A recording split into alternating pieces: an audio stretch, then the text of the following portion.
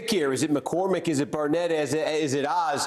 Looks like it's going to be a very suspenseful night tomorrow night. On the Democratic side, just hasn't been as much polling. You say there's that last-minute variable with Fetterman, but Fetterman has led in all the polling we've seen, and just obviously significant national stakes in this one because Democrats nominally controlling the Senate right now on the strength of Kamala Harris's tie-breaking vote. This is an open seat in Pennsylvania, but Pat Toomey, Republican, holds it now, not running for re-election. So Democrats have got to win this seat if they're going to have any chance of hanging on to United States Senate. So those are the stakes, obviously, in this Pennsylvania primary tomorrow. But you ask about the national numbers from NBC News and our new poll here. Yeah, this is the climate Democrats are going to be facing in Pennsylvania and elsewhere this November. Here's Joe Biden's approval rating right now in our poll. It comes in under 40%. Same point 4 years ago. Different president, Donald Trump. What was his approval rating? Looked basically identical to where Joe Biden's is now. You remember the 28 midterms. They were not kind to Donald Trump. They were not kind to his party.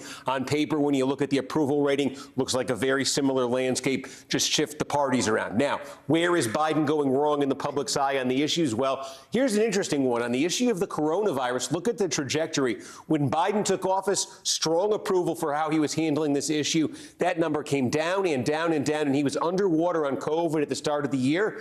He's actually ticked back up. Near a 60% approval rating Biden now is on COVID. And yet again, we showed you that approval rating overall is under 40%. What's driving it? Not a huge shock here. It's the economy. Look at the trajectory of Joe Biden's job approval on the economy. 52% in the start of his presidency, fell under 40 at the start of this year. Now he's barely over 30. And we added a new question, this one becoming more and more important to folks. It's prices. It's the cost of living. First time we asked this about how Biden is handling that issue. Not even 1 in 4 Americans approve of how Joe Biden's handling the cost of living. That's what's dragging him down. That's what's dragging Democrats down. I also thought this was notable. This is a bit of a reversal of what we saw in 2018. Again, 2018, the last midterm, a very bad midterm for Republicans, a midterm when Democrats posted significant gains.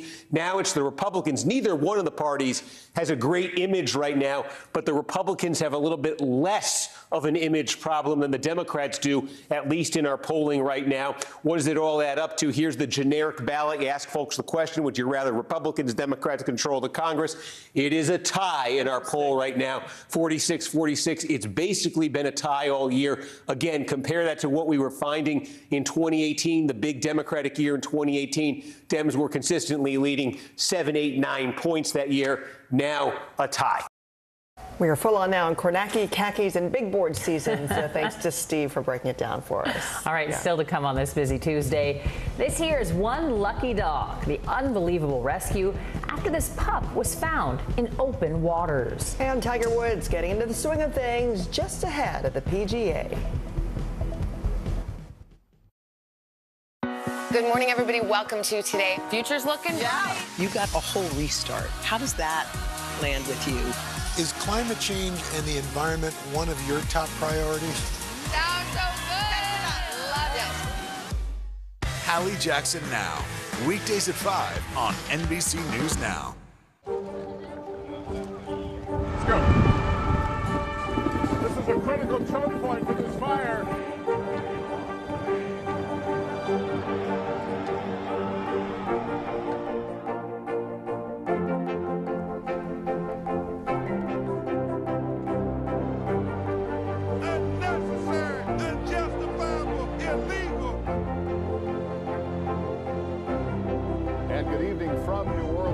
Military operation, witnessing the massive crowds. I admire you both.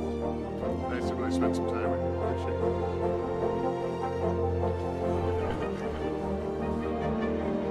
At any moment now.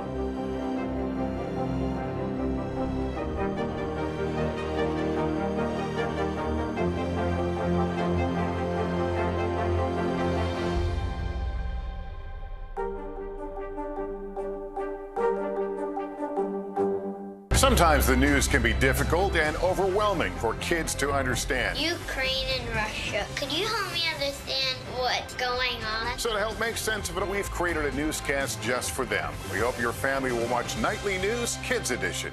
Now Tonight with Joshua Johnson. Streaming weeknights at 8 on NBC News Now. Women's basketball has been systematically held back. Our players and coaches have been harmed.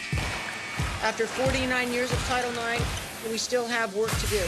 In Their Court, a podcast from NBC News and NBC Sports that goes inside the issues of inequality in women's sports. Listen now. News is happening now. Look at what's making headlines around the world. Whenever it happens, wherever you are, it's here now. Sometimes the news can be difficult and overwhelming for kids to understand. Ukraine and Russia. Could you help me understand what's going on? So to help make sense of it, we've created a newscast just for them. We hope your family will watch Nightly News Kids Edition. NBC News, streaming free now. From Brooklyn, we're next to the subway station. The state's reservoirs are alarmingly low. War will pass them by.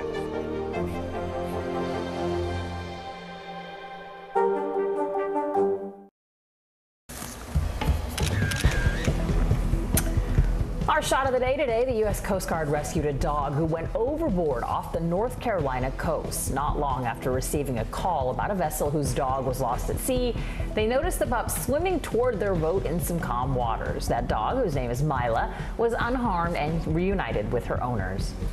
Tiger Woods is back on the links ahead of this week's PGA Championship. The 46-year-old Woods played a practice round at Tulsa's Southern Hills Country Club on Monday. Woods is no stranger to Southern Hills. His last PGA Championship win came at this course 15 years ago. First round action at the PGA Championship tees off on Thursday. He looked really tired the last time we saw him play, but he says he's getting stronger. And that means a whole lot of it's coming from him, too. All right, Michelle is tracking severe weather, stretching from Nebraska to Missouri next. And not one, but 4 cover models will dive into the 2022 Sports Illustrated Swimsuit Edition.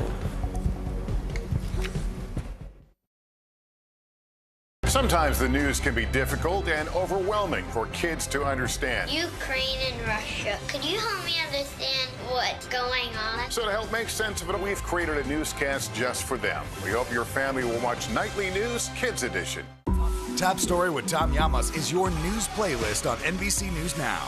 And now, you can listen to it as a podcast. Available anytime and anywhere. News is happening now. Look at what's making headlines around the world. Whenever it happens, wherever you are, it's here now. Women's basketball has been systematically held back. Our players and coaches have been harmed.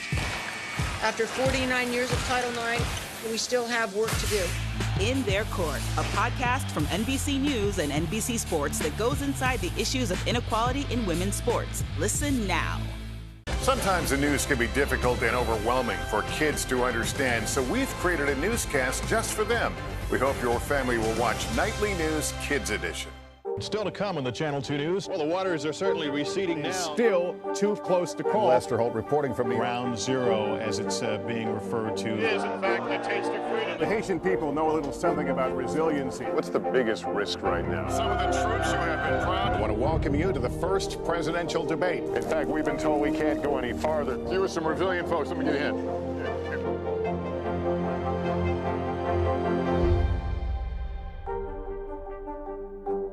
News is happening now. Look at what's making headlines around the world. Whenever it happens, wherever you are, it's here now. Women's basketball has been systematically held back. Our players and coaches have been harmed. After 49 years of Title IX, we still have work to do. In Their Court, a podcast from NBC News and NBC Sports that goes inside the issues of inequality in women's sports. Listen now. These days, it feels like the news never stops. So let's get into it. What's happening right now, what it all means for you for an hour every day. It can be hard to keep up, so let's get started together. Hallie Jackson Now, weekdays at 5 on NBC News Now. Now Tonight with Joshua Johnson, streaming weeknights at 8 on NBC News Now.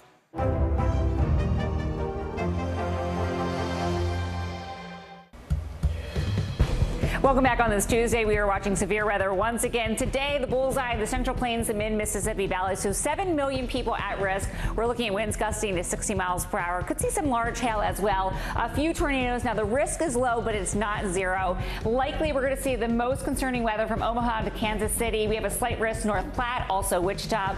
As we head towards tomorrow, we're going to see that sliding to the east. But first, we're looking at the chance for some localized flooding as well. Could even see up to 2 inches in some spots where you see those darker colors here. And then by Wednesday, we're going to stretch that risk, including the Ohio Valley. Again, could see winds gusting near 60 miles per hour and also some large hail. Back to you guys. Okay, thank you, Michelle. Up next, First Amendment under fire. Why Florida's governor is banning protesters outside of private residences.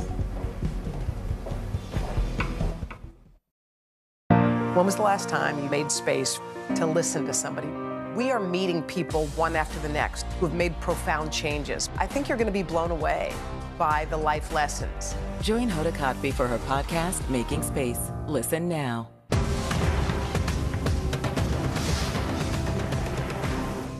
Hallie Jackson Now. Weekdays at 5 on NBC News Now. Look at what's making headlines around the world. We begin with breaking news. The attacks from Russia are coming in from every angle. Live from Ukraine, where a fierce battle is raging on. We've heard a number of explosions. Russia is picking off Ukraine's military facility. This factory has gone from making kitchen pots to lethal items that'll ruin tires, ruin the bottom of the car. This is what it looks and feels like to try to escape Ukraine. I don't want to say goodbye. The battle for Congress and the fight for control of State House. In our special County to County series, we're checking out key battlegrounds. We are talking elections in a battleground state. What does President Biden need to do tonight? He needs to speak to heads and hearts. A lot to break down, Chuck, so let's dive right in. Official confirmation of Judge Ketanji Brown Jackson. Let's zoom out a bit to our changing climate. We have some stunning new findings about COVID-19. A lot to talk about as we continue our rolling coverage. We're coming on the air with the news NBC Scoop. Bringing the news to you is not only a job, it's an honor. Live from Ukraine, From Mayfield, Kentucky, from Waukesha, Wisconsin. to cover the news, you have to be in it. This is how so many towns and cities are protecting themselves. You can actually see they're pushing the gates open. I also want to get home. You'll get home. You'll get home. Do you remember any tornado as bad as this one? You look at this and you're thinking, we're not going to have power for weeks, if not months. Exactly. Every night, it's your news playlist. Top Story with Tom Llamas. Weeknights at 7 on NBC News Now.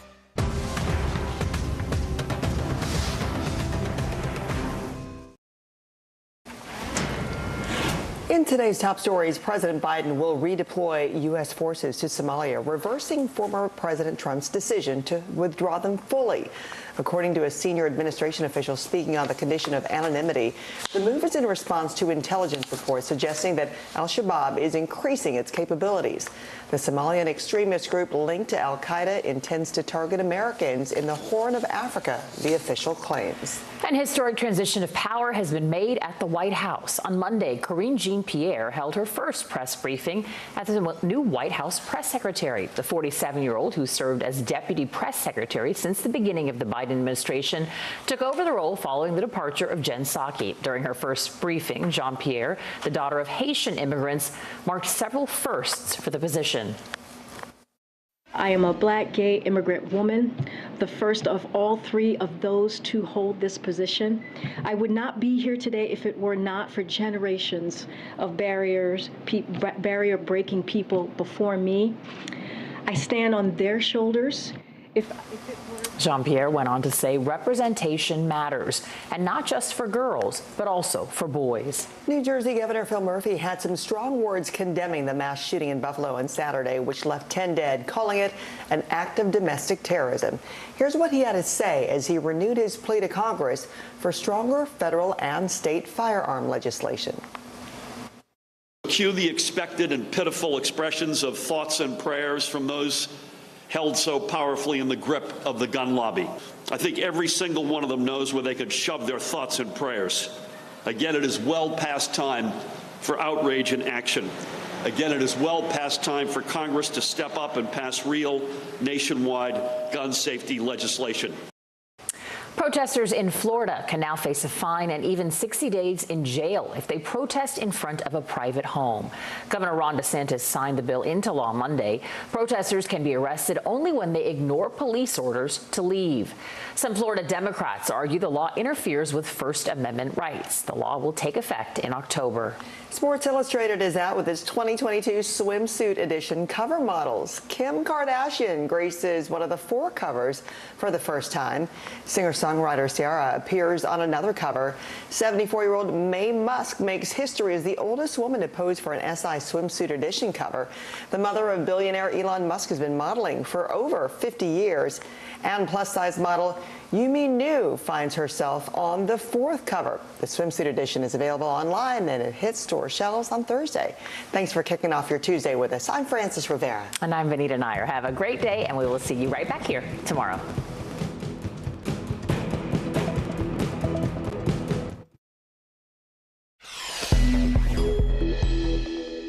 This is what's going to happen if you make threats.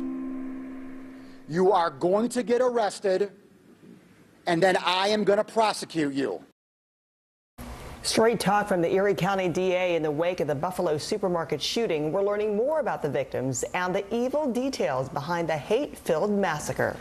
Our Hallie Jackson reports on the great replacement theory noted in the shooting suspect's manifesto and repeated by members of Congress and cable news hosts. We are live in Washington with the latest on the Biden administration's plan to get more baby formula on store shelves sooner than later. To the battle over inflation and the war of words between Amazon's Jeff Bezos and the Biden administration. And we'll take you inside the courtroom for the latest incredible testimony from actress Amber Heard in the trial against her ex-husband Johnny Depp. Early today starts right now. Good morning, and thanks for waking up with us. I'm Vanita Nair. Glad you're with us. I'm Frances Rivera. We begin this morning with a horrific shooting that killed 10 people at a Buffalo supermarket. President Biden and the First Lady are traveling to the city today to visit with families of victims, as well as first responders and community leaders. We turn now to NBC's Chris Malone, who joins us from Buffalo with more. Good morning, Chris. Francis, good morning. President Biden arrives in the city of Buffalo today, a city still reeling from shock and grief as 10 families begin to prepare to bury their loved ones. Investigators are revealing more about the planning of the attack. In Buffalo, a memorial to the 10 people killed in Saturday's massacre is growing outside the store where it happened. While just steps away, local and federal agents continue their search for evidence. Prosecutors are building a murder case against 18-year-old Peyton Gendron, the accused gunman who they say drove 200 miles to Buffalo specifically to kill black people. It appears that, he had hatred in his heart long before he traveled to Buffalo. Now, a grieving community is pausing to remember 10 people whose lives were cut short. An 86-year-old mother and grandmother, a man in the supermarket just buying cupcakes. The distraught family of Ruth Whitfield, a beloved mother and grandmother, called for people who radicalize white supremacists to be held accountable. Took away my mother and my best friend. How dare you? How dare you? This needs to be fixed. Investigators now believe the accused gunman planned to leave the market to find more victims before police confronted and captured him. They also say it appears before the massacre he visited Buffalo earlier than first thought. Information has also come as a result of some of this investigation that the individual was here a few months ago, back in early March. A senior law enforcement official tells NBC News the accused gunman's parents are in shock and are cooperating with the investigation. The source adds the parents claim they had no idea their son was planning any sort of violence. And the accused gunman is scheduled to be in court again on Thursday. His attorneys had originally asked that he undergo a mental health evaluation, but yesterday they revoked that request. Live in Buffalo, I'm Chris Malone. Francis, back to you. Okay, Chris, thank you. In the aftermath of the deadly shooting in Buffalo, Republican Congresswoman Liz Cheney is accusing GOP House leaders of enabling white supremacy and anti-Semitism. In a tweet, she said in part that history has taught us what begins with words ends with much worse. Law enforcement officials say the 18-year-old shooting suspect wrote and shared a manifesto online promoting the idea of the Great Replacement theory. It is a racist, far-right conspiracy that's been used by others to attack minority groups. NBC's Hallie Jackson has more on all of this. The racist conspiracy, now known as the Great Replacement, has its roots in France, popularized by a contemporary writer, Renaud Camus. In his writings, Camus pushes lies about non-white immigrants wanting to make white Europeans extinct, according to the Anti-Defamation League. Basically, it's a core tenet of white supremacist ideologies. And as the National Immigrant Forum advocacy group explains, it's got a few main elements, including rhetoric about invasion by people of color, lies about so-called voter replacement, and anti-Semitism. The conspiracy has been referenced a lot, like at Charlottesville. And these white supremacist lies have influenced people who have taken hundreds of lives. 77 in Norway from a far-right terrorist, or 51 dead in New Zealand at 2 mosques, 11 dead at a synagogue in Pittsburgh, 23 dead at a Walmart in El Paso, or now, just this weekend in Buffalo, 10 people dead, killed because they were black.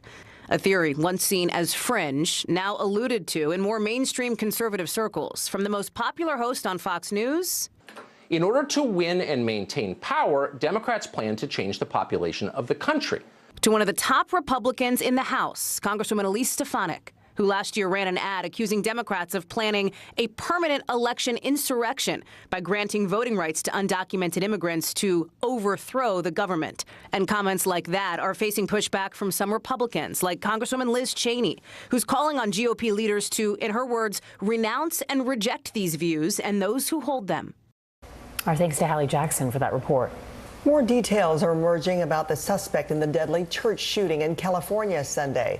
The attack on a Taiwanese congregation is being investigated as a politically motivated hate crime.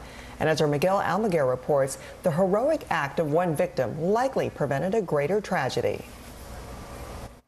Investigators say the mass shooting on a Taiwanese congregation in Laguna Woods was a hate-filled attack. Deputies say the gunman had chained the exit shut here, sealing some locks with super glue before unleashing a spree of gunfire. Since the shooter has been mitigated and is no longer a threat. The 68-year-old suspect is a U.S. citizen born in China, who authorities say sought out the Taiwanese group specifically, calling it a politically motivated hate incident. During the attack, police say 52-year-old Dr. John Chang rushed the gunman, jamming his weapon, allowing other parishioners to hog-tie the suspect's legs with an extension cord. Dr. Chang was shot and killed. Without the actions of Dr. Chang, it is no doubt that there will be numerous additional victims in this crime. Armed with 2 handguns and a bag of Molotov cocktails, the sheriff says the shooter wounded 5 others before he was taken down. The men to go to their church and then shoot them. The victims ranged in age from 52 to 92. The suspect, a Las Vegas security guard, drove 275 miles to get here. In his car, investigators say they found notes showing hatred of Taiwanese people. The majority of the people in attendance were elderly, and they acted spontaneously, heroically. Members of the church had greeted the suspect warmly when he arrived, unaware he would target them moments later. Bloodshed staining a house of worship where fellow church members helped each other survive. Miguel Almaguer, NBC News, Laguna Woods, California. Some new developments in the nationwide baby formula crisis. One of the country's top manufacturers is getting ready to open back up. Joining us live from D.C. with the latest is NBC's Bree Jackson. Good morning, Bree. Good morning, Vanita. One of the major producers of baby formula, Abbott, has reached an agreement with the FDA to reopen its plant in Sturgis, Michigan. Now, once the FDA and a federal court give Abbott the green light, the company can restart production in 2 weeks. The plant has been closed since February over bacteria possibly linked to infant illnesses. The company says there's no conclusive evidence linking that formula to those illnesses. Meanwhile, the FDA is also easing restrictions on global manufacturers to ship formula into the U.S. We don't expect it to last to the end of the year by any means. We're taking a number of measures, including getting all the manufacturers to step up, getting the Sturgis plant up and going, but also importing or bringing to bear product that was intended for other countries. Now, this shortage is hitting low-income families especially hard. Up to 68% of all infant formula sold in the U.S. is purchased through the Government Assistance Program, WIC. In California, WIC offices will switch from Enfamil, made by Mead Johnson, to Similac, which is manufactured by Abbott. But it may take Abbott another 6 to 8 weeks from the start of production before their formula hits store shelves. Back to you, Vanita. 6 to 8 weeks is a long time when you've got a little one to feed. Bree, thank you. Moscow's war in Ukraine has pushed McDonald's to pull completely out of Russia. Operations have been paused there since March 8th, but the American company now says continued ownership in Russia is inconsistent with McDonald's values. Meanwhile, overnight, the U.S. Senate voted to advance a mass spending package for Ukraine. But 11 Republican senators voted no, many of them objecting to the $40 billion amount. Senator Mitch McConnell, who traveled to Ukraine over the weekend, supports the aid package, which the White House hopes will see a final vote this week. NBC's Jay Gray joins us now live from Lviv. And Jay, good morning. Tell us what the situation is on the ground there in Ukraine at this hour. Good morning, Francis. 2 waves of missiles striking the Lviv region overnight last night. Air raid sirens throughout the early morning hours. We are learning that air defense systems did take some of those missiles down, but several still striking what is a military training facility about 25 miles from where we are right now. No clear indication of how significant the damage is there. In Mariupol, situation changing dramatically overnight as well. Wounded Ukraine fighters inside that Azovstal steel plant removed and taken into Russian-occupied territory for treatment. More than 200 soldiers in all removed from that facility, again taken into Russian-occupied territories. Right now, we are told that they are working on an exchange procedure to bring all of those soldiers home. Ukraine officials saying the job in Mariupol is over and that they want to make sure they can rescue the soldiers they call heroes of the fight here, soldiers who extended the fight and allowed them to make moves in other directions to push back Russian troops. And that continues to happen today in the Kharkiv region, where we know that Ukraine forces have pushed Russian troops back significantly. Some reports saying they're back to the Russian border at this point. It's clear that the Russian war plan remains focused on controlling the coastline, and the most intense fighting continues there. Francis? Okay, Jay, thank you. Record-breaking heat in the south as we head into your Tuesday. NBC meteorologist Michelle Grossman has all the details. Good morning, Michelle. Good morning to you both. And yeah, we are so hot so early in the season, feeling like July for so many of us. A jet stream so high to the north, that's kind of closing off any cooler air from Canada coming down, just letting all that warm air come in. So we're looking at temperatures 10 to 20 degrees above what is typical for this time of year. 90s, 100s on the map. Dallas, 96 degrees today. That's 12 degrees above what is normal for this time of year. Midland, Texas, you're looking at 101. This heat spreads to the southeast tomorrow, so even Charlotte, you're at 88, 95 degrees in Montgomery. Then look what happens towards the end of the work week, the beginning of the weekend. We're looking at temperatures in the 90s in Philadelphia by Saturday. That's a look at the big weather story of the day. Here's a closer look at your day ahead. All right, we remain very warm in the southeast. Temperatures in the 90s in so many spots. And then as we head towards the northern plains, we're cool in Bismarck, 69. But we're also looking at the chance for severe weather in the central plains, the mid-Mississippi Valley. All right, guys, when I come back in just a bit, we will look at those storms in parts of the central plains. Okay, Michelle, thank you. Early Today is back in a minute with the athletes jumping to help Buffalo in its time of need. And why police now believe a shooting at a Dallas hair salon was also a hate crime. These days, it feels like the news never stops. So let's get into it. What's happening right now, what it all means for you for an hour every day. It can be hard to keep up, so let's get started together. Hallie Jackson Now, weekdays at 5 on NBC News Now. Let's go. This is a critical choke point for this fire.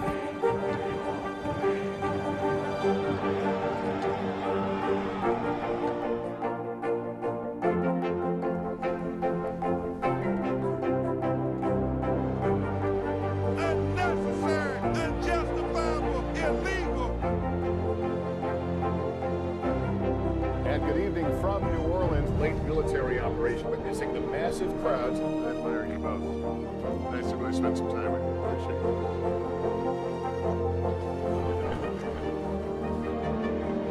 At any moment now.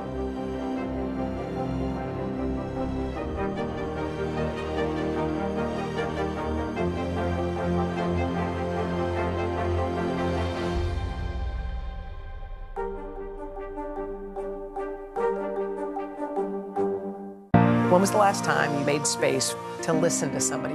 What I learned from a very young age is radical love, radical forgiveness.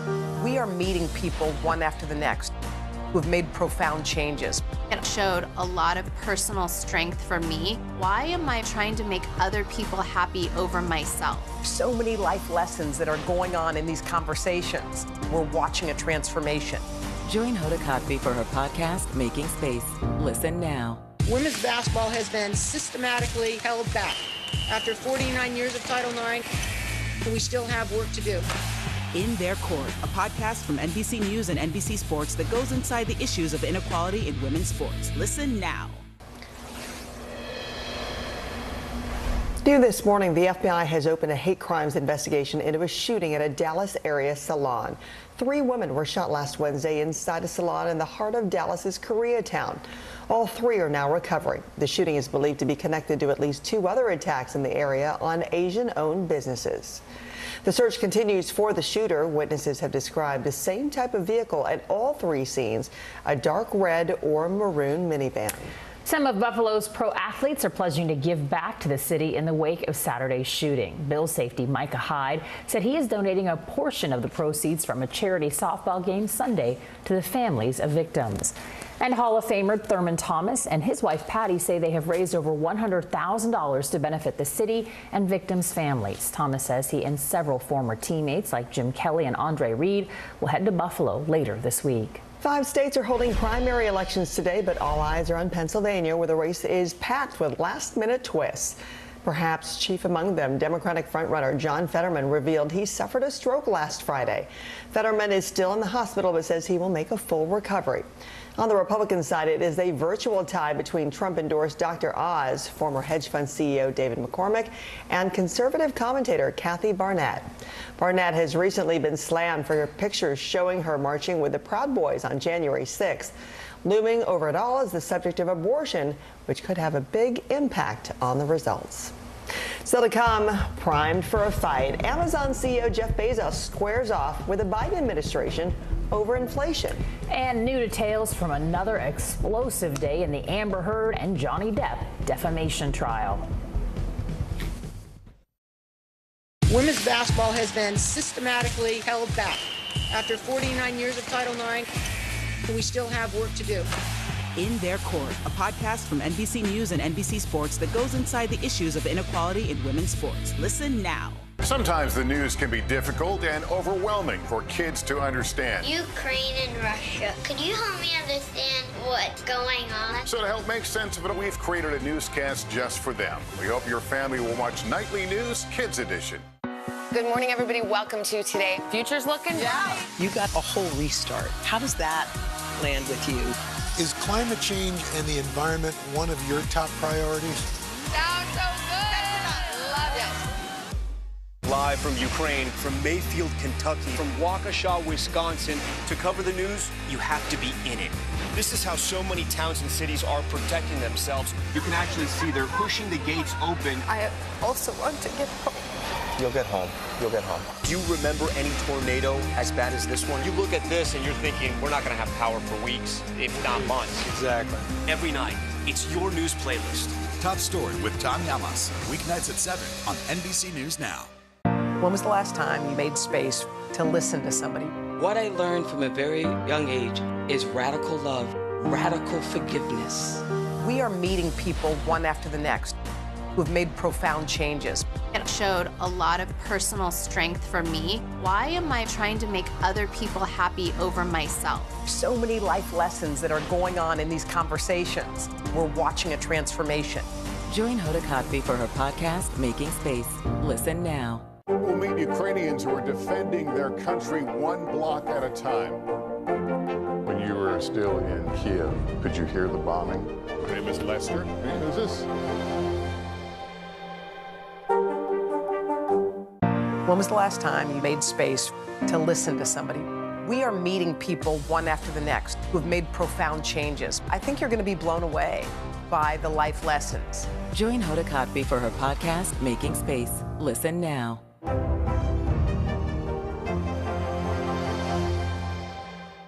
To cover the news, you have to be in it. This is how so many towns and cities are protecting themselves. You can actually see they're pushing the gates open every night. It's your news playlist. Top Story with Tom Llamas, weeknights at 7 on NBC News Now. Making Space, the inspirational podcast from Hoda Kotb. Listen now.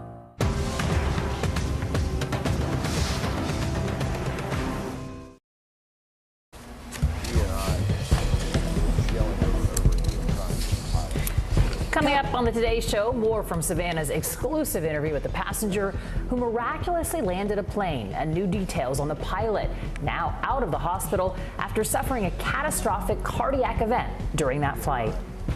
Now to a major spat over inflation between the leader of the free world and one of the world's richest people. We're talking about President Biden and Amazon's Jeff Bezos. Here with the details is CNBC's Jeff Cutmore. Jeff, good morning. Hey, very good morning to you. I don't know if Madison Square Gardens has seen anything like this, but on Twitter, this is like Godzilla takes on King Kong. And it all started, of course, because Jeff Bezos responded to comments made by Joe Biden, saying basically it is misdirection to try and link inflation to corporate taxes. That then prompted the White House to come out and say it doesn't require a leap of faith to figure out why Jeff Bezos doesn't want to talk about higher taxes for corporations or wealthy individuals. They also played dirty by then going on to argue, well, this is the guy also who doesn't want unionization at Amazon. But of course, the underlying story is a serious one for the U.S. consumer, because we're talking about inflation now at 8.3% for the poor U.S. spender. And we're going to get a look at retail sales today for April. So I think we're all focused on whether these higher priced goods, the higher cost of gasoline, is starting to impact the way Americans are spending. So right now, Bezos and Biden are grabbing the headlines, but as always, it's you and me that pays the price. Back to you. And we are seeing hit after hit with nothing letting up. Okay, Jeff, thank you. When we return, Michelle has got your Tuesday forecast. And ahead, the latest twists and turns at the Johnny Depp Amber Heard defamation trial. Hallie Jackson Now, weekdays at 5 on NBC News Now. The fire has grown leaps and bounds. What you see behind me is typical. How you doing? Pretty bad.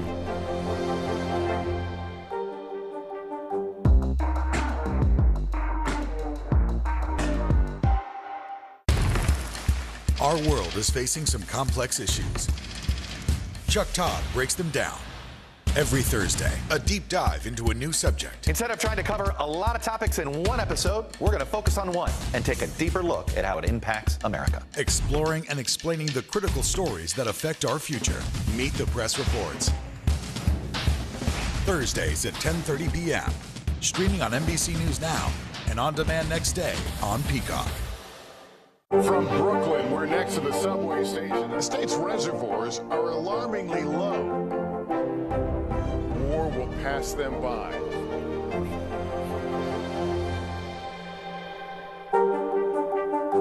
NBC News, streaming free now.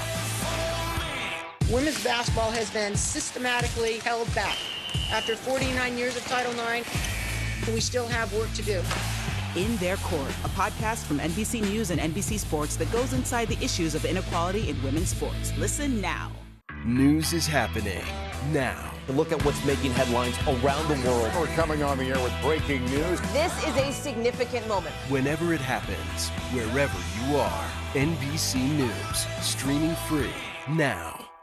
Top Story with Tom Llamas, weeknights at 7 on NBC News Now.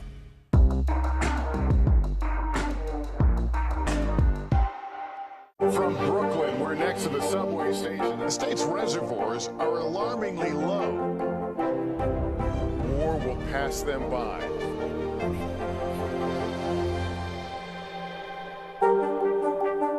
Sometimes the news can be difficult and overwhelming for kids to understand. Ukraine and Russia. Could you help me understand what's going on? So to help make sense of it, we've created a newscast just for them. We hope your family will watch Nightly News Kids Edition.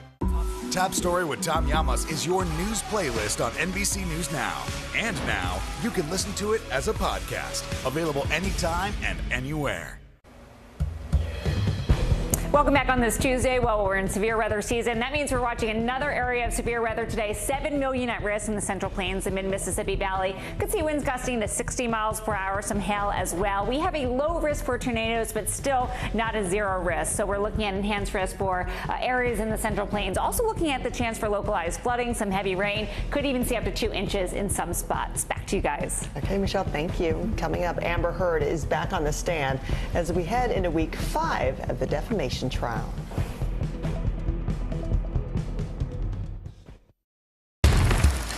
Our world is facing some complex issues. Chuck Todd breaks them down. Every Thursday, a deep dive into a new subject. Instead of trying to cover a lot of topics in one episode, we're going to focus on one and take a deeper look at how it impacts America. Exploring and explaining the critical stories that affect our future. Meet the Press Reports. Thursdays at 10:30 p.m. Streaming on NBC News Now and on demand next day on Peacock. To cover the news, you have to be in it. This is how so many towns and cities are protecting themselves. You can actually see they're pushing the gates open every night. It's your news playlist. Top Story with Tom Llamas, weeknights at 7 on NBC News Now.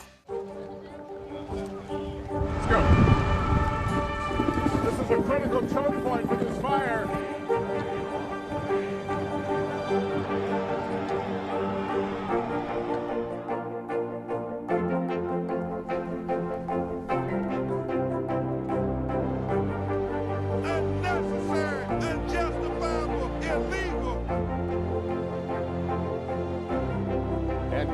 From New Orleans, late military operation, witnessing the massive crowds. I admire you both. Nice to really spend some time with you. Appreciate it.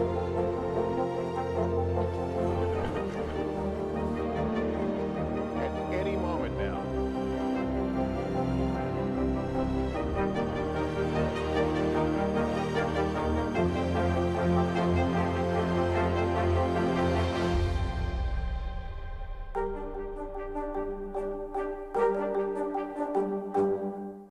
Top Story with Tom Llamas is your news playlist on NBC News Now. And now, you can listen to it as a podcast. Available anytime and anywhere.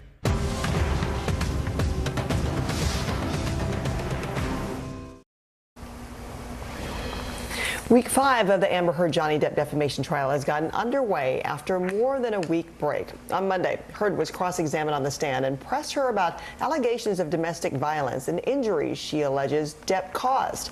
Here's NBC's Steve Patterson. Amber Heard back on the stand facing cross-examination. Mr. Depp is your victim, isn't he? No, ma'am. And once he left you, you continued to abuse him publicly by calling him an abuser, didn't you? He is an abuser. Johnny Depp's legal team pressing Heard on the lack of photos depicting injuries from the most intense allegations of abuse. This is a picture of you and Mr. Depp at the event the night after Mr. Depp allegedly whacked you in the face so hard you thought he had broken your nose. He did whack me in the face, and I did think it broke my nose. Your nose doesn't appear to be injured in any of these pictures, does it, Miss Heard? I'm wearing makeup. Your nose doesn't appear to be injured in any of these pictures, does it, Miss Heard? That's why I'm wearing makeup. Right. And makeup covers up swelling, right? Makeup will not cover up swelling. Ice will, though. And introducing a video where Heard appeared on the James Corden show on December 16th, 2015, just one day after Heard alleges Depp headbutted her and punched her in the face repeatedly. And then my hand, and my face, and then my hands. Yes. So you had a split lip when you were moving your mouth that way? I sure did. In those photographs? Absolutely. Okay. Earlier in the day, Heard's team wrapping up on their questioning. Just don't call me a liar. It's all I said. Just don't call me a liar. Just don't say this isn't real. Because I'm the walking proof of it. Introducing new audio of their own from after the divorce. Do you believe all this, Emma? Do you believe all this? Yes. You believe I'm an abuser. You believe I'm an abuser. Heard saying she filed for divorce because she feared for her life. If I didn't, I'd likely not literally survive. Depp denies abusing Heard. It all comes in week 5 of the bombshell trial. Already Heard's third day on the stand after graphic testimony. Depp is suing Heard for her 2018 op-ed in the Washington Post, in which she described herself as a public figure representing domestic abuse. The article never names Depp, but his lawyers argue it clearly referenced him and crippled his career. He's suing for $50 million. But now Heard, who's countersuing for $100 million, facing cross-examination. The troubled lifestyle of the famous couple taking center stage. Our thanks to Steve Patterson for that report, and thank you for starting your morning with Early Today. I'm Vanita Nair. I'm Francis Rivera. Have a great Tuesday. See you right back here tomorrow. The news continues right here.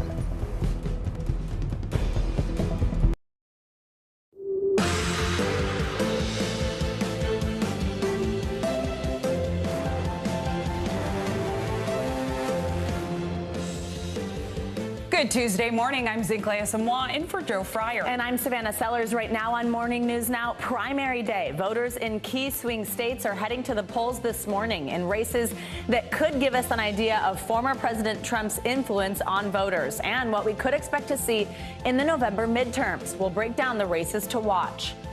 Act of hate. Investigators uncover more details about the gunman in the Buffalo supermarket shooting. What they're learning about the plans he allegedly made before the shooting. This as President Biden visits the city today to meet with the community and families of the 10 people who were killed. Future of Mariupol. The last Ukrainian fighters leave the city's besieged steel plant, where they've been holed up under bombardment for weeks. The apparent surrender of the plant means the city could come under Russian control. What's next for the future of this city as Russia targets other regions of Ukraine? And cashing in. When companies get bought out, it's usually the owners walking away with a big payout, but that's not the case for workers at one Midwest company. The surprise that left many walking away with six-figure sums and those smiles on their faces you can see there. It's a great story to bring you later this hour. Exactly. I would be smiling. More companies should follow suit. We'll bring you that one later. You'll want to hear it. But we begin, though, with the busiest primary election day of the year so far. I wish we had our election music. We'll get there. It's true. 5 states will soon choose party nominees. Wow, Regina, our director. And you shall receive. Yes, that's right. 5 states will choose party nominees for general elections this fall. There are key governor, Senate, and congressional seats up for grabs. These races will be the clearest test yet of President Biden's popularity and the influence of former President Donald Trump. We're covering it from all angles this morning with NBC News senior political editor Mark Murray and senior national political reporter Sahil Kapoor. Good morning to both of you. Don't you just love the sound of that music too? Sahil, we'll start with you and that closely watched Republican primary for Pennsylvania's open Senate seat. So the most recent polling shows that Trump's pick, that's TV Dr. Oz, in a statistical dead heat with former hedge fund executive David McCormick and conservative commentator Kathy Barnett, who has surged as of late. What should we know about this contest as voters head to the polls? Where do we stand right now? Yeah, it's primary day here in Pennsylvania. I'm just getting in the mood with that music, so thank you for that. But it is a tight three-way race. Nobody knows who's going to win this one. The late momentum is clearly all with Kathy Barnett, the far-right activist and commentator who has been a candidate for a while, but who has surged seemingly out of nowhere ever since that draft Supreme Court leak on Roe versus Wade. It's allowed her to highlight her own compelling story on the issue. She was someone who she says was conceived in rape. She opposes abortion even in cases of rape and incest. Those positions have struck a chord here with Republican voters in this state. And she has taken advantage of the fact that neither of her two rivals has really closed the deal with voters. The Trump-endorsed Mehmet Oz has high unfavorable ratings with many Republicans. The other major Republican candidate in this race, David McCormick, is a former hedge fund executive. He also faces some doubts from the Republican base. So the latest polls show a very tight race. It is unclear if this Kathy Barnett bubble is going to pop in time for Tuesday or if it's going to be enough to push her over the line. One thing is very clear. Republican establishment figures are nervous about this race. They believe Kathy Barnett is simply too extreme to win such a competitive state like Pennsylvania. And on the Democratic side, the very likely nominee is going to be John Fetterman. He recently, just a few days ago, had a stroke in a hospital. He says he expects a full recovery. The treatment went well, and he insists it's not going to slow down his campaign. Whew, a lot going on in that race. For sure. And Mark, I want to bring you in. We're also watching the governor's race in Pennsylvania. Of course, this is now seen as a major swing state. And the next Pennsylvania governor will appoint the Secretary of State. That matters because that person will count the votes in 2024. We know the Trump-backed state senator Doug Mastriano was a vocal supporter of the debunked 2020 election fraud theory that the election was stolen from Trump. So these are pretty consequential elections. What more can you tell us? Yeah, there is deserved reason to pay so much attention to the Pennsylvania Senate race that Sahil was just talking about. But the more consequential one could very well be on the Republican side for governor. And Doug Mastriano has surged into the front-runner status over the weekend. He ended up getting former President Donald Trump support. And you are right, Mastriano was behind a lot of the machinations involved in the dispute from Donald Trump and his legal team to reverse the 2020 presidential election results. Mastriano also was at the January 6th rally, and he does have Republican strategists concerned that Republicans can end up losing this governor's race if he is the nominee against Democratic Attorney General Josh Shapiro, who is running unopposed. Sahil, let's now switch over to North Carolina. So there's a lot going on here, too, because this is incumbent Madison Cawthorn's race. He's become a well-known name. He's hoping to fend off a crowded field of Republican challengers. This is the state's 11th district. Now, Madison's 26 years old. He's had his share of controversy in this brief political career so far. So how's it looking for him this morning? It's a bit unclear right now. The most remarkable thing about this race is the fact that it's even a race. This is a dark red district.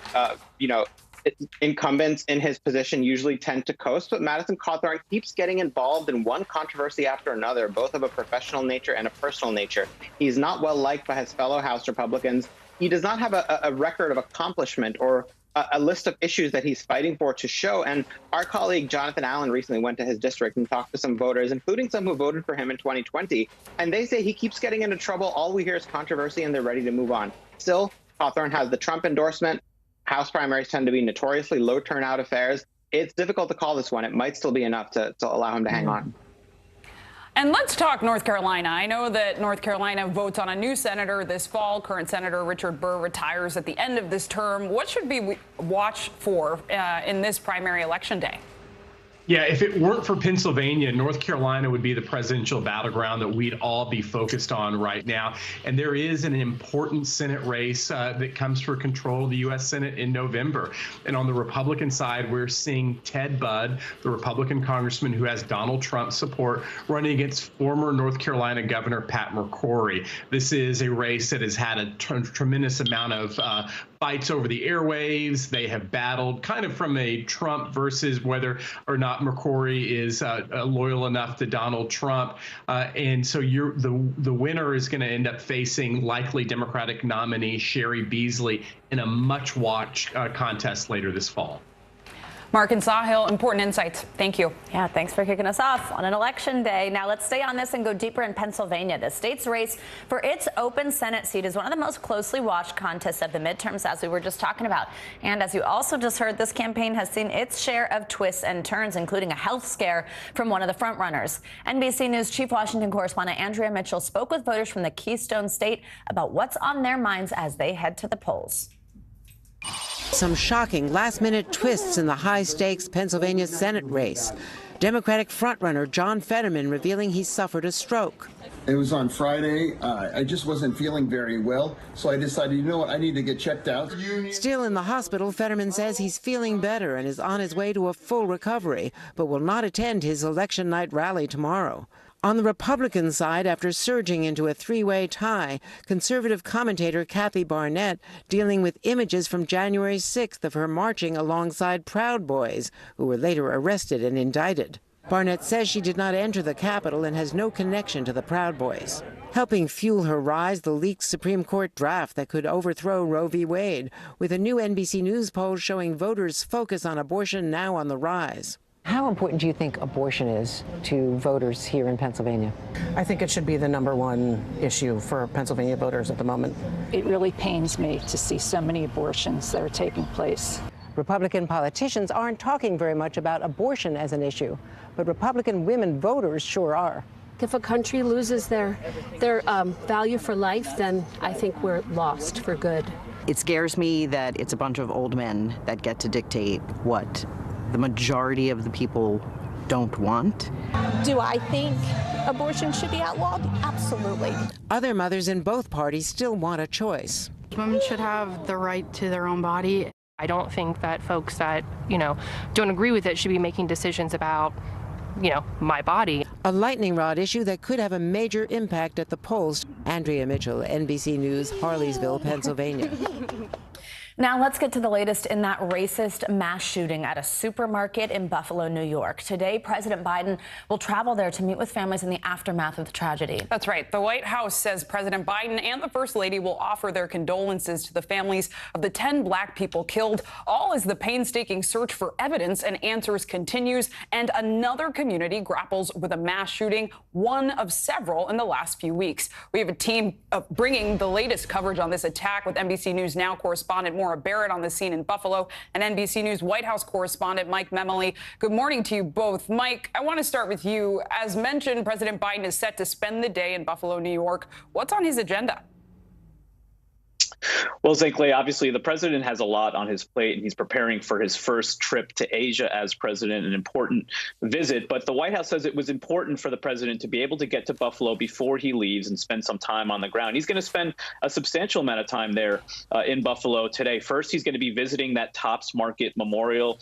Him and the First Lady will pay their respects to the lives lost. Then he'll spend some private time with the family members of some of the victims, the law enforcement and first responders, as well as local leaders, before he then delivers public remarks. Now, this is all about President Biden returning to that familiar role we've seen him in so often as the consoler in chief. And we got a little bit of a preview of what we might hear from the president yesterday at the White House. Take a listen.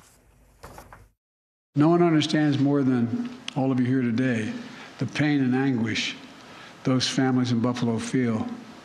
But if they were pulled into as if when it happens, at least my experience, you feel like you're pulled into a black hole inside your chest, and everything, you can't, and it's hard.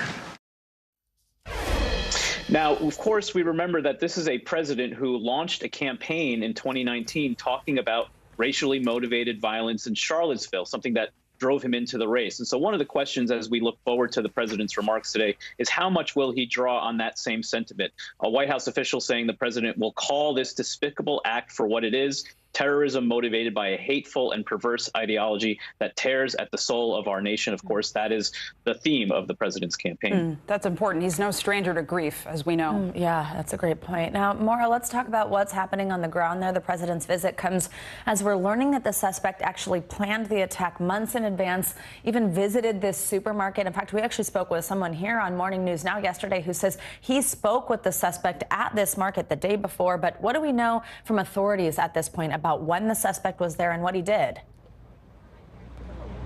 Well, similar to what you've heard from President Biden there, the FBI is now calling this an act of racially motivated extremism. We're now learning from officials that the suspect visited the supermarket here as early as 2 months before the attack over the weekend, even speaking with a security guard on scene because he was questioned at the time. He was also incredibly active in online gun extremist groups. And because of all that activity online, we've also learned that in his recon, when he visited the supermarket, he planned to go further down Jefferson Avenue, potentially targeting an elementary school, a church, or other locations where he believed black people would be located. Again, we do know that he chose Buffalo, or police believe he chose Buffalo as a location because of their black population. And so a very disturbing time in the community, as this supermarket, as we know, was such a central point to where everybody in the community, it was a community hub. They got their food in it. Now it was a food desert before the supermarket was here. And so there's a lot of uneasiness in the area, especially when we do know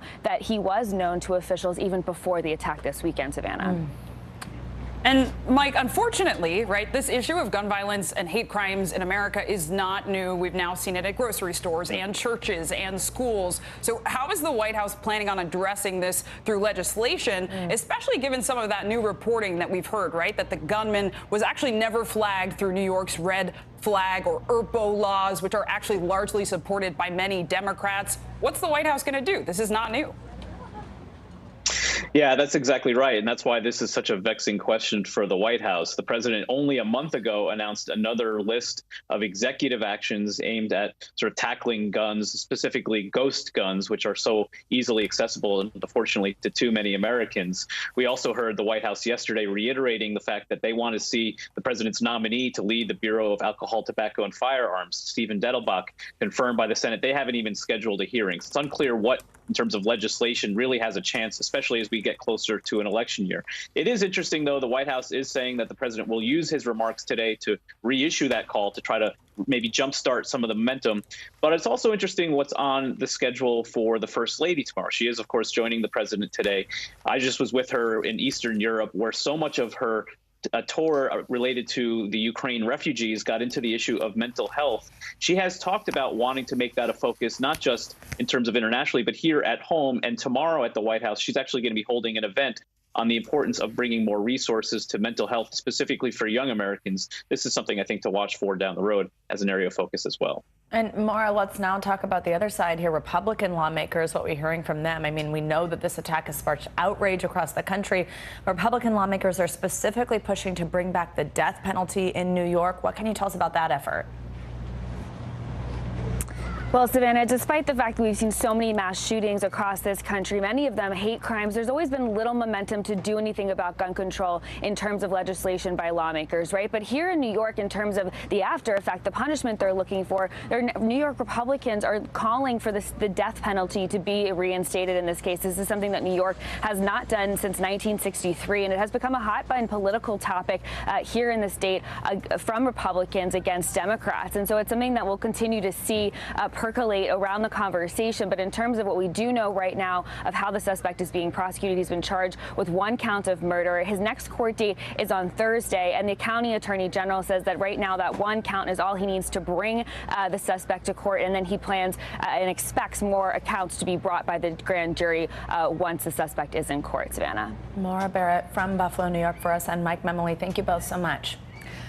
Let's now turn to the war in Ukraine, where one of the most brutal battles in Russia's ongoing invasion could be coming to an end. Officials confirmed that more than 260 Ukrainian fighters holed up in a besieged steel plant in Mariupol were evacuated overnight. The soldiers were taken to towns held by Russian-backed rebels, with those badly wounded transported to a hospital. NBC News senior national correspondent Jay Gray joins us now from Lviv. Jay, good morning. This steel plant was the last pocket of Ukrainian resistance in Mariupol. Ukraine's military says this garrison has now fulfilled its combat mission. Russian forces are saying Ukrainians surrendered. So tell us about how this latest operation came to be and what's really going on with these evacuated soldiers. Well, it looks like it's the beginning of a deal, in Ukraine officials' words, to save their heroes. And what's basically happened is the most severely injured were the first to come out. More than 200, as you talk about, evacuated overnight. They're moved into Russian-held territory and getting the medical attention they have desperately needed for weeks now. And this is the first step in what Ukrainian officials say will eventually be a exchange procedure. I want to make sure I got that phrase right. This is their words, exchange procedure. Ultimately, it looks like they will trade prisoners of war to bring those Ukraine soldiers back into the country here. Still not clear how many soldiers remain behind in that steel plant. We do know, though, that it is now the goal of the officials here in Ukraine to get them all out and basically, in essence, surrendering that area to Russian troops. And I know there have also been reports of explosions in Lviv, where you currently are. I hope you and the crew are staying safe. What can you tell us about that? Yeah, all good on our behalf, and thank you for that. This is the second of 3 nights that we've seen missile attacks in the Lviv region. 2 waves of missiles, according to officials, taking aim at this area and striking about 25 miles from where we're standing right now, damaging parts of a village and a training facility, a military training facility that had been hit just a couple of days before. It shows a bit of a different trend for the Russian war plan, moving a bit closer to the east and closer to NATO country, Poland, not far from the border.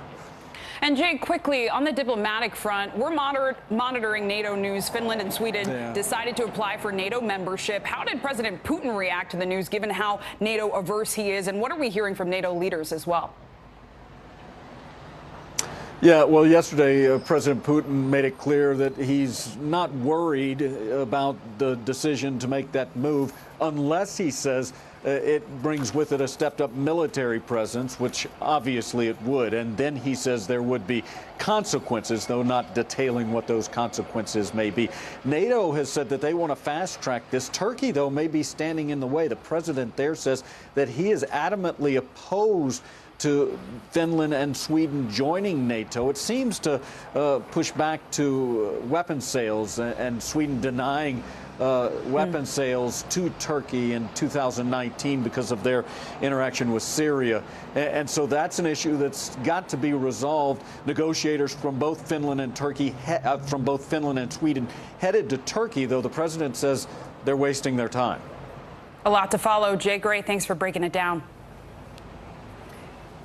Let's now bring in Hagar Shamali for more on the situation in Ukraine. She is the host of Oh My World on YouTube. She's also the former spokesperson for the U.S. mission to the UN and the former NSC director for Syria and Lebanon. Yeah, Hagar, thanks so much for being with us. Let's start with what we just heard there from Jay's reporting on the situation in Mariupol. So what do you make of Ukraine's successful evacuation of the soldiers that were still in that city, something we were talking about for a long time? We know so many of them were so injured with no medical supplies, no doctors, and also, what do you think of the fierce resistance they put up there for nearly 3 months?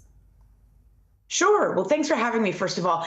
It's remarkable, actually, that you have this evacuation at all. I didn't expect any evacuation of Ukrainian soldiers because of how we've seen the Russian military abuse other civilians and other soldiers across the country. And so to have any evacuation, although they are being taken to Russian territory, which is important, I don't want to be too optimistic just yet. Let's be cautious about it. But at the same time, to have any evacuation whatsoever is in itself is important. And the thing that I took away from it personally is that as they have this, as President Zelensky has said, as part of what he hopes to be a prisoner swap. And I would expect that to happen. To me, that's a sign that you have some kind of deal making and negotiations between the two sides that is achievable. And as I have been screaming about the need for peace negotiations as the only end to this, to me, that is a hopeful sign. But it is under very, very sad circumstances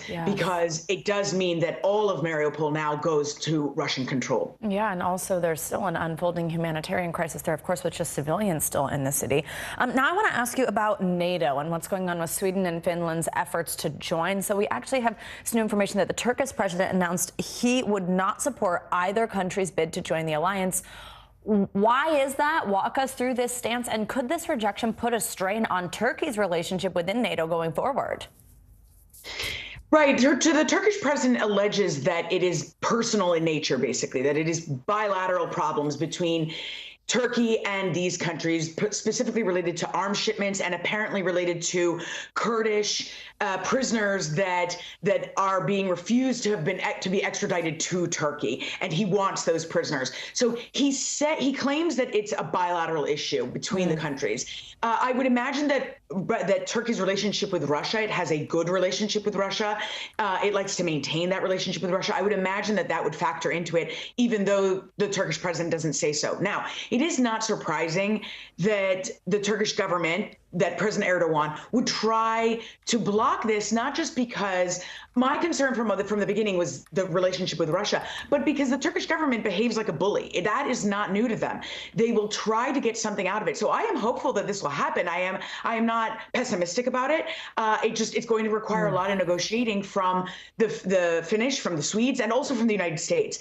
And so I expect them to reach an agreement of some kind. Absolutely. Quickly, I want to ask you, before I let you go, about the situation on the ground and the fight. We've seen Ukrainian forces push Russia all the way back to the border at Kharkiv.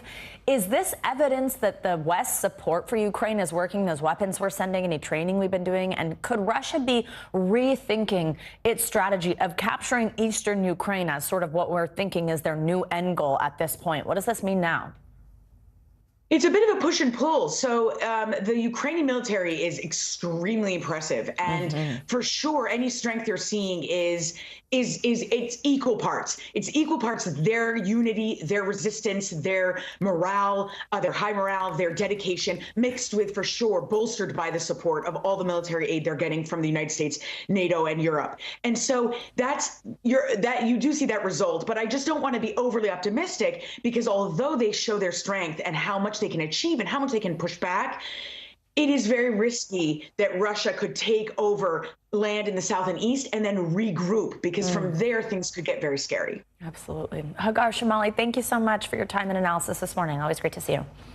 Let's now get a check at your morning news now weather. Which means Michelle Grossman joins us, and she's in studio today. Hey, Michelle, good morning. Good morning, hey there, guys. And I see that map. I know. Feeling like July. I like the very sound of large. that. I can see it from here. I like it too. I know. I know you guys were like, woo, when you saw that map. Yeah, feeling like it's July in so many spots. We're talking 90s and 100s out there. So here's the reason why. Here's a jet stream, right? Kind of closes the door to any cooler air coming down from Canada. It allows all that warm air to come in. So that translates to temperatures in the 90s, even some spots over 100 degrees. So 10 to 20 degrees above what is typical for this time of year.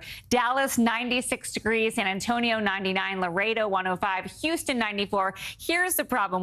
This is our 10th day straight of record highs in Texas. So we're going to see that over the next few days. And this is reaching as far north as Denver, even Wichita, 86 degrees. That's 8 degrees above what is typical for this time of year. But guess what happens? It slides to the east. So now Charlotte, you're going to be near 90 degrees tomorrow. Montgomery, 95, 89 degrees in Nashville, 10 degrees above what is average. And then as we go through the later part of the week, I don't know if you guys know this, into the weekend, New York City, we're going to be near 90 degrees by Saturday, 88 degrees. Philadelphia, 92 on Saturday. D.C., you're already at 90 on Friday, 93 on Saturday. So certainly feeling like July, too, in parts of the Northeast by the end of the week into the weekend. So prompting all this warmth and all this heat, we are looking at a chance for severe weather once again. It's severe weather season. So 7 million at risk today. Winds gusting near 60 miles per hour, damaging hail up to an inch or larger.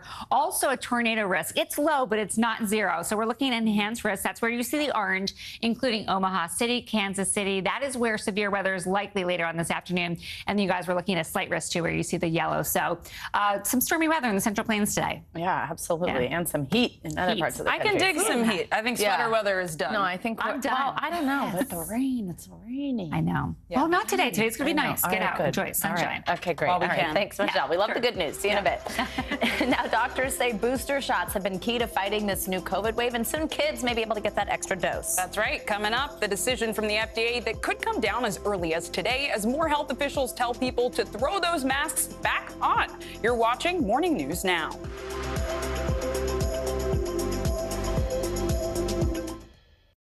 Still to come on the Channel 2 News. Well, the waters are certainly receding now. Still too close to call. Lester Holt reporting from Ground Zero, as it's being referred to. It is, in fact, a taste of freedom. The Haitian people know a little something about resiliency. What's the biggest risk right now? Some of the troops who have been proud. I want to welcome you to the first presidential debate. In fact, we've been told we can't go any farther. You were some resilient folks. Let me get a hint.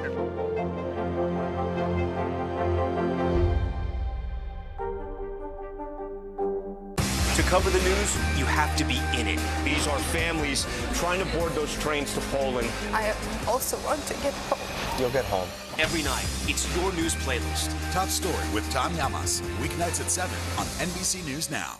Still to come on the Channel 2 News. Well, the waters are certainly receding now. Still too close to call. Lester Holt reporting from Ground Zero, as it's being referred to. It is, in fact, a taste of freedom. The Haitian people know a little something about resiliency. What's the biggest risk right now? Some of the troops who have been proud. I want to welcome you to the first presidential debate. In fact, we've been told we can't go any farther. You were some resilient folks. Let me get a hint.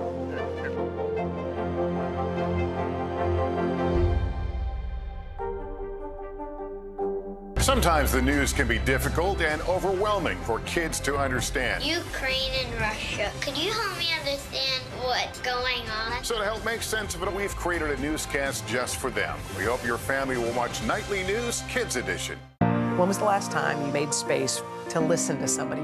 What I learned from a very young age is radical love, radical forgiveness.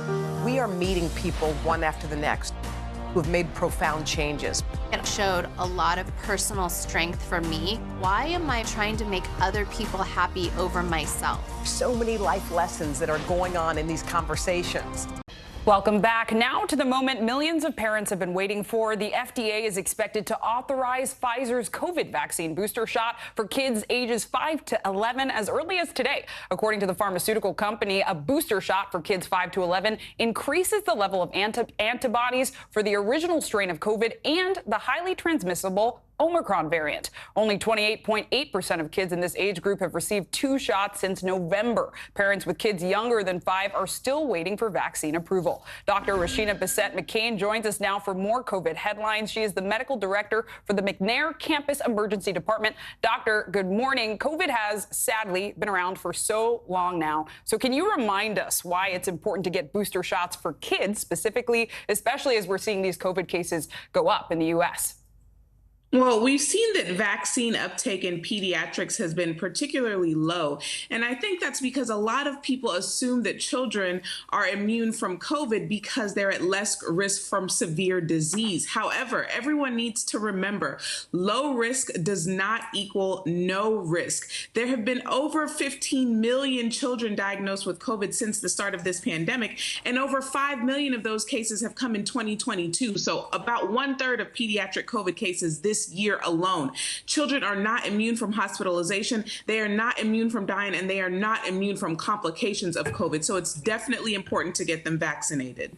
I like that. Low risk does not mean no risk. And the White House yesterday announced the government would be sending out a 3rd round of at-home testing kits. To your point about risk, it's still up. And this time they're sending it with 8 kits in one order. Is this still an effective tool in our fight against COVID? Should we be ordering these kits, or are they hampering our ability to know how many cases there really are?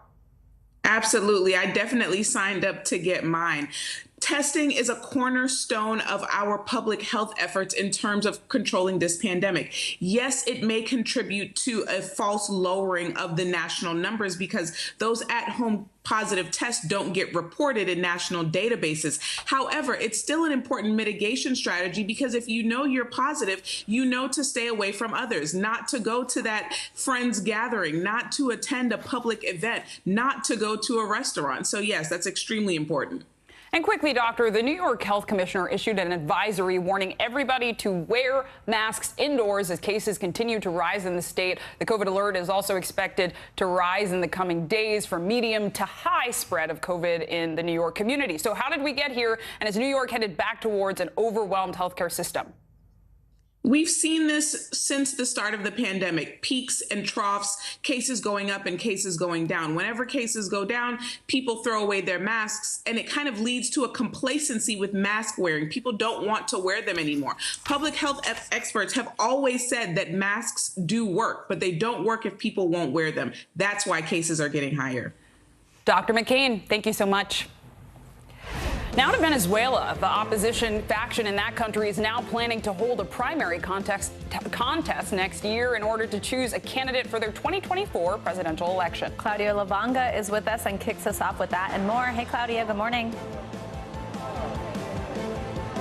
Good morning. Yes, that announcement follows a meeting between representatives of unitary platforms, this is the name of the opposition coalition in Venezuela, and U.S. officials in Central America, where they kind of shaped their way forward for the coalition. Now, unitary platforms then issued a statement in which it said it is reshaping into a broad and inclusive organization with clear rules and concrete work. Now let's move to France, where on Monday, Elisabeth Borne has become the second woman in the country's history to be appointed as Prime Minister. Borne, who is 61 and was Labour Minister in the previous government, delivered an emotional speech in which she dedicated her nomination to all little girls, to whom she said, "Go after your dreams." And let's end this short tour of the world in Shanghai, where authorities set out a plan for the return to a normal life after a long and strict COVID-19 lockdown. Now, the city's deputy mayor said that restrictions will be eased in stages from the 1st of June. Now, the hope is that the slow reopening will reignite the city's economy, which has suffered a major decline due to the prolonged and very strict lockdown, guys. All right, Claudio, thank you so much. Up next, we're expecting more testimony today from Amber Heard in the defamation trial brought on by ex-husband Johnny Depp. So far, there's been a lot of reaction on social media to both Heard's and Depp's testimonies, including some poking fun at the situation. Coming up, why some are now saying the jokes are going too far. Plus, a study shows that more than half of young adults suffer from depression, but aren't getting treatment for it. What's behind this trend and a psychiatrist's advice? Next.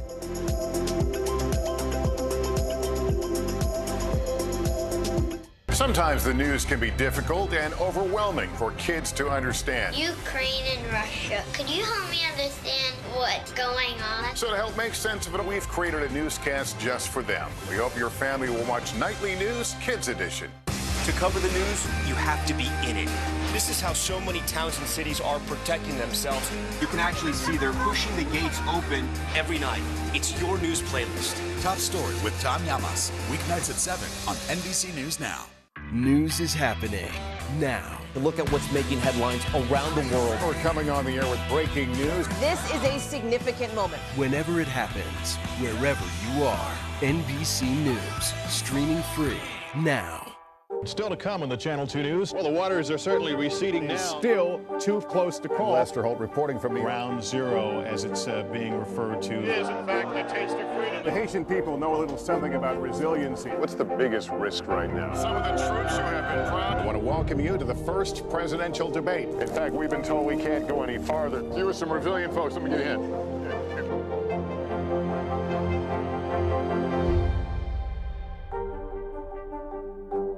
NBC News, streaming free now.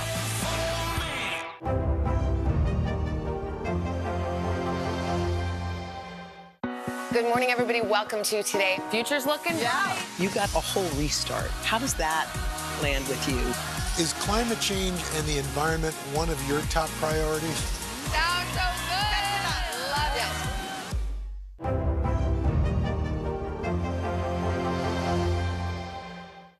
Good morning, everybody. Welcome to Today. Future's looking bright. You got a whole restart. How does that land with you? Is climate change and the environment one of your top priorities? Sounds so good. Love it. Amber Heard is expected to take the witness stand again this morning in the ongoing defamation trial brought on by her ex-husband, actor Johnny Depp. Testimonies resumed yesterday after a week off and were filled with tense exchanges between Heard and Depp's lawyers. NBC News correspondent Steve Patterson has the latest from the court. Amber Heard back on the stand, facing cross-examination. Mr. Depp is your victim, isn't he? No, ma'am. And once he left you, you continued to abuse him publicly by calling him an abuser, didn't you?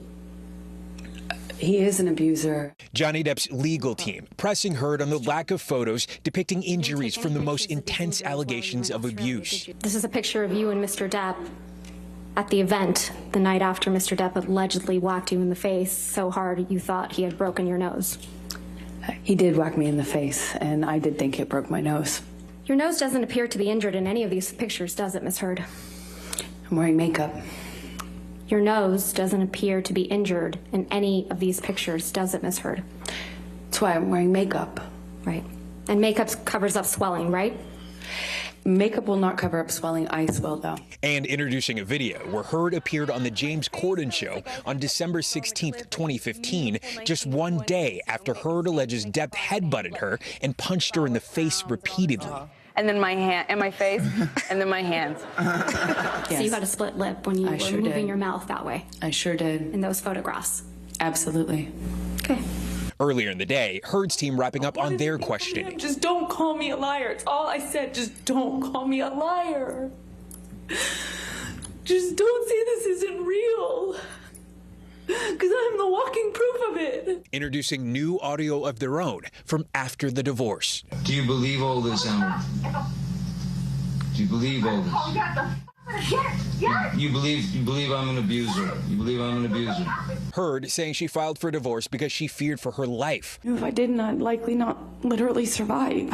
And also correcting previous testimony, telling the court the alleged abuse from Depp actually began in 2012, not 2013, as she previously stated. I'm embarrassed to say I think I would have liked to have believed that the period of time in which I had to fall in love with Johnny, in which we fell in love and he was sober and he wasn't violent to me, lasted for a lot longer than it did. Depp denies abusing Heard. It all comes in week 5 of the bombshell trial, already Heard's third day on the stand after graphic testimony. Depp is suing Heard for her 2018 op-ed in the Washington Post, in which she described herself as a public figure representing domestic abuse. The article never names Depp, but his lawyers argue it clearly referenced him and crippled his career. He's suing for $50 million. But now Heard, who's countersuing for $100 million, facing cross-examination. The troubled lifestyle of the famous couple taking center stage. That was Steve Patterson reporting. The trial is now in its 5th week. And as you've likely seen, there's been a lot of reaction on social media to this defamation trial. Some of that includes memes and other jokes that are poking fun at domestic abuse allegations. So what kind of effect does this behavior have on victims of abuse? Joining us now to talk more about this is NBC News youth and internet culture reporter Callan Rosenblatt. Callan, good morning. Good to have you with us. So look, I want to kind of get into this because I want you to walk us through some of the reaction that you're seeing online to this trial, how concerning it is, of course, what it's going to do to abuse survivors, but also the fact that there are some of these bizarre details in this trial that have come out that the internet sort of latching onto that I think is kind of fueling some of this. So just walk us through what's out there. Yeah, good morning, Savannah. So what we're seeing out there is a whole range of people who are either making fun of certain testimony that Amber Heard has given or the details that have been brought up, such as defecation in a bed, and people have really taken that and run with it. There's also, unfortunately, memes out there and viral trends on TikTok where Heard's description of domestic abuse, and again, this is regardless of, how you feel about her, her description of domestic abuse is being acted out as if it's silly and funny. And experts tell me that this is incredibly dangerous to do because Amber Heard may not see your meme or your joke, but there are domestic violence survivors out there who are watching all these memes come out and watching all these jokes be made at the expense of someone who is discussing domestic abuse. And they say that they fear that this could have a chilling effect and cause other abuse survivors not to come forward. Yeah, so tell me more about that reaction, because I think it's a really good point. Regardless, separating out how you feel about her or some of those bizarre details, that making a joke of this, making light of it, just does not seem right. What are abuse survivors themselves saying about this? I spoke to 2 abuse survivors who are also not advocates, and they told me that this feels like re-victimization, that it's bringing them right back to the moment where they were abused as well. They are concerned that other abuse survivors who are seeing this are going to fear that when they present their story, that they will have jokes made out of them or memes made out of them, or that people will use fallacies such as, well, why didn't you report sooner? Or, why didn't you tell anyone about this? Which are all lines that have been directed at Amber Heard in this case. And as we know, many, many people who are abused don't necessarily report what happens to them. So they're really concerned about the way that other abuse survivors are internalizing what they're seeing on social media right now. And what kind of long-term effects could these posts have on abuse survivors who interact with them online?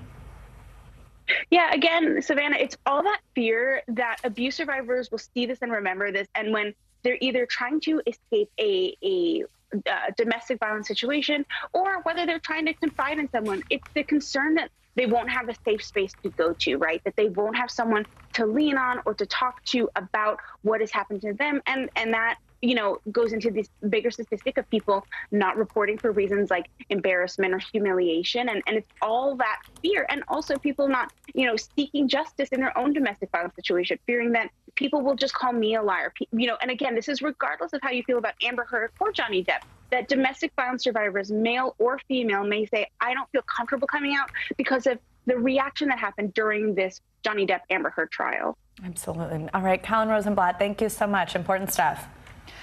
This morning, we've talked about domestic abuse, war, and mass shootings, so it's definitely time for our mental health check-in. We're digging deeper into why so many young adults aren't getting treated for depression, plus the impact abortion has had on mental health. Yeah, and here's a twist. Anxiety may actually be good for you. There might be some benefits to it. But as always, we also want to use this as a moment to just pause, take a deep breath, reflect on our emotional well-being, and have a conversation about what might be impacting us all right now. Let's bring in Dr. Soumya Dave for more on these headlines. She's a psychiatrist and the author of What a Happy Family. Doctor, always great to have you with us. Good morning. So a new study found that 53% of young adults are experiencing depression but aren't getting treatment for it. I mean, that's a big number. One of the reasons for that, of course, is because getting treatment comes with a high price tag. But what are the dangers of leaving depression untreated? Are there affordable options for people needing treatment who can't afford a traditional route? Yeah, so absolutely. What we're seeing is that far too many young people are experiencing depression and then finding trouble getting help for it. Now, we know that untreated depression is dangerous. It is life-threatening. And so we see cases of increased suicide ideation, so thinking about thoughts of self-harm, isolating from people that they care about, not participating in day-to-day activities, and of course, substance use. So a lot of people are self-medicating in order to cope with the pain that they're experiencing. Now, the barriers to treatment are layered. They're very complicated, and so the potential solutions are also layered. Now, one thing that comes to mind is that telehealth appointments can be a way to potentially find a provider at a lower cost and also take out that stress of commute that can be there for a lot of different people. And talking to people, now saying, hey, where can I go to for some support? I always go back to the point that when we talk about normalizing our mental health and getting help for it, we open up that possibility for people to think that it's okay to not be okay. Now, for this particular group of people who are ages 18 to 25, if they can stay on their parents' insurance until they're 26 years old, we can also ensure that they have some healthcare coverage while they're in this high risk group. So that's another thing that also comes to mind. And of course, before we even talk about getting to a provider, because we know that there are so many barriers to that, having those conversations with the people we care about in our family circles, in our communities, with our friends, and saying, hey, how can I be there for you? How can I support you? What can I do to help you feel cared for? So again, every layer, I think, and every place that we're thinking about can offer something to help our youth right now. Great tips there, too. Absolutely. I'm glad you emphasized it's okay not to be okay, especially when so many things are going on in the world. Yes. And I wanted to turn to new findings on abortion and mental health, especially given all the news around the leaked draft of the SCOTUS decision that could overturn Roe v. Wade. And in this study, 97% of women who had an abortion felt they made the right decision just 1 week after the procedure. And 5 years later, that number was actually 95%. Most of those women said they felt relief after the procedure, despite the stigma surrounding abortion. So how does abortion affect mental health? Do people suffer more when they are denied the procedure? Yeah, so the Turnaway study looked at 1,000 people, and it compared the outcomes to those who were able to receive abortion to those who were seeking out abortion and not able to receive it. And what they found is in that latter group, the ones who were seeking out abortion and unable to receive it, they had higher rates of stress and anxiety. And that first group, as you said, reported feeling that it was the right decision for them. And what this comes down to is that when we give people the agency over their bodies, over their lives, we have better outcomes overall. And so people people deserve that. An abortion is a medical procedure, and so people seeking that out deserve to have support over that. And to speak to the emotional part of it, this is complicated. So it's possible that someone who does have one can experience a lot of different emotions, and that's okay. I think it's so natural for us to say, oh, people who have this done will experience this, but it's much more layered than that, and there's a lot of nuance to it. And so it's important for us to speak to those directly impacted by this and to ask, how is this affecting you, and how can we support this for you? Finally, doctor, I want to ask you about something we just mentioned a minute ago, which might have perked some ears, that research suggests that anxiety might actually be good for your mental health. I'm not exactly sure if those are the details. So walk us through how it can be beneficial, at least, and how we should cope with the feeling in a positive way to avoid a potential anxiety disorder. What can we do to use it to sort of fuel us?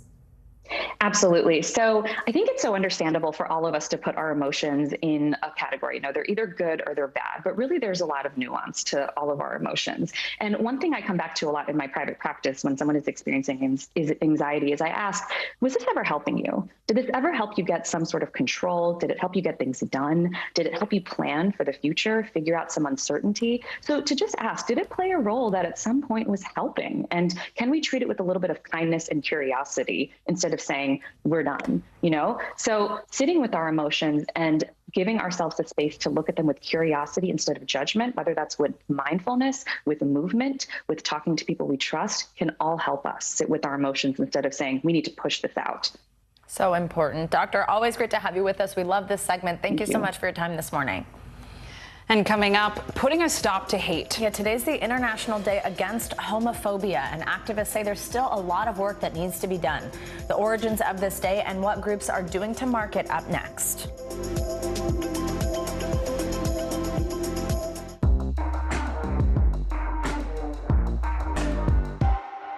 Live from Ukraine, from Mayfield, Kentucky, from Waukesha, Wisconsin. To cover the news, you have to be in it. This is how so many towns and cities are protecting themselves. You can actually see they're pushing the gates open. I also want to get home. You'll get home. You'll get home. Do you remember any tornado as bad as this one? You look at this and you're thinking, we're not going to have power for weeks, if not months. Exactly. Every night, it's your news playlist. Top Story with Tom Llamas, weeknights at 7 on NBC News Now. Our world is facing some complex issues. Chuck Todd breaks them down. Every Thursday, a deep dive into a new subject. Instead of trying to cover a lot of topics in one episode, we're going to focus on one and take a deeper look at how it impacts America. Exploring and explaining the critical stories that affect our future. Meet the Press Reports. Thursdays at 10:30 p.m. Streaming on NBC News Now and on demand next day on Peacock. Top Story with Tom Llamas, weeknights at 7 on NBC News Now. From Brooklyn, we're next to the subway station. The state's reservoirs are alarmingly low. War will pass them by.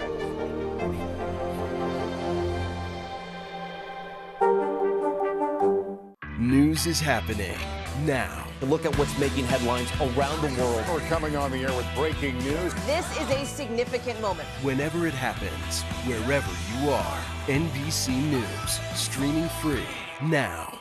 NBC News, streaming free now. When was the last time you made space to listen to somebody? We are meeting people one after the next who've made profound changes. I think you're going to be blown away by the life lessons. Join Hoda Kotb for her podcast, Making Space. Listen now.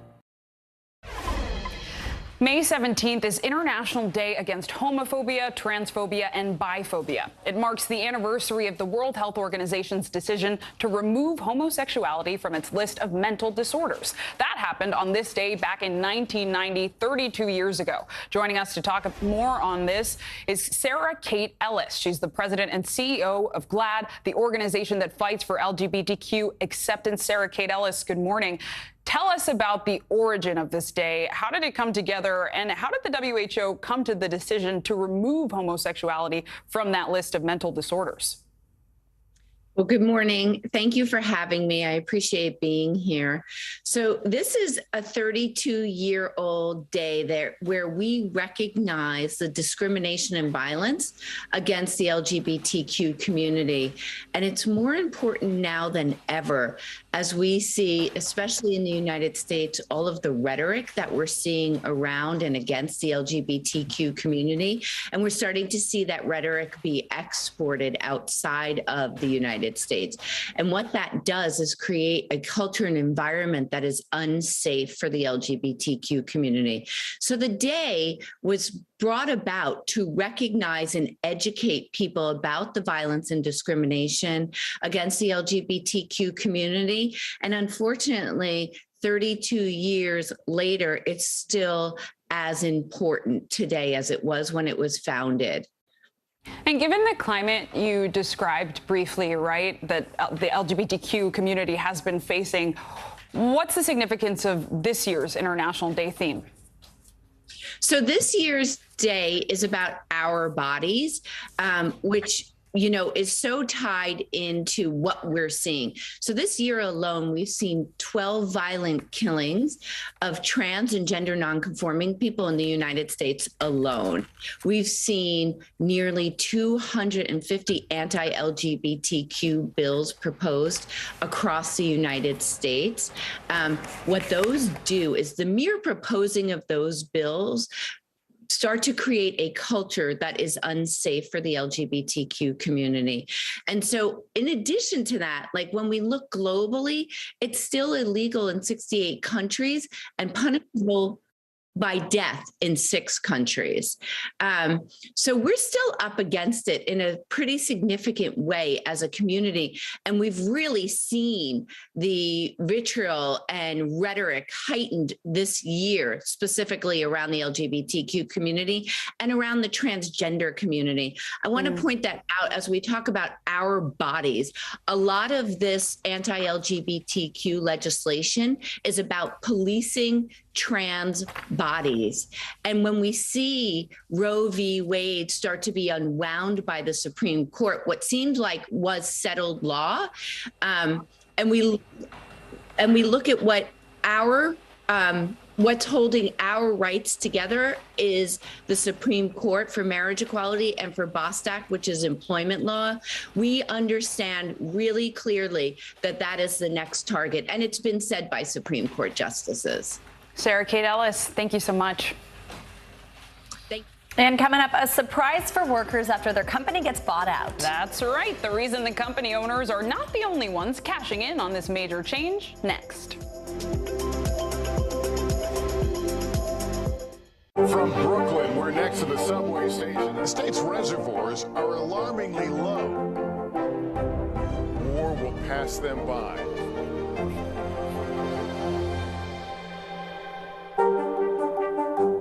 Making Space, the inspirational podcast from Hoda Kotb. Listen now.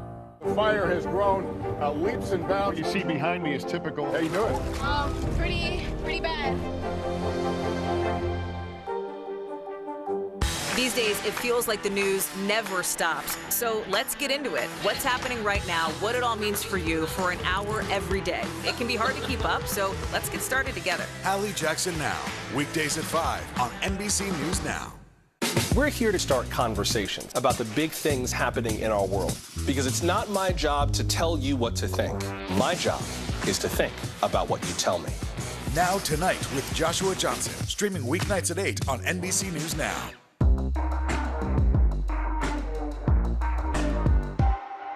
Women's basketball has been systematically held back. After 49 years of Title IX, we still have work to do. In Their Court, a podcast from NBC News and NBC Sports that goes inside the issues of inequality in women's sports. Listen now. The fire has grown leaps and bounds. You see behind me is typical. How you doing? Pretty bad.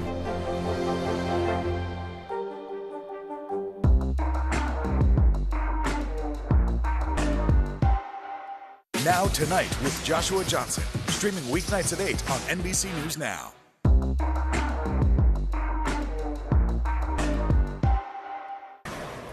Welcome back. Starbucks has announced it will cover travel expenses for any employee who needs an abortion or a gender-affirming care procedure and who can't get one within 100 miles of their home. This decision follows the leak of the U.S. Supreme Court ruling that would strike down Roe v. Wade.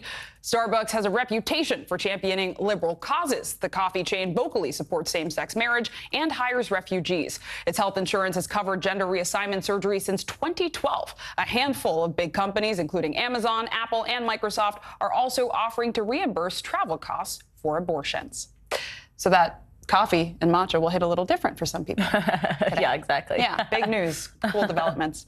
And when companies get bought out, it usually involves taking on company debt and sometimes slashing the workforce. But for one Illinois business, workers got something no one saw coming. CNBC finance and investing reporter Leslie Picker has the story. In the otherwise sleepy town of Arthur, Illinois, a life-changing surprise for the hundreds of workers at the locally based garage door manufacturer CHI. We do have some news to share. CHI is getting sold for $3 billion to steel manufacturer Nucor. But it's not just the company's private equity owners who are cashing out. So too are the truck drivers and factory workers and even the office manager, Rhonda Jameson. This was a great day for Rhonda. The payouts are a function of tenure and salary. Because Jameson is in her 18th year at CHI, she'll be bringing home 5.5 times her annual salary. Words cannot explain how my mind was going. It's just in 100 directions. Employees received envelopes with their bonus details. On average, hourly workers received $175,000, with the most tenured earning more than $750,000. I'll feel great. The idea of giving rank-and-file workers equity grants in a sale is the brainchild of Pete Stavros of KKR, one of the nation's largest and oldest private equity firms. What initially got me interested in it was my father. So my dad was a construction worker for 45 years. Stavros said his father loved his job, but he couldn't create wealth on an hourly wage. So once the younger Stavros got into business school, he started studying the topic of employee ownership. And as he rose through the ranks of KKR, started experimenting with it in the companies he invested in. Now the firm uses it in all of its buyouts. And we had good success. So it delivered great results for companies, great outcomes for workers. And it's not just the money. It's the fact that, as we said to everyone today, you earned it. I mean, this isn't charity. It's not a gift. They drove an unbelievable amount of productivity in the business. Stavros says Nucor will include their own profit-sharing model for CHI, and the employees we spoke with say they have no plans to take their money and run. I am all in with CHI. Simple as that. They're going to have to wheel me out of here. And in the meantime, Jameson, who spends her days answering phones and ordering supplies, has big plans for her newfound money. Well, we're going to Disney. Well, I'm going to pay off my house. I'm going to pay off my cars. And we're going to give a little bit to the church and help my kids a little bit.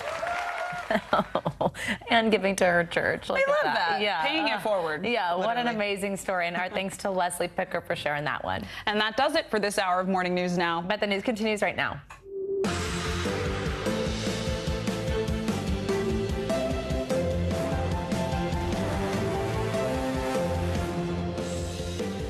Good Tuesday morning. I'm Savannah Sellers. And I'm Zinklea Samoa, in for Joe Fryer. Right now on Morning News Now, tragedy sinks in. A tight-knit upstate New York community in mourning on this Tuesday. Still reeling from that racially motivated mass shooting over the weekend that took 10 lives and wounded 3 more. 11 of those victims were black.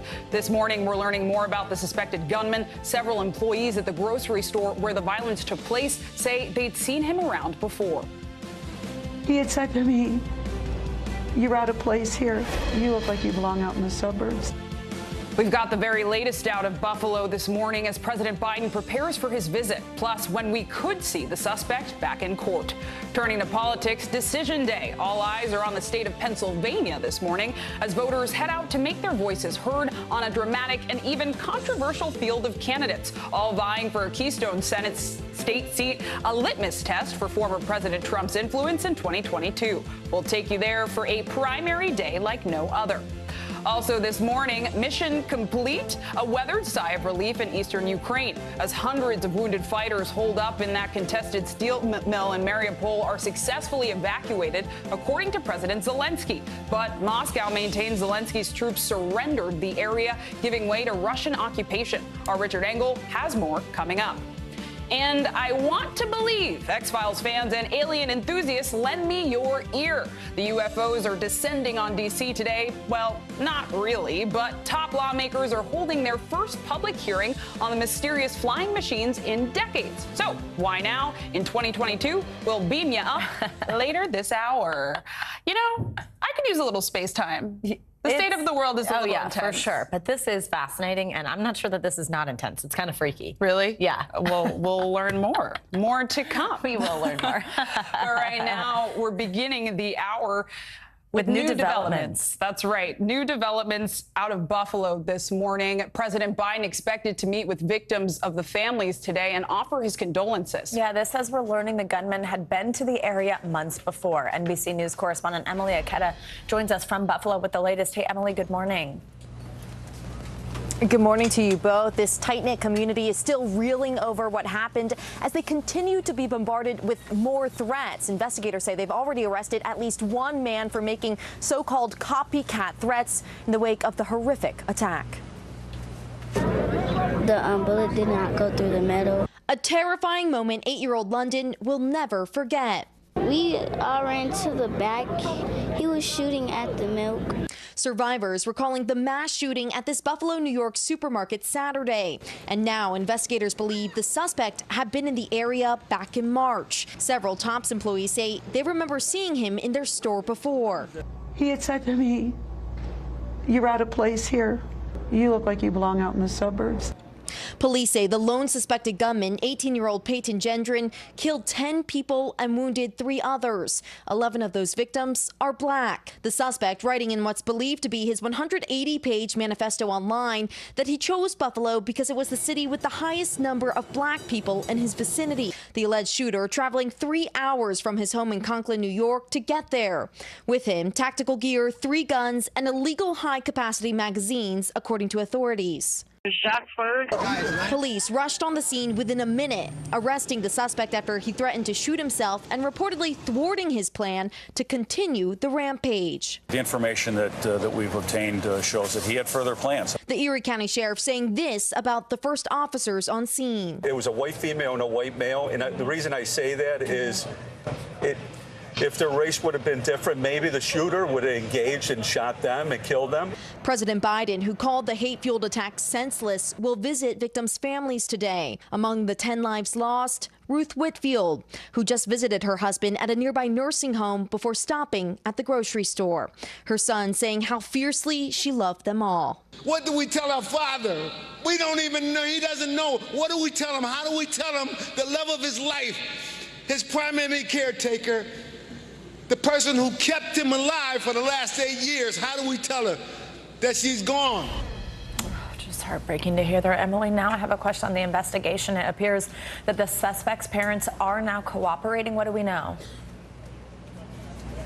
That's right. A senior law enforcement says the suspect's parents are cooperating with the investigation and that they are being described as being in complete and utter shock when it comes to the Buffalo shooting. We've learned that one of the guns was a gift from the suspect's dad, but the parents say they were not aware of any rage or hate issues. The next court appearance for the suspect is Thursday. Guys, back to you. All right, Emily Aketa, thank you so much. And in the aftermath of that supermarket massacre, there are growing questions about the possible warning signs that may have been missed. It comes at a time when we're seeing hate crimes surge nationwide. NBC News senior national correspondent Kate Snow has the story. This morning, pain and outrage as America reckons with yet another hate-fueled massacre. This outsider came with the express purpose to take as many black lives as possible. The shooter, an apparent white supremacist, driving hundreds of miles to seek out a predominantly black neighborhood in Buffalo. 10 people were killed, including Garnell Whitfield's mother, Ruth. Our mother, our matriarch, our hero, our angel was taken from us inappropriately. Whitfield says he's grieving, but also angry, vowing to fight for change. So what do I do with this anger? How do I use it to affect positive change? That question on the minds of many as Buffalo joins a growing list of cities terrorized by racially motivated attacks. In 2015, black parishioners were gunned down at a church in Charleston, South Carolina. In 2018, Jewish worshipers were targeted at a synagogue in Pittsburgh, Pennsylvania. Then in 2019, Latino shoppers were killed inside a Walmart in El Paso, Texas. And last year, Asian American women were targeted in spa shootings in Atlanta. According to one global terrorism database, between 2014 and 2019, white supremacist and xenophobic assailants were responsible for more terrorist attacks than any other ideology. In the FBI's view, the top domestic violent extremist threat we face comes from racially or ethnically motivated violent extremists, specifically those who advocate for the superiority of the white race. The gunman in Buffalo etched references to previous shootings on his weapons, and he wrote a 180-page racist rant posted online, repeatedly citing the false, unfounded Great Replacement theory, which suggests Jewish elites are bringing people of color into the U.S. to replace whites. A belief also heard at the far-right rally in Charlottesville, Virginia, which ended in one dead. Where did he find this ideology? Most likely, this person has been radicalized online. Scott Richmond with the Anti-Defamation League says social media companies have been slow to respond. People can put whatever they want on there, and it's not controlled. Our thanks to Kate Snow for that report. And it's worth noting that last year, the White House unveiled a new strategy to combat domestic terrorism after a federal review found white supremacists were likely to remain the most, quote, persistent and lethal threat to the country. Now, this morning, voters are casting their ballots in key primary elections and offering clues on the direction of the Democratic and Republican parties. One of the most high-profile and consequential races of this cycle is for Pennsylvania's open Senate seat.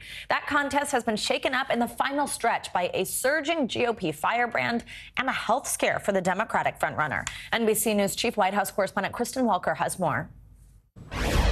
Good morning to you. In many ways, Pennsylvania is the center of the political universe, and the home stretch has been filled with twists and turns. The swing state is a major test for former President Trump, who's endorsed a number of candidates as he eyes another potential run for the White House in 2024. It's also a key test of Democratic enthusiasm, with President Biden's poll numbers reaching new lows.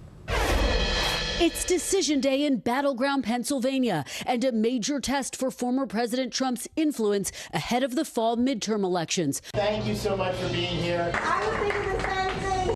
The Republican candidates all trying to make the case they're the choice most like Mr. Trump. Celebrity Dr. Mehmet Oz, who rose to fame with frequent appearances on Oprah, is the state's only Senate candidate who was actually endorsed by Mr. Trump, who called into Oz's closing rally overnight. I'd like each of you to get out and vote for Dr. Oz. Oz is locked in a razor-tight three-way race with hedge fund manager David McCormick and conservative commentator Kathy Barnett, whose rise to prominence has coincided with national attention on abortion. Barnett focusing on an anti-abortion message, telling the story of how her mother gave birth to her after childhood rape. My mother was raped, given her young age at 11 years old. But Barnett is now on defense after newly released images show her marching on January 6th. Barnett says she never entered the Capitol. Meanwhile, a last-minute surprise in Pennsylvania's Democratic primary, with frontrunner Lieutenant Governor John Fetterman revealing he recently suffered a stroke. It's a dramatic finish in North Carolina, too. Controversial Congressman Madison Cawthorn is fighting for a second term in his Western District. The 26-year-old, who's been endorsed by Mr. Trump, has had run-ins with the law, including citations for speeding and taking a gun through airport security. Cawthorn has taken responsibility for those incidents while dismissing questions after appearing in sexually suggestive videos and photos. Mr. Trump is sticking by him, telling supporters, let's give Madison a second chance. And it is worth noting that John Fetterman is expected to make a full recovery. Now, while Democrats are bracing for big losses in the primaries overall, they see Pennsylvania as their best chance for a state where they could actually gain a Senate seat. And even some establishment Republicans have privately acknowledged they're concerned the GOP Senate candidates may be too extreme to win a general election in that swing state. We're also watching key races in Idaho, Oregon, and Kentucky tonight. All right, Kristen Welker, thank you so much. And tonight you can catch Kristen and Chuck Todd when they host an in-depth coverage and analysis special of primary election results in Pennsylvania, North Carolina, and more. You can catch Meet the Press Election Night Special starting at 8 p.m. Eastern right here on NBC News Now.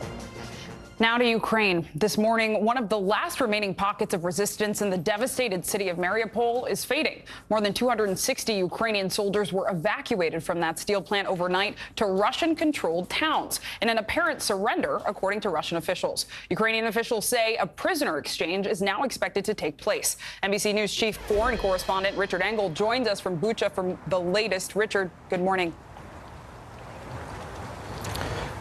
Good morning. So this was a long time coming. There had been a group of Ukrainian fighters holed up in their final fallback position in the center of the city of Mariupol in bunkers beneath a steel plant. But they couldn't hold on forever, completely surrounded, cut off from supplies, cut off from ammunition, no way to get them new weapons and any kind of supplies to keep them going. So in the end, they had to give up and surrender. And it gives Russia, for the first time since it invaded this country nearly 3 months ago, full control of a major Ukrainian city. It was ultimately a tragic end after some of the longest, fiercest resistance of this war. Several hundred Ukrainian fighters, many of them severely wounded, surrendered from their last stand holdout, a steel plant in the city of Mariupol. They had been battling for months, even as Russian forces besieged the port city of 500,000 and bombed it relentlessly, destroying a theater where hundreds of children were sheltering and a maternity hospital. The bunkers beneath the steel factory became the fighters' Alamo. But they couldn't stay here forever, surrounded and with little food or water. They were evacuated to hostile territory, moved to a Russian-controlled enclave in eastern Ukraine. Under a deal, they're supposed to be transferred to Ukrainian government territory later. Ukraine's President Zelensky said combat operations in Mariupol were over for now. Ukraine needs Ukrainian heroes alive. That's our principle, he said. The work continues to return our guys home, and this work requires delicacy and time. It's unclear how many fighters remain in Mariupol. Western intelligence officials expect some will form an underground resistance. Natalia's husband, Bogdan, fought at the steel plant. Now in Turkey, she hasn't heard from him in 10 days. Waiting for him here in home. Of course, my husband is very strong. I mean his spirit, I mean his body. And we, the wives, we try to be suitable for them and to be also strong. The loss of Mariupol is a victory for Russia, but Ukrainians are not giving up on the city. They are noticing that Russia is facing setbacks in other parts of the country. And according to a NATO official, Russia has lost a third of its combat power since the war began nearly 3 months ago. So Ukrainians are confident that they will be able to launch a counteroffensive, and they hope sometime soon retake Mariupol. Richard Engel in Ukraine, thanks so much. Let's now bring in Elizabeth Shackelford. She's a senior fellow on U.S. foreign policy at the Chicago Council on Global Affairs and a former career diplomat at the State Department. Elizabeth, it's good to have you on. I want to start off with Finland and Sweden announcing their intention to join NATO. This is a big deal. We've talked about this being a historic decision that reverses a long-standing position of neutrality. But Turkey has actually warned it could veto the move. It accuses those countries of harboring groups it considers terrorists. And this issue is likely to dominate tomorrow's talks between Secretary of State Antony Blinken here in the U.S. and his Turkish counterpart. Do you think Turkey can be persuaded, or is this bid over before it even begins? I think Turkey can be persuaded. I think this is probably a lot less about Sweden and Finland's actual participation in joining NATO than about what Turkey can get out of its very powerful position of having a veto on this decision. I imagine that it's probably twofold. One is posturing for the home audience. I mean, Erdogan has an election next year, and playing the part of the strong man, it looks good to stand up to NATO and to show that he can get something out of it. But I think it's also a matter of what concessions he's looking for. So I think that this is going to be, he's using his powerful position to get some gains and some benefits, and who can blame him for that? But it's just unclear at this stage what he's really trying to get concessions on, whether it's something out of Europe or perhaps something from the United States. I mean, one of the issues going on at the moment is that there's an F-16 deal. Turkey wants some F-16s from the United States, and that's hung up in Congress. So we'll see what he's looking for, but we'll probably know more after the conversation he has with Secretary Blinken. And a lot of coverage on Russia's invasion of Ukraine has been on the person of Putin and his personality and what's driving him. So let's talk about his influence on this war. There have been multiple reports this morning citing Western sources who say Putin is directly involved in the day-to-day running of this conflict. They say he's taking decisions at the level of a colonel. Are you surprised by that? He's a president. What does this tell you about how personally invested he is in this war? It's not surprising to me because this is really, it's become make or break for Putin's legacy. So the stakes couldn't possibly be higher for him. There's also much more of a tradition of a top-down approach in Russia than we naturally see in a U.S. military setting or European military setting. So it's a little bit part of the culture, but I think at the end of the day, this is about Putin not trusting those around him and knowing that this is really going to be about what his legacy is. I mean, at this stage, this war is not being won. And if this war is lost, it really probably is going to signal, if not the end of Putin in Russia, it's going to be very problematic for his reputation and his ability to maintain power. And Elizabeth, Putin and Russia have been the target of sanctions. The EU or European Union still couldn't pass its latest package of Russian sanctions following a meeting yesterday. That proposal included a ban on Russian oil, but Hungary refused to agree to that, given its heavy reliance on Russian energy. Do you think the bloc will be able to find an agreement, and how much impact would that have on Russia and its war effort? Well, I think that the oil embargo is very important. I mean, at this stage, what we've seen all along is that the sanctions regime has been, kind of increasing in its level of kind of impact on Russia, as well as impact on the countries that are imposing these sanctions. So it's inevitable that you're going to get more pushback the higher up you calibrate that pressure, because it is going to cost these countries that are doing it more. But that said, if you're looking at Orban and his position with Hungary being the sticking point here, you've got to see that the European Union is starting to wonder what Hungary brings to the table. There is a possibility that they're going to be able to carve out an exception for Hungary. The question now is Hungary really just looking to protect its own abilities to maintain that import of oil, or is it really looking to block the EU from putting that pressure on Russia? I think they'll probably be able to ultimately get a deal, but it's certainly going to weaken the power of that embargo. A lot to watch out for. Elizabeth, thank you. Now, Ukraine is one of the biggest global exporters of vital grains like wheat, corn, and barley. And the war has been one of the main factors in driving up food prices around the world. NBC News foreign correspondent Matt Bradley visits Ukraine's farmlands for a closer look at how the conflict is impacting the country's agricultural sector. Here in Zaporizhia, Ukraine, farming is a frontline job. It's why Yuri wears body armor and sometimes comes across missiles in his fields. Do you ever think this job isn't worth it? I'm going to just quit. I need to work. There are guys fighting in the war, and I'm fighting here in the fields. Ukraine was once called the breadbasket of Europe, and now the whole world is literally paying the price for this war. Russia is even weaponizing wheat. Ukraine has accused Russia of stealing grain and transporting it over the border. It's not just a military war, it's also an economic war, because the world depended on Ukrainian produce. So now Russia creates problems not only for Ukraine, but also for the whole world. Farmer Roman Tarasevich estimates that about 80% of the farmland here in Zaporizhia is either occupied by Russian forces or too dangerous to till. But he's among the lucky ones. Even though he says his farm is less than 20 miles from the front lines, he can still plant most of his fields. It's a risk. Rockets have struck his land, but Tarasevich's real problem is what to do with his sunflower harvest. Long a bright symbol of Ukraine, sunflowers have become an agricultural casualty of war. There's a global shortage of sunflower oil because all the sunflower seeds are stuck here, stranded by the war. Ukraine is the world's largest sunflower seed exporter, and prices have surged more than 58% for consumers and restaurateurs. Supermarkets are rationing sunflower oil sales in the UK, Spain, Italy, and Greece. At this time last year, this warehouse was empty. Why can't you get this stock to foreign markets? Before the war, we were exporting through the ports, and we can't do that right now because of the war.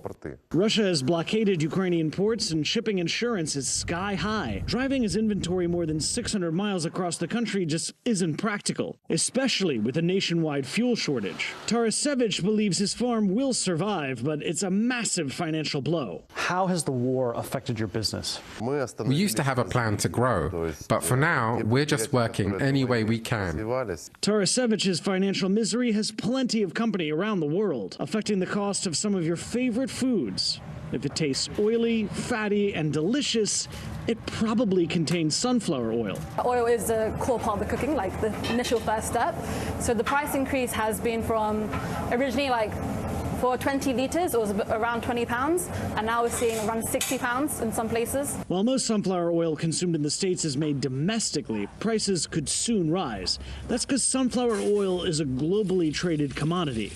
That's turned the humble Ukrainian farmer into something of a global hero. Is there an issue with the fact that you're doing all this farming and it doesn't feel like a lot of this stuff is going to be able to be exported? We need to continue our work, because if we stop, there'll be no food. A food fight that extends far beyond Ukraine's borders. Our thanks to Matt Bradley for that report. Eye-opening, really. Truly. Now, let's get a check at your Morning News Now weather. Which means Michelle Grossman is back in here with us. Hey, Michelle. Hey there, guys. And we were talking about brush fires once again. Wildfire risk is elevated again. We had a little bit of a break, and it's not just the Southwest. I know we focus on the South Plains, the Southwest, the Southern Plains and Southwest, but we have video out of northern Michigan where we saw a brush fire, and we saw acres of land being burned, roads being closed. And this is a video where you don't expect northern Michigan to see this. Although we've had red flag warnings there, we've had red flag warnings in the Northeast as well. So many dry, warm places right now, so early in the season. And as we go throughout today, we are looking at a critical risk where you see the red here on the map, including San Angelo. We are looking at a critical risk for a fire danger today. So that includes low humidity, dry fuels, gusty winds. You combine those, and that's why we're seeing the chance for fire danger once again today. We do have red flag warnings. That is in your pink, and we have red fire watch in your orange. So when you have a red flag warning, any spark could start a wildfire. You just want to be aware of that. So as we look towards today, that's a big story. Also, the record heat in the south, we're looking at 90s, we're looking at 100s. Severe weather in the middle of the nation. We'll talk more about that. That's in the Central Plains into the mid-Mississippi Valley. And we're looking at warm sunshine. Finally, the storms move out of here in the Northeast, and we're looking at a pretty nice day with breezy conditions and near normal conditions. So more spring storms today. Remember, it's severe weather season, and we're looking at area of low pressure swinging out of the plains, and we're looking for that severe risk from Missouri, Kansas, Nebraska, also Iowa. And notice how that low kind of goes along the front. It's like a train car on a train track, and it's just bringing that severe weather. So this moves into the Ohio Valley by tomorrow. We could see some flash flooding as well. So your severe threat for today, 7 million at risk. Kind of hone in on that orange area. That's where we're looking at that enhanced risk, where it's likely we're going to see severe weather. And then you guys, we're going to look at that yellow area. That's your slight risk, and that includes North Platte down to Wichita. Every day we talk about these wildfires, though. I know. The weather's starting so early. changing. Yeah, it's early. It's longer. It's depressing. Yeah, it really is. It's scary, actually. All right, Michelle, thank you so much, as always. And coming up, a sigh of relief for America's new parents desperately trying to track down supplies of baby formula in stores nationwide. The big pharma deal that's set to boost production, and when you might be able to see more formula on more shelves. Plus, as the summer travel season heats up, we've got some top tips to keep you happy, calm, and above all, healthy when you get set to jet. You're watching Morning News Now.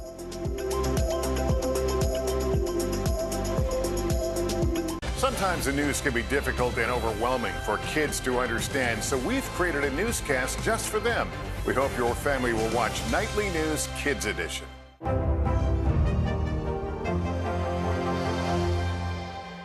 Now Tonight with Joshua Johnson, streaming weeknights at 8 on NBC News Now. Still to come on the Channel 2 News. Well, the waters are certainly receding now. Still too close to call. Lester Holt reporting from New York. Ground zero, as it's being referred to. It is, in fact, a taste of freedom. The Haitian people know a little something about resiliency. What's the biggest risk right now? Some of the troops who have been proud. I want to welcome you to the first presidential debate. In fact, we've been told we can't go any farther. You with some resilient folks, let me get in.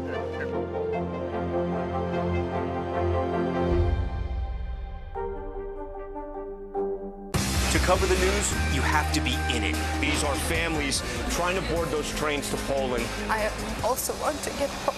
You'll get home. Every night, it's your news playlist. Top Story with Tom Llamas, weeknights at 7 on NBC News Now.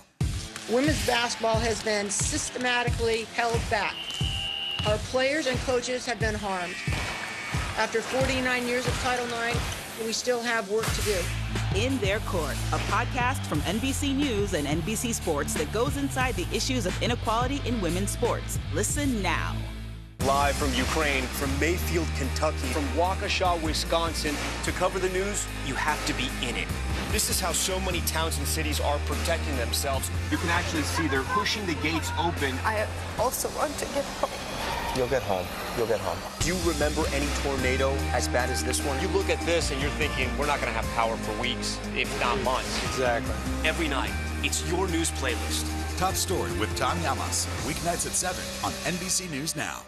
News is happening now. Look at what's making headlines around the world. Whenever it happens, wherever you are, it's here now.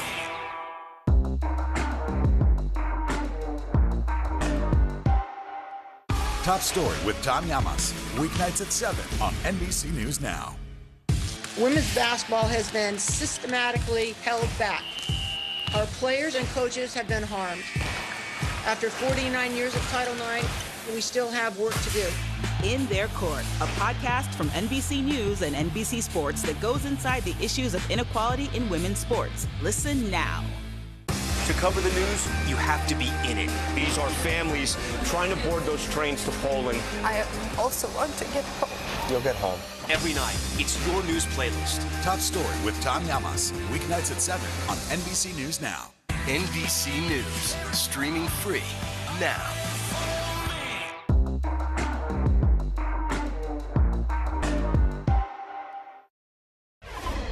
Welcome back. There are some promising developments in the nationwide baby formula shortage. Federal regulators say it may be possible to reopen a formula plant in Michigan that has been closed for several weeks because of suspected bacterial contamination. NBC News business and technology correspondent Jolene Kent has the details.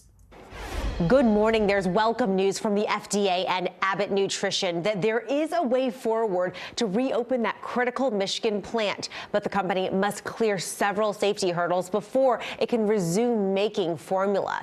This, as the FDA says, it will also allow more formula imports from abroad. This morning, a glimmer of hope for parents desperate for baby formula. You go from store to store and usually there's nothing there. The FDA striking an agreement with the formula manufacturer Abbott on new steps to reopen the company's critical Michigan facility. The company initiated a recall and closed the plant in February after reports of serious bacterial infections in 4 infants, leading to 2 deaths. Abbott has previously said there is no evidence to link its formulas to the illnesses. On Monday, Abbott CEO saying in a statement, "Our #1 priority is getting infants and families the high-quality formula they need," adding, "We're deeply sorry that our voluntary recall worsened the nationwide formula shortage." According to the Justice Department, Abbott must overhaul its safety protocols before production can restart. If the FDA and a federal court approve the deal, the plant would be allowed to restart in 2 weeks. But it could take up to 2 months before more formula hits store shelves. The FDA commissioner previewing the plan with Savannah on Monday. And the FDA is likely to approve it.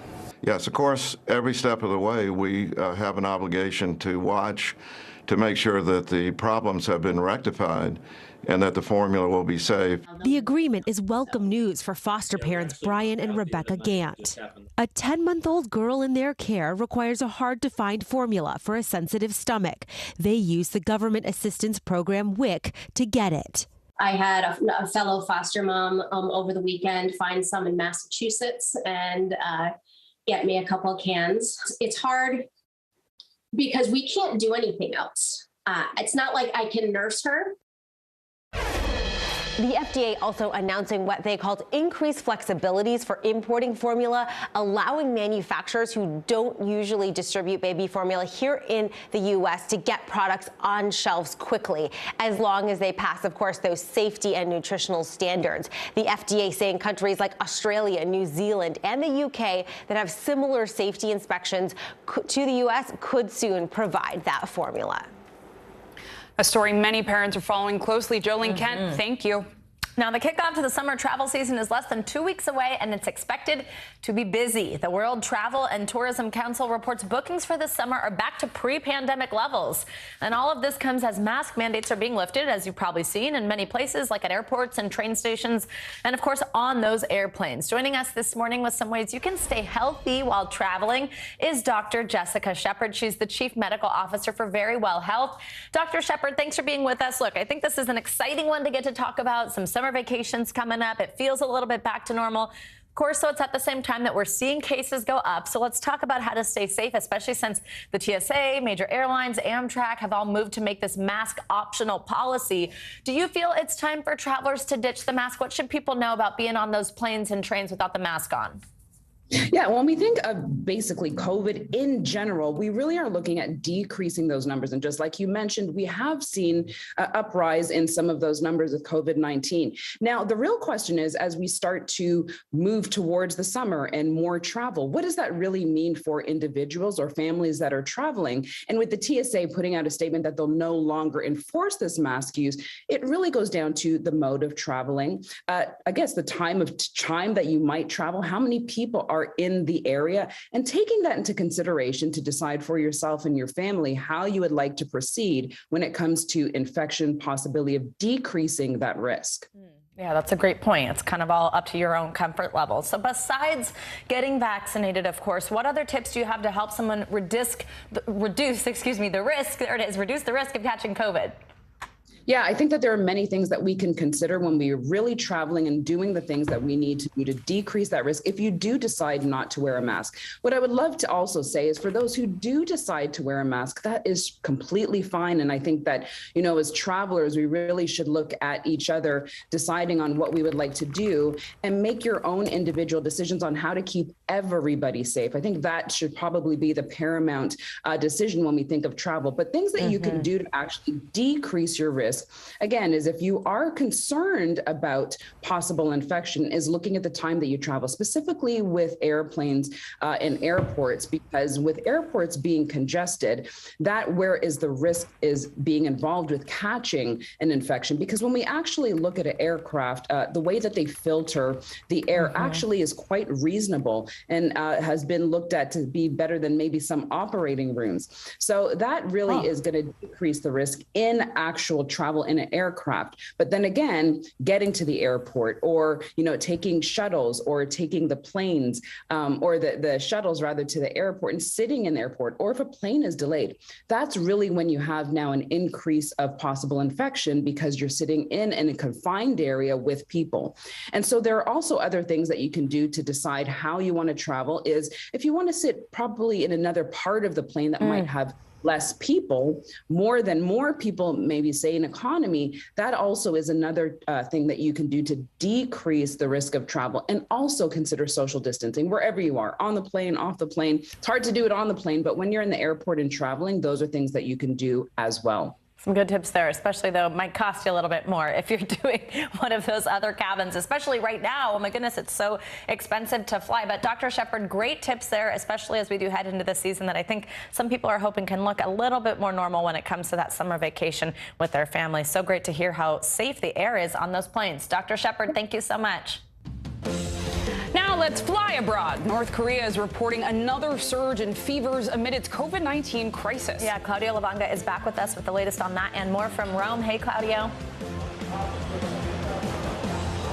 Good morning. Yes, state media in North Korea said that almost 1.5 million people in the country now have become ill with fever since late April, and 56 people have died. But the authorities are not saying how many of those cases are actually officially linked to COVID-19. But the fear here is that the tally may be a lot higher in this first official outbreak in the country because North Korea lacks the tests, resources and vaccines to monitor and fight the virus. And the brother of Shireen Abu Akleh, the Al Jazeera journalist who was shot dead on Wednesday, has called the violent intervention by Israeli police at her funeral unacceptable, unjustifiable, intentional and brutal.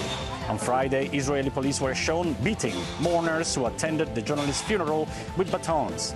Now a violent intrusion that has caused outrage around the world. Let's end this short tour of the world in Japan, which is finally slowly reopening to tourists. Now, the country will start by offering limited package tours this month to tourists who are triple vaccinated from the US, Australia, and Thailand, and plans to reopen to all tourists in the near future. Well, I guess that if you're American, if you're triple vaccinated, you better book your trip to Japan now. This may be the last chance you get to see it without that many tourists. Yeah. Duly noted. Yeah, good point. Thank you, Claudio, so Thanks, much. Claudio. Coming up, how did we get here? We'll take a closer look at the political push behind that explosive draft Supreme Court opinion on Roe v. Wade. Decades of grassroots pro-life organizing, all leading to one decision. Plus, decision day for one of the most controversial figures in Congress. Today, North Carolina's Madison Cawthorn. Those stories and more after this. When was the last time you made space to listen to somebody? We are meeting people one after the next who have made profound changes. I think you're going to be blown away by the life lessons. Join Hoda Kotb for her podcast, Making Space. Listen now. Women's basketball has been systematically held back. Our players and coaches have been harmed. After 49 years of Title IX, we still have work to do. In Their Court, a podcast from NBC News and NBC Sports that goes inside the issues of inequality in women's sports. Listen now. Our world is facing some complex issues. Chuck Todd breaks them down. Every Thursday, a deep dive into a new subject. Instead of trying to cover a lot of topics in one episode, we're going to focus on one and take a deeper look at how it impacts America. Exploring and explaining the critical stories that affect our future. Meet the Press Reports. Thursdays at 10:30 p.m. Streaming on NBC News Now and on demand next day on Peacock. Top Story with Tom Llamas is your news playlist on NBC News Now. And now, you can listen to it as a podcast. Available anytime and anywhere. Good morning, everybody. Welcome to Today. Future's looking bright. You got a whole restart. How does that land with you? Is climate change and the environment one of your top priorities? Sounds so good. Love it. These days, it feels like the news never stops. So let's get into it. What's happening right now, what it all means for you for an hour every day. It can be hard to keep up, so let's get started together. Hallie Jackson Now, weekdays at 5 on NBC News Now. Sometimes the news can be difficult and overwhelming for kids to understand. Ukraine and Russia. Could you help me understand what's going on? So to help make sense of it, we've created a newscast just for them. We hope your family will watch Nightly News Kids Edition. Welcome back. With the pending Supreme Court decision on the landmark Roe v. Wade case, those on both sides of the debate want to make their voices heard. NBC News correspondent Ellison Barber spoke to opponents of abortion rights about how they campaigned for years to get to this point. It was the more aggressive tactics that often won attention for the anti-abortion rights movement. But it is decades of political organizing that may have brought them to the brink of finally overturning Roe v. Wade. I don't support any kind of violence.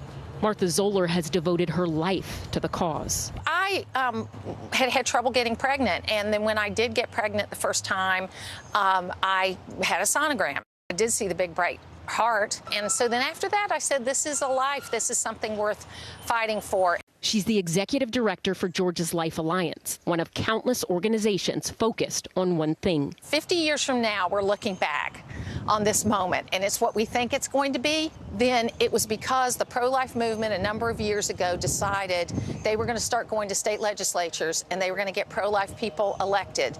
These organizations started working with local leaders to chip away at abortion protections. Carol Tobias is the president of National Right to Life. We've got affiliates in each of the states. They know what to do. Keep educating, keep electing candidates, keep passing legislation. State legislation like heartbeat bills and limiting access and funding. At one point, we had 31 state legislatures that were conservative and pro-life. Meanwhile, on a national level, by the mid-'80s, the movement effectively aligned themselves with the GOP. I believe that interrupting a pregnancy is the taking of a human life.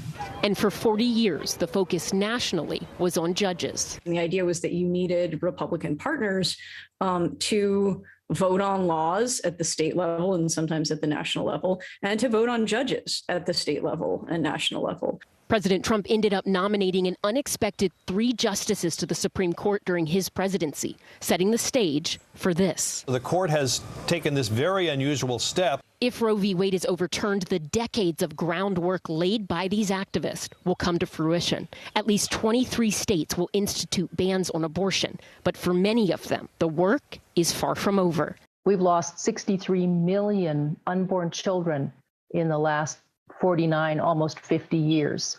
And we've got people that just in their heart, in their soul, they know that it's wrong. And they are determined to make a difference, to save those lives. Our thanks to Ellis and Barbara for that report. And today, one of the hotly contested races we're watching is the race for North Carolina's 11th congressional district. The incumbent 26-year-old Madison Cawthorn is facing a crowded field of Republican candidates. As NBC News correspondent Antonia Hilton tells us, despite an endorsement from former President Trump, his antics off the campaign trail could potentially cost him his job. North Carolina Congressman Madison Cawthorn wants to be reelected. I'm Madison Cawthorn, and I approve this message. The 26-year-old Republican is one of the youngest ever elected to serve in the House. But over his first term, he quickly found himself mired in controversy. An ardent Trump supporter, Cawthorn rallied people ahead of the January 6th Capitol riot and helped push conspiracy theories about election fraud. Oh, hey, we're going to have kind of a sexual get-together at one of our homes. You should come. And I'm like, in March, he claimed lawmakers were doing drugs and hosting sex parties, a move that stunned even his Republican colleagues. He's made headlines for being charged a second time for driving with a revoked license, caught trying to bring a gun on a plane, and has been accused by several women of sexual harassment, claims he has denied. There have been sexually charged images of Cawthorn leaked, including pics of Cawthorn wearing lingerie and one video showing him naked in a bed, thrusting against another man's head, a video Cawthorn calls foolish. On the ground in his home state, Cawthorn has been accused by voters NBC News spoke with of neglecting his responsibilities to the community he serves and insulting others in his own party, something he's using to further his own campaign. One recent Republican poll shows Cawthorn's unfavorable rating amongst GOP primary voters in North Carolina jumped from 29% in March to 44% in April. I have never voted in Washington. The bad blood has the state's top Republicans, including Senator Tom Tillis, backing one of Cawthorn's 7 challengers, State Senator Chuck Edwards. Others vying for the 11th district seat include a state hotel owner and a retired Army colonel. Cawthorn has the support of former President Trump, whose endorsements have proven key in 39 out of 40 Republican primaries so far this year. But it's voters who will get the final say. Our thanks to Antonia Hilton for that report. And know this, under North Carolina rules, Cawthorn can win the Republican nomination outright and avoid a runoff by placing first with more than 30% of the vote. So keep your eyes on that big race. Coming up, a candid interview with the incomparable Selma Blair. Yeah, today's show, Savannah Guthrie sits down with the actress on her new memoir, discussing family struggles, alcoholism, and her MS diagnosis. That's next. Making Space, the inspirational podcast from Hoda Kotb. Listen now. Top Story with Tom Llamas, weeknights at 7 on NBC News Now. News is happening now. Look at what's making headlines around the world. Right now on Morning News Now. We're coming on the air with breaking news. And this is a significant moment. Whenever it happens, wherever you are. NBC News, streaming free now. Sometimes the news can be difficult and overwhelming for kids to understand. Ukraine and Russia. Could you help me understand what's going on? So to help make sense of it, we've created a newscast just for them. We hope your family will watch Nightly News Kids Edition. Top Story with Tom Llamas, weeknights at 7 on NBC News Now. Our world is facing some complex issues. Chuck Todd breaks them down. Every Thursday, a deep dive into a new subject. Instead of trying to cover a lot of topics in one episode, we're going to focus on one and take a deeper look at how it impacts America. Exploring and explaining the critical stories that affect our future. Meet the Press Reports. Thursdays at 10:30 p.m. Streaming on NBC News Now and on demand next day on Peacock.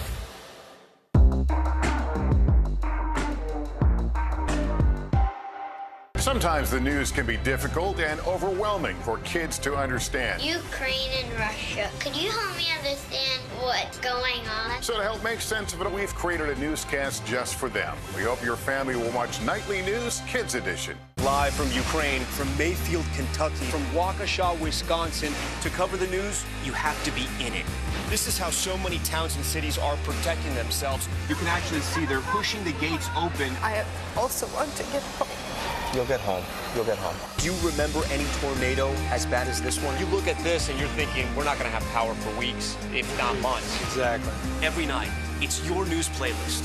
Top Story with Tom Llamas, weeknights at 7 on NBC News Now. These days, it feels like the news never stops. So let's get into it. What's happening right now, what it all means for you for an hour every day. It can be hard to keep up, so let's get started together. Hallie Jackson Now, weekdays at 5 on NBC News Now. When was the last time you made space to listen to somebody? We are meeting people one after the next who've made profound changes. I think you're going to be blown away by the life lessons. Join Hoda Kotb for her podcast, Making Space. Listen now. Top Story with Tom Llamas, weeknights at 7 on NBC News Now.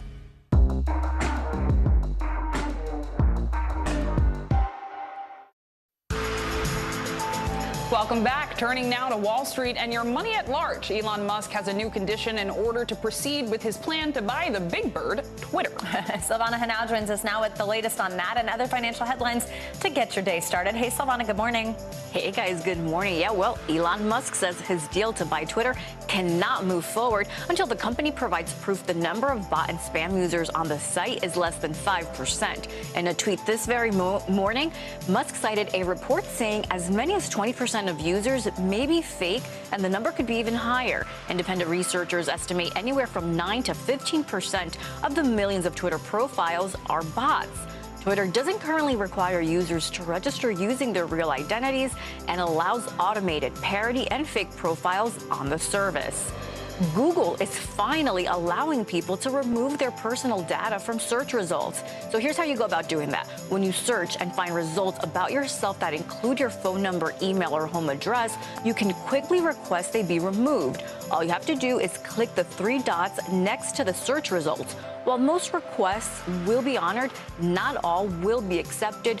Google will evaluate content on web pages to ensure it's not limiting information that's broadly useful, such as in news articles.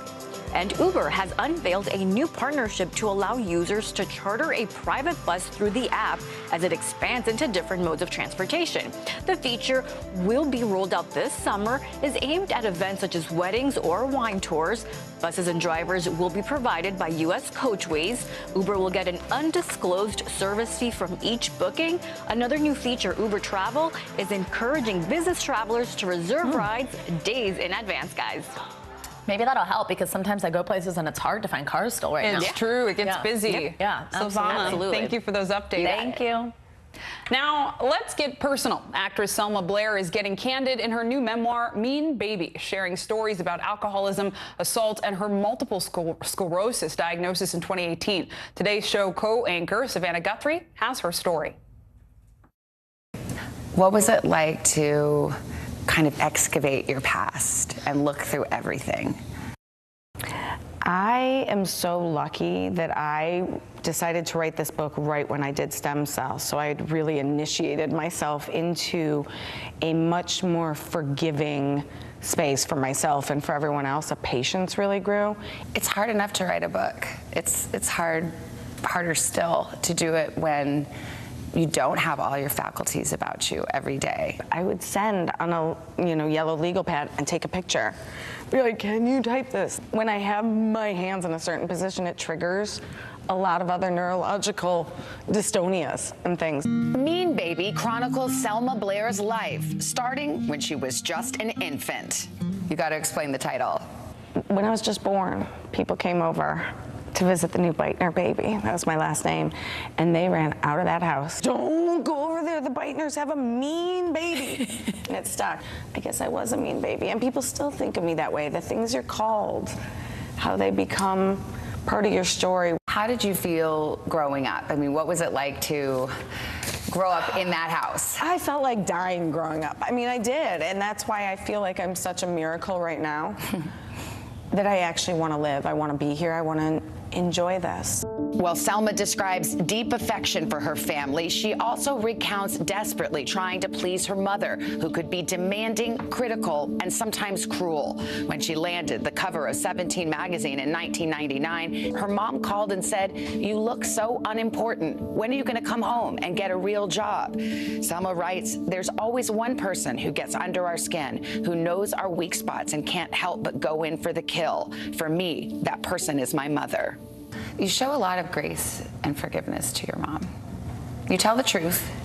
She was a damn fine, funny, dramatic, amazing woman. And I was hurt that she didn't love me enough. I love my son enough. You said, "My mother tethered a darkness to me, and I thought my suffering was the only way to please her." That hit me hard. It is sad what we go through, isn't it? All of us, as we come to understand our life. I wanted to be worthy of her love, and that meant suffering. Selma wants a different life for her son, 10-year-old Arthur, and says her book and her documentary, introducing Selma Blair, exists so he knows how hard she has fought to be here and to be happy. You write a letter to Arthur at the end of your book, which is so touching. One of the things you say is, "My disease is not a tragedy." What do you hope he sees when he sees you moving through the world? I hope he sees that when you have something that could potentially be a real setback in time, set yourself up to recover. I don't want him to feel ashamed or too scared that he can't move forward.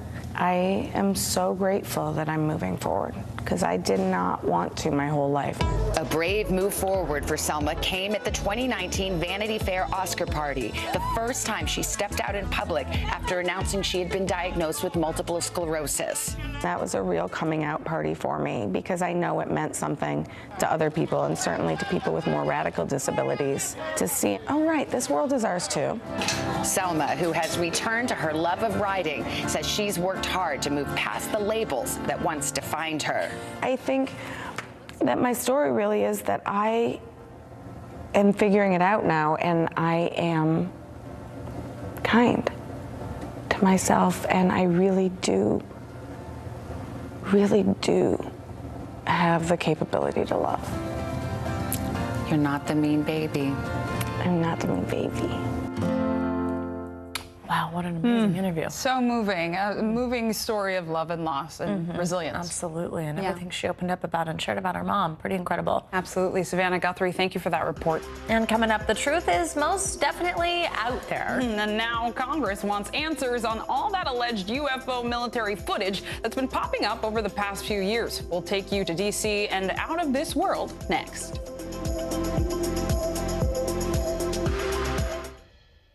To cover the news, you have to be in it. These are families trying to board those trains to Poland. I also want to get home. You'll get home. Every night, it's your news playlist. Top Story with Tom Llamas. Weeknights at 7 on NBC News Now. This is a very different kind of program. We're here to start conversation about the big things happening in our world. Professor, I'm not asking you to predict the future, but what do we think that the new normal is going to be? Is part of this that everyone's rethinking their jobs during this pandemic and their relationship to their employers? What is your biggest tip for any parent who's concerned about this? It's not my job to tell you what to think. My job is to think about what you tell me. Now Tonight with Joshua Johnson, streaming weeknights at 8 on NBC News Now. News is happening now. Look at what's making headlines around the world. We're coming on the air with breaking news. This is a significant moment. Whenever it happens, wherever you are, NBC News, streaming free now. We're here to start conversations about the big things happening in our world, because it's not my job to tell you what to think. My job is to think about what you tell me. Now Tonight with Joshua Johnson, streaming weeknights at 8 on NBC News Now. Top Story with Tom Llamas is your news playlist on NBC News Now. And now, you can listen to it as a podcast. Available anytime and anywhere. Still to come on the Channel 2 News. Well, the waters are certainly receding now. Still too close to call. Lester Holt reporting from the Ground Zero, as it's being referred to. It is, in fact, a taste of freedom. The Haitian people know a little something about resiliency. What's the biggest risk right now? Some of the troops who have been proud. I want to welcome you to the first presidential debate. In fact, we've been told we can't go any farther. Here are some resilient folks. Let me get a hint.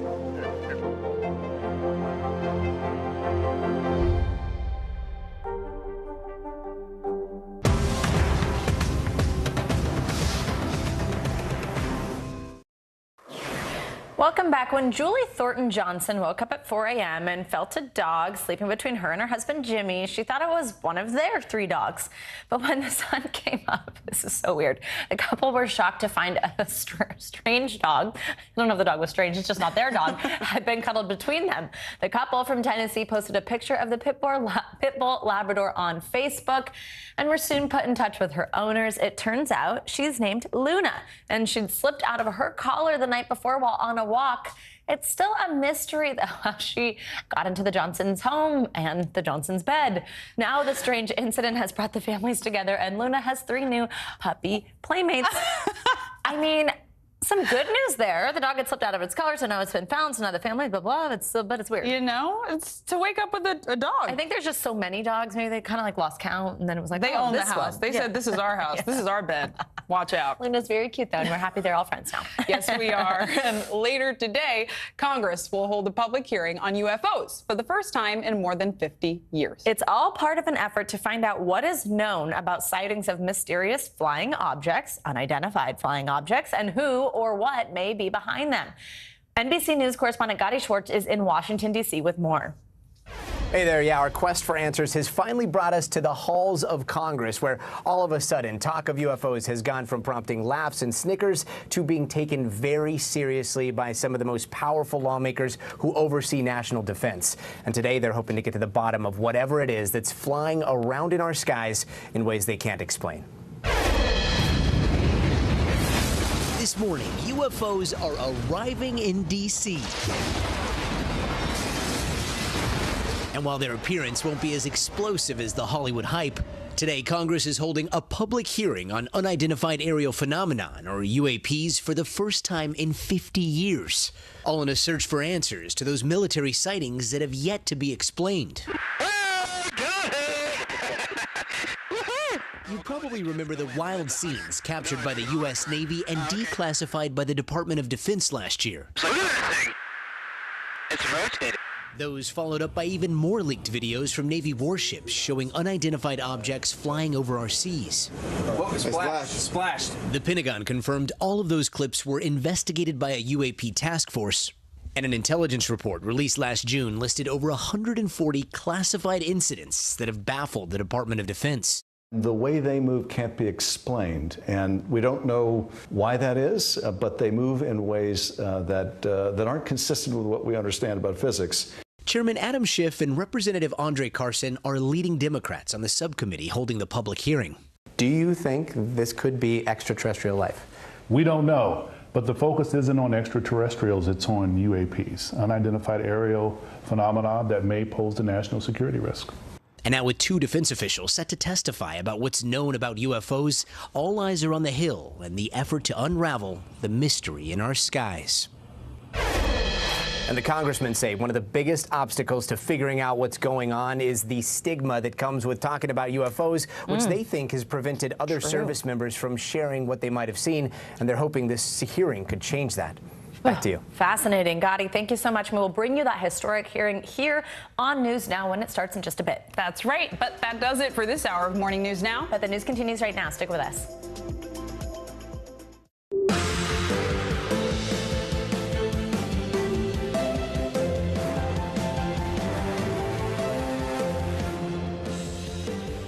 Good Tuesday morning. I'm Zinklea Samoa in for Joe Fryer. And I'm Savannah Sellers. Right now on Morning News Now, primary day. Voters in key swing states are heading to the polls this morning in races that could give us an idea of former President Trump's influence on voters and what we could expect to see in the November midterms. We'll break down the races to watch.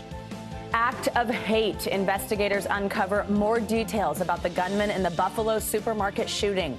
What they're learning about the plans he allegedly made before the shooting. This as President Biden visits the city today to meet with the community and families of the 10 people who were killed. Future of Mariupol. The last Ukrainian fighters leave the city's besieged steel plant, where they've been holed up under bombardment for weeks. The apparent surrender of the plant means the city could come under Russian control. What's next for the future of this city as Russia targets other regions of Ukraine? And cashing in. When companies get bought out, it's usually the owners walking away with the big payout, but that's not the case for workers at one Midwest company. The surprise that left many walking away with 6-figure sums and those smiles on their faces you can see there. It's a great story to bring you later this hour. Exactly. I would be smiling. More companies should follow suit.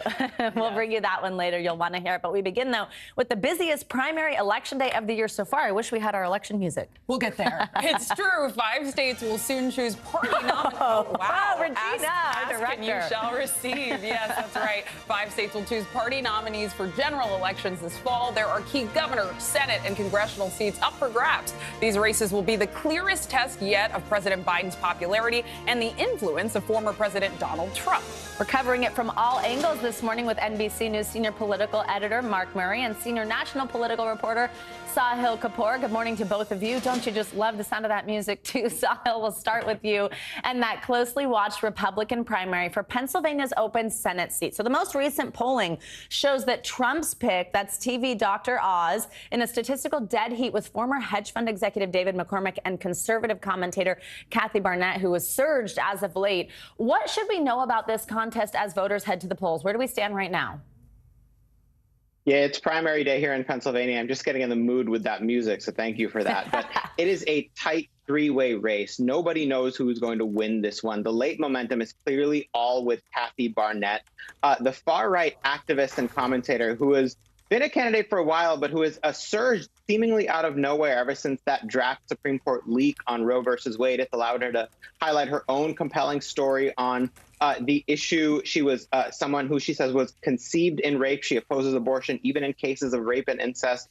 Those positions have struck a chord here with Republican voters in this state. And she has taken advantage of the fact that neither of her 2 rivals has really closed the deal with voters.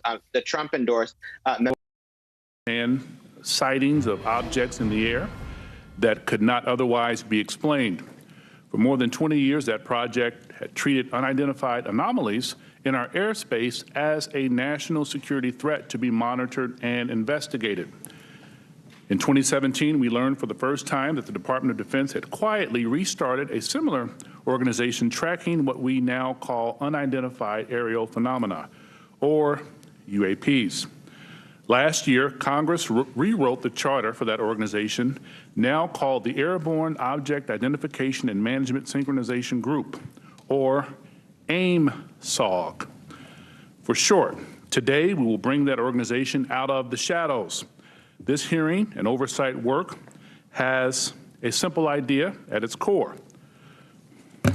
Unidentified aerial phenomena are a potential national security threat, and they need to be treated that way. For too long, the stigma associated with UAPs has gotten in the way of good intelligence analysis. Pilots avoided reporting or were laughed at when they did. DoD officials relegated the issue to the back room or swept it under the rug entirely, fearful of a skeptical national security community. Today, we know better. UAPs are unexplained, it's true, but they are real. They need to be investigated, and many threats they pose need to be mitigated.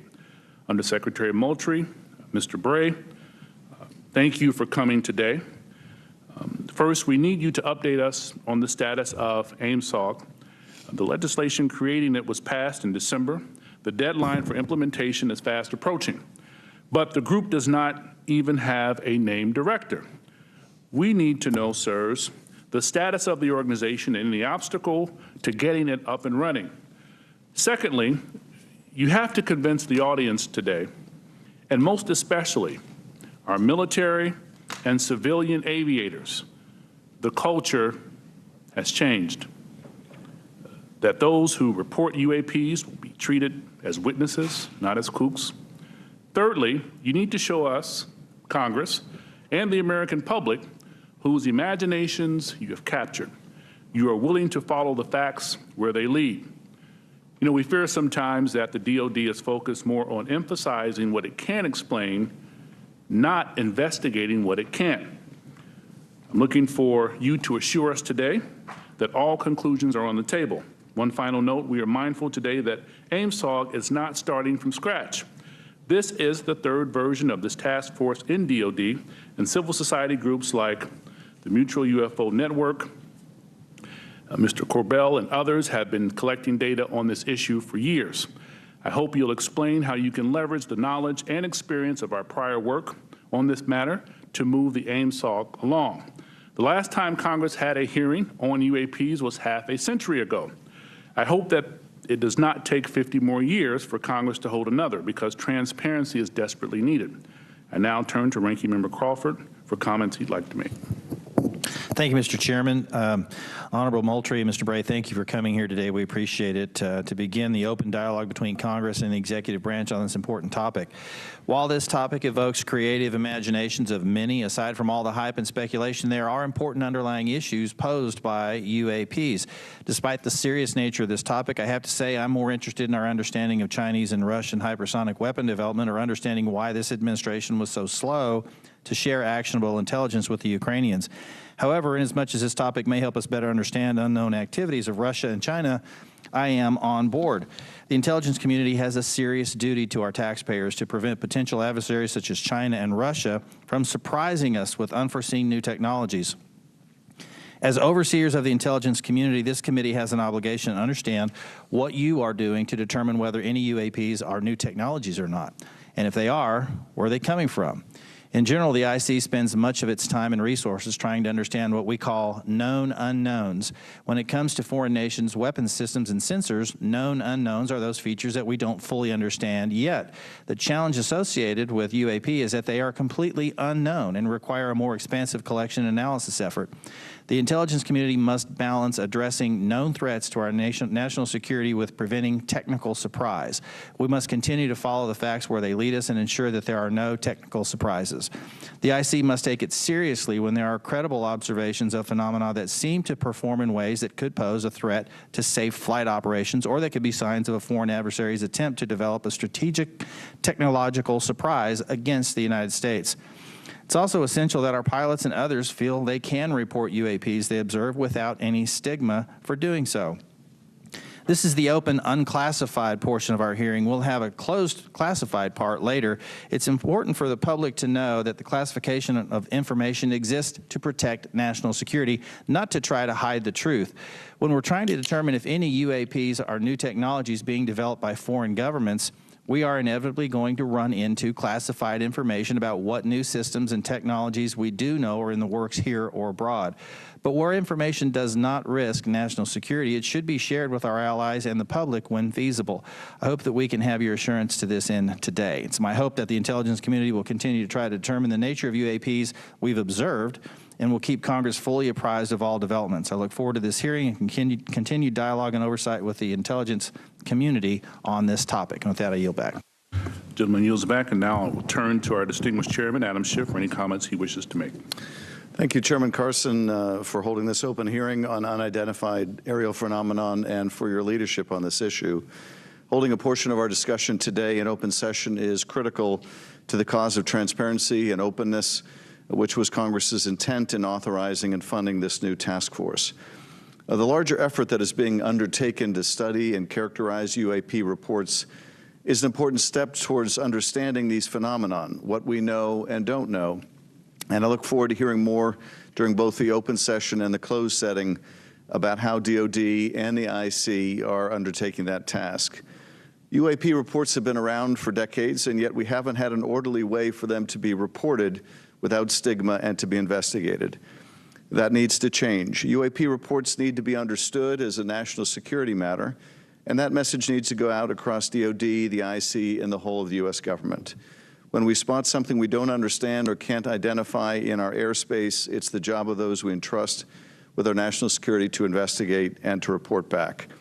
That is why it's important that we hold this open hearing for the public to hear directly from the Department of Defense on the steps it's taking to track, analyze, and transparently communicate the work that is being done on this issue. It is also the responsibility of our government and this panel to share as much as we can with the American people, since excessive secrecy only breeds distrust and speculation. I look forward to hearing how the UAP task force is being stood up, what challenges they still face, and how this committee can make sure the task force is able to shed light on one of the world's most enduring mysteries. I thank you gentlemen for your work, and be very interested to hear what you have to say. To me, among the most fascinating questions are these phenomena that we can measure. That is, instruments report there is something there. It is not the human eye confusing objects in the sky. There is something there, measurable by multiple instruments, and yet it seems to move in directions that are inconsistent with what we know of physics or science more broadly. And that to me poses questions of tremendous interest and as well as potential national security significance. So we look forward to hearing what you're able to report to us today in open session, and I want to thank Chairman Carson again for his extraordinary leadership on this issue, and I yield back. Chairman yields back. Thank you. With that, we will start our hearing. Under Secretary Moultrie, the floor is yours, sir. Thank you. Chairman Schiff, Committee Chairman Carson, Ranking Member Crawford, distinguished members of the subcommittee, it's a privilege to be here with you today to address your questions regarding unidentified aerial phenomenon, or UAP. I'm pleased to be joined by Mr. Scott Bray, the Deputy Director of Naval Intelligence, who will speak to the Navy's Unidentified Aerial Phenomenon Task Force, which laid the foundation for the efforts we will discuss today. First, I'd like to thank Congress for supporting the Department's UAP efforts. The NDAA for fiscal year 2022 has helped us to establish a dedicated office to oversee processes and procedures for the timely collection, processing, analysis, and reporting of UAP-related data. What are UAP? Put simply, UAP are airborne objects that, when encountered, cannot be immediately identified. However, it is the Department's contention that by combining appropriately structured, collected data with rigorous scientific analysis, any object that we encounter can likely be isolated, characterized, identified, and if necessary, mitigated. We know that our service members have encountered unidentified aerial phenomenon, and because UAPs pose potential flight safety and general security risk, we are committed to a focused effort to determine their origins.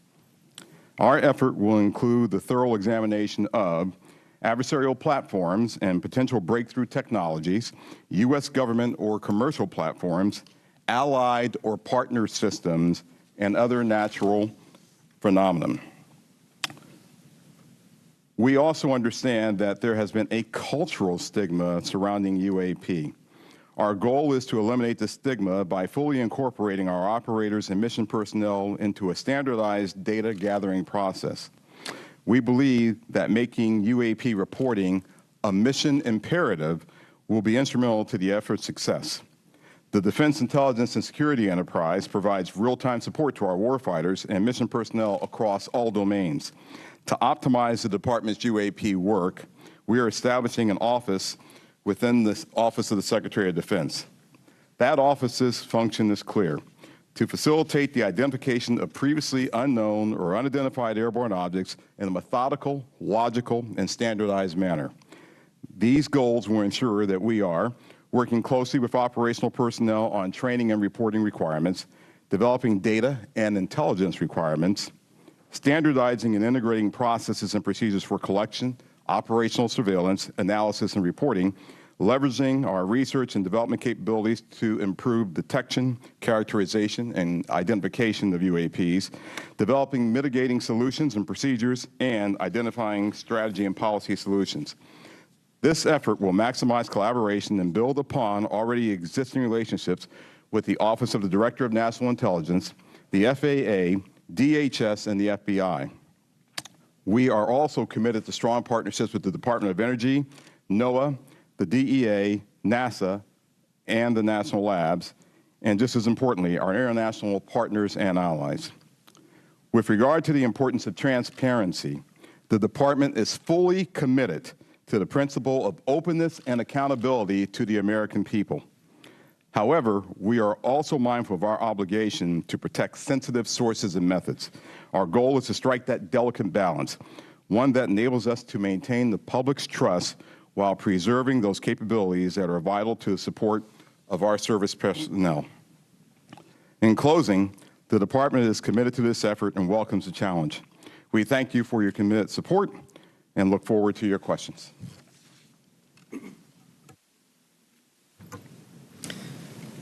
Chairman Schiff, Chairman Carson, Ranking Member Crawford, and committee members, thank you very much for the opportunity to be here today to highlight the ongoing work of the Department of Defense regarding unidentified aerial phenomena. Since the early 2000s, we have seen an increasing number of unauthorized and or unidentified aircraft or objects in military-controlled training areas and training ranges and other designated airspace. Reports of sightings are frequent and continuing. We attribute this increase in reporting to a number of factors, including our work to destigmatize reporting, an increase in the number of new systems such as quadcopters and unmanned aerial systems that are in our airspace, identification of what we can classify as clutter, mylar balloons and other types of air trash, and improvements in the capabilities of our various sensors to detect things in our airspace. Almost 2 years ago, in August of 2020, Deputy Secretary of Defense Nordquist directed the establishment of the Unidentified Aerial Phenomena Task Force within the Department of the Navy. The UAP Task Force was built on the foundation of the Navy's initial efforts to respond to the reports from our aviators on unidentified objects observed in our training ranges. The basic issues then and now are twofold. First, incursions in our training ranges by unidentified objects represent serious hazards to safety of flight. In every aspect of naval aviation, safety of our air crews is paramount. Second, intrusions by unknown aircraft or objects pose potential threats to the security of our operations. Our aviators train as they would fight. So any intrusions that may compromise the security of our operations by revealing our capabilities, our tactics, techniques, or procedures are of great concern to the Navy and the Department of Defense. From the very beginning, we took these reports very seriously. We instituted a data-driven approach to the investigations where we could collect as much data as possible and use all available resources to analyze and make informed decisions on the best ways to address our findings. Our main objective was to transition UAP efforts from an anecdotal or narrative-based approach to a rigorous science and technology engineering-focused study.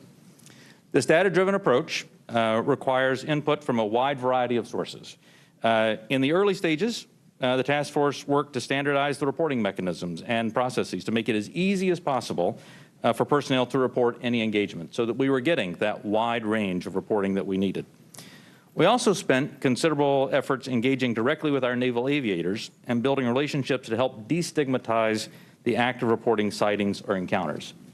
And we worked with naval aviation leadership to provide additional equipment to record any encounter. Navy and Air Force crews now have step-by-step procedures for reporting on a UAP on their knee board in the cockpit and in their post-flight debrief procedures. The direct result of those efforts has been increased reporting with increased opportunities to focus a number of sensors on any objects. The message is now clear. If you see something, you need to report it.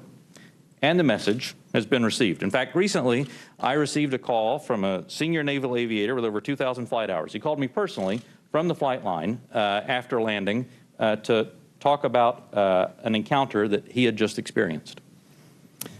Those were just the initial steps. We also made a concerted effort to assemble subject matter experts from across the Department of Defense and the intelligence community and other U.S. government agencies and departments. We forged partnerships with the research, development, and acquisition communities, with industry partners, and with academic research labs, and we brought many allies and international partners into our discussions on UAP. Additionally, subject matter experts from a wide variety of fields, including physics, optics, metallurgy, meteorology, just to name a few, have been brought in to expand our understanding in areas where we may not have organic expertise. In short, we've endeavored to bring an all-hands-on-deck approach to better understand this phenomena. So what have we learned so far? Any given observation may be fleeting or longer. It may be recorded or not. It may be observable by one or multiple assets. In short, there's rarely an easy answer. For example, let me share with you the first video that we have here today, which shows an observation in real time.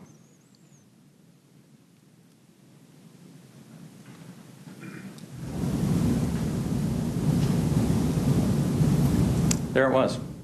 That's, in many cases, that's all that a report may include. And in many other cases, we have far less than this.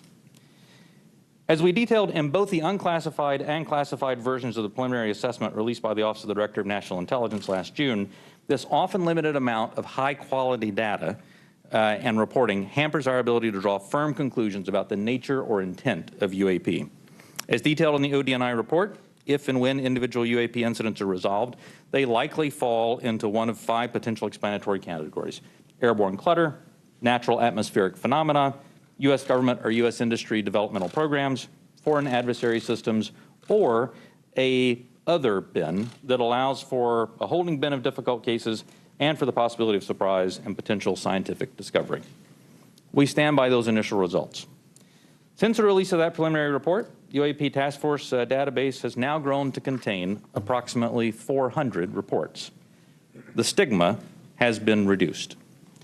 We've also made progress in resolving the character of a limited number of UAP encounters. For example, let me show you a couple of another video and image taken years apart in different areas. In this video, U.S. Navy personnel recorded what appears to be triangles, some flashing, recorded several years ago, off the coast of the United States. This was recorded while the U.S. Navy ship observed a number of small unmanned aerial systems in the area. And importantly, the video was taken through night vision goggles with a single lens reflex camera. These remained unresolved for several years.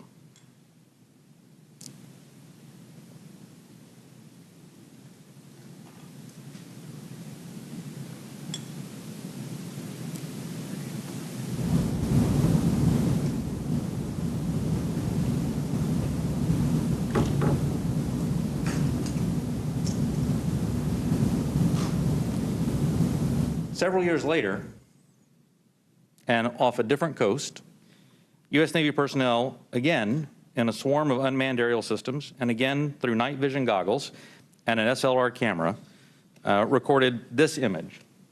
But this time, other U.S. Navy assets also observed unmanned aerial systems nearby. And we're now reasonably confident that these triangles correlate to unmanned aerial systems in the area. The triangular appearance is a result of light passing through the night vision goggles and then being recorded by an SLR camera. Now, I don't mean to suggest that everything that we observe is identifiable, but this is a great example of how it takes considerable effort to understand what we're seeing in the examples that we are able to collect. In this example, we accumulated sufficient data from 2 similar encounters from 2 different time periods in 2 different geographic areas to help us draw these conclusions. That's not always the case, though. We recognize that that can be unsatisfying or insufficient in the eyes of many. This is a popular topic in our nation, with various theories as to what these objects may be and where they originate. By nature, we are all curious and we seek to understand the unknown. And as a lifelong intelligence professional, I'm impatient. I want immediate explanations for this as much as anyone else.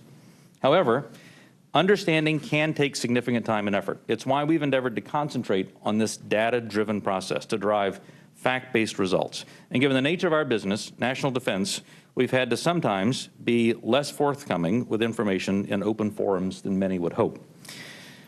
If UAP do indeed represent a potential threat to our security, then the capabilities, systems, processes, and sources we use to observe, record, study, or analyze these phenomena need to be classified at appropriate levels.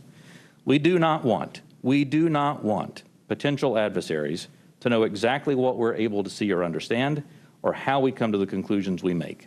Therefore, public disclosures must be carefully considered on a case-by-case basis. So what's next? We're concentrating on a seamless transition to the new organization, and future analysis of complicated issues of UAP issues will greatly benefit from the infrastructure, the process, and the procedures that we've developed to date. I'm confident that the task force under Navy leadership has forged a path forward that will allow us to anchor assessments in science and engineering via anecdotal evidence. We remain committed to that goal, as I know the USDI organization does as well. So thank you very much for your interest and continuing support for the UAP Task Force. The team's made a lot of progress, but we really are just establishing the foundation for the more detailed analysis that's yet to be done. And with your continued support, we can sustain that momentum necessary to produce data-centric analysis and understanding of the phenomena. I look forward to your questions. Thank you. Thank you, Mr. Bray. This is the third version of this task force, and to be frank, one of Congress's concerns is that the executive branch in administration from both parties has been sweeping concerns about UAPs under the rug by focusing on events that can be explained and avoiding events that cannot be explained. What can you say to give the American people confidence that you aren't just focusing our attention on low-hanging fruit with easy explanations? Congressman, I'll start, and then Mr. Bray, please feel free to weigh in. So the way that we're approaching this is with a more thorough, standardized methodology than what we have in the past. First and foremost, the Secretary of Defense is chartering this effort. This is not someone lower in the Department of Defense. And he has assigned that task to the Office of Secretary of Defense, the Undersecretary for Intelligence and Security, that's me, because I'm responsible for looking at intelligence matters, I'm responsible for security matters. This is potentially both. So when you start concerning ourselves with the safety of our personnel, the safety of our installations and bases, there's no other higher priority than what we have than actually getting after this. And as you have stated, we have been assigned that task to actually stand up an office, the AIM-SOG, which I believe the name, sir, will likely change.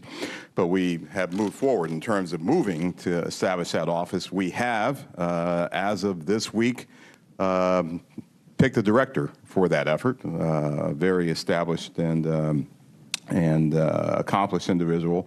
We've identified spaces. We've worked with personnel across the Department of Defense, with the services, and we've worked with the IC, which is on board in helping us work through this standardized methodology for now, bringing in data, analyzing that data, and reporting that data in the appropriate method and appropriate means so we can either get it to our service personnel to ensure their safety, or get it to you and the Congress and to the public to ensure that you have oversight to what we're doing. So chartered by the Secretary of Defense, standardized, and really a methodical approach is something that we're doing that has not been done before.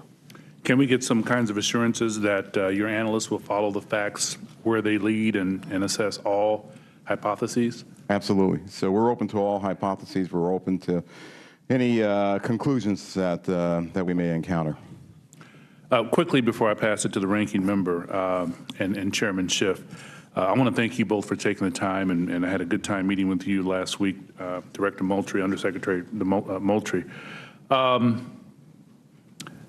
It's fair to say that you are a science fiction fan, is that correct?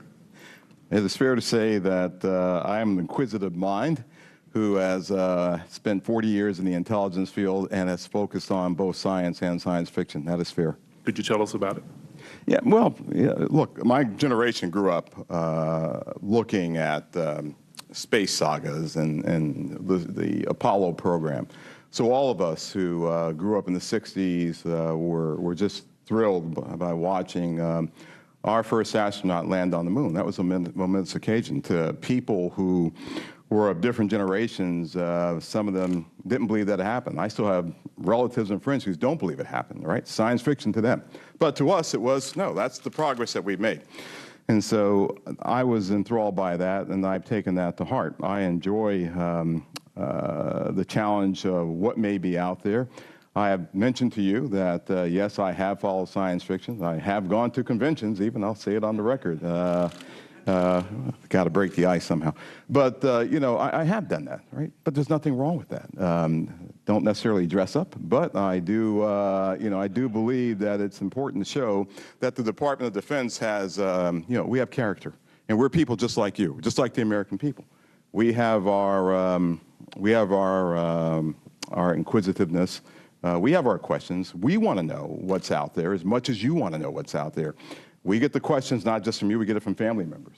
And we get them night and day, not just in committee hearings. So finding what's out there is important, but first and foremost, it's important for us to do that so that we can ensure that our people, our personnel, our aviators, our bases and installations are safe. And then that curiosity factor is something else that we just want to know, because that's the human race. It's just, you know, that insatiable desire to know.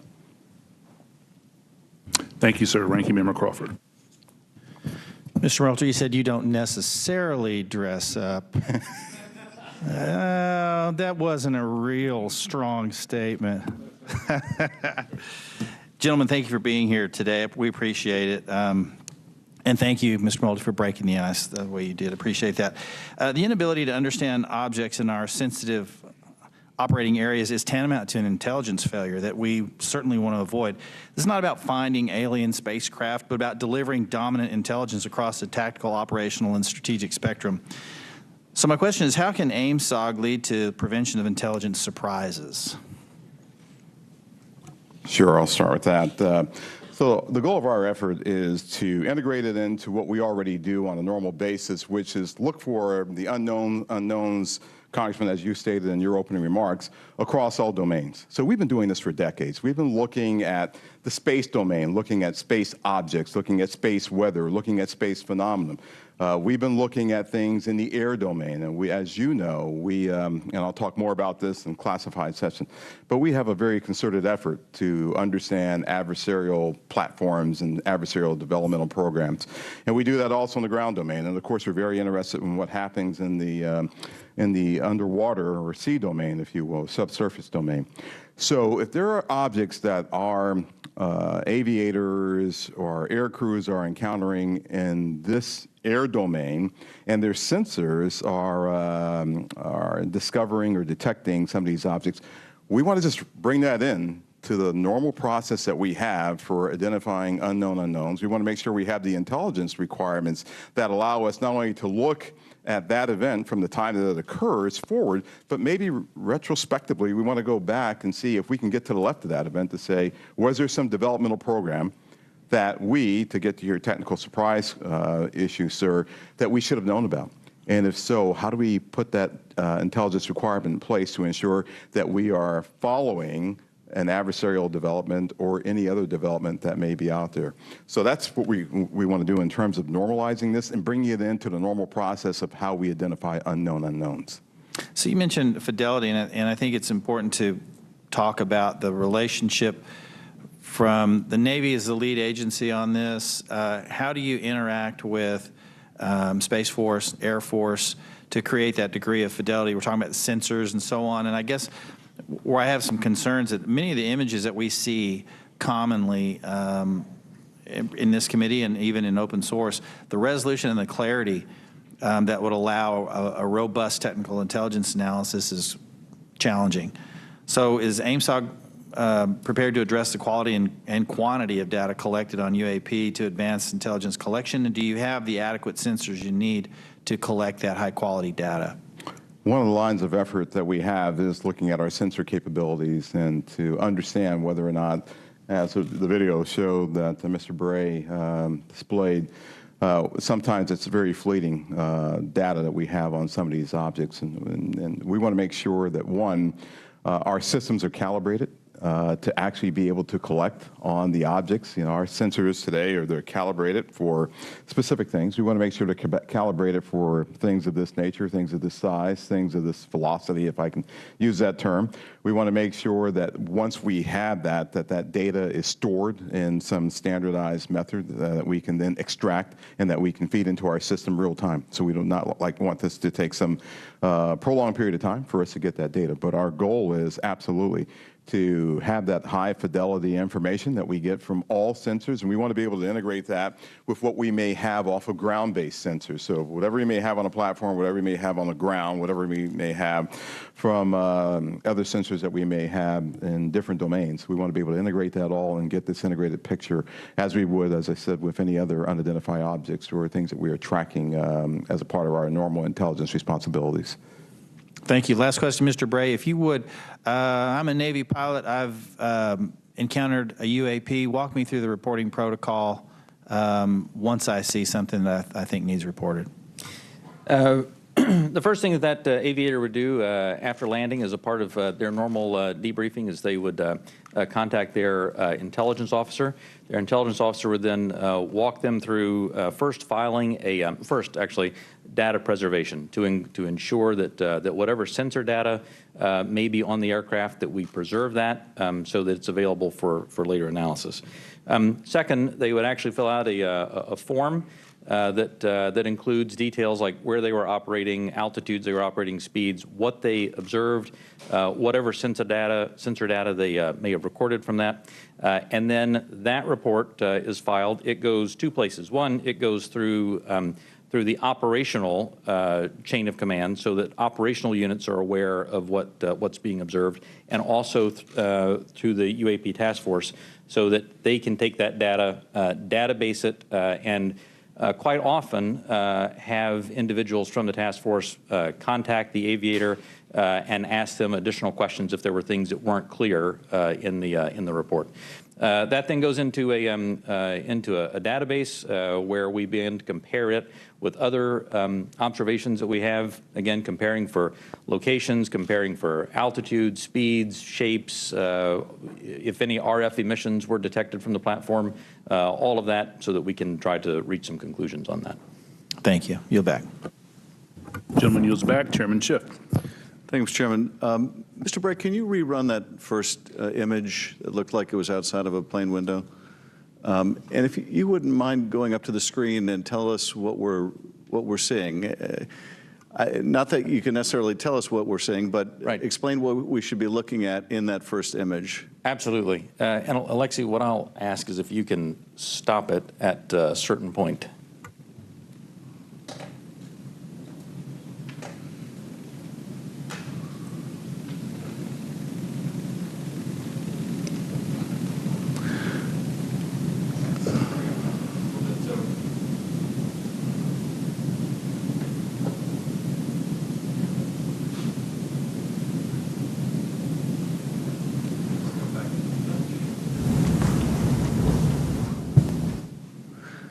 And are we looking outside of a civilian aircraft window? Is that what we're looking at? You're looking outside a U.S. Navy F-18. Okay. And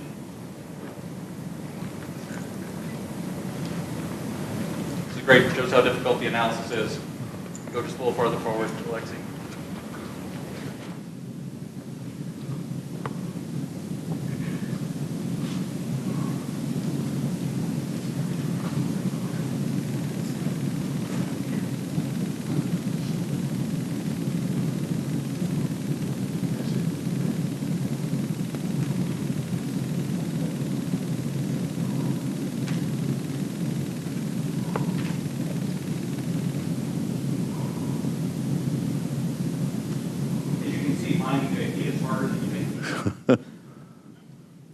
What you'll find eventually on this, when we find the right frame, is for literally about one frame here. There's a aerosol object that passes right through here, passes right through there because the aircraft is moving pretty fast. Is that it right there? Can you point to the screen again what we're supposed to be looking at?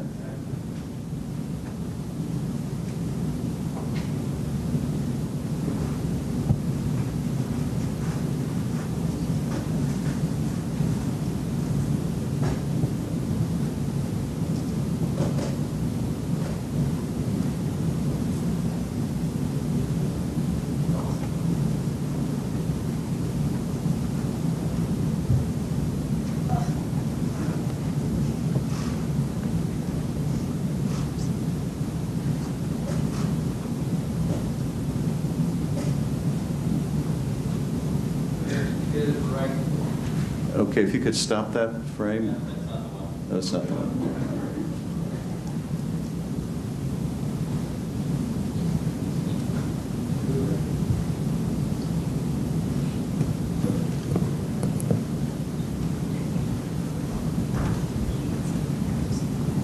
Alexi, just push play.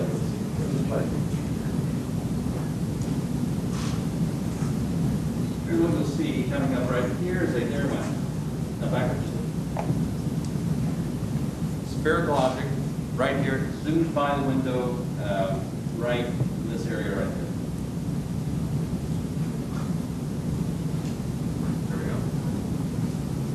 Could you see that part right there again going by? I think we're having a hard time stopping it in the right spot.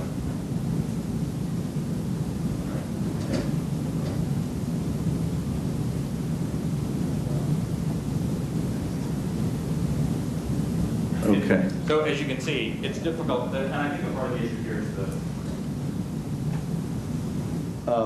the laptop we're working with is not as easy for stopping that video in the right spot. We'll describe what we have seen in that.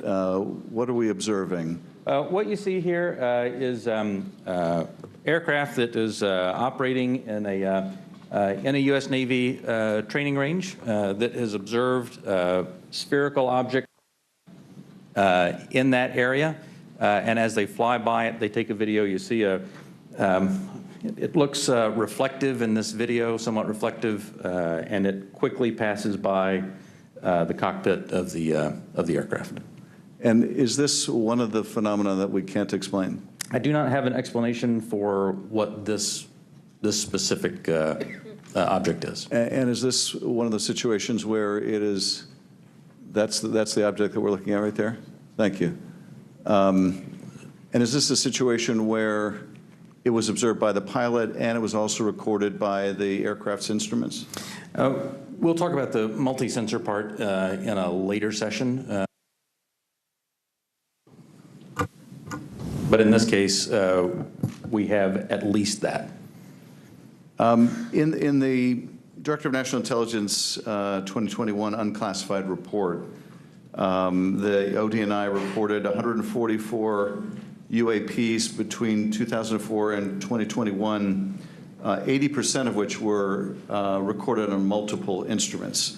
And I take it with respect to some of those, you had a pilot seeing them if it was observed by a pilot, right, and you had multiple instruments recording it. So you really have three sensors, the human sensor and two technical sensors detecting the object, is that? For the majority of incidents that we had in the last year's report, the majority had multi-sensor data. When I talk about the 400 reports that we have now, that number will certainly go down because a lot of those new reports that we have are actually historic reports that are narrative-based. So that percentage will go down just as a factor of the fact that the destigmatization has resulted in more narrative reports. And that's the object we're looking at right there now, right? That's it right there. Okay. Last year's report also said that of those 144, 18 of them reportedly appeared to exhibit unusual flight characteristics, appear to demonstrate advanced technology, and some of them appeared to remain stationary in winds aloft, move against the wind, maneuver abruptly, or move at considerable speed without discernible means of propulsion. That's pretty intriguing. And if you're able to answer this in this setting, are we aware of any foreign adversary capable of moving objects without any discernible means of propulsion? I think I would, without discernible means of propulsion, I would say that we're not aware of any adversary that can move an object without discernible means of propulsion.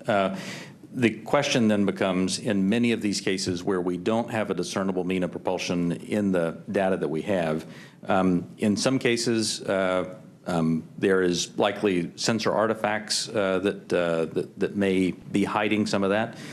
There's certainly some degree of something that looks like signature management that we have seen from some of these UAP, but I would caution. I would simply say that there are a number of events in which we do not have an explanation, in which and there are a small handful in which there are flight characteristics or signature management that we can't explain with the data that we have.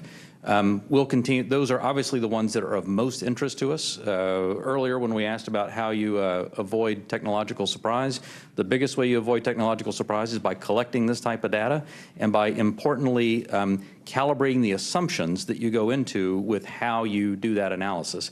I'll tell you, within the UAP task force, we have one basic assumption, and that is that generally speaking, our sensors operate as designed. And we make that assumption because many times these are multi-sensor collections. We make no assumptions about the origin of this or that there may or may not be some sort of technology that we don't understand. That's, I think, the key to avoiding technological surprises by calibrating those assumptions. And finally, with respect to the second two videos showing the small triangles, the hypothesis is that those are commercial drones that, because of the use of night vision goggles, appear like triangles. Is that the operating assessment? Some type of drone, some type of unmanned aerial system, and it is simply that light source resolves itself through the night vision goggles onto the SLR camera as a triangle. And have we, in order to prove that hypothesis, flown a drone and observed it with that same technology to see whether we can reproduce the effect? The UAP Task Force is aware of studies that have done that. Okay. Thank you, Mr. Chairman. I yield back. The gentleman yields back. Dr. Winstrup. Thank you, Mr. Chairman. Thank you all for being here. My first question is, through this process where there's been sightings, have the sightings been stationary, or have they always been sighted from a moving object, from a plane or a ship that may be moving? Have these reports ever come from a stationary object being observed in the sky? The UAP Task Force does have reports from stationary, reports from a stationary observer. Because there's a difference observing something when you're moving as well. It's physics, right? So that's why I asked that question. Are we capable, or have we made any breakthroughs, or anyone made any breakthroughs, to be able to sight something and make some determination at all of its composition, whether it's a solid or a gas? Is there any such capability? From not asking what, I'm just from some of the returns. I mean, it's clear that that the majority. Well, it's clear that many of the observations we have are physical objects from the sensor data that we have. Well, gas is physical, is a physical object. It can be, and so. And you see where I'm going with this? I'm trying to determine what it is we're looking at, so if we can decide if something is a solid or a gas, and if there have been any conclusion on its capabilities, like its capabilities of movement, of turning, going, 180 degrees or 90-degree turn, anything along that line that we've been able to determine. Within the, and again, I should point out that that there is not a single explanation for UAP. There are a lot of different things that are unidentified aerial phenomena. Basically, we really don't know much on that. That's all I'm trying to get at. And I'm pleased that you have protocol right now for our military, but are there any non-military reports coming forward of similar events, or is it all coming from military? The UAP Task Force has a very good working relationship with the FAA. They have very good working relationship with other parts of the U.S. government so that we can ingest reports from Do we have from any those sources. reports non-military? Yes. Thank you. That's my question. And do we need to put out protocol for civilians that may be in that arena, like through FAA? Do you think that would be appropriate and helpful?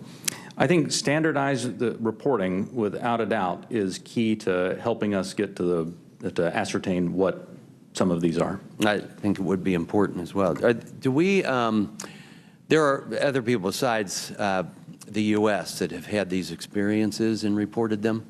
Is that correct? There are. That's correct. Is it all of our allies, or is it allies and adversaries? What have we learned publicly? So some of that, I think, sir, we'll save for closed session. Well, that goes to my next question. Publicly, have others made anything which would not have to be considered closed? I don't want you to answer what they've said necessarily. Allies have seen these. China has established its own version of a UAP task force, so clearly a number of countries have observations of things in the airspace that they can't identify. And do we share data with some, with all? Are they sharing with us? We share data with some, and some share data with us. But not necessarily all that have publicly reported something? That's correct. Okay. And I think that's an important thing, and for the other session, actually, that we don't discuss that now, because, you know, obviously something like this can be a national security challenge for us, no doubt about it. If they're developed by an adversary through some breakthrough technology, they can be very disruptive to our military actions, or at least serve as a distraction. So my caution would be careful who we share our data with, and don't necessarily trust some of the data we may get from someone else. And with that, I yield back. Gentleman yields back. Mr. Himes. Thank you, Mr. Chairman. One of the objectives of this open hearing is to try to erode some of the stigma that attaches to, in particular, our military men and women reporting this. It's obviously really very serious because should one of our adversaries have developed a technology that we don't know about it, we need to know about it yesterday. And obviously, any sort of stigma that prevents our military from reporting this data as comprehensively as possible is a national security threat. So I really just have two questions in the service of that goal. The first is, the chairman asked that we run that video again. Most people, when they see a video, we're all used to seeing things from a car, seeing things from a sidewalk. Very few people have the experience of observing something through night vision goggles at Mach 1.5. So just talk for a minute about, if you would, whichever of you is most appropriate, how radically different observation is at high speed and 3 dimension than it is for most of us who walk around and drive cars. So the first thing I think that's important to note about this is there are lots of things when you are moving very fast and an object is between you and a stationary reference point like the ground, it gives a lot of different impressions about how quickly something is or isn't moving. And it actually means that it is a challenge, especially with narrative-based data, to get a lot of information on that. That's why the sensor data is so important, because things do happen very quickly, as you see there. And sometimes things that happen very quickly, something may be moving very slow. That aircraft is moving quite fast. How fast that object is moving that goes by is probably very slow. So I guess my point is that an observation, either a visual observation or a electronic observation, infrared or whatever, looks radically different than it does to most people. Even instruments are on gimbals and that sort of thing, so that creates a very unusual view to, again, those of us who are used to seeing things in 2 dimensions largely. And second question. I think, Mr. Bray, you said something that I want to unpack a little bit. A number of these UAPs, you said, we can't explain. again, in the service of sort of reducing speculation and conspiracy theories, we can't explain can range from a visual observation that was distant on a foggy night, we don't know what it is, to we've found an organic material that we can't identify, right? Those are radically different worlds. So when you say we can't explain, give the public a little bit better sense of where on that spectrum of we can't explain we are. Are we holding materials, organic or inorganic, that we don't know about? Are we, picking up emanations that are something other than light or infrared that could be deemed to be communications? Give us a sense for what you mean when you say we can't explain. Sure. When I say we can't explain, I mean exactly as you described there, that there is a lot of information, like the video that we showed, in which there's simply too little data to create a reasonable explanation. There are a small handful of cases in which we have more data that our analysis simply hasn't been able to fully pull together a picture of what happened. And those are the cases where we talk about where we see some indications of flight characteristics or signature management that are not what we had expected. When it comes to material that we have no material. We have detected no emanations within the UAP task force that would suggest it's anything non-terrestrial in origin. So there's, when I say unexplained, I mean everything from too little data to the data that we have doesn't point us towards an explanation, but we'll go wherever the data takes us. Again, we've made no assumptions about what this is or isn't. We're committed to understanding these, and so we'll go wherever that data takes us. Thank you. That's very helpful, and so I think it bears emphasis. When you say we can't explain, everything that you can't explain is in a bucket called data. Is that correct? And that would mean data collected by sensors, visual observations, everything that we can't explain, quote unquote, is in a bucket called data. Right. A narrative report from the early 2000s, if it just had a little bit of information on it, would be in our database and it would be unresolved. I would add to that it's insufficient data. I mean, that's one of the challenges we have. Insufficient data either on the event itself, the object itself, or insufficient data or plug-in with some other organization or agency that may have had something in that space at that time. So it's a data issue that we're facing in many of these instances, Congressman. Understood. Thank you very much. Yield back. Gentleman yields back. Mr. Gallagher. Thank you, Mr. Chairman. Thank you for allowing me to join this hearing. I really appreciate the witness's testimony. Mr. Moultrie, as the chairman mentioned, DoD had an initiative to study UFOs in the 1960s called Project Blue Book. It's also been well reported in our briefing and in other places that we have more recent projects, specifically ATIP. Could you describe any other initiatives that the DoD or DoD contractors have managed after Project Blue Book ended and prior to ATIP beginning? Did anything also predate Project Blue Book? So I can't speak to what may have predated Project Blue Book. I mean, of course, there's Roswell and all these other things that people have talked about over the years. I'm familiar with Blue Book. I'm familiar with ATIP. I haven't seen other documented studies that have been done by DoD in that regard. So you're not aware of anything in between Project Blue Book and ATIP? I'm not aware of anything that's official that was done in between those two. Okay. Hasn't been brought to my attention. Okay.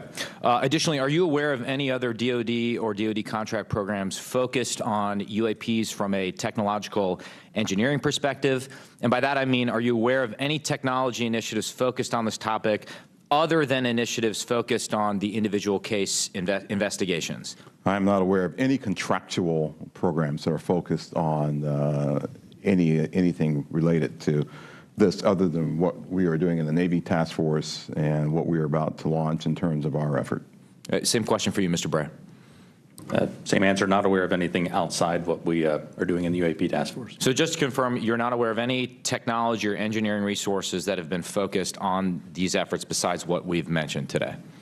Once again, I'll say no contractual or programmatic efforts that are involved. And the reason why I qualify it that way. Yeah, let me qualify it that way. I can't speak to what people may be looking at in the department. Somebody says, I'm looking at something that may be unidentified, and I can't speak to that. I speak to official programs that we have on the record. It's also been reported that there have been UAP observed and interacting with and flying over sensitive military facilities, particularly, and not just ranges, but some facilities housing our strategic nuclear forces. One such incident allegedly occurred at Malmstrom Air Force Base, in which 10 of our nuclear ICBMs were rendered inoperable. At the same time, a glowing red orb was observed overhead. I'm not commenting on the accuracy of this. I'm simply asking you whether you're aware of it and whether you have any comment on the accuracy of that report. Let me pass that to Mr. Bray. If you've been looking at UAPs over the last 3 years. That data is not within the holdings of the UAP task force.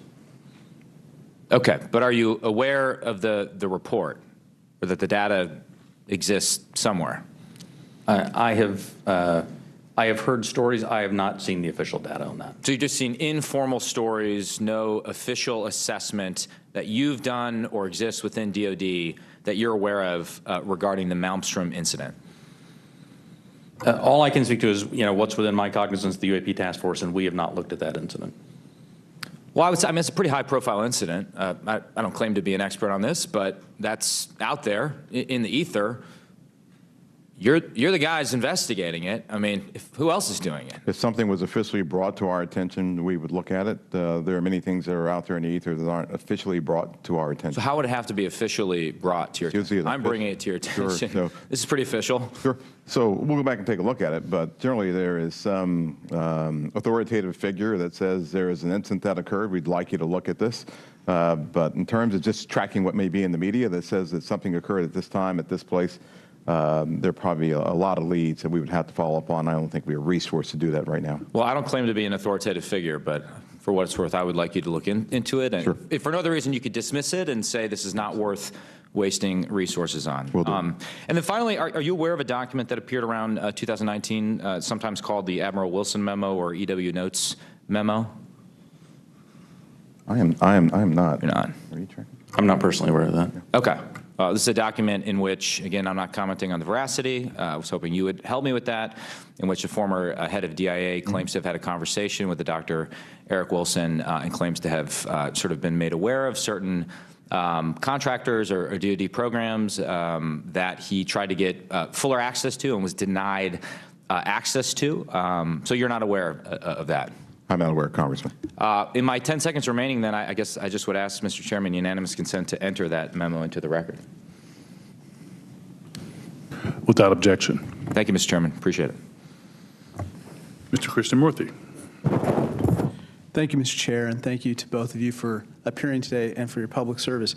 First question is, there have been no collisions between any U.S. assets in one of these UAPs, correct? We have not had a collision. We've had at least 11 near misses, though. And maybe we'll talk about those 11 near misses or any place where there's close proximity. I assume, or tell me if I'm wrong, there's been no attempt, there's no communications or any kind of communication signals that emanate from those objects that we've detected, correct? That's correct. And have we attempted to communicate with those objects? No. So we don't even put out a alert saying, U.S. Identify yourself. You are, within our flight path or something like that. We haven't said anything like that.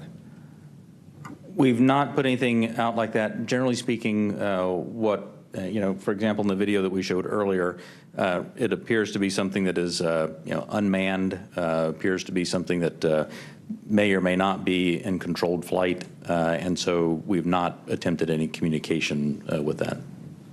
Okay, so, and I assume we've never discharged any armaments against a UAP, correct? That's correct. How about wreckage? Have we come across any wreckage of any kind of object that has now been examined by you? The UAP task force doesn't have any wreckage that isn't explainable, that isn't consistent with being of terrestrial origin. Do we have any sensors underwater to detect on submerged UAPs? Anything that is in the ocean or in the seas? So I think that would be more appropriately addressed in closed session, sir. Okay. I think one of the biggest questions that I have is, we say with a lot of probability, we say they, quote unquote, probably do represent physical objects, close quote. When we say probably, is that because we cannot conclusively say that they are physical objects? In the task force report, when I say probably represent physical objects, most of them represent physical objects. There could be some that are more of a meteorological phenomena, something like that, that may not be a physical object in the sense that most people think of something you could go up and touch. But the ones where you say most of them represent physical objects, can you say that they are definitely, like with 100% certainty, that they are physical objects? I can say with certainty that a number of these are physical objects. Okay, so we can't rule out that some of them may not be physical objects. So, some certainly could be a sensor anomaly or something like that. Some could be. Now, how about with regard to UAPs? We've talked about UAPs on training areas, but obviously there's some sensor bias. I would think we put sensors in training areas. How about with regard to non-training areas? Do we track what's in open source and what civilians and others have tracked? And have we found similarities to what they've observed in terms of UAPs in non-training areas to the ones that are in training areas? The UAP task force has worked very hard to make sure the data set that we're working with is a data set that we have very good control over that data. So we have some partnerships with FAA so that we get some of that, so we get that reporting in. But if it comes to just open source reports or someone says that they saw something, that generally does not make it into our database. So basically, it sounds like we have a good partnership with FAA. But apart from FAA, we don't have partnerships with other agencies or other entities that might be tracking so that we could enlarge our data set to make comparisons. So we will. So that's the goal of this next effort will be to expand that relationship with the rest of government and the interagency so we can understand what they're seeing, what we're seeing. We can correlate on each other's holdings because and I think, resolve this. Sorry to interrupt, but I think that we might have a bias right now going on with regard to just reporting on UAPs being in training areas when we don't really track what's happening elsewhere. Last question, have our encounters with UAPs altered the development of either our offensive or defensive capabilities or even our sensor capabilities? We'd save that for the closed session. Okay, great, thank you. Mr. LaHood. Thank you, Mr. Chairman, and I want to thank the witnesses for being here today. Obviously, this topic of UAPs has attracted a lot of interest in people that are curious about this hearing today. As we talk about, and I would say there's a lot of what I would call amateur interest groups that are involved in the UAP field.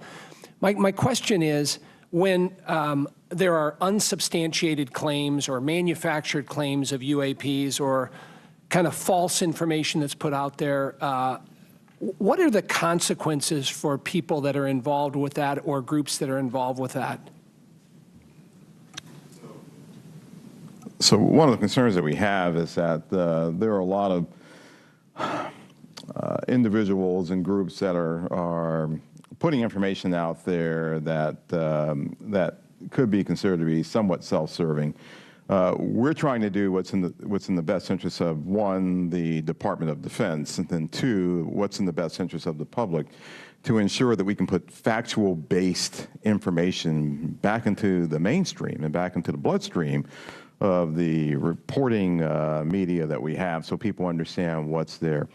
It's important because we are attempting, as this hearing has drawn out, to understand, one, what may just be natural phenomenon, two, what may be sensor phenomenology or things that were happening with sensors, three, what may be legitimate counterintelligence threats to places that we have or bases or installations, or security threats to our platforms.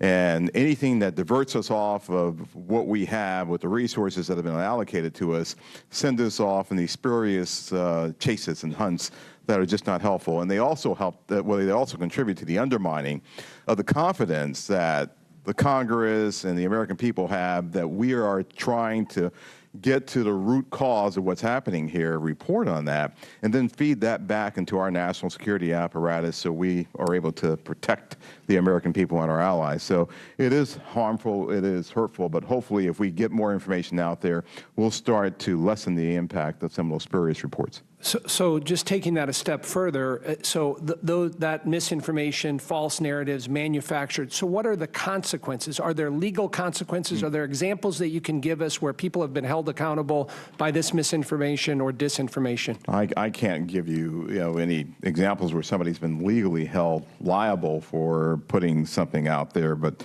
Well, I guess what's the deterrent from people engaging in this activity? I don't know. I don't have that answer. That's something that, welcome the dialogue with Congress to talk about that with the members who, help legislate those laws to say what should be the legal ramifications that we could use to potentially hold individuals accountable, whether it be citizens or information that might be injected into our media by other forces or other countries, if you will. And in terms of DOD's review and analysis in this field, I mean, is there a standard in place when it comes to UAPs? I mean, is there any guidance you look to that's codified in law or otherwise within DOD that kind of sets out the standards for UAPs and what to look for? I think that's part of what the group that we're standing up now will be chartered to do. We're actually, from my organization, we'll be looking at policy and standards that we have to come to you and work with you to actually put in place and promulgate across our government. Thank you. I yield back. Gentleman yields back. Mr. Welch. Thank you. I'm going to follow on the line of questions from Mr. LaHood. Gentlemen, what seems incredibly difficult for you is that there's two almost competing but different narratives. One is no one knows whether there's extraterrestrial life. It's a big universe, and it would be pretty presumptuous to have a hard and fast conclusion. And then if there is, it's not beyond the realm of possibility that there is some exploration coming here. And that underlies a lot of the reports you get. I think Mr. LaHood was asking about that. People think there must be extraterrestrial life, and it's not at all beyond the pale that there would be a visit here. On the other hand, as the DOD, you have the responsibility to make sure that our national security is protected, and that if there are surveillance drones or active drones that can disable our systems, that has to be analyzed, has to be stopped. So how do you divide how do you separate your responsibilities where you get all these reports from folks who maybe in good faith, maybe not, believe that you should be investigating every possible report of a extraterrestrial incident? I'll start with you, Mr. Moultrie. Sure, indeed, Congressman, and thank you for the question. It's important that we, as a part of this effort, really build out the relationship that we have with others, including NASA, and for the reasons that you just pointed out. So there are elements in our government that are engaged in looking for life in other places, and they have been doing that for decades, right? They've been searching for extraterrestrial life. There are astrobiologists who have been doing this too. We're a part of that same government, and so our goal is not to potentially cover up something if we were to find something. It's to understand what may be out there, examine what it may mean for us, if there are any, from a defense perspective, any national security implications or ramifications, but then to work with organizations as appropriate, if it's a weather phenomenology with NOAA, if it's a potential for extraterrestrial life or an indication of extraterrestrial life with someone like NASA. So the transparency actually is very important. Completely. For public consumption. Completely. But we're going to have a classified briefing, and without going into the details of what kinds of secrets that we can't share here, what is it? What are we protecting? I don't know if you can answer this question in this open forum, But in fact, your perception of what it is we have to, quote, protect. So I think right now what's really important for us to protect is how we know certain things. So there are a lot of things that we know, whether it be about the thinking of other leaders around the world, the weapon systems that are being developed, or how we detect things that may be threats to us. Many of those things are the result of some of our most sensitive sources and methods. And we'll use those things not just for this effort, but those same sources and methods are used to help protect us from adversaries and from others who might mean to do us harm. There aren't separate UAP sensors. There's not a separate UAP processing computer. There's not a separate UAP dissemination chain or whatever. So it's the same process. It's the same system that we have that helps us do all that. We need to protect that because this is something that we're looking at, but we're sure there are going to be other things that we'll look at in the future that we'll need those same sensors, we'll need those same sources and methods to help us do. So we're protecting the fact of that this nation has developed capabilities that enable us to know what may be threats to us and to counter those threats before they become something of a national issue. Thank you very much. I want to thank both you, Mr. Bray, and you, Mr. Moultrie, for your appearance today. I yield back. Gentleman yields back. Gentlemen, beyond videos, is there a range of other information that the executive branch has that would be valuable to the American people while protecting sources and methods, obviously? The details of individual encounters, including the time, place, and details of an encounter. And does the AIMSOG have a clear and repeatable process for considering public release as part of the process? Chairman Carson, and do you commit to building that process if it's not in place? The UAP Task Force, the security classification guide that the UAP Task Force has been operating under that I approved really was meant to protect those sources and methods and meant to protect any knowledge that an adversary intelligence entity may gain from understanding what we're tracking, how we track it, or when we're tracking it, or if we're not. And so that has been an important piece in the balance between transparency and preserving our warfighting advantage, because the U.S. military does train as it would fight.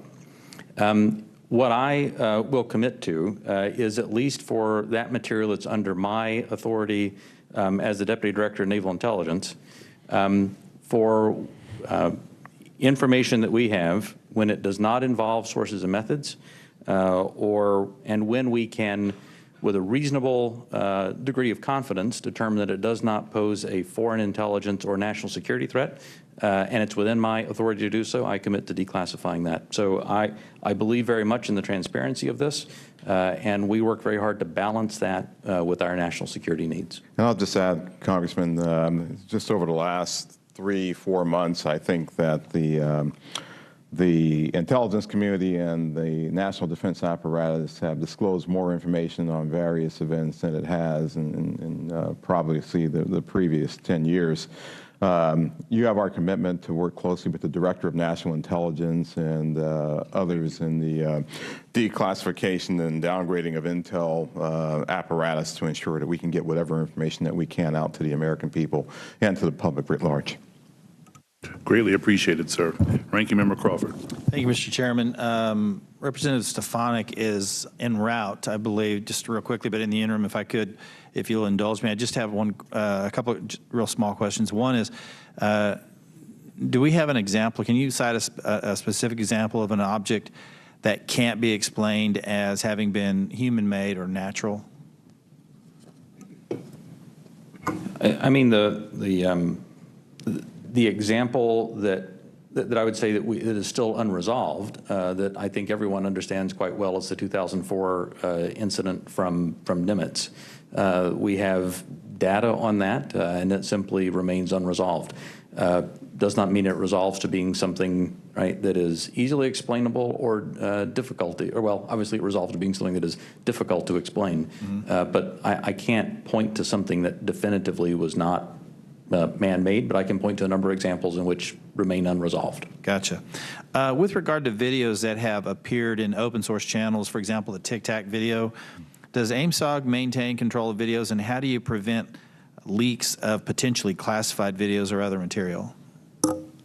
So the AIMSOG, as we establish that organization, we will have a process for classified and compartmented holdings, and we will find a way of getting positive control over those. We have our sensitive access programs and special access programs that allow us to put what we call SAPs around things, and then there's controlled access programs that allow us to put caps around things. So we'll have that in place. Our goal will be ensuring that we're sharing that with the appropriate analysts and the appropriate exploiters, if you will, who can look at that data too. What we don't want to do is bring something into a DoD database or a DoD holding and then have so many wrappers around it, it's not available to those who really need to look at it and to exploit it. And that's one of the reasons we're establishing relationships with the interagency, with the IC and others to be able to do that, sir. But we will do our best to maintain positive control over the materials that we have within our holdings. Thank you. Chairman Schiff. Thank you, Mr. Chairman. Just going back to the 2021 report, under the category of UAP appear to demonstrate advanced technology, those 18 incidents in which some of the UAP appear to remain stationary, winds aloft, move against the wind, maneuver abruptly, or move at considerable speed without discernible means of propulsion. It goes on to say, in a small number of cases, military aircraft systems processed radio frequency energy associated with UAP sightings. I couldn't tell from that whether that small number of cases was a part of the subset of 18. That is, among the 18 which appeared to move with unusual pattern or flight characteristics, did some of those also emit radio frequency energy? I would have to check with our UAP task force on that. I believe, without getting into specifics that we can do in the closed session, at least some that we have detected RF emissions from were not behaving oddly otherwise.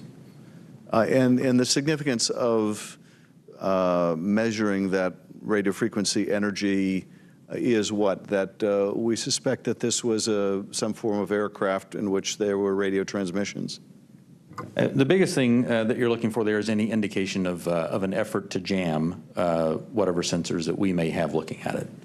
But I would also add to that radio frequency, as you know, Congressman, is used to control various platforms too. So the fact of emanations coming off of any platform, whether it be a UAV or another platform, could be radio frequency activity related to that entity transmitting out or something transmitting to that platform. And of course, we have a sensitivity with our airborne platforms of picking it up, which is one of the reasons that we try to prevent people from using their cell phones on airplanes and things like that. It's very sensitive to RF emanations. So that's a part of what we'll be looking at in the AIMSOG. What is this? Is this something that we can collect on, and can we start to characterize the signaling environment around the emanations that may be coming off of some of these UAPs?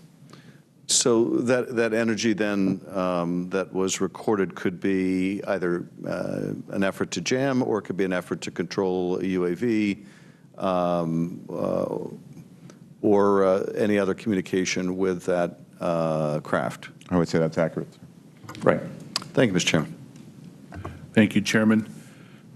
As the ODNI report makes clear, one possible explanation for UAPs is that we are detecting U.S. aircraft, either secret air programs or even test prototypes. I won't ask you in this setting, obviously, to describe any secret DoD programs. That said, I do want to make sure the U.S. government isn't chasing its own tail. Firstly, do you have a clear and repeatable process to check with compartmented programs about whether a UAP sighting is attributable to a U.S. aircraft? Secondly, does the AIMSOG staff have the clearances and read-ons that they need to investigate all of these incidents? And thirdly, when your staff cannot be read on, are your questions to those who are read on even being answered? So I'll start, and then I'll pass that to Mr. Bray.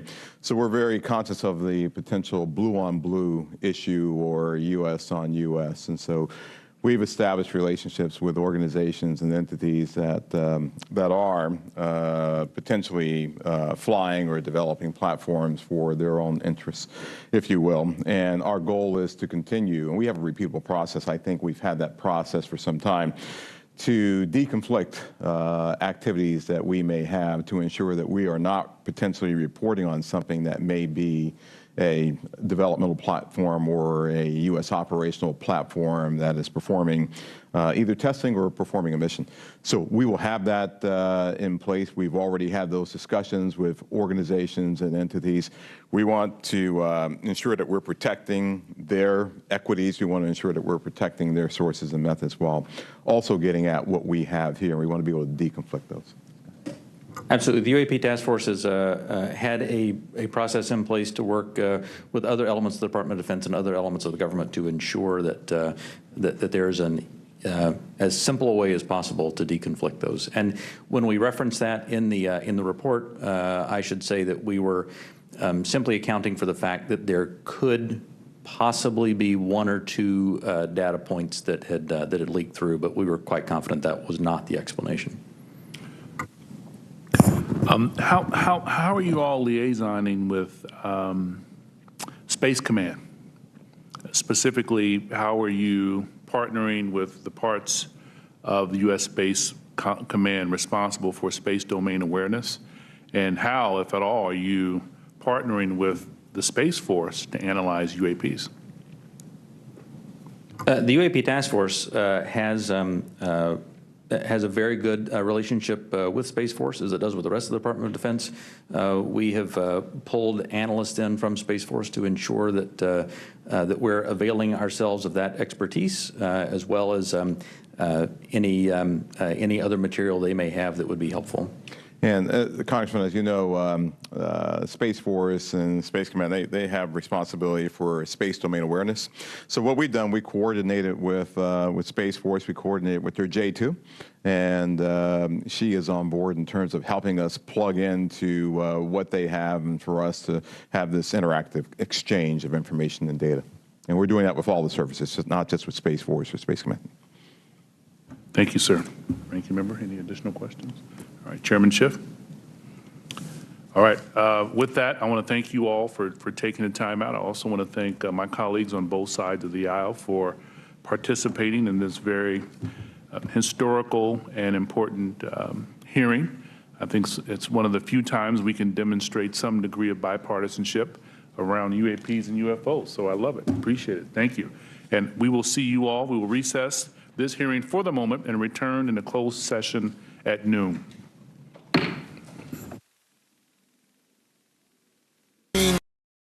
One of your top priorities?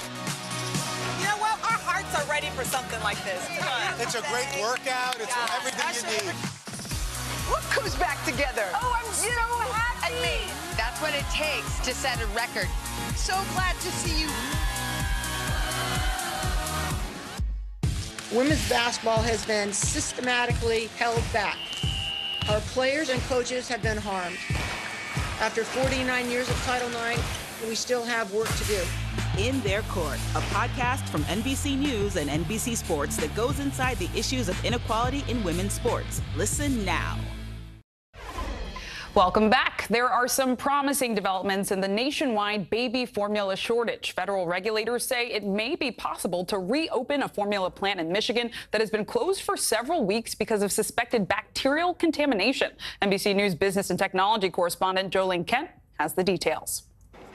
Good morning. There's welcome news from the FDA and Abbott Nutrition that there is a way forward to reopen that critical Michigan plant. But the company must clear several safety hurdles before it can resume making formula.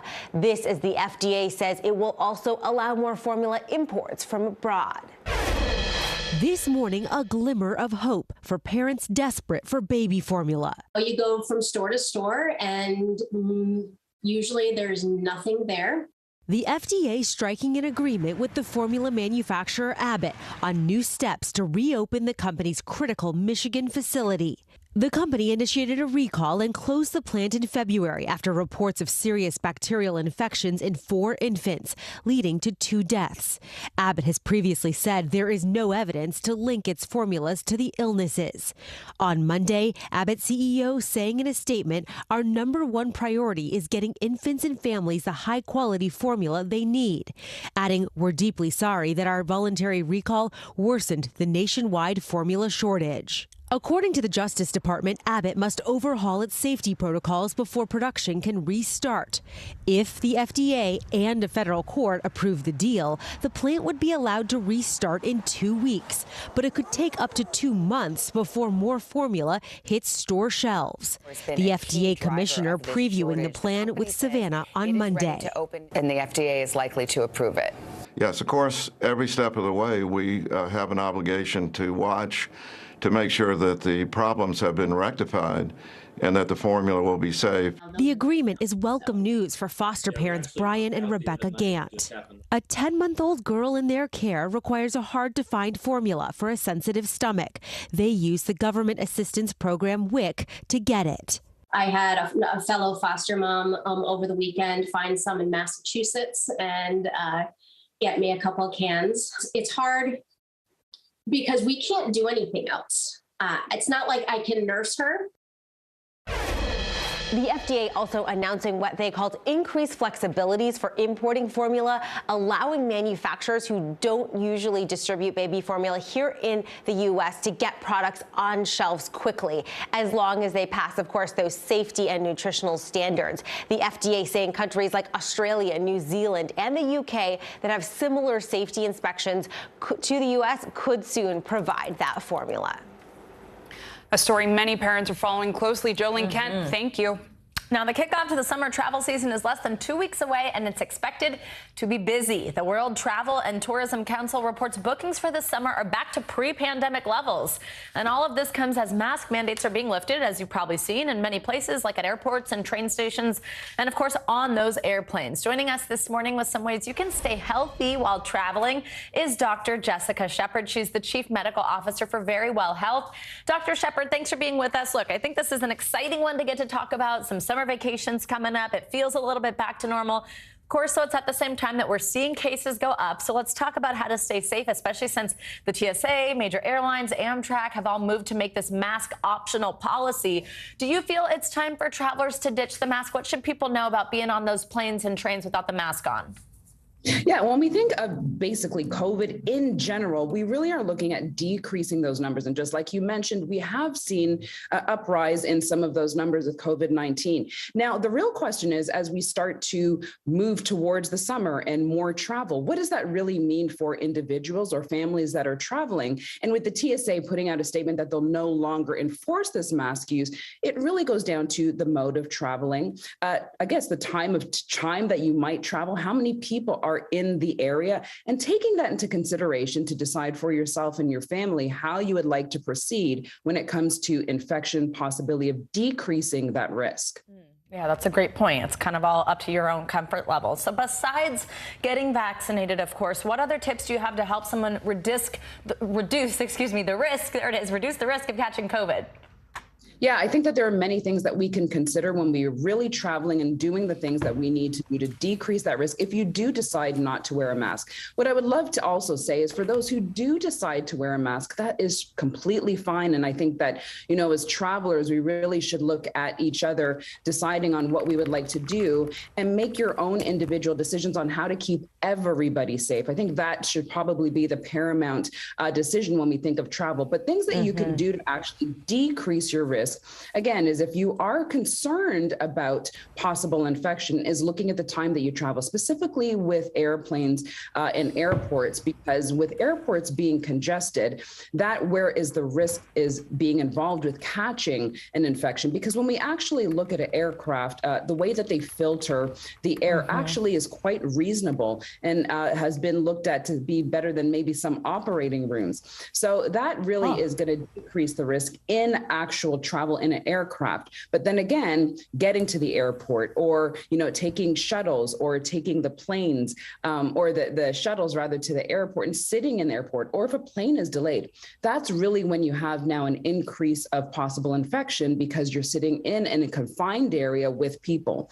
And so there are also other things that you can do to decide how you want to travel. Is if you want to sit probably in another part of the plane that might have less people, more people, maybe say in economy, that also is another thing that you can do to decrease the risk of travel. And also consider social distancing wherever you are, on the plane, off the plane. It's hard to do it on the plane, but when you're in the airport and traveling, those are things that you can do as well. Some good tips there, especially though it might cost you a little bit more if you're doing one of those other cabins, especially right now. Oh my goodness, it's so expensive to fly. But Dr. Shepard, great tips there, especially as we do head into the season that I think some people are hoping can look a little bit more normal when it comes to that summer vacation with their families. So great to hear how safe the air is on those planes. Dr. Shepard, thank you so much. Now let's fly abroad. North Korea is reporting another surge in fevers amid its COVID-19 crisis. Yeah, Claudio Lavanga is back with us with the latest on that and more from Rome. Hey, Claudio. Good morning. Yes, state media in North Korea said that almost 1.5 million people in the country now have become ill with fever since late April, and 56 people have died. But the authorities are not saying how many of those cases are actually officially linked to COVID-19. But the fear here is that the tally may be a lot higher in this first official outbreak in the country, because North Korea lacks the tests, resources and vaccines to monitor and fight the virus. And the brother of Shireen Abu Akleh, the Al Jazeera journalist who was shot dead on Wednesday, has called the violent intervention by Israeli police at her funeral unacceptable, unjustifiable, intentional and brutal. On Friday, Israeli police were shown beating mourners who attended the journalist's funeral with batons. Now, a violent intrusion that has caused outrage around the world. Let's end this short tour of the world in Japan, which is finally slowly reopening to tourists. Now, the country will start by offering limited package tours this month to tourists who are triple vaccinated from the US, Australia, and Thailand, and plans to reopen to all tourists in the near future. Well, I guess that if you're American, if you're triple vaccinated, you better book your trip to Japan now, because it may be the last chance you get to see it without that many tourists. Yeah, duly noted. Yeah, good point. Thank you, Claudio, so Thanks, much. Claudio. Coming up, how did we get here? We'll take a closer look at the political push behind that explosive draft Supreme Court opinion on Roe v. Wade, decades of grassroots pro-life organizing, all leading to one decision. Plus, decision day for one of the most controversial figures in Congress. Today, North Carolina's Madison Cawthorn. Those stories and more after this.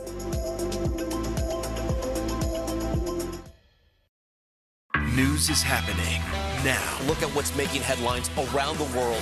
Whenever it happens, wherever you are, it's here now.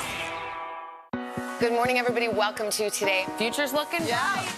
You got a whole restart. How does that land with you?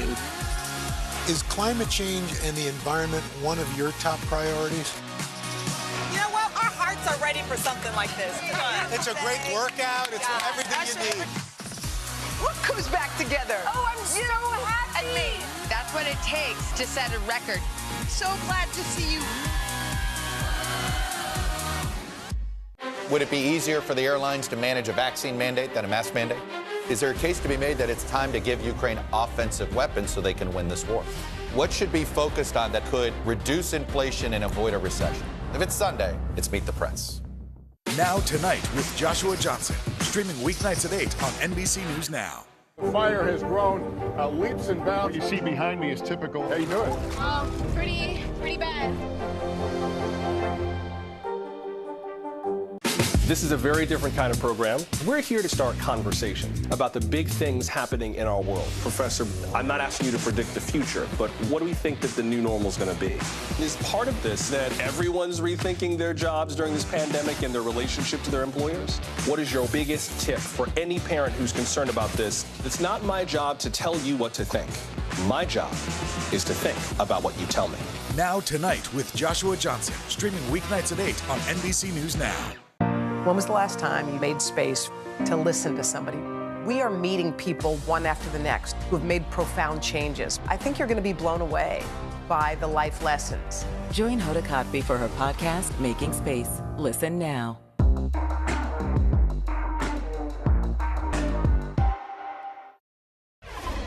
Welcome back. With the pending Supreme Court decision on the landmark Roe v. Wade case, those on both sides of the debate want to make their voices heard. NBC News correspondent Ellison Barber spoke to opponents of abortion rights about how they campaigned for years to get to this point.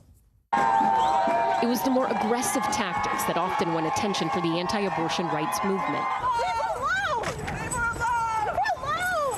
But it is decades of political organizing that may have brought them to the brink of finally overturning Roe v. Wade. I don't support any kind of violence.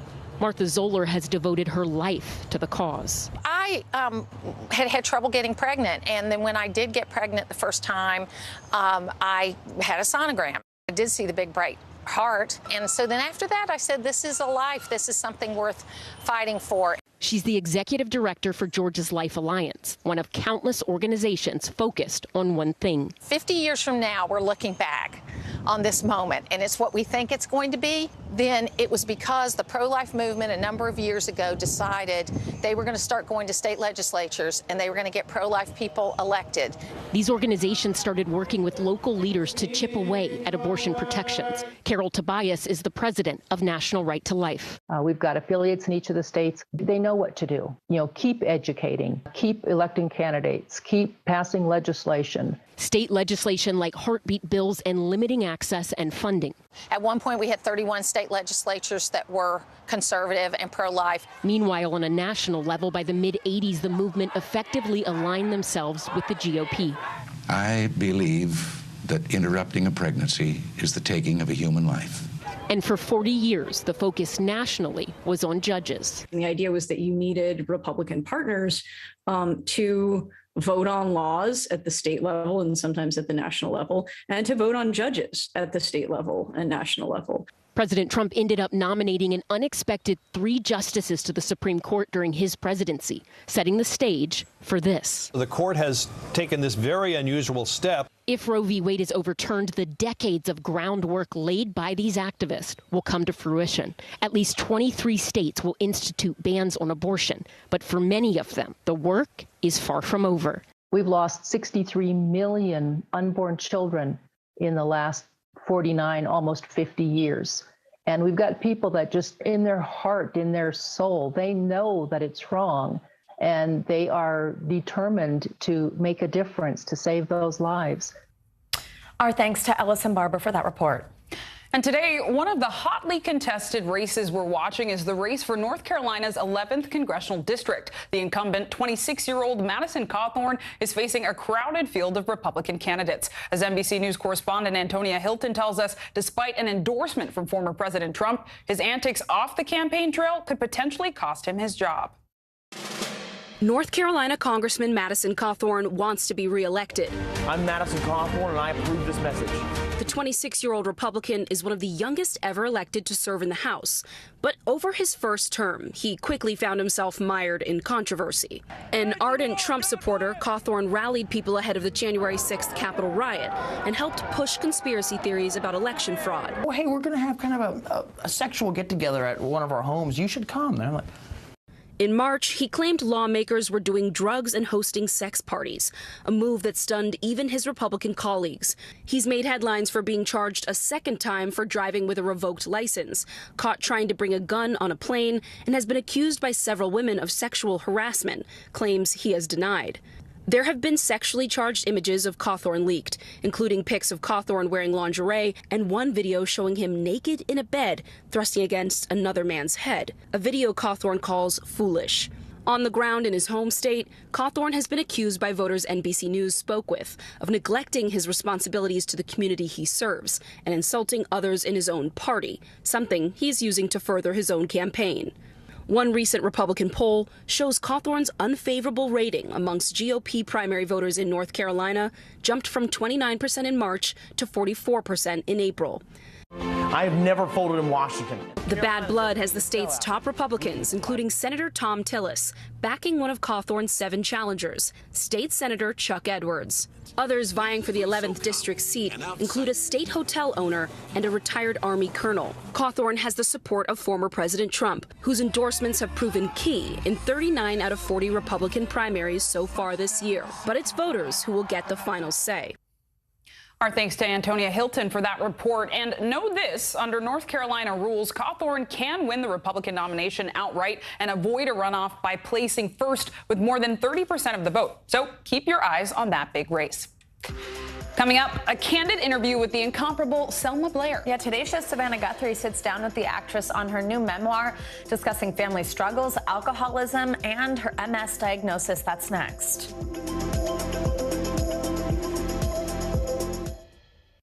When was the last time you made space to listen to somebody? What I learned from a very young age is radical love, radical forgiveness.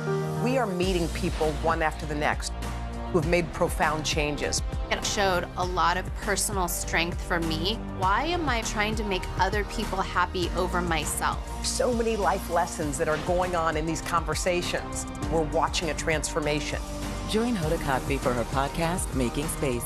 Listen now.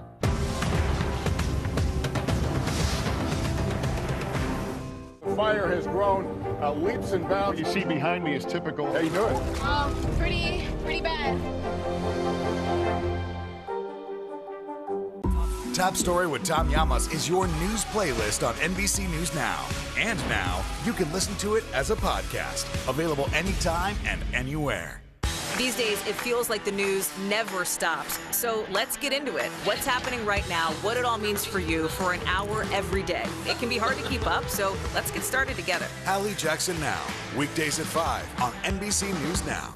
To cover the news, you have to be in it. This is how so many towns and cities are protecting themselves. You can actually see they're pushing the gates open every night. It's your news playlist. Top Story with Tom Llamas, weeknights at 7 on NBC News Now. The fire has grown leaps and bounds. You see behind me is typical. How you doing? Pretty bad. Sometimes the news can be difficult and overwhelming for kids to understand. Ukraine and Russia. Could you help me understand what's going on? So to help make sense of it, we've created a newscast just for them. We hope your family will watch Nightly News Kids Edition. News is happening now. Look at what's making headlines around the world. Right now on Morning News Now. We're coming on the air with breaking news. And this is a significant moment. Whenever it happens, wherever you are, NBC News, streaming free now. To cover the news, you have to be in it. These are families trying to board those trains to Poland. I also want to get home. You'll get home. Every night, it's your news playlist. Top Story with Tom Llamas, weeknights at 7 on NBC News Now. Sometimes the news can be difficult and overwhelming for kids to understand, so we've created a newscast just for them. We hope your family will watch Nightly News Kids Edition.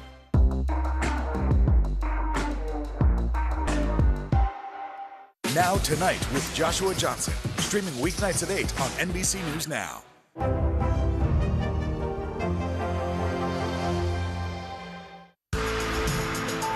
Welcome back. Turning now to Wall Street and your money at large. Elon Musk has a new condition in order to proceed with his plan to buy the big bird, Twitter. Silvana Henao joins us now with the latest on that and other financial headlines to get your day started. Hey, Silvana, good morning. Hey, guys, good morning. Yeah, well, Elon Musk says his deal to buy Twitter cannot move forward until the company provides proof the number of bot and spam users on the site is less than 5%. In a tweet this very morning, Musk cited a report saying as many as 20% of users may be fake, and the number could be even higher. Independent researchers estimate anywhere from 9 to 15% of the millions of Twitter profiles are bots. Twitter doesn't currently require users to register using their real identities and allows automated parody and fake profiles on the service. Google is finally allowing people to remove their personal data from search results. So here's how you go about doing that. When you search and find results about yourself that include your phone number, email, or home address, you can quickly request they be removed. All you have to do is click the 3 dots next to the search results. While most requests will be honored, not all will be accepted. Google will evaluate content on web pages to ensure it's not limiting information that's broadly useful, such as in news articles. And Uber has unveiled a new partnership to allow users to charter a private bus through the app as it expands into different modes of transportation. The feature will be rolled out this summer, is aimed at events such as weddings or wine tours. Buses and drivers will be provided by U.S. Coachways. Uber will get an undisclosed service fee from each booking. Another new feature, Uber Travel, is encouraging business travelers to reserve rides days in advance, guys. Maybe that'll help, because sometimes I go places and it's hard to find cars still right now. It's true. It gets busy. Yeah, Silvana, thank you for those updates. Thank you. Now, let's get personal. Actress Selma Blair is getting candid in her new memoir, Mean Baby, sharing stories about alcoholism, assault, and her multiple sclerosis diagnosis in 2018. Today's show co-anchor Savannah Guthrie has her story. What was it like to kind of excavate your past and look through everything? I am so lucky that I decided to write this book right when I did stem cells. So I had really initiated myself into a much more forgiving space for myself and for everyone else. The patience really grew. It's hard enough to write a book. It's harder still to do it when you don't have all your faculties about you every day. I would send on a yellow legal pad and take a picture. Be like, can you type this? When I have my hands in a certain position, it triggers a lot of other neurological dystonias and things. Mean Baby chronicles Selma Blair's life, starting when she was just an infant. You got to explain the title. When I was just born, people came over to visit the new Beitner baby. That was my last name. And they ran out of that house. Don't go over there. The Beitners have a mean baby. And it stuck. I guess I was a mean baby. And people still think of me that way. The things you're called, how they become part of your story. How did you feel growing up? I mean, what was it like to grow up in that house? I felt like dying growing up. I mean, I did. And that's why I feel like I'm such a miracle right now. That I actually want to live. I want to be here. I want to enjoy this. While Selma describes deep affection for her family, she also recounts desperately trying to please her mother, who could be demanding, critical, and sometimes cruel. When she landed the cover of 17 magazine in 1999, her mom called and said, "You look so unimportant. When are you going to come home and get a real job?" Selma writes, "There's always one person who gets under our skin, who knows our weak spots and can't help but go in for the kill. For me, that person is my mother." You show a lot of grace and forgiveness to your mom. You tell the truth. She was a damn fine, funny, dramatic, amazing woman. And I was hurt that she didn't love me enough. I love my son enough. You said, "My mother tethered a darkness to me, and I thought my suffering was the only way to please her." That hit me hard. It is sad what we go through, isn't it? All of us, as we come to understand our life. I wanted to be worthy of her love, and that meant suffering. Selma wants a different life for her son, 10-year-old Arthur, and says her book and her documentary, introducing Selma Blair, exists so he knows how hard she has fought to be here and to be happy. You write a letter to Arthur at the end of your book, which is so touching. One of the things you say is, "My disease is not a tragedy." What do you hope he sees when he sees you moving through the world? I hope he sees that when you have something that could potentially be a real setback in time, set yourself up to recover. I don't want him to feel ashamed or too scared that he can't move forward. I am so grateful that I'm moving forward because I did not want to my whole life. A brave move forward for Selma came at the 2019 Vanity Fair Oscar party, the first time she stepped out in public after announcing she had been diagnosed with multiple sclerosis. That was a real coming out party for me because I know it meant something to other people and certainly to people with more radical disabilities to see, oh right, this world is ours too. Selma, who has returned to her love of writing, says she's worked hard to move past the labels that once defined her. I think that my story really is that I am figuring it out now, and I am kind to myself, and I really do have the capability to love. You're not the mean baby. I'm not the mean baby.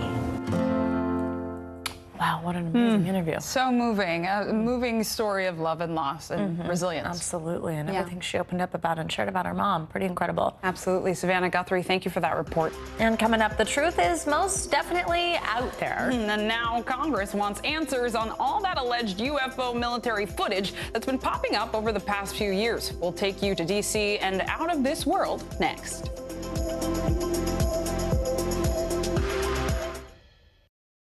Women's basketball has been systematically held back. Our players and coaches have been harmed. After 49 years of Title IX, we still have work to do. In Their Court, a podcast from NBC News and NBC Sports that goes inside the issues of inequality in women's sports. Listen now. Live from Ukraine, from Mayfield, Kentucky, from Waukesha, Wisconsin. To cover the news, you have to be in it. This is how so many towns and cities are protecting themselves. You can actually see they're pushing the gates open. I also want to get home. You'll get home. You'll get home. Do you remember any tornado as bad as this one? You look at this and you're thinking, we're not going to have power for weeks, if not months. Exactly. Every night, it's your news playlist. Top Story with Tom Llamas, weeknights at 7 on NBC News Now.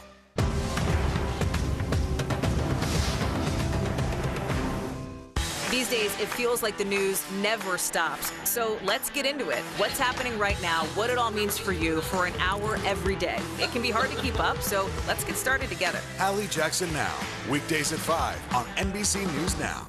To cover the news, you have to be in it. These are families trying to board those trains to Poland. I also want to get home. You'll get home. Every night, it's your news playlist. Top Story with Tom Llamas, weeknights at 7 on NBC News Now. Good morning, everybody. Welcome to Today. Future's looking bright. You got a whole restart. How does that land with you? Is climate change and the environment one of your top priorities? Sounds so good. Love it. NBC News, streaming free now. Fire has grown leaps and bounds. What you see behind me is typical. How you doing? Pretty bad. Welcome back. When Julie Thornton Johnson woke up at 4 a.m. and felt a dog sleeping between her and her husband Jimmy, she thought it was one of their 3 dogs. But when the sun came up, this is so weird, the couple were shocked to find a strange dog. I don't know if the dog was strange, it's just not their dog, had been cuddled between them. The couple from Tennessee posted a picture of the pit bull Labrador on Facebook and were soon put in touch with her owners. It turns out she's named Luna, and she'd slipped out of her collar the night before while on a walk. It's still a mystery, though, how she got into the Johnsons' home and the Johnsons' bed. Now the strange incident has brought the families together, and Luna has 3 new puppy playmates. I mean, some good news there. The dog had slipped out of its collar, so now it's been found. So now the family, blah, blah. But it's weird. You know, it's to wake up with a dog. I think there's just so many dogs. Maybe they kind of like lost count, and then it was like, they own the house. One. They said, this is our house. This is our bed. Watch out. Luna's very cute, though, and we're happy they're all friends now. Yes, we are. And later today, Congress will hold a public hearing on UFOs for the first time in more than 50 years. It's all part of an effort to find out what is known about sightings of mysterious flying objects, unidentified flying objects, and who or what may be behind them. NBC News correspondent Gadi Schwartz is in Washington, D.C. with more. Hey there, yeah, our quest for answers has finally brought us to the halls of Congress, where all of a sudden talk of UFOs has gone from prompting laughs and snickers to being taken very seriously by some of the most powerful lawmakers who oversee national defense. And today they're hoping to get to the bottom of whatever it is that's flying around in our skies in ways they can't explain. This morning, UFOs are arriving in D.C. And while their appearance won't be as explosive as the Hollywood hype, today Congress is holding a public hearing on unidentified aerial phenomenon, or UAPs, for the first time in 50 years, all in a search for answers to those military sightings that have yet to be explained. You probably remember the wild scenes captured by the U.S. Navy and declassified by the Department of Defense last year. So look at that thing. It's rotating. Those followed up by even more leaked videos from Navy warships showing unidentified objects flying over our seas. Whoa, splashed. The Pentagon confirmed all of those clips were investigated by a UAP task force. And an intelligence report released last June listed over 140 classified incidents that have baffled the Department of Defense. The way they move can't be explained, and we don't know why that is, but they move in ways that aren't consistent with what we understand about physics. Chairman Adam Schiff and Representative Andre Carson are leading Democrats on the subcommittee holding the public hearing. Do you think this could be extraterrestrial life? We don't know, but the focus isn't on extraterrestrials, it's on UAPs, unidentified aerial phenomena that may pose a national security risk. And now with two defense officials set to testify about what's known about UFOs, all eyes are on the Hill and the effort to unravel the mystery in our skies. And the congressmen say one of the biggest obstacles to figuring out what's going on is the stigma that comes with talking about UFOs, which they think has prevented other service members from sharing what they might have seen. And they're hoping this hearing could change that. Back to you. Fascinating. Gotti, thank you so much. We will bring you that historic hearing here on News Now when it starts in just a bit. That's right. But that does it for this hour of Morning News Now. But the news continues right now. Stick with us.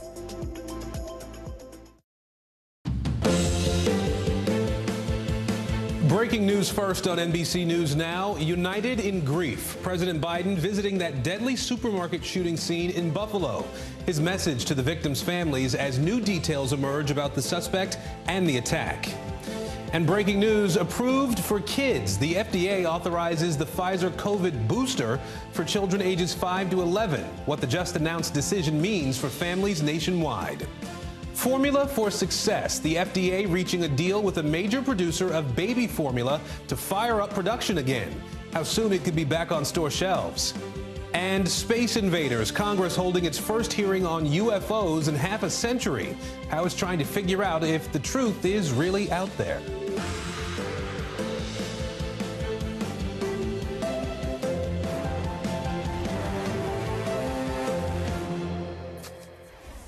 And good Tuesday, everybody. I'm Aaron Gilchrist. Morgan is off today. We begin with breaking news.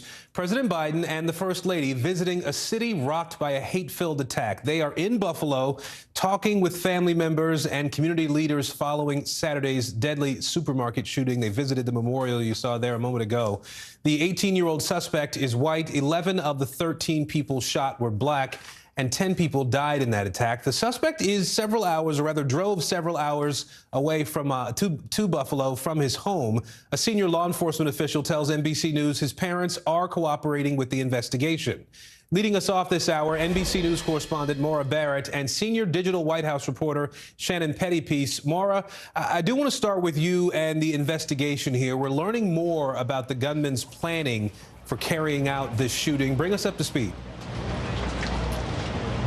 Well, Aaron, the gunman is in custody. We're expected to see him next in court on Thursday for a felony hearing. He has been charged with one count of murder. The county DA, though, telling NBC he expects more counts to be brought once he is in court by the grand jury. And as for the investigation, as you mentioned, authorities are working with the suspect's parents. They say they've been cooperating, but both parents say that they did not experience or anticipate any type of hate or rage that they're seeing from their son. The father confirming confirming that one of the guns the gunman used was a gift for his 16th birthday, though again, they didn't ever expect anything like this. And as for his plans, what's really disturbing to hear is that the gunman did come to visit this supermarket in this area of Buffalo back in March, and he did some recon at the supermarket and was actually questioned by a security guard, another employee telling NBC News that she felt chilled by his presence when he told her, she's a white woman, he told her that she didn't belong here and that she belonged in the suburbs. So a lot of those little pieces around what the FBI is investigating as a hate crime.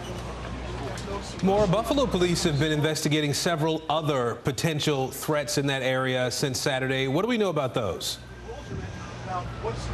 So there was one man that was arrested after he made a similar copycat call to a pizzeria and brewery, shutting down the business, referencing the shooting here at Top Supermarket. And so the DA here looking to make an example out of him. He could face up to 7 years in prison for that copycat. We also know that a local school district near Niagara also received similar calls, but they found those threats not to be credible. And so that's something that authorities here are working to crack down on, because of course there is intense danger around something like this. This gunman, actually a copycat of the Christchurch massacre that we saw several years ago. It seemed to be inspire him around his target of targeting the black population here in Buffalo and his attempt to live stream the shooting, Aaron.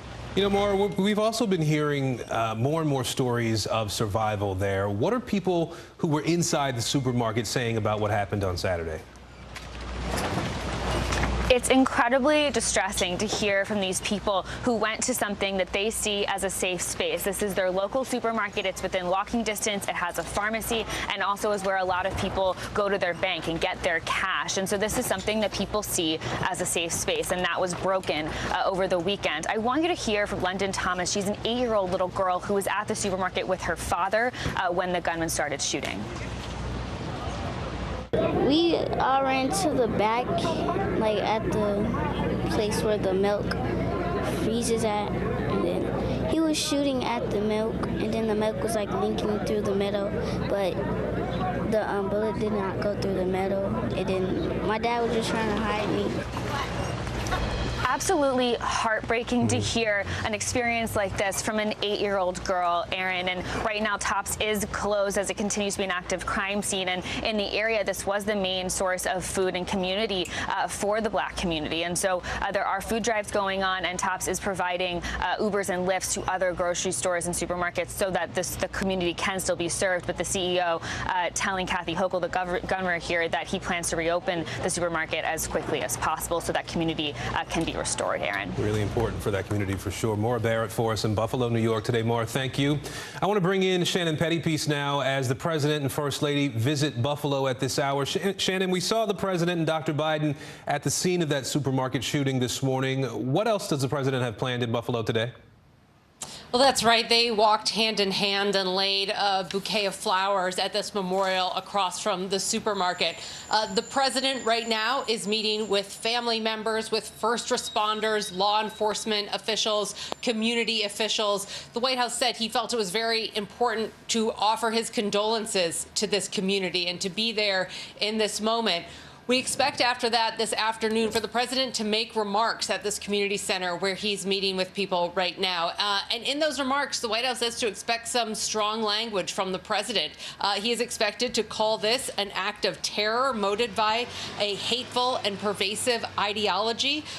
We're also expecting to hear the president call on Congress to take action, something, of course, that he has been doing throughout his presidency. One of the key pieces of action he would like to see Congress take would be passing an assault weapons ban. And finally, I would note the White House indicated we are going to hear the president talk some about mental illness and serious mental illness and keeping guns out of the hands of those who suffer with a serious mental illness.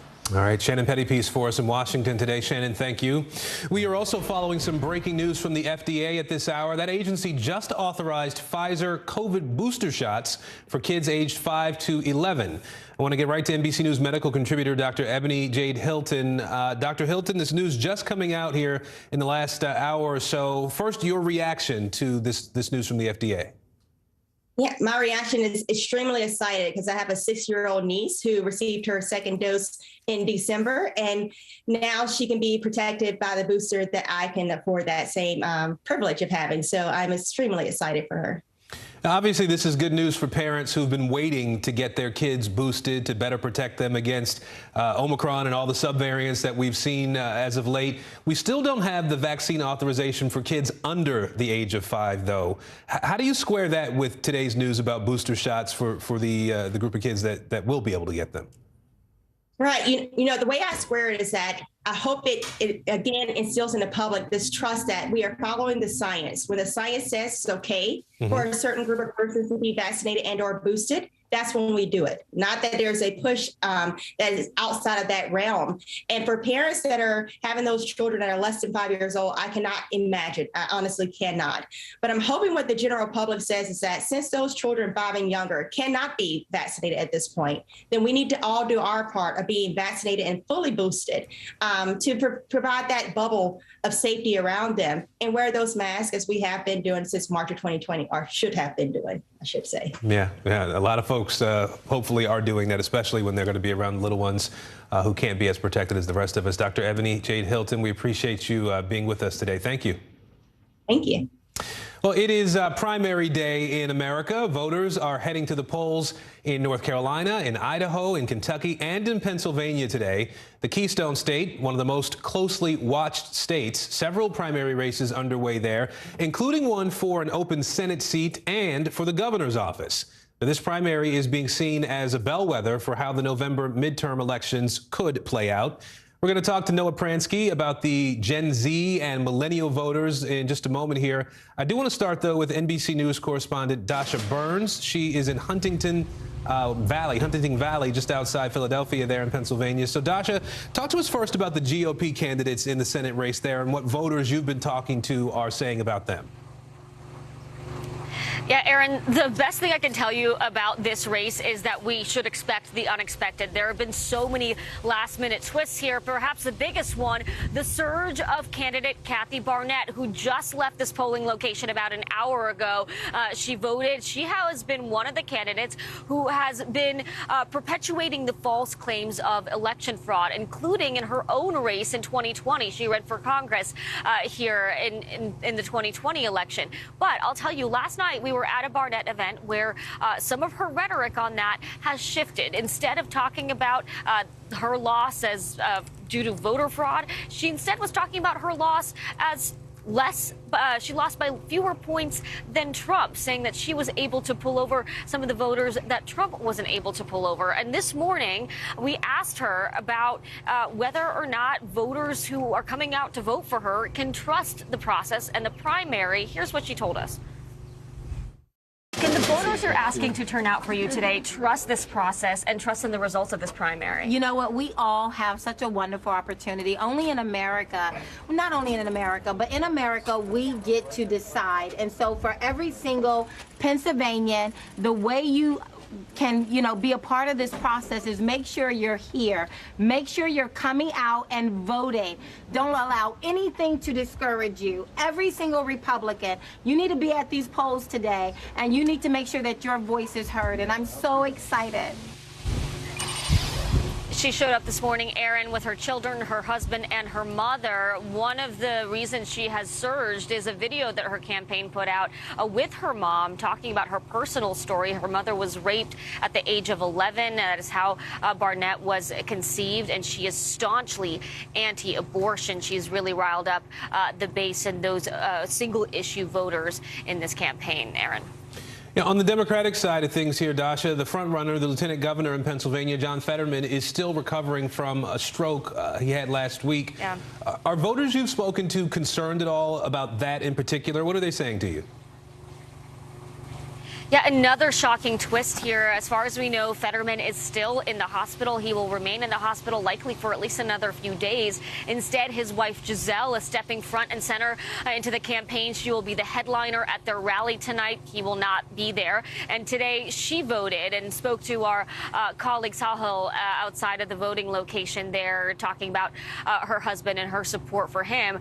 My colleague Vaughn Hilliard talked to a couple of voters about Fetterman, and they told him they're still they're still voting. And listen, this is a gentleman, this is a candidate who has been far and away the front runner for quite some time now. It doesn't look like this will hurt him in this primary. The question is, anytime a candidate has concerns about their health, that does raise some worries in the Democratic Party. So we'll see what that means for November, Aaron.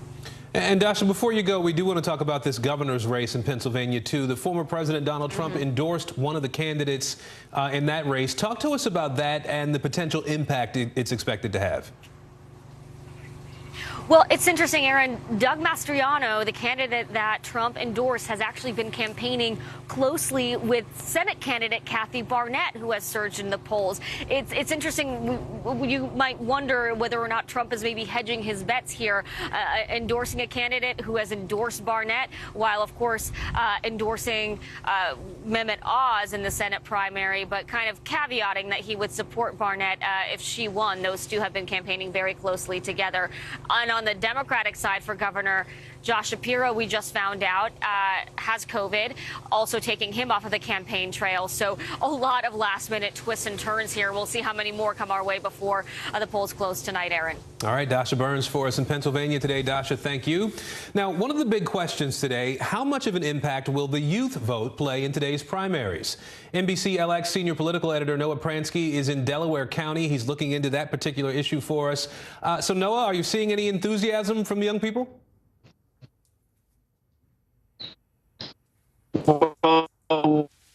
The Gen Z and role in the 2020 election time in Pennsylvania is that exciting time where people of all ages come out to cast ballots for Senate, governor, and other important races.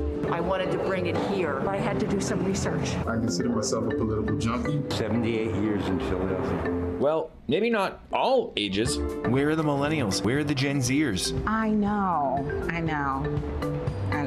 Looking for young people. Where are the young people? Maybe getting ready to protest somewhere. They need a good issue to rally around. I see young people. They're just not voting.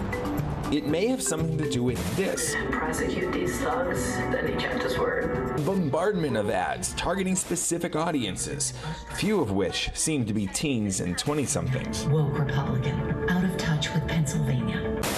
To what extent congressional candidates and local candidates are reaching out to young people? That contact can have a really big influence on young people's understanding of the election and what's at stake. And also whether they vote. Abby Kisa runs Circle, a research center at Tufts University, and they found young people played disproportionately large roles in deciding 2020 races in both Pennsylvania and Georgia, and they could again in 2022. When there are young people supporting a candidate, 20 points more likely to support one candidate over another, that is a significant number of votes. Just don't expect it in the primaries, especially in a place like Pennsylvania, one of only about a dozen states left where you can't cast a ballot in the primary unless you are registered to that specific party. Polling shows young adults are much more likely than the average voter to identify as neither Democrat nor Republican. Those independents then don't get a say in Pennsylvania's primary at all. I did find young voters on the campus of Temple University who were concerned about the issues and anxious to make a difference, but unaware the primary was even happening this week. Candidates really aren't trying to win their votes right now. I don't have enough information about it, and I don't feel comfortable putting a vote to someone that I don't know what they're doing. With no early voting and no visible education campaign, it's easy to see how primary day on campus is just another day here. Youth voter turnout has a lot more to do with access than it does apathy. And you can see more of Noah Pransky's reporting about today's Pennsylvania primary by going to NBCLX.com. And a programming note for you as well today. You can join Chuck Todd and Kristen Welker with in-depth coverage and analysis of tonight's primary election results. You can watch Meet the Press Election Night Special at 8 p.m. Eastern here on NBC News Now. Now we turn to the war in Ukraine and a massive victory for Russia, potentially. Ukraine is rescuing its last fighters from that steel plant in Mariupol as it pulls out from that key port city. Ukrainian President Volodymyr Zelensky says more than 250 troops have been taken to Russian-controlled areas for medical aid. Now, Ukraine's deputy prime minister says the goal here is to swap them for Russian prisoners of war. This signals an end to the bloody battle in Mariupol. Russia relentlessly bombed that city for months, including a theater and a maternity hospital. Meanwhile, on the NATO front, Sweden has now formally applied to join the Western Alliance. President Biden is expected to meet with the leaders of Sweden and Finland at the White House on Thursday. We are following the latest on these Mariupol evacuations and what this means for the war in general. Let's begin with NBC News correspondent Erin McLaughlin. She is in Kyiv, Ukraine, for us again today. Erin, what is the state of that evacuation effort there, and what do we know about the prisoner swap plan? Hey, Aaron. Well, more than 250 Ukrainian fighters were evacuated from the steel plant in the overnight hours. Of those fighters, 51 of them were seriously injured, taken to a hospital in Donetsk, which is Russian-controlled territory. In fact, all 250 were taken to Russian-controlled territory. The big question, of course, is when will those fighters reach Ukrainian-controlled territory? Now, the expectation among Ukrainian officials is that there will be some sort of prisoner swap, but the details on that from Ukrainian officials have been few and far between, even to the family members of these fighters. We've been speaking with some of the wives of the fighters, and they say they have yet to hear from Ukrainian officials about the status of their loved ones and when their loved ones will be coming home. Also unclear if there are any Ukrainian fighters that remain inside the steel plant at this hour. So a lot of question marks, but it does mark the first sort of victory for Russia in this war, and it comes some 5 weeks after Ukrainian forces successfully pushed Russian forces out of the Kyiv region in the battle for Kyiv. And 5 weeks later, this is a region that's still struggling to recover, only just beginning the rebuilding process. I've been speaking to the brother of the mayor for Klitschko, Vladimir Klitschko, the mayor of Kyiv, rather, excuse me, Vladimir Klitschko, and he told me that this city is just coming back to life. Take a listen. Life definitely came back compared to what it was. So restaurants are open, some shops are open. So you see pedestrians on the street, you see traffic jam kind of ish. Yeah, life is back in the city. It's not to compare what it was. Do you feel safe in Kyiv right now? I repeat it one more time. If you're in Ukraine, you're not safe, period. It doesn't matter where you are. Anything could happen at any moment. Now, in terms of the rebuilding process, Ukrainian officials estimate that it will cost some $600 billion to rebuild what the Russians have destroyed. Another disturbing statistic, according to the UNDP, before the war, Ukraine had a 2.5% positivity rate. If this war keeps going, they estimate that could rise to 90%. Aaron? I want to turn to our global security reporter, Dan DeLuce, who's with us now from Washington. Dan, Russia pretty much had complete control of Mariupol before this latest effort to rescue folks from that steel plant there. But how significant is Ukraine's apparent surrender in that city for Russia? No, Aaron, the struggle of those desperate Ukrainian troops holding out in that besieged steel plant captured the imagination of the world and really inspired Ukrainians who saw them as heroes. So it's a bitter pill to swallow for Ukraine, obviously. It's an emotional, symbolic setback, and it's really the first major defeat on the battlefield Ukraine has suffered since the beginning of the war. And for the most part, for the past 2.5 months, it's been a story of Russian setbacks and failures. Of course, there was that failure to capture Kyiv. Now, going forward, it's not clear how Russia will manage to maintain control over Mariupol over time. No doubt there's going to be guerrilla-style attacks and efforts by the Ukrainians to sabotage the Russian forces in that area. Aaron? All right, Dan DeLuce for us in Washington today, Erin McLaughlin for us in Ukraine. Thank you both. The number of migrants arriving at the U.S.-Mexico border has hit a new record high. More than 234,000 undocumented people either showed up at a legal port of entry or tried to illegally cross into the U.S. last month.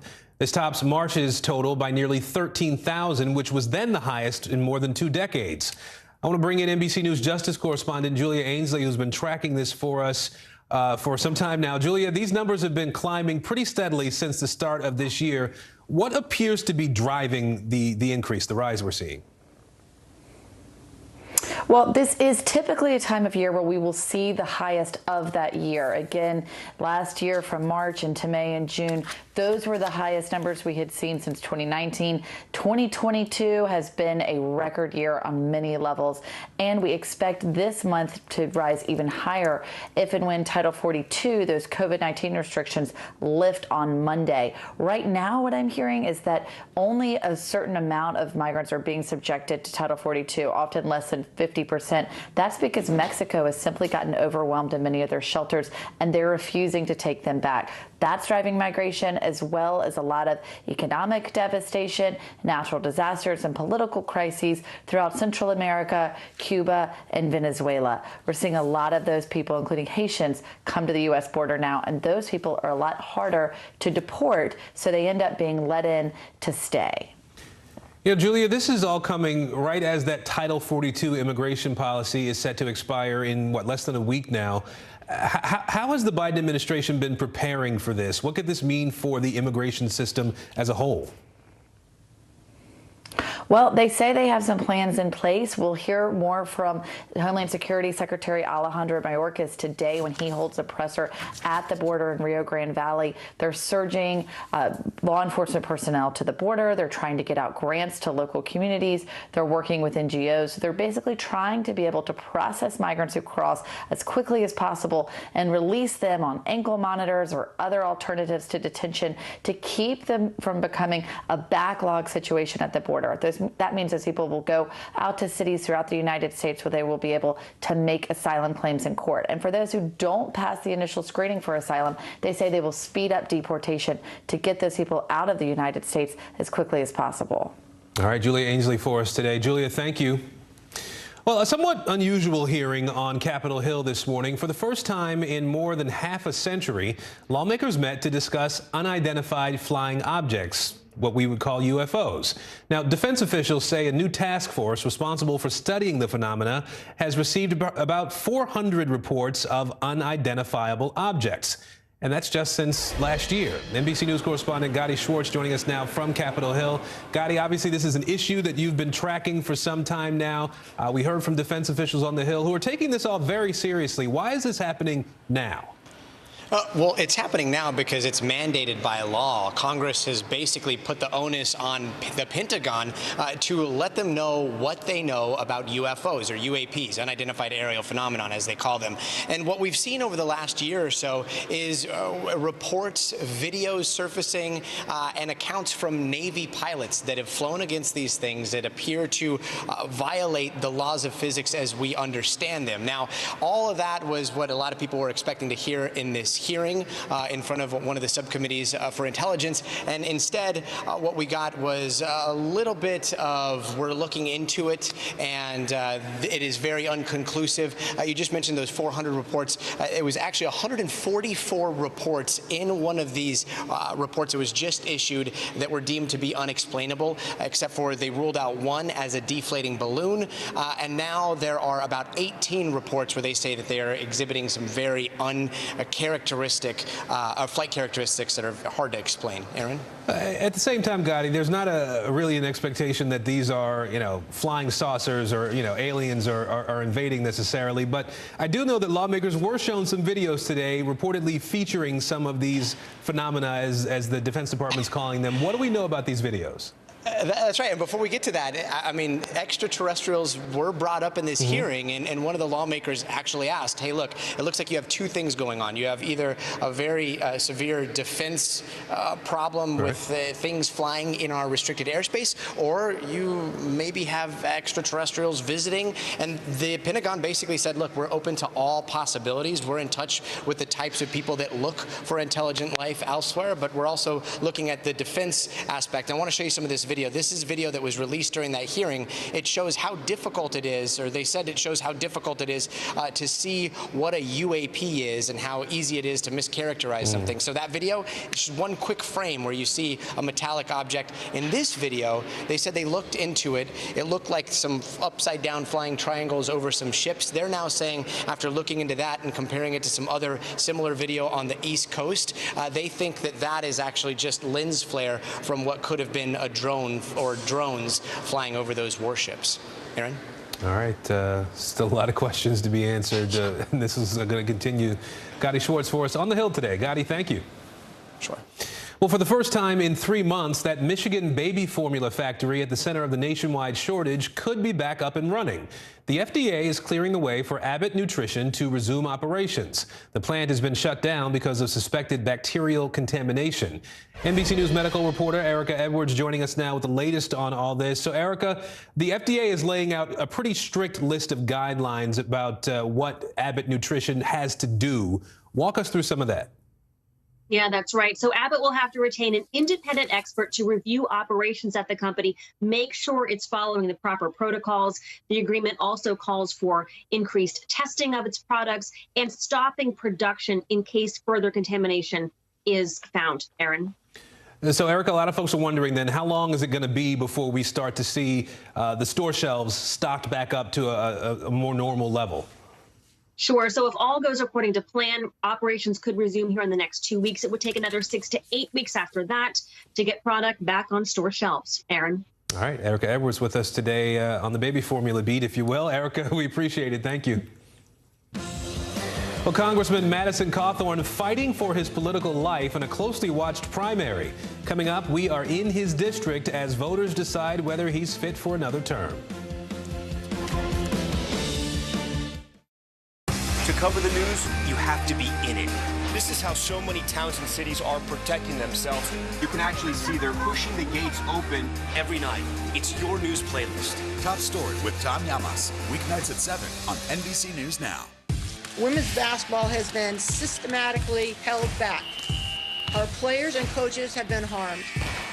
After 49 years of Title IX, we still have work to do. In Their Court, a podcast from NBC News and NBC Sports that goes inside the issues of inequality in women's sports. Listen now. The fire has grown leaps and bounds. What you see behind me is typical. How you doing? Pretty bad.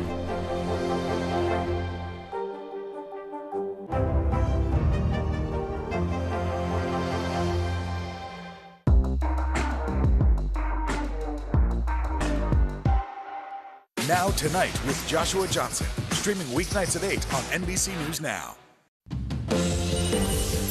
Making news right now, Dallas police questioning a suspect in a hate crime shooting at a Korean-owned hair salon. The suspect, whose name has not been released yet, was taken into custody last night. 3 women were shot in last week's attack. They are out of the hospital now. The FBI is looking into whether the suspect's getaway vehicle is connected to shootings at 2 other Asian-owned businesses. Elon Musk says his deal to purchase Twitter is on hold because of spam accounts. Musk tweeted he suspects at least 20% of Twitter accounts are fake or spam. He says he'll go through with the deal when he gets proof less than 5% of Twitter accounts are fake. And Alec Baldwin's troubled movie Rust may restart production soon. One of the film's producers tells The Hollywood Reporter he is confident the movie will be finished. Production is on hold while the deadly shooting of the movie's cinematographer last year is being investigated. Bottom of the hour now, and here are the latest headlines in the war in Ukraine. Ukraine's military says its forces have fulfilled their mission at the last holdout in Mariupol. More than 200 soldiers have been evacuated from the city's steel plant, including 52 severely wounded fighters. Ukraine's deputy prime minister also says a prisoner swap with Russia is also planned. In western Ukraine, Lviv's mayor says massive waves of rockets were aimed at the city. None of the strikes, however, actually landed in Lviv. And Sweden has officially signed its application to join NATO. President Biden is set to host leaders from Sweden and Finland at the White House later this week to talk about their NATO applications. We begin our coverage this half hour with NBC's Jay Gray in Ukraine. Look, let's start right here in Lviv, where overnight another round of missile attacks, 2 waves of missiles, according to Ukraine military officials, aimed at this area and striking a target about 20 miles from where we're standing right now, a village and military training center that was damaged. The damage does not appear to be significant. At this point, we are told there's been no serious injuries or loss of life there. In Mariupol, the evacuation of soldiers inside that Azovstal steel plant after weeks of negotiation. Some of the most seriously injured have been moved. In all, more than 200 soldiers taken to areas under Russian occupation right now and getting treatment, we are told. Ukrainian officials say they are working on an exchange program to bring them back to Ukraine, likely exchanging prisoners of war for those soldiers there. And now to the push by Sweden and Finland to join NATO. There seems to be a bit of a block coming from Turkey as far as that process is concerned. The two countries, you know, are traditionally neutral, but have decided after the invasion that they want the protection of NATO and are looking to join the alliance. Turkey says that they're not going to allow that to happen, in part because Sweden blocked arms sales from Turkey back in 2019. There are diplomats from both countries headed to Turkey right now to talk with the president. They're hoping to smooth out a way for them to join NATO. That's the latest from here in Ukraine. Now back to you. I want to bring in retired Army Lieutenant General Stephen Twitty now. He's the former Deputy Commander of United States European Command. General Twitty, we appreciate you being with us today. I do want to start with the developments in Mariupol that we've been learning about. What does the apparent loss of a key city like that mean for Ukraine and for Russia, for that matter, in this conflict? Yeah, Aaron, it's great to be with you. I do not want to underestimate this success by the Russians. If you see where Mariupol sits, it sits just southwest of the Donbass area. And so the Russians need this piece of the pie in order to establish the land bridge into Crimea. And so this is just one piece of the pie that they need. If they're able to succeed in the Donbass and then move from Mariupol over to Kherson, then that gets them that land bridge that they're looking for. So this is a strategic victory for the Russians.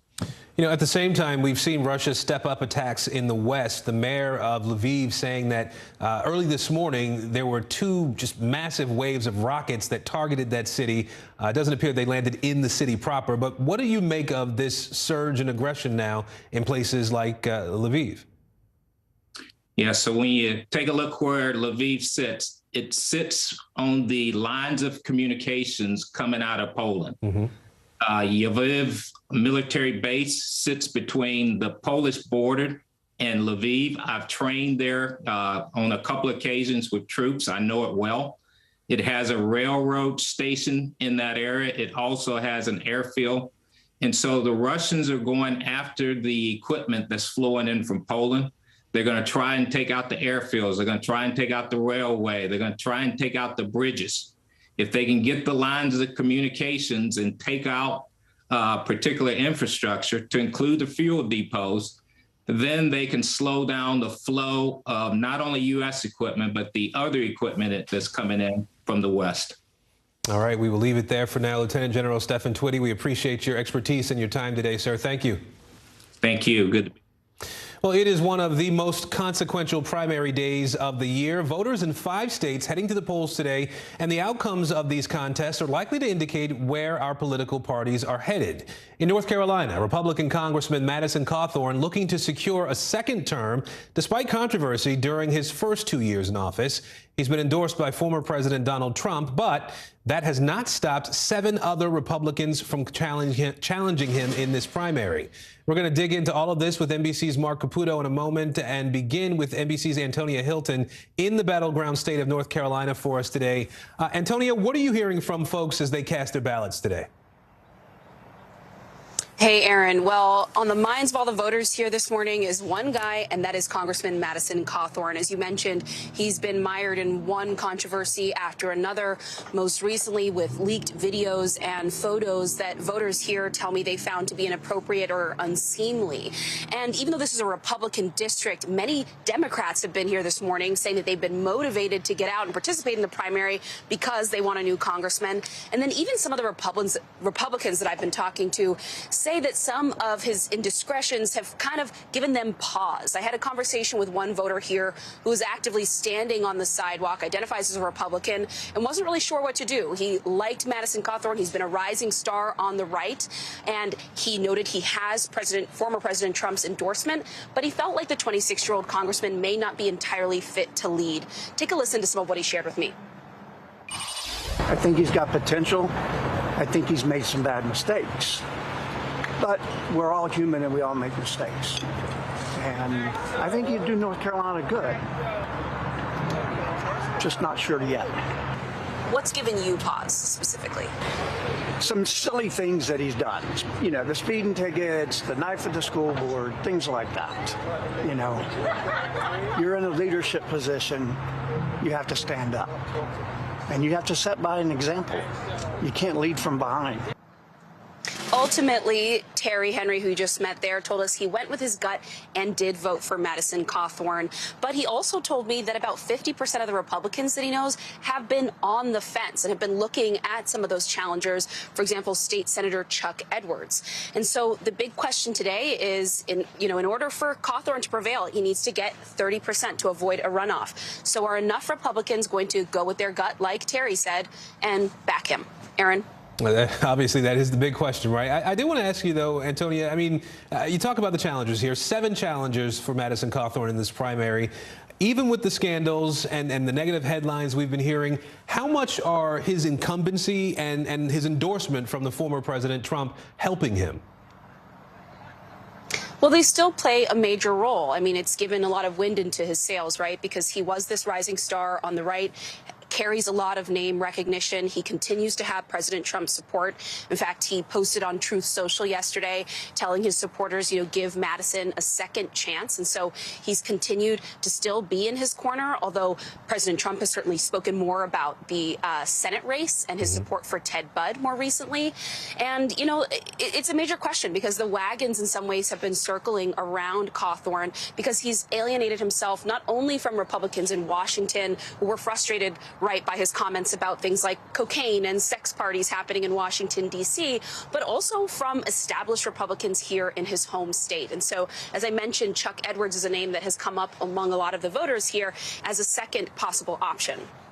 All right, Antonia Hilton for us in Fletcher, North Carolina today. Antonia, thank you.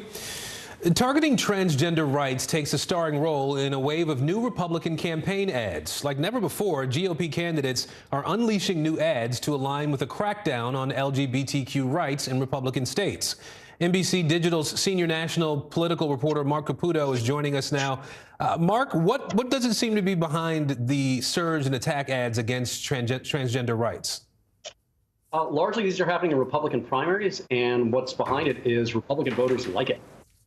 When this has been examined or when it's been polled, they've generally found Republican support for limiting transgender women from participating in women's sports. That kind of polls off the charts with Republicans and actually gets majority support with independents as well. So for Republicans, this is what their base likes. It's also something that could be good in a general election campaign.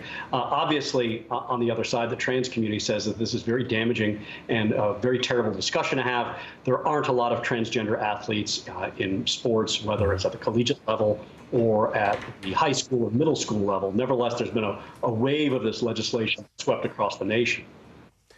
So, Mark, then with all this heated rhetoric that's coming from the right now, is there any indication as to why Democrats haven't spoken up more loudly in support of the LGBTQ community? Well, it's kind of twofold. We've spoken to a few people. Stephen Weber, who is an AFL-CIO political director in Missouri, he said there's, number one, it's a difficult issue to talk about. This is sort of new, and folks, even if they want to be allies, don't quite know how to discuss this without sort of hitting a tripwire. And then the other thing is back to what I said before, the polling. It's an issue in which Republicans happen to be on the side of the majority, at least at the moment. All right, Mark Caputo for us today. Mark, we appreciate it. Thank you. Democrats are ripping into the latest round of redrawn congressional maps. They set the stage for some longtime incumbents to face each other for the first time. On Friday, a New York court is expected to approve a new map, which was drawn by a court-appointed official. Now, it creates new districts and eliminates older ones. NBC News Deputy Political Editor Ben Camisar is joining us now with the latest on this. So, Ben, walk us through the changes here and how they could impact the political landscape in New York. Yeah, so this map, I guess the first map that Democrats tried to enact earlier was kind of a pipe dream for them politically. It was going to cut the number of Republican districts in half, potentially giving Republicans just 4 members of the entire congressional delegation. This new map is very different. Republicans are walking into 2022 with 8 seats. This new map could actually help them win up to 11 of the state's now 26 seats if they have a good election. And on the flip side, you have a handful of high-profile Democrats. They're going to be pit up against each other in primaries. Those two dynamics alone are a pretty significant change. Ben, Democrats say this is basically cannibalizing the party at this point, with high-ranking incumbents squaring off in primaries. What would it mean for the party to lose some of these big names? Yeah, I mean, it depends who loses. You have 4 members of the Congressional Black Caucus drawn into 2 districts. The concern there is you have less representation in these congressional groups that are advocating for Black Americans. You also have a number of other high-profile names. You've got 2 committee chairmen that are going to be running against each other in a primary. So one of them will no longer lead their committees. And then you also have the head of the Democratic House campaign arm potentially running against a high-profile progressive. So any of those people lose, and then someone's some constituency group is really going to lose a lot of clout. Yeah, the court is is set to approve the proposed map on Friday, Ben. Any chance it won't get the green light? You'd think no. I mean, anything is possible we've seen in this redistricting cycle. But that said, the court appointed this person to draw the maps, and then the person drew the maps. So you'd assume that it's going to go through with maybe a little bit of tweak, but nothing really big. All right, Ben Camisar with us today. Ben, we appreciate it. Thank you. An Illinois company is spreading the wealth after a multi-billion-dollar buyout. Still ahead, the life-changing bonuses the company is giving out to every single worker. When was the last time you made space to listen to somebody? What I learned from a very young age is radical love, radical forgiveness.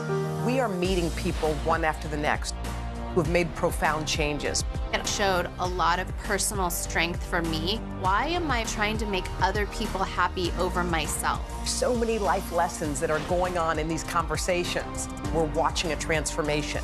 Join Hoda Kotb for her podcast, Making Space. Listen now. Live from Ukraine, from Mayfield, Kentucky, from Waukesha, Wisconsin. To cover the news, you have to be in it. This is how so many towns and cities are protecting themselves. You can actually see they're pushing the gates open. I also want to get home. You'll get home. You'll get home. Do you remember any tornado as bad as this one? You look at this and you're thinking, we're not going to have power for weeks, if not months. Exactly. Every night, it's your news playlist. Top Story with Tom Llamas. Weeknights at 7 on NBC News Now.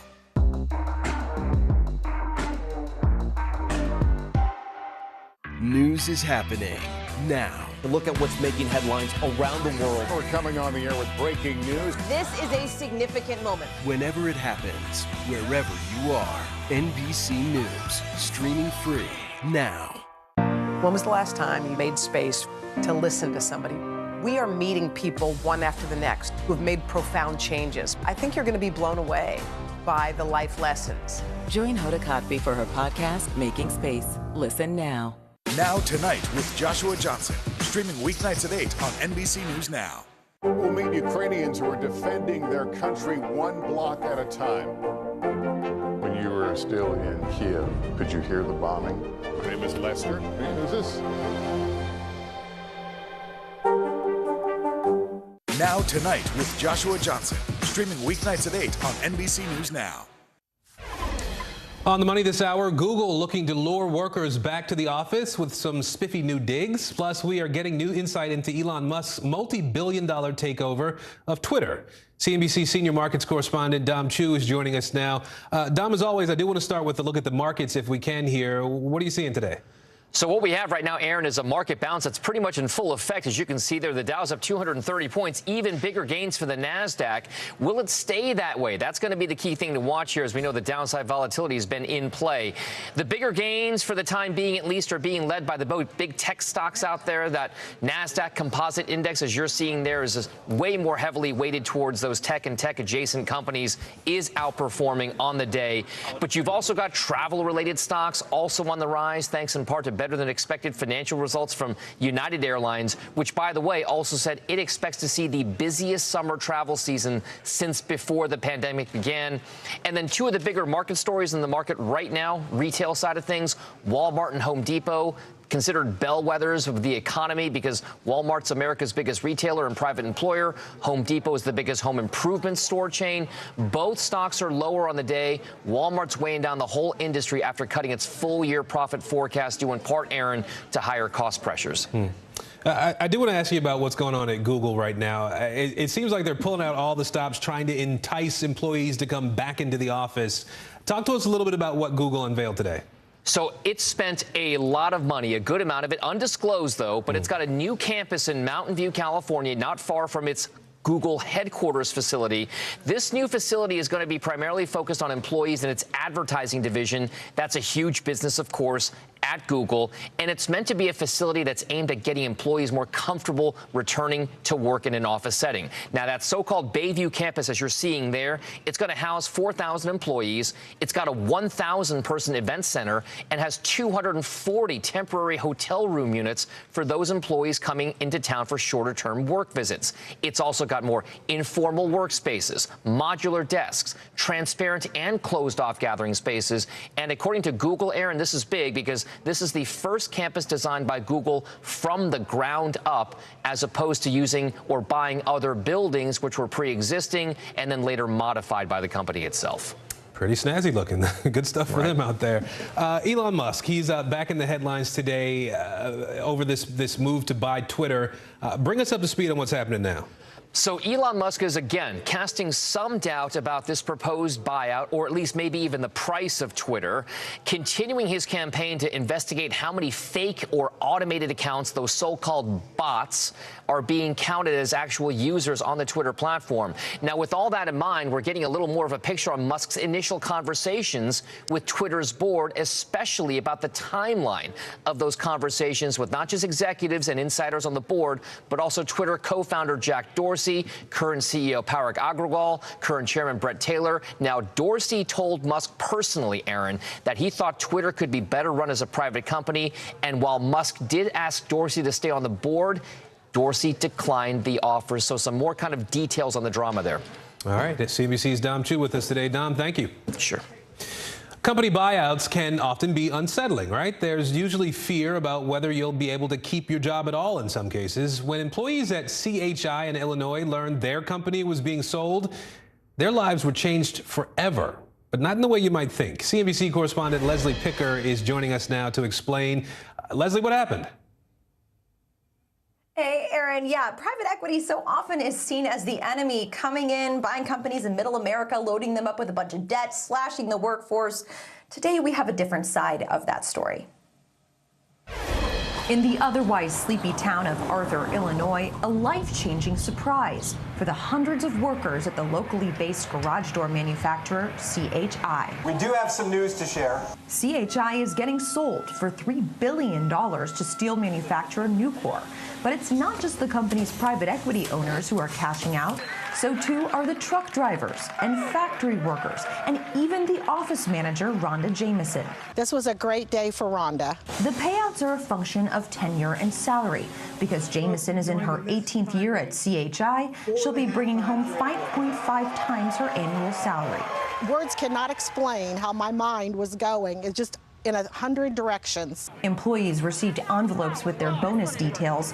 On average, hourly workers received $175,000, with the most tenured earning more than $750,000. I feel great. The idea of giving rank-and-file workers equity grants in a sale is the brainchild of Pete Stavros of KKR, one of the nation's largest and oldest private equity firms. What initially got me interested in it was my father. So my dad was a construction worker for 45 years. Stavros said his father loved his job, but he couldn't create wealth on an hourly wage. So once the younger Stavros got into business school, he started studying the topic of employee ownership. And as he rose through the ranks of KKR, he started experimenting with it in the companies he invested in. Now the firm uses it in all of its buyouts. And we had good success. So it delivered great results for companies, great outcomes for workers. And it's not just the money. It's the fact that, as we said to everyone today, you earned it. I mean, this isn't charity. It's not a gift. They drove an unbelievable amount of productivity in the business. Stavros says Nucor will include their own profit-sharing model for CHI, and the employees we spoke with say they have no plans to take their money and run. I am all in with CHI. Simple as that. They're going to have to wheel me out of here. And in the meantime, Jameson, who spends her days answering phones and ordering supplies, has big plans for her newfound money. Well, we're going to Disney. Well, I'm going to pay off my house. I'm going to pay off my cars, and we're going to give a little bit to the church and help my kids a little bit. KKR Stavros is looking to expand this model beyond his own firm. He started a nonprofit known as Ownership Works, and he got 18 other PE firms to sign on and make a commitment to have at least 3 of their buyouts in 2023 adopt this model. So hopefully we can see more stories like this across the country in the years to come, Aaron. A lot of people who worked really hard for that company for a long time. It's nice to see them so happy when things change in their reality. Leslie Picker from CNBC. Thank you, Leslie. Somebody really wants him to live. You know, it is quite a miracle to be able to survive. A remarkable recovery for the pilot who passed out while thousands of feet in the air. After the break, the miracle landing and the first thing the pilot said after he woke up. Stay with us.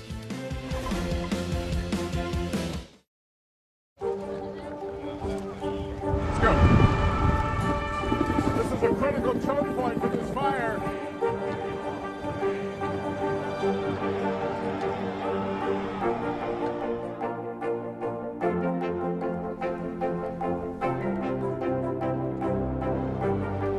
Unnecessary, unjustifiable, illegal. And good evening from New Orleans. Late military operation witnessing the massive crowds. I admire you both. Nice to really spend some time with you.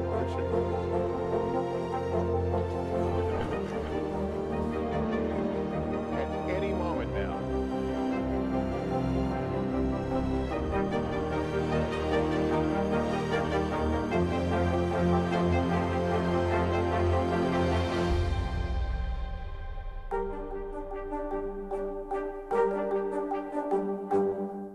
When was the last time you made space to listen to somebody? What I learned from a very young age is radical love, radical forgiveness.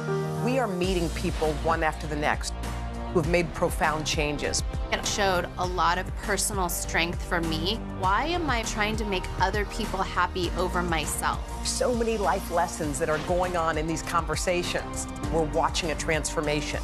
Join Hoda Kotb for her podcast, Making Space. Listen now. From Brooklyn, we're next to the subway station. The state's reservoirs are alarmingly low. War will pass them by.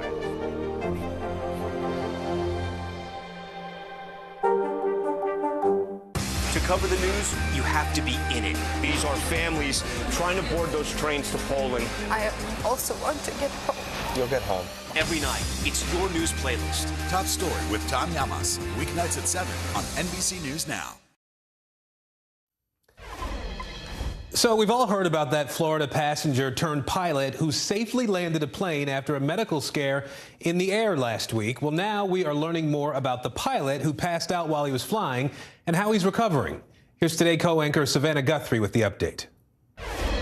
Against all odds, a story of survival on multiple levels. Not only did passenger Darren Harrison successfully land a Cessna 208 last week when the pilot suddenly became unconscious mid-flight, but he also gave doctors a chance to save the pilot, who suffered a catastrophic cardiac event and is now, thankfully, out of the hospital and resting. Dr. Nishant Patel, who treated the pilot, says it is a miracle. 50% of patients won't make it to the hospital, and then 50% of patients that do make it to the hospital will pass away within 24 hours without prompt diagnosis and treatment. Definitely something I've never seen before, and I probably will never see again. Really quite a miraculous recovery, miraculous story. Part of that miracle, Darren, who had no previous flight experience. If someone had had a camera in that moment, in that cockpit, what would they have seen and heard? In the beginning, it was he and I yelling over and over again to try and get the pilot to respond, because you're in a panic situation. And that is a single individual that is basically in control of one thing that you can't control, which is flying an airplane. Did you surprise yourself? I don't know. I don't think so. You're in a situation to where you have to perform or the outcome's not going to be good. You're going to die. So you have to do anything you can to stay in control of the situation, to not let it go that direction. The 39-year-old Florida native was determined to get home to his wife, Brittany, and their baby girl, who was due this summer. In that split second you had to pull the plane out of a nosedive, I don't think most of us would know which way the throttle was supposed to go. Yeah, I pay attention to mechanics on how things work, how they operate, what's the reaction of what's done. So I've always monitored that, but I've never sat and physically done it. After saving them from plummeting into the ocean, Darren then landed the plane at Palm Beach International Airport, keeping calm as air traffic controllers taught him to fly on the fly. Is this your temperament? Are you just kind of one of those cool in a crisis people? No. You're not? No.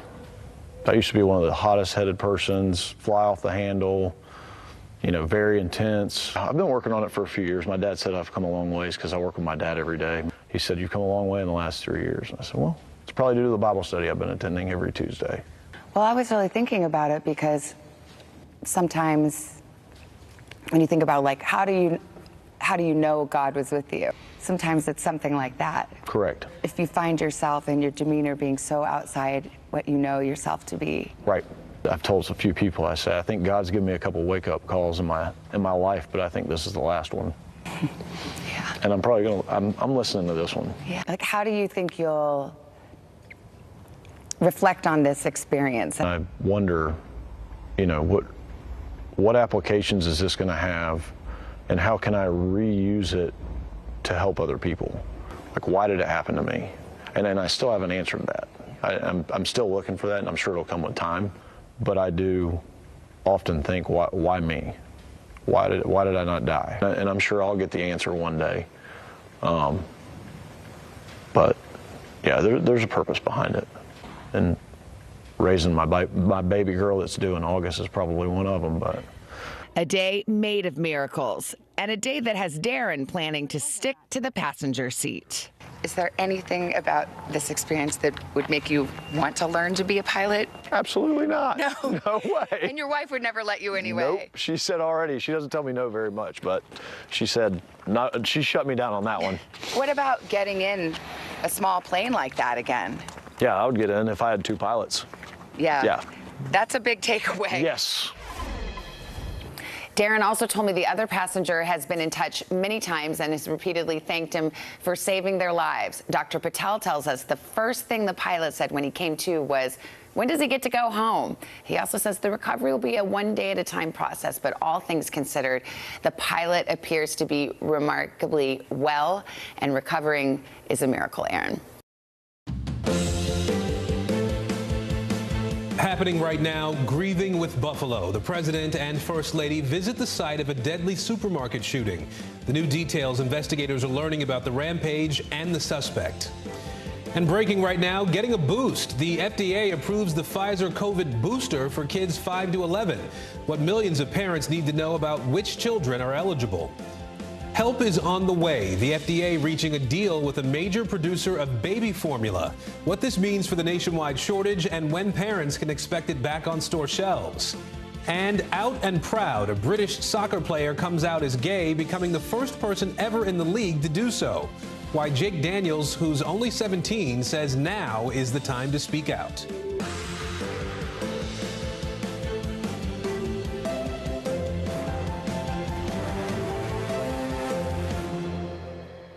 And good Tuesday, everybody. I'm Aaron Gilchrist. Morgan is off today. We're going to start this hour with breaking news in Buffalo, New York.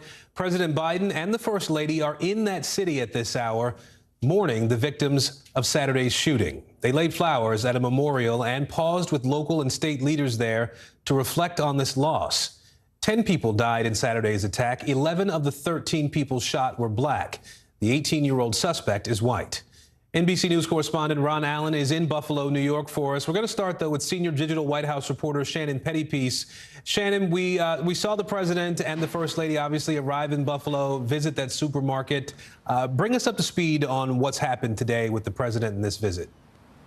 Well, after that stop at the memorial where you noted he sort of paid a moment of silence and respect, laid those flowers, he then went on to meet with family members affected by this, community leaders, law enforcement officials. And the White House said it was very important for the president to come there and really just share his condolences, express his remorse for what happened, and play this role as consoler-in-chief to this community that's obviously been affected by so much. We do expect to hear from the president today. Shannon, what are some of the key points that we expect President Biden will address when he speaks this afternoon?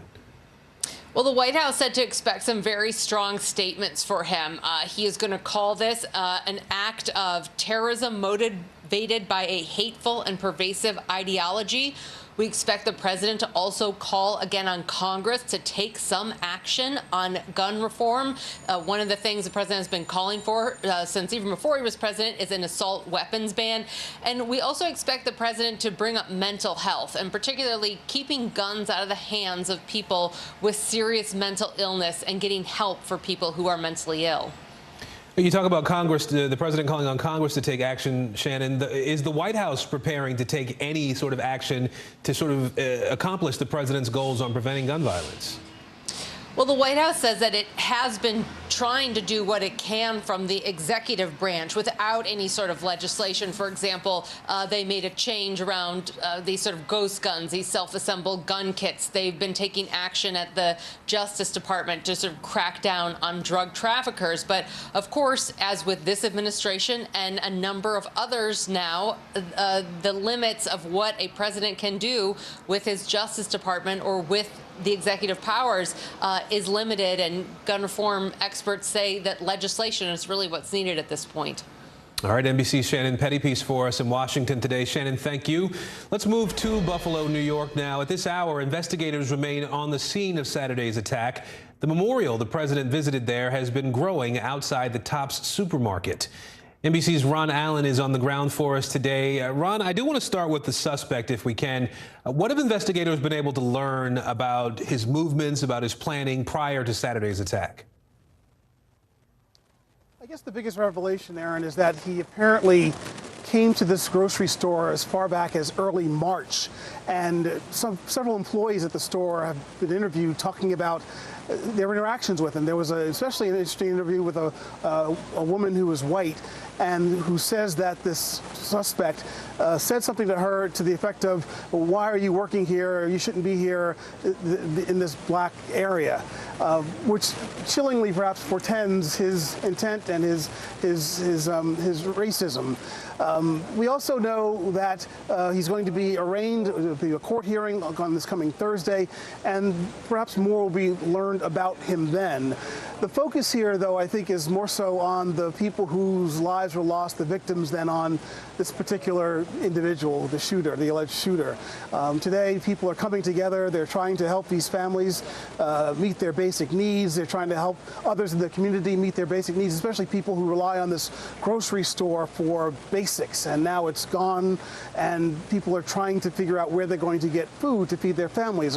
Across the city, as we've been driving around, you see that there are pop-up grocery stores, people, volunteers bringing food, donations to try and give to people, and long lines in some cases because there's such a desperate need for that practical, for just food to get through each day now that this grocery store is closed for some time.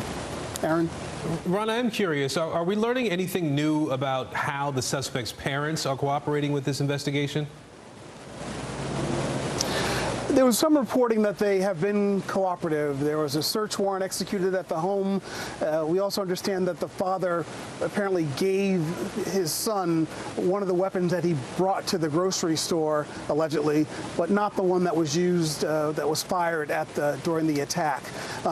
And with the suspect, we also learned, and the investigators are trying to sort through what his real intent was. And apparently, he meant to leave the grocery store. He had more weapons in his car. He was going to drive or walk down the street and try to kill more black people.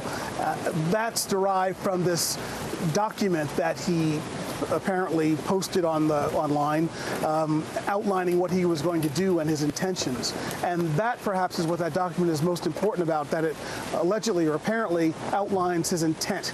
And intent is a vital element of first-degree murder charges and perhaps the hate crime charges that he may eventually face as federal investigators continue building their case against him potentially.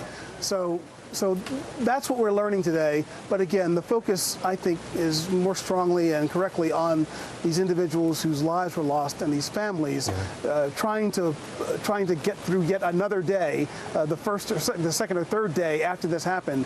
And that's what the president is here to address. The president is here to focus on the families, to be a consoler, to let them know that the nation cares about what's happened, and people are feeling good about that, if that's a word that could be used at all in these circumstances. And they're going to need our support for some time to come. Ron Allen for us in Buffalo today. Ron, thank you. We are also following some breaking news this hour on the coronavirus. The FDA just authorized booster doses of the Pfizer COVID vaccine for kids ages 5 to 11. I want to get right to NBC News correspondent Kathy Park on this. So, Kathy, a lot of parents have been waiting to get their kids boosted. Talk to us about today's news and what parents need to know about it. Hey there, Aaron. Good afternoon to you. Yeah, so this is certainly some good news for families who have kids between the ages of 5 to 11. So the FDA has given the green light for kids in that age group to get boosters at least 5 months after they've received their 2-dose series. So the decision will eventually go to an independent group of advisors with the CDC this coming Thursday. They will discuss and then pass along their notes to the CDC director, and the CDC director is expected to issue a final recommendation after that meeting. So if all goes as planned, the shots could be in arms as early as this coming Friday. And then based on past clinical trials, this additional dose for 5 to 11-year-olds should raise enough antibodies to provide a high level of protection against mild disease for at least the next couple of months, Aaron. Hey, Kathy, while we have you, New York City just raised its COVID alert level to high. We saw this might be coming. What specifically does that mean for the millions of people who live here and all the people who are visiting now that tourist season is kicking into high gear? Yeah, so, we've been monitoring this for a couple of days. It was just a warning yesterday. Now they have raised the alert level to high. And essentially for New Yorkers, this means they should be doubling down and being more cautious and protecting each other once again. And we know the drill, right? So health officials are encouraging people, not mandating them, but encouraging them to mask up when they are in indoor settings. The city, obviously, they have been watching the numbers very closely, like they have been for the past couple of years, but they have hit the threshold of 10 new hospitalizations per 100,000 residents. So that is why they had to raise the high alert level for the city. So, Aaron, this is just another indication that we are still living with the virus, and the numbers will continue to fluctuate. All right, Aaron? Kathy Park with us today. Kathy, we appreciate it. Thank you. Well, voters are heading to the polls in closely watched primaries today in North Carolina, Idaho, Kentucky, and in Pennsylvania. And that is where we're watching tight races now for both Democratic and Republican nominations for an open Senate seat. These primary races are seen as an early test of enthusiasm ahead of November's midterms. Steve Kornacki standing by at the big board to break down the numbers for us. We'll start, though, with NBC News correspondent Vaughn Hilliard. He is in Langhorne, Pennsylvania today, outside Philadelphia. So, Vaughn, let's start with the GOP primary here. Kathy Barnett is a name that we've come to know in the recent days here, even as there are new questions about past comments she made about religion, as well as her presence at the Capitol on January 6th. How is all of that playing into today? You know, I think that's a big question mark here. And frankly, I think it's important to kind of give folks context as to where we're standing. We're in Bucks County, Pennsylvania. This is a more affluent, well-off, conservative suburb outside of Philadelphia. We're about 50 minutes north of downtown here. And Dave McCormick and Mehmet Oz were expected to do well and really kind of compete for these votes in this area. But the question was to what extent could Kathy Barnett make some inroads and cut into the vote share that they had in these greater suburbs area. And this is very anecdotal here, but just over the last few hours that we've been at this polling location, we've yet to talk to a Kathy Barnett voter. It's been Oz and McCormick here. I just want to let you listen to a few of the voters we talked to. Republican. And who did you go for in the Senate race? Dr. Oz. Were you familiar with Mehmet Oz before? Yes. Well, from a show. From a show. Would you watch his show? I watched the show. He's exactly who he was looking for. He was very nice. I have a picture with him.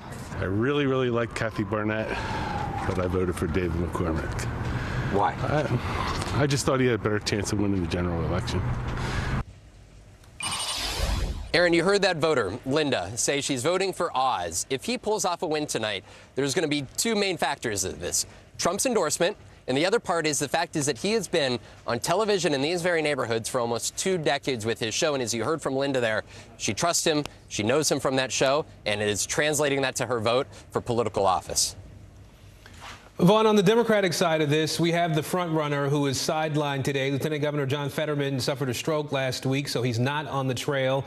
What do we know about how Fetterman is doing today, and what are voters saying about his stroke and him not being on the campaign trail today? Right. Our colleague Sahil actually caught up with his wife, who went and cast her ballot at a polling location here this morning, and she said that he is doing well. He is still in the hospital. They don't have a timeline for him to leave, but his health is the most important part of this all, of course.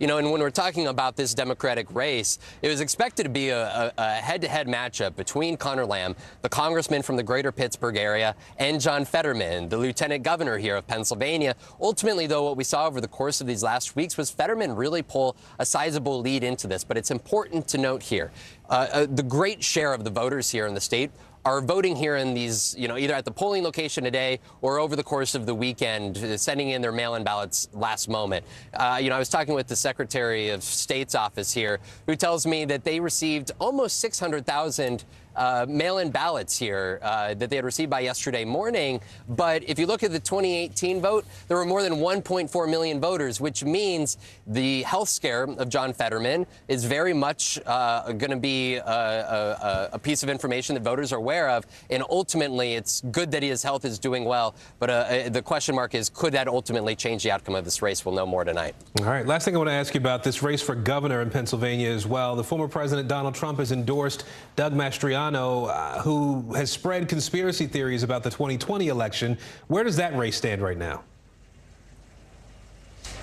Doug Mastriano is expected to win here based on averaging of polling here, largely because the other candidates in this race were diluting each other's votes. There is an effort around the number 2, Lou Barletta, who is a former congressman and mayor of Hazleton, Pennsylvania. I caught up with him yesterday, and there was a sense of frustration that some of the other candidates had not dropped out and backed him, because it's important to understand who Doug Mastriano is. He is an individual who was outside of the Capitol on January 6th. He's a current state senator who had suggested throwing out the results of the 2020 election here in Pennsylvania and sending a slate of electors, Trump's slate of electors, to Congress to be counted on behalf of the state of Pennsylvania. He has suggested re-registering all voters in the state of Pennsylvania. He is the face of these election conspiracies here in Pennsylvania, and he is slated here. If the vote today reflects the polling, the direction of polling, he is slated to be the Republican nominee to take on the current Attorney General, Democrat Josh Shapiro.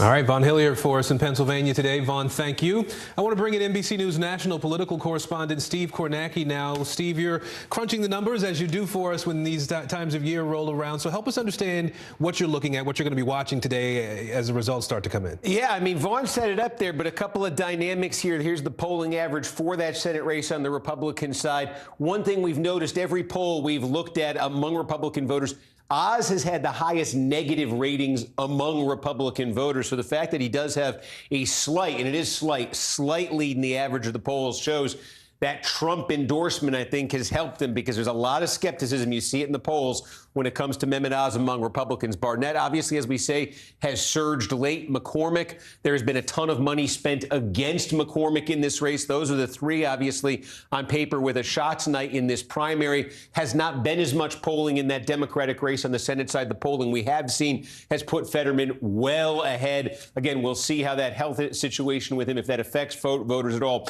go to the polls today. But Fetterman has led big in all of the polling we've seen there. And then there is this Republican race here for Governor Doug Mastriano, who got Trump's endorsement, leading here steadily heading into today, running against Shapiro, the incumbent attorney general.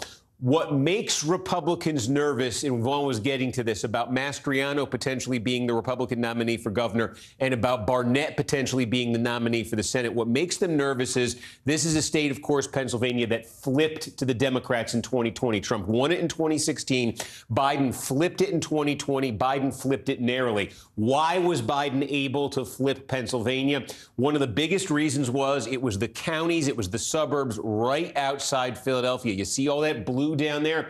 These are areas that moved the most dramatically between 16 and 20 against Donald Trump, where Donald Trump lost the most ground. I can give you a couple examples. Big Montgomery County, Biden won it by 26 points.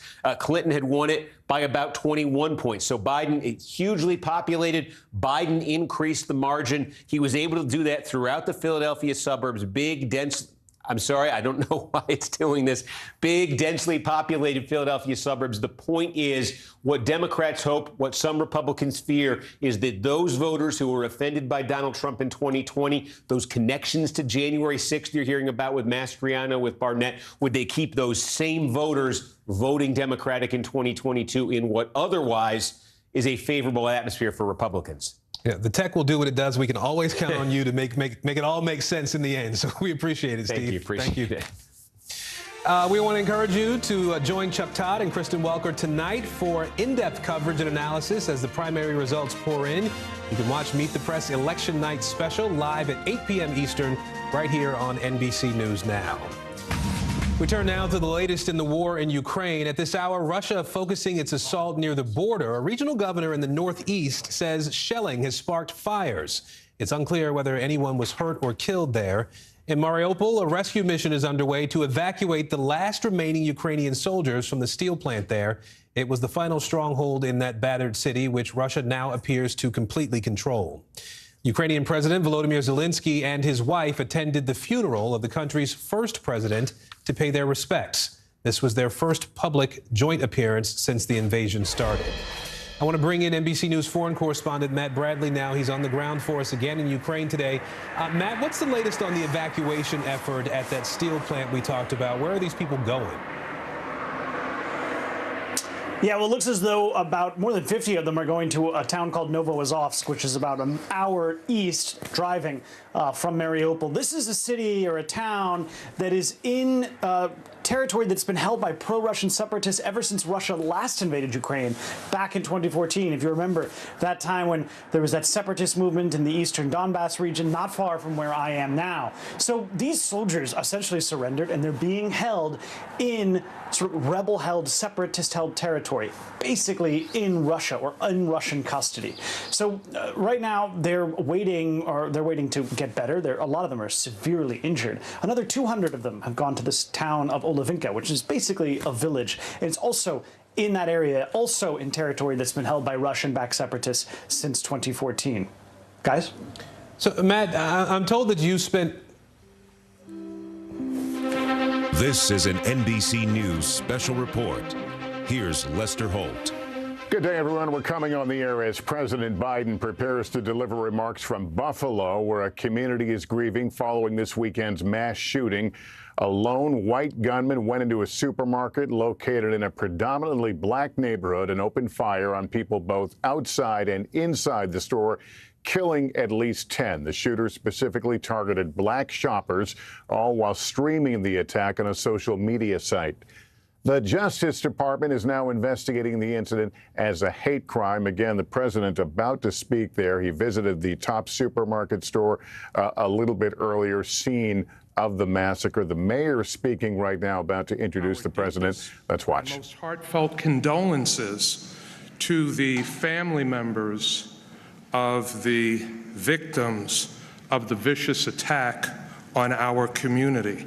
I want the family members to know that we love you, that we care about you, and collectively we are here to wrap our arms around you and to help lift you up during this very difficult time. This is a time of great pain and sorrow for all of us in the city of Buffalo.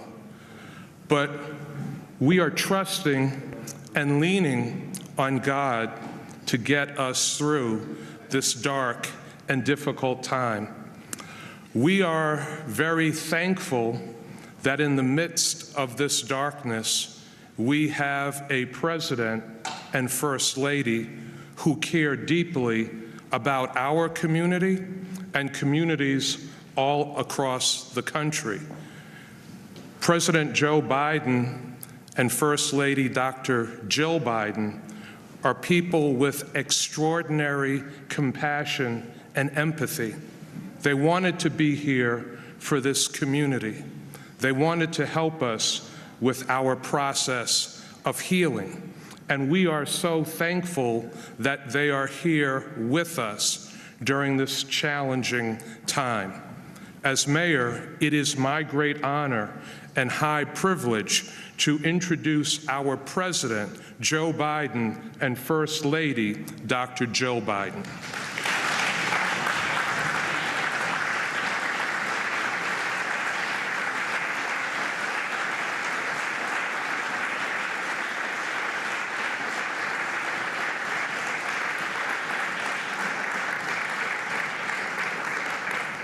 Before I begin, Jill would like to say a few words. I just wanted to say thank you to the families for opening up your hearts to us and for letting us be with you today. So God bless you, and thank you for allowing us to be with you. Yeah.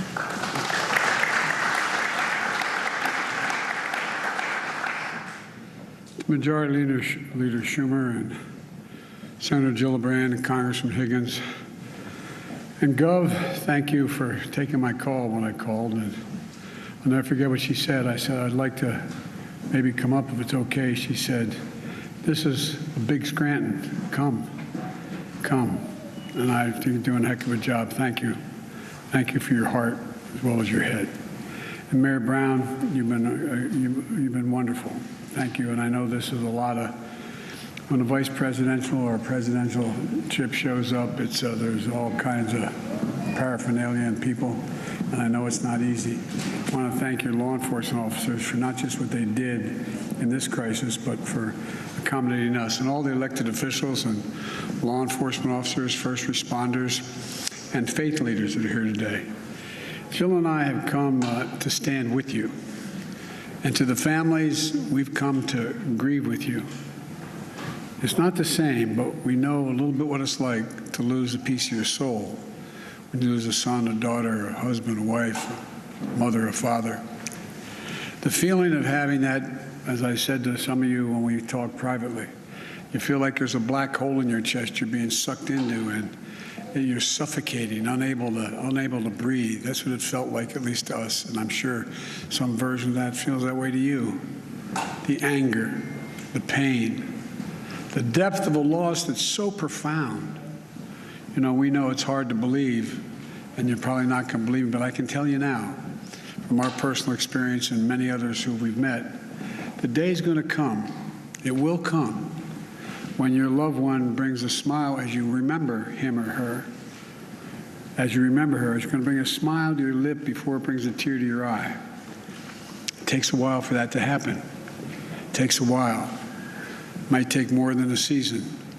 But our prayer for you is that that time comes sooner or later, but I promise you it will come. As a nation, I say to the families, we remember them. We've been reading about them. We visited the memorial where they show the love for them, and you've all shown by the supermarket. And Celestine Cheney, 65 years old, brain cancer survivor, churchgoer, bingo player, went to buy strawberries to make her favorite shortcake. A loving mother and a grandmother. Roberta Drury, 32, beloved daughter and sister, moved back home to help take care of her brother after his bone marrow transplant. She went to buy groceries for dinner. The center of attention, who made everyone in the room laugh and smile when she walked in. Andre McNeil, 53, worked at a restaurant, went to buy his 3-year-old son a birthday cake.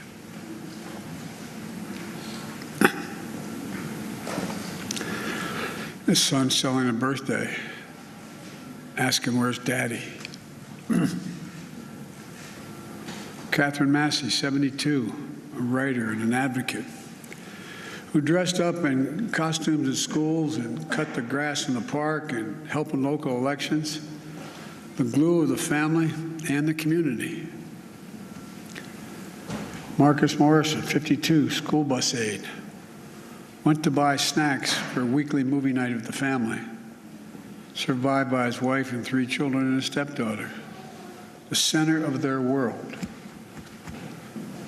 Hayward Patterson, 67, father, church deacon, fed the homeless at the soup kitchen, gave rides at the grocery store to neighbors who needed help, putting food in the trunk of others when he took his final breath. Aaron Solder, 55, retired Buffalo police officer for 3 decades. 3 decades. Loved electric cars. Hero who gave his life to save others on a Saturday afternoon. And had that man not been wearing that vest that he purchased, bulletproof vest, a lot of lives would have been saved. A beloved father and husband. Geraldine Talley, 62, expert banker and known for her warm, gentle personality. A friend to everybody, devoted mother and grandmother. Ruth Whitfield, 88, beloved wife, mother, grandmother, great-grandmother, sang in the church choir, a caretaker of her husband, bringing him clean clothes, cutting his hair, holding his hand every day she visited him in the nursing home. Heart as big as her head. Pearl Young, 77, a mother, grandmother, missionary of God, public school teacher, who also ran the local food pantry. Loved singing, dancing, and her family. And all 3 are injured. Zaire Goodman, 20, shot in the neck, but fighting through it. Jennifer Warrington, 50, Christopher Braden, 55, both treated with injuries on a long road to recovery. Individual lives of love, service, and community. It speaks to the bigger story of who we are as Americans. A great nation, because we're good people. Jill and I bring you this message from deep in our nation's soul. In America, evil will not win, I promise you. Hate will not prevail, and white supremacy will not have the last word. For the evil did come to Buffalo. It's come to all too many places. Manifesting gunmen who massacred innocent people in the name of hateful and perverse ideology, rooted in fear and racism. It's taken so much. 10 lives cut short in a grocery store. 3 other wounded by a hate-filled individual who had driven 200 miles from Binghamton in that range to carry out a murderous, racist rampage that he would live stream to the world. What happened here is simple and straightforward. Terrorism. Terrorism. Domestic terrorism. Violence inflicted in the service of hate and the vicious thirst for power that defines one group of people being inherently inferior to any other group.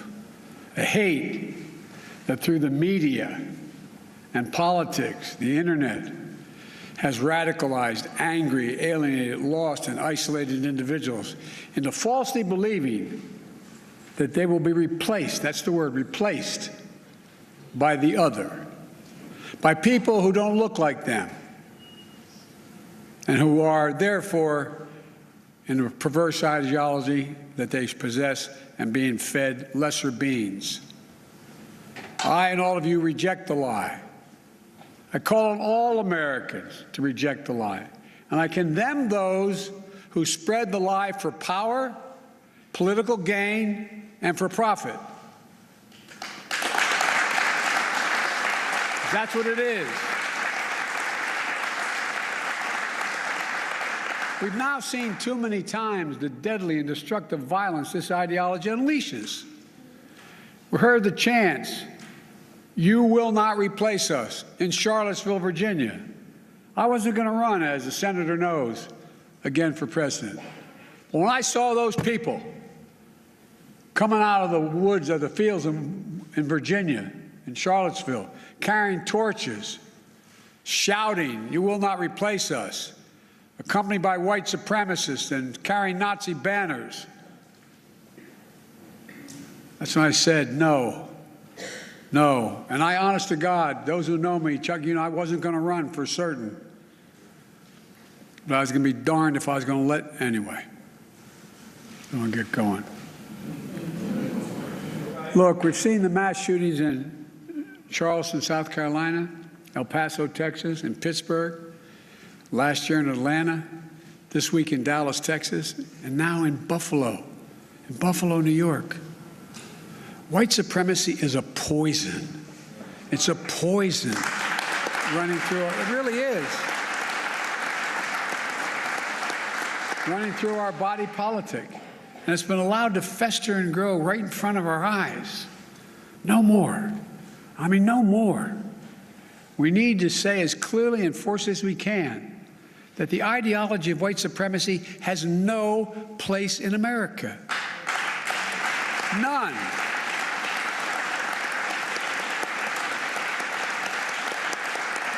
And look, failure for us to not say that, failure in saying that, is going to be complicity. Silence is complicity. It's complicity. We cannot remain silent. Our nation's strength has always come from the idea. It's going to sound corny, but think about it. What's the idea of our nation? That we're all children of God. All life, liberty, our universal goods, gifts of God. We didn't get it from a government. We got it from because we exist. We're called upon to defend them. The venom of the haters and their weapons of war, the violence and the words and deeds that stalk our streets, our stores, our schools. This venom, this violence cannot be the story of our time. We cannot allow that to happen. Look, I'm not naive. I know tragedy will come again. It cannot be forever overcome. It cannot be fully understood either. But there are certain things we can do.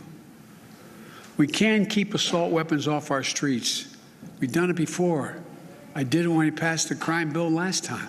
And violence went down. Shootings went down. You can't prevent people from being radicalized to violence. But we can address the relentless exploitation of the internet to recruit and mobilize terrorism.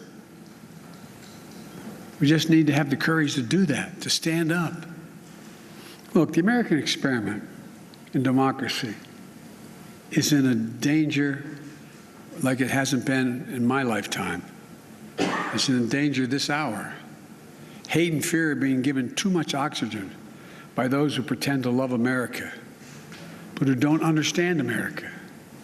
To confront the ideology of hate requires caring about all people, not making distinctions. Reverend, the scripture is seeing that we're all part of the divine. Love thy neighbor as thyself. That's the America I know, that Jill knows. And most deserve the most. Look, We're the most multiracial, most dynamic nation in the history of the world. Now's the time for the people of all races, from every background, to speak up as a majority in America and reject white supremacy. These actions we've seen in these hate-filled attacks represent the views of a hate-filled minority. We can't allow them to distort America, the real America. We can't allow them to destroy the soul of the nation. As President of the United States, I travel the world all the time. And other nations ask me, heads of state in other countries, ask me, what's going on? What in God's name happened on January 6th? What happened in Buffalo? What happened? They'll ask. We have to refuse to live in a country where black people going about a weekly grocery shopping can be gunned down by weapons of war deployed in a racist cause. We have to refuse to live in a country where fear and lies are packaged for power and for profit.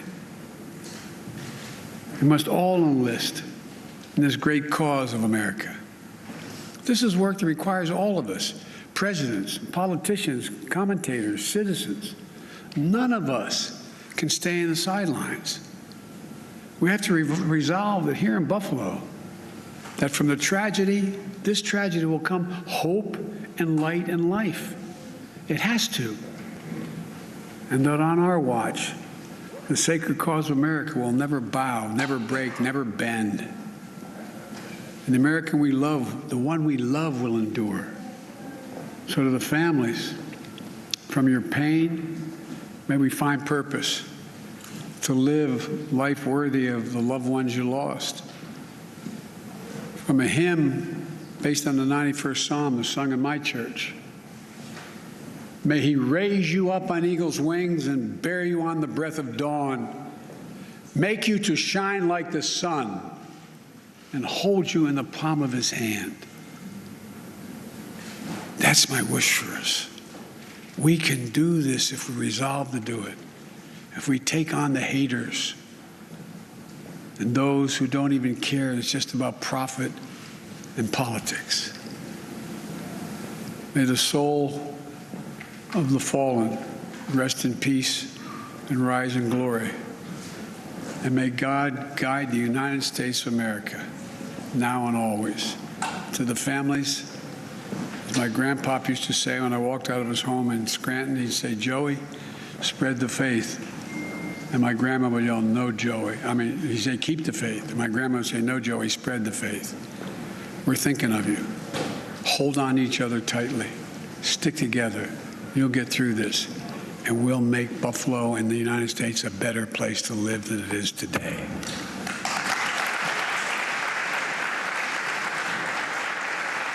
President Biden delivering words of comfort to the people of Buffalo and specifically to those families of the 10 who were killed in that racist massacre over the weekend outside and inside a grocery store. The president also calling on everyone to reject the lie, the racist lie, the conspiracy theory that apparently fueled this shooting. He said we need to condemn those who spread the lie, and then said there's a poison running through our body politic, and that is, again, the racism and the elements that led to this tragedy. I want to bring in NBC News Chief White House Correspondent Kristen Welker. Kristen, the president mentioned assault weapons. He mentioned the internet, but is there anything that he can do that will change where we are today versus where we were yesterday?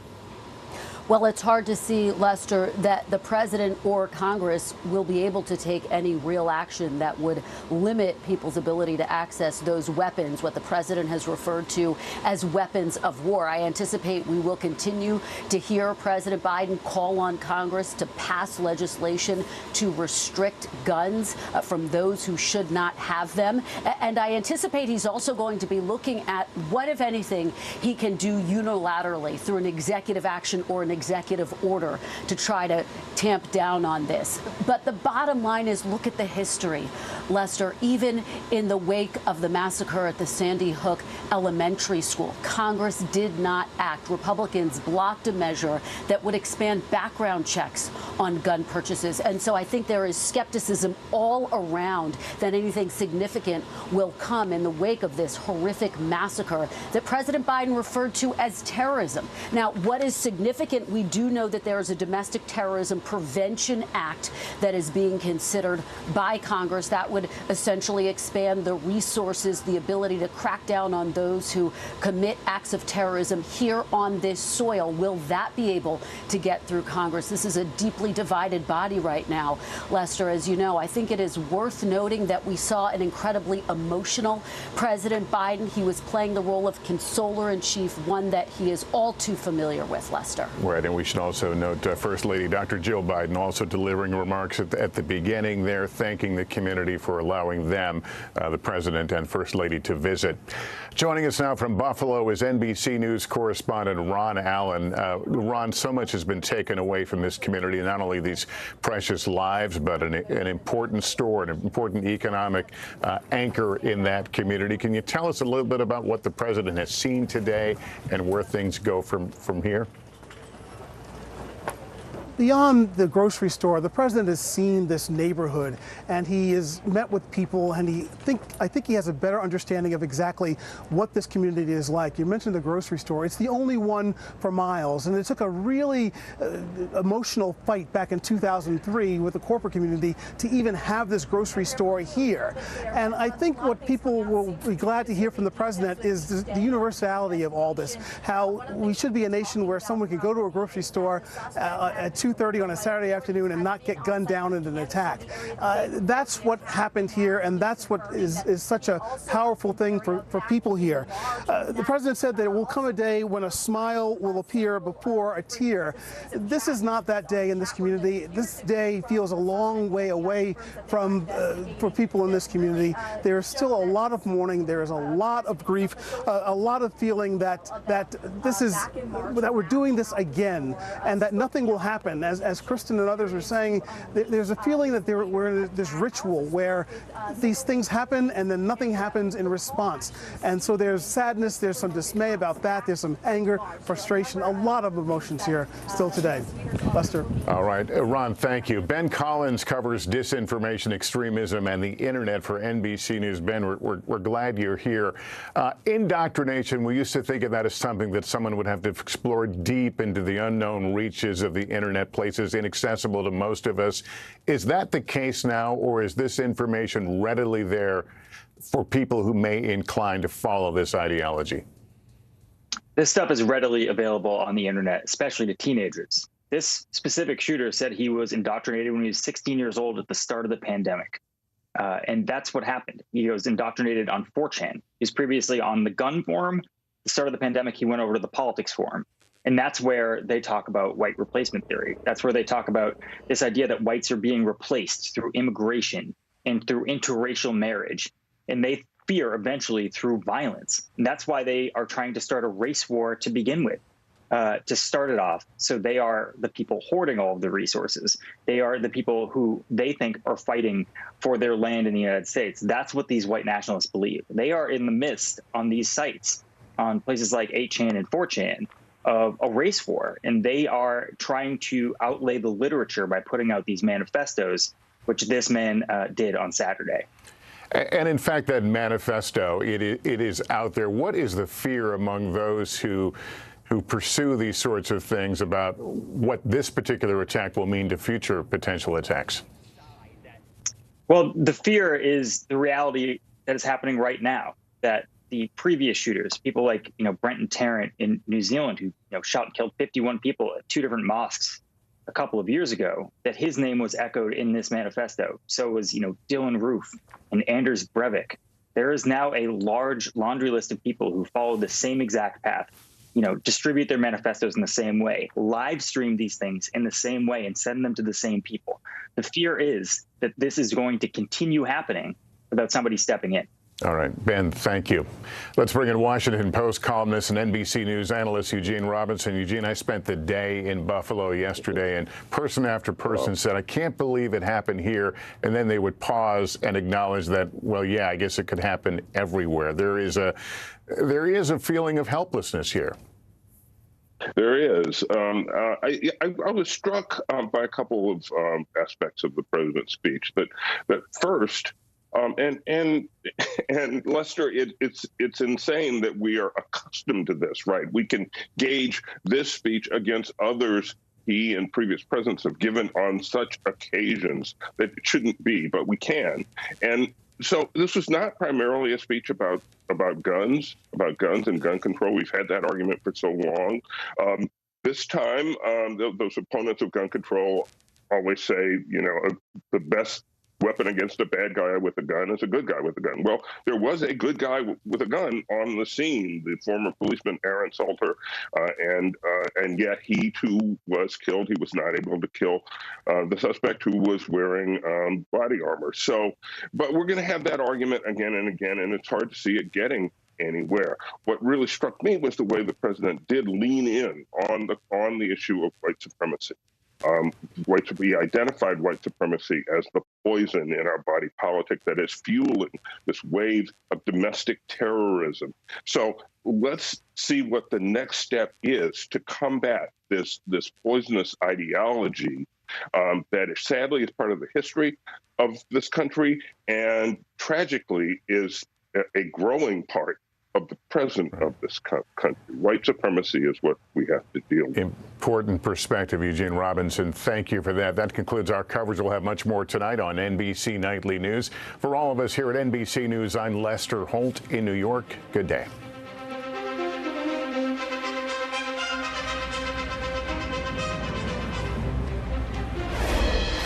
A new lawsuit is putting the 2020 presidential election into focus yet again. 2 members of the Electoral College from Wisconsin have filed a lawsuit against 10 Republicans. Those Republicans claim they were actually the rightful electors in 2020. NBC News Justice correspondent Pete Williams is here to break this all down for us. So, Pete, help us understand what's happening here. What happened in Wisconsin in 2020 that spurred this lawsuit? Well, what happened in Wisconsin happened in 6 other states where even though Joe Biden won the popular vote, nonetheless, electors pledged to vote for Donald Trump met often in the state capitol, cast their votes for the president, signed them like this on these certificates, and then sent them to Washington, to the Archivist of the U.S., to the President of the Senate, to their own Secretary of State, following the law for what the electors should do in those states. What the lawsuit says is they had no legal right to do that. That's what is being challenged here. So can you go a little further with that, Pete? I mean, what are the Electoral College members who filed the suit actually alleging here? So the lawsuit is being filed by 2 of the actual presidential electors, under their, as I think everybody understands now after the last election, when you go to the ballot and you vote for president, you're not actually voting for Joe Biden or Donald Trump. You're voting for a slate of electors pledged to support those who then meet in what we call the Electoral College in December and cast the actual vote for president that's then counted before, now we know, notoriously, a joint session of Congress in January. So what the lawsuit says is that these Republicans, because Biden won the popular vote in Wisconsin, had no legal right to do any of the things that they did. They didn't have the right to gather. They didn't have the right to vote. They didn't have the right to send in their votes purporting to be the actual vote for president. Now, in 2 of those 7 states, one of them, by the way, not Wisconsin, when these slates were sent in, there was a disclaimer on them that said, we're doing this in case there's litigation that throws out the popular vote. In that case, count these votes as the votes for president. What the goal was, according to the January 6th Commission and some subsequent work, was that the president would try to encourage Mike Pence, when the votes were being counted in January before a joint session of Congress, not to count the Biden votes, but instead to count these votes for Trump. But of course, that didn't happen. But that's what the lawsuit says. It says that this was violated state law, violated federal law, and they wanted order from the judge saying this was wrong and that can't do it again. All right, be interesting to see how it all shakes out. Pete Williams for us in Washington today. Pete, thank you. You bet. A jury has now been selected for the trial of one of Hillary Clinton's former campaign lawyers. Michael Sussman is charged with lying to the FBI during its Trump-Russia investigation. This is the first trial stemming from the investigation led by special counsel John Durham. NBC News correspondent Ken Delanian is joining us now. He's been keeping an eye on this. So, Ken, what exactly does the special counsel allege Sussman lied about here? Aaron, Sussman is charged with a single count of making false statements to the FBI during a September 2016 meeting with the Bureau's general counsel. The meeting was about a theory, since disproven, suggesting ties between a Kremlin-linked bank and a computer server at the Trump Organization. Sussman told FBI General Counsel James Baker he wasn't passing the material along at the behest of any client. But prosecutors say that was a lie and that Sussman was in fact acting on behalf of a tech executive as well as Hillary Clinton's presidential campaign. In opening arguments today, prosecutor Britton Shaw said Sussman was involved in what she called a plan to create an October surprise on the eve of the presidential election, a plan that used and manipulated the FBI. This is a big test for Durham, who was tapped in 2019 by Trump Attorney General William Barr to examine the roots and conduct of the FBI's Russia investigation. Durham has prosecuted 3 relatively minor figures, including an FBI lawyer who pleaded guilty and another person accused of lying to the FBI. Sussman's case is the first to go to trial, Eric. So what about the Sussman team on this, Ken? What are his lawyers saying about the charges? They say the charges are completely bogus and never should have been brought. They say Sussman did not lie and was not representing the tech executive or the Clinton campaign during that meeting. And they say Durham is pursuing what is essentially a right-wing fever dream designed to discredit legitimate concerns about the help that the Trump campaign got from Russia, Aaron.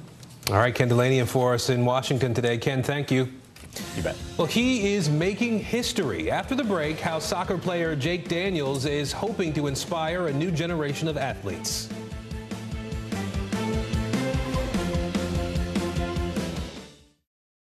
This is a very different kind of program. We're here to start conversation about the big things happening in our world. Professor, I'm not asking you to predict the future, but what do we think that the new normal is going to be?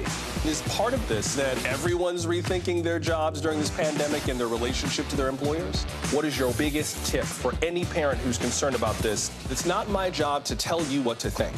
My job is to think about what you tell me. Now Tonight with Joshua Johnson, streaming weeknights at 8 on NBC News Now. News is happening now. Look at what's making headlines around the world. We're coming on the air with breaking news. This is a significant moment. Whenever it happens, wherever you are, NBC News, streaming free now. We'll meet Ukrainians who are defending their country one block at a time. When you were still in Kiev, could you hear the bombing? My name is Lester. Who's this? Hallie Jackson Now, weekdays at 5 on NBC News Now. The fire has grown leaps and bounds. You see behind me is typical. How you doing? Pretty bad. Live from Ukraine, from Mayfield, Kentucky, from Waukesha, Wisconsin. To cover the news, you have to be in it. This is how so many towns and cities are protecting themselves. You can actually see they're pushing the gates open. I also want to get home. You'll get home. You'll get home. Do you remember any tornado as bad as this one? You look at this and you're thinking, we're not going to have power for weeks, if not months. Exactly. Every night, it's your news playlist. Top Story with Tom Yamas, weeknights at 7 on NBC News Now. News is happening now. Look at what's making headlines around the world. We're coming on the air with breaking news. This is a significant moment. Whenever it happens, wherever you are, NBC News, streaming free now. For the first time since 1990, a male British soccer player has come out as gay. 17-year-old midfielder Jake Daniels talked about it in an interview released on Monday. He hopes his announcement can inspire other athletes to feel comfortable coming out. Sky News sports correspondent Tom Parmenter has the story. He is a teenager saying, "This is who I am." But because he plays football, the decision has been that much harder. It's been such a long time of lying, and I've just processed every day of just about how I want to do it, when I want to do it, and I think now is just the right time to do it. You know, I feel like I'm ready to tell people about my story. I want people to know the real me, And lying all the time just isn't what I've wanted to do, and it has been a struggle. But now I just do feel like I'm ready to be myself, be free, and just be confident with it all. Jake has only just made his first team debut at Blackpool after a season in which he scored 30 goals for the under-18s. Because I'm younger, people can think, you know, this kid's brave enough to do this, so I feel like I'll be able to, and I just want to do that for other people. And I want, maybe if there is Premier League footballers that again are ready to come out or they want to and they just are waiting, I want someone to contact me and ask, like, how's it been? What was the reaction like? Because I want to help other people. I just hate knowing that people are in the same situation that I'm in. The only other openly gay footballer was Justin Fashanu, who came out over 30 years ago while he was still playing.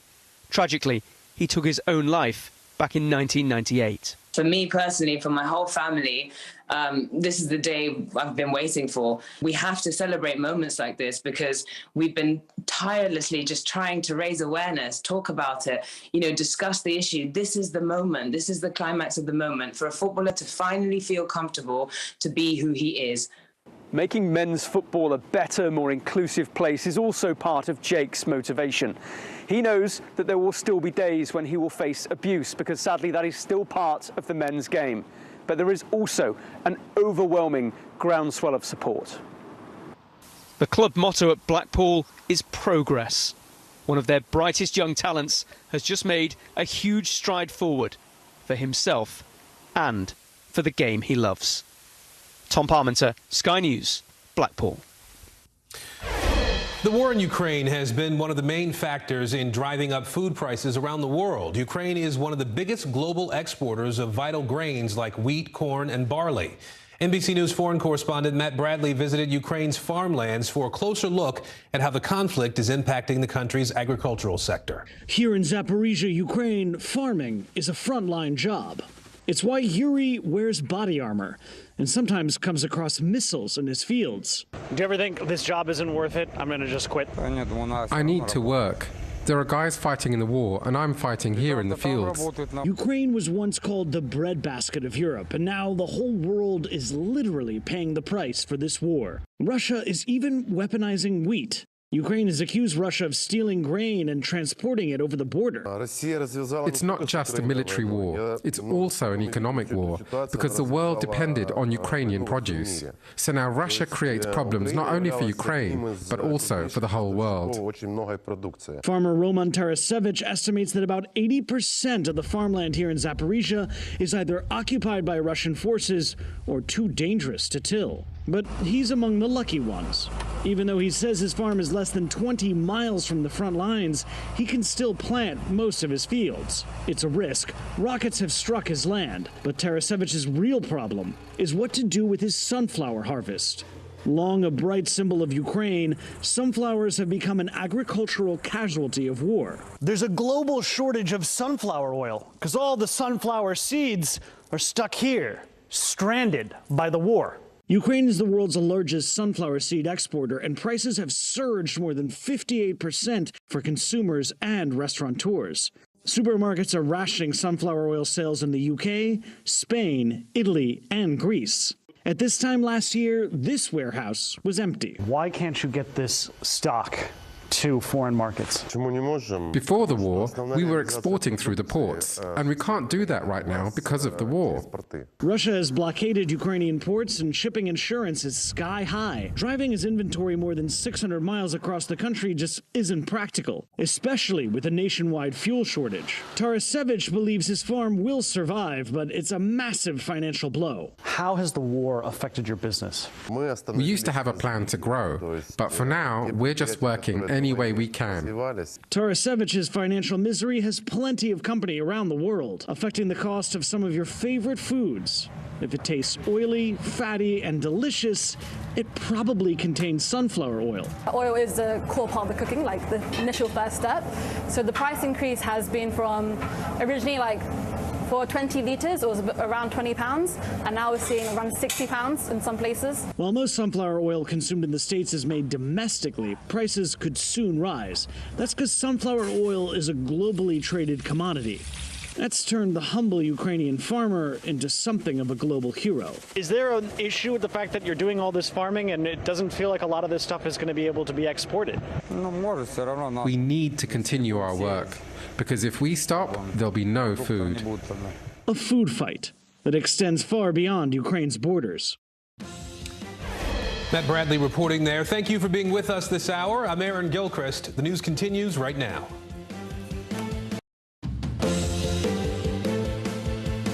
Breaking news first on NBC News Now. United in grief. President Biden visiting that deadly supermarket shooting scene in Buffalo. His message to the victims' families as new details emerge about the suspect and the attack. And breaking news, approved for kids. The FDA authorizes the Pfizer COVID booster for children ages 5 to 11. What the just announced decision means for families nationwide. Formula for success. The FDA reaching a deal with a major producer of baby formula to fire up production again. How soon it could be back on store shelves. And space invaders. Congress holding its first hearing on UFOs in half a century. How it's trying to figure out if the truth is really out there.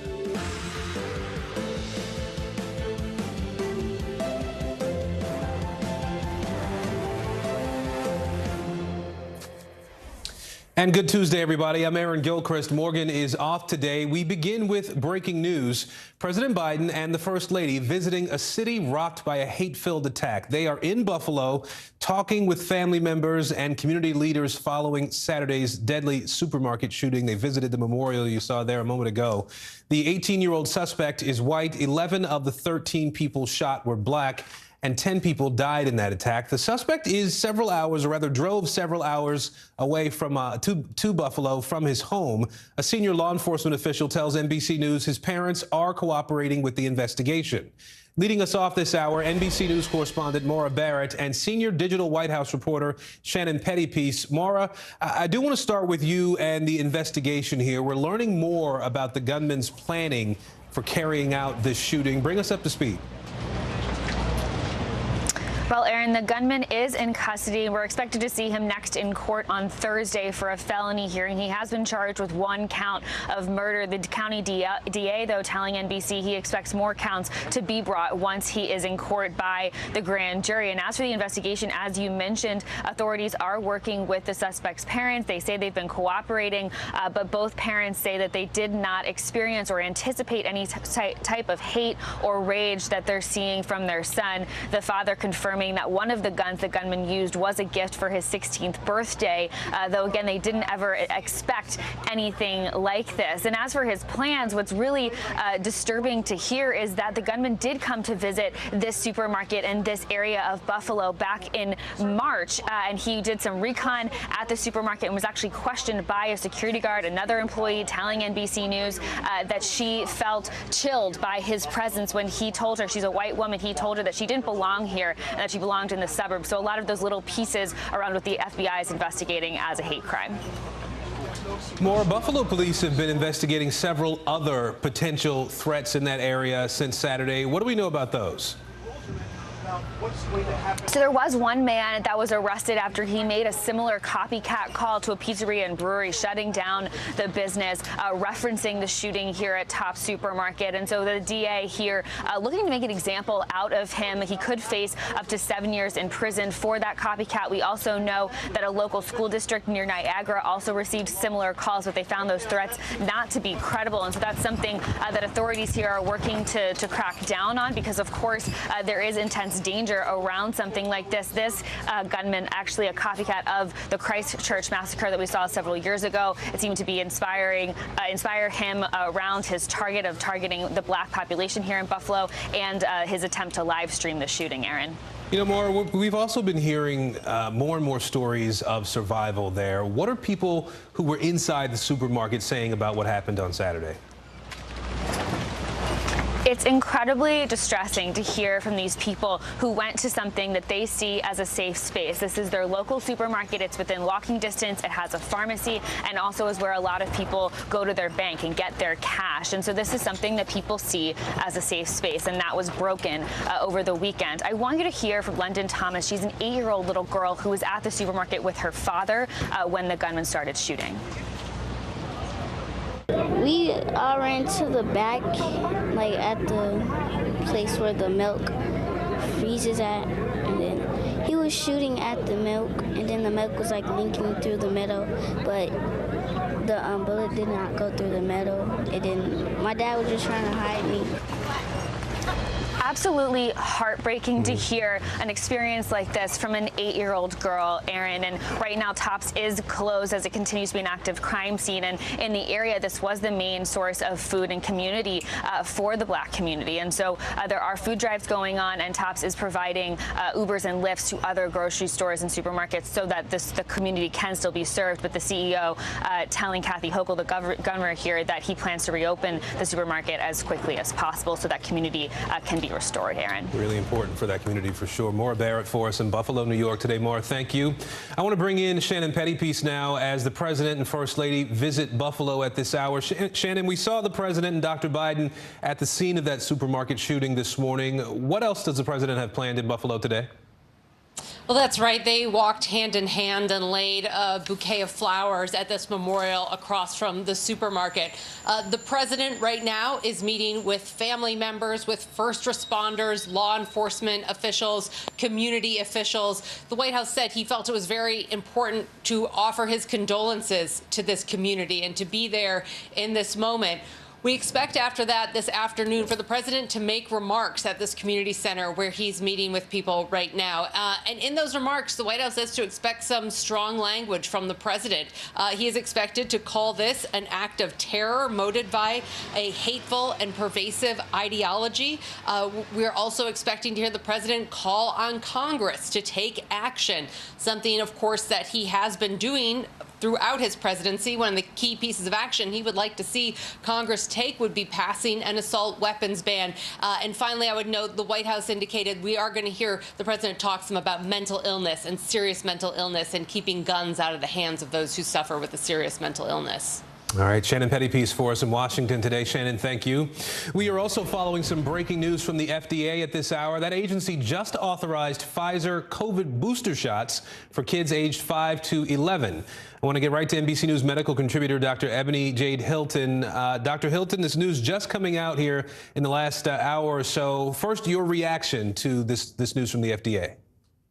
Yeah, my reaction is extremely excited because I have a 6-year-old niece who received her second dose in December, and now she can be protected by the booster that I can afford that same privilege of having. So I'm extremely excited for her. Now, obviously, this is good news for parents who've been waiting to get their kids boosted to better protect them against Omicron and all the subvariants that we've seen as of late. We still don't have the vaccine authorization for kids under the age of 5, though. How do you square that with today's news about booster shots for the group of kids that will be able to get them? Right. You know, the way I square it is that I hope it again instills in the public this trust that we are following the science. When the science says it's okay for a certain group of persons to be vaccinated and or boosted, that's when we do it. Not that there's a push that is outside of that realm. And for parents that are having those children that are less than 5 years old, I cannot imagine. I honestly cannot. But I'm hoping what the general public says is that since those children 5 and younger cannot be vaccinated at this point, then we need to all do our part of being vaccinated and fully boosted to provide that bubble of safety around them and wear those masks as we have been doing since March of 2020, or should have been doing, I should say. Yeah, a lot of folks hopefully are doing that, especially when they're going to be around little ones who can't be as protected as the rest of us. Dr. Ebony Jade Hilton, we appreciate you being with us today. Thank you. Thank you.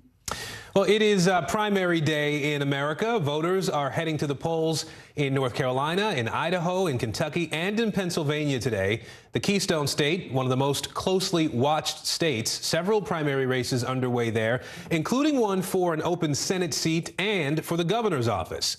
This primary is being seen as a bellwether for how the November midterm elections could play out.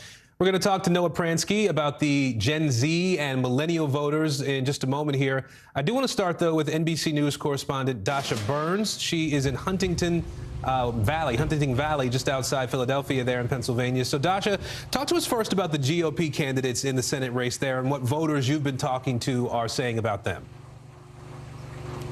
Yeah, Aaron, the best thing I can tell you about this race is that we should expect the unexpected. There have been so many last-minute twists here. Perhaps the biggest one, the surge of candidate Kathy Barnett, who just left this polling location about an hour ago.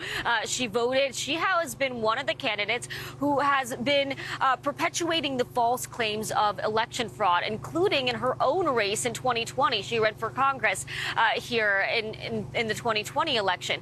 But I'll tell you, last night we were at a Barnett event where some of her rhetoric on that has shifted. Instead of talking about her loss as due to voter fraud, she instead was talking about her loss as she lost by fewer points than Trump, saying that she was able to pull over some of the voters that Trump wasn't able to pull over. And this morning, we asked her about whether or not voters who are coming out to vote for her can trust the process and the primary. Here's what she told us.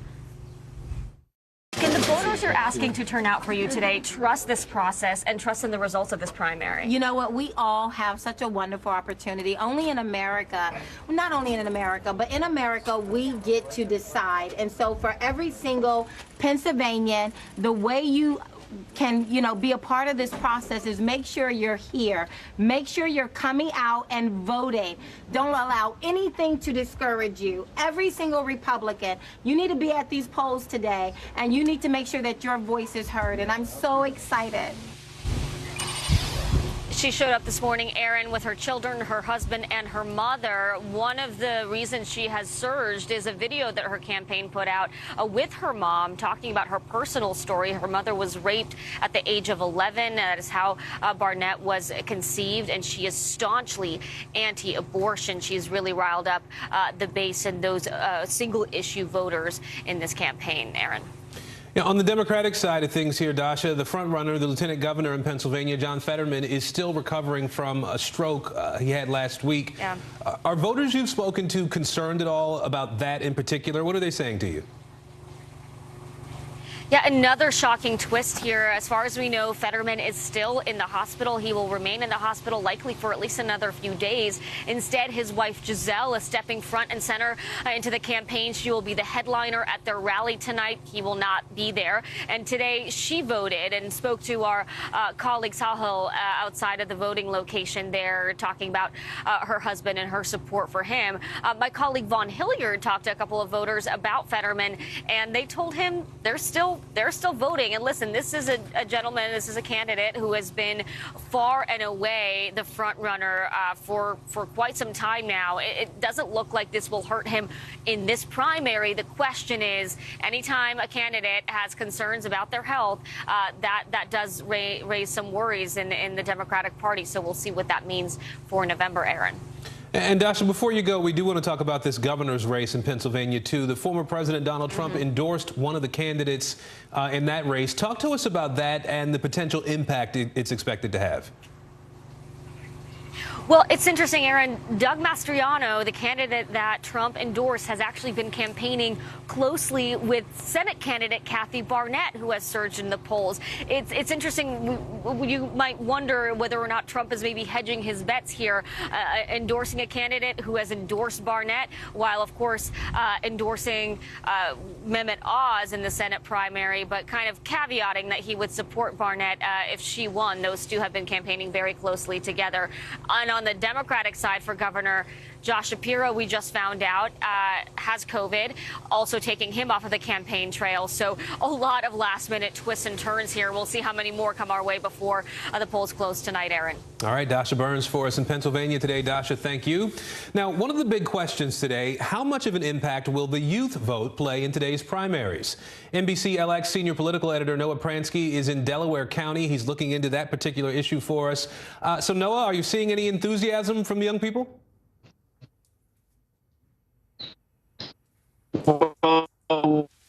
The Gen Z and in the 2020 election time in Pennsylvania is that exciting time where people of all ages come out to cast ballots for Senate, governor, and other important races. I wanted to bring it here. I had to do some research. I consider myself a political junkie. 78 years in Philadelphia. Well, maybe not all ages. Where are the millennials? Where are the Gen Zers? I know. Looking for young people.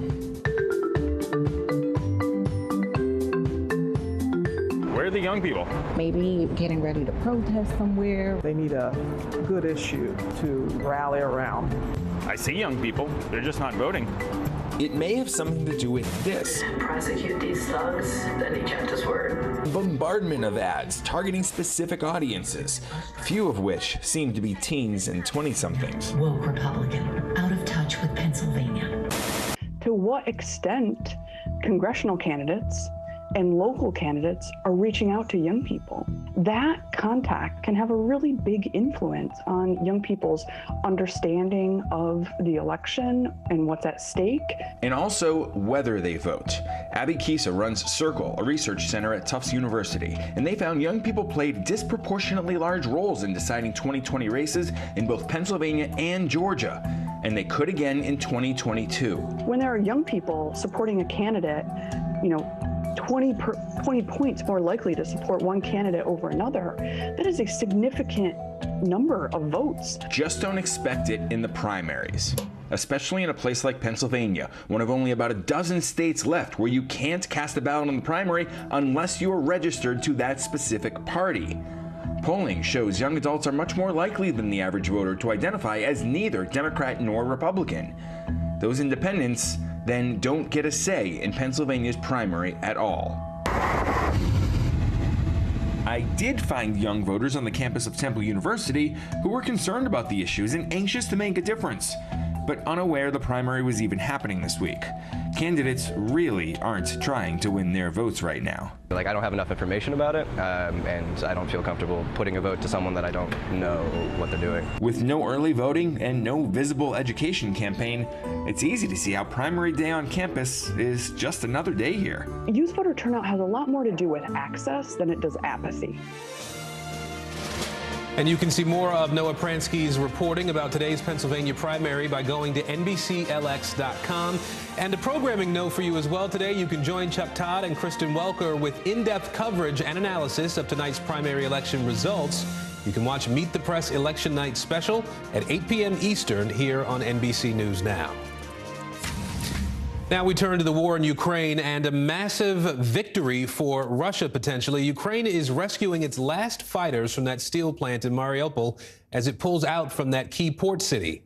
Ukrainian President Volodymyr Zelensky says more than 250 troops have been taken to Russian-controlled areas for medical aid. Now, Ukraine's deputy prime minister says the goal here is to swap them for Russian prisoners of war. This signals an end to the bloody battle in Mariupol. Russia relentlessly bombed that city for months, including a theater and a maternity hospital. Meanwhile, on the NATO front, Sweden has now formally applied to join the Western Alliance. President Biden is expected to meet with the leaders of Sweden and Finland at the White House on Thursday. We are following the latest on these Mariupol evacuations and what this means for the war in general. Let's begin with NBC News correspondent Erin McLaughlin. She is in Kyiv, Ukraine, for us again today. Erin, what is the state of that evacuation effort there, and what do we know about the prisoner swap plan?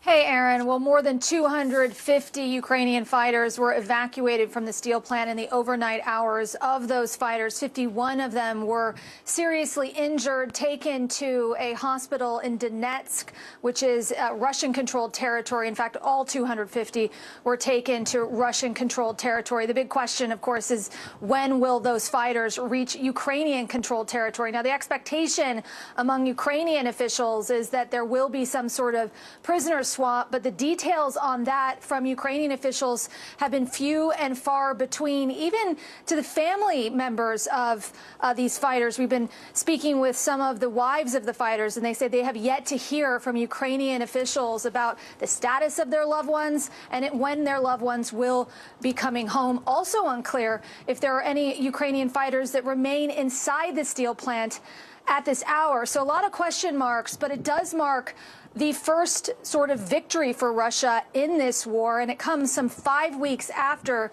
Ukrainian forces successfully pushed Russian forces out of the Kyiv region in the battle for Kyiv. And 5 weeks later, this is a region that's still struggling to recover, only just beginning the rebuilding process. I've been speaking to the brother of the mayor for Klitschko, Vladimir Klitschko, the mayor of Kyiv, rather, excuse me.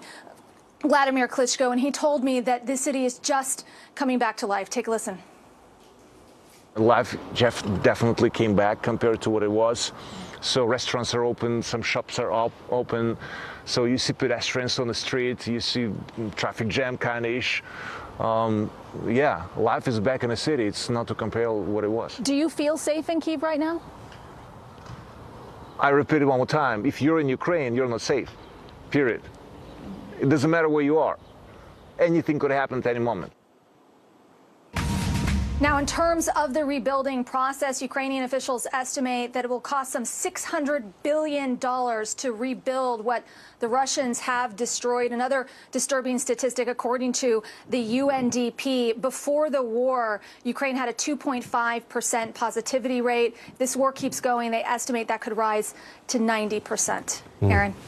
I want to turn to our global security reporter, Dan DeLuce, who's with us now from Washington. Dan, Russia pretty much had complete control of Mariupol before this latest effort to rescue folks from that steel plant there. But how significant is Ukraine's apparent surrender in that city for Russia? No, Aaron, the struggle of those desperate Ukrainian troops holding out in that besieged steel plant captured the imagination of the world and really inspired Ukrainians who saw them as heroes. So it's a bitter pill to swallow for Ukraine, obviously. It's an emotional, symbolic setback, and it's really the first major defeat on the battlefield Ukraine has suffered since the beginning of the war. And for the most part, for the past 2.5 months, it's been a story of Russian setbacks and failures. Of course, there was that failure to capture Kyiv. Now, going forward, it's not clear how Russia will manage to maintain control over Mariupol over time. No doubt there's going to be guerrilla-style attacks and efforts by the Ukrainians to sabotage the Russian forces in that area. Aaron? All right, Dan DeLuce for us in Washington today, Aaron McLaughlin for us in Ukraine. Thank you both. The number of migrants arriving at the U.S.-Mexico border has hit a new record high. More than 234,000 undocumented people either showed up at a legal port of entry or tried to illegally cross into the U.S. last month. This tops March's total by nearly 13,000, which was then the highest in more than 2 decades. I want to bring in NBC News Justice correspondent Julia Ainsley, who's been tracking this for us for some time now. Julia, these numbers have been climbing pretty steadily since the start of this year. What appears to be driving the increase, the rise we're seeing? Well, this is typically a time of year where we will see the highest of that year. Again, last year from March into May and June, those were the highest numbers we had seen since 2019. 2022 has been a record year on many levels, and we expect this month to rise even higher if and when Title 42, those COVID-19 restrictions, lift on Monday. Right now, what I'm hearing is that only a certain amount of migrants are being subjected to Title 42, often less than 50%. That's because Mexico has simply gotten overwhelmed in many of their shelters, and they're refusing to take them back. That's driving migration, as well as a lot of economic devastation, natural disasters, and political crises throughout Central America, Cuba, and Venezuela. We're seeing a lot of those people, including Haitians, come to the U.S. border now, and those people are a lot harder to deport, so they end up being let in to stay. You know, Julia, this is all coming right as that Title 42 immigration policy is set to expire in, less than a week now. How has the Biden administration been preparing for this? What could this mean for the immigration system as a whole? Well, they say they have some plans in place. We'll hear more from Homeland Security Secretary Alejandro Mayorkas today when he holds a presser at the border in Rio Grande Valley. They're surging law enforcement personnel to the border. They're trying to get out grants to local communities. They're working with NGOs. They're basically trying to be able to process migrants who cross as quickly as possible and release them on ankle monitors or other alternatives to detention to keep them from becoming a backlog situation at the border. That means those people will go out to cities throughout the United States where they will be able to make asylum claims in court. And for those who don't pass the initial screening for asylum, they say they will speed up deportation to get those people out of the United States as quickly as possible. All right, Julia Ainsley for us today. Julia, thank you.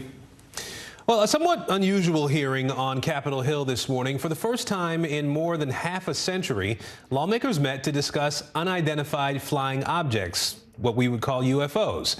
Now, defense officials say a new task force responsible for studying the phenomena has received about 400 reports of unidentifiable objects. And that's just since last year. NBC News correspondent Gadi Schwartz joining us now from Capitol Hill. Gadi, obviously this is an issue that you've been tracking for some time now. We heard from defense officials on the Hill who are taking this all very seriously. Why is this happening now?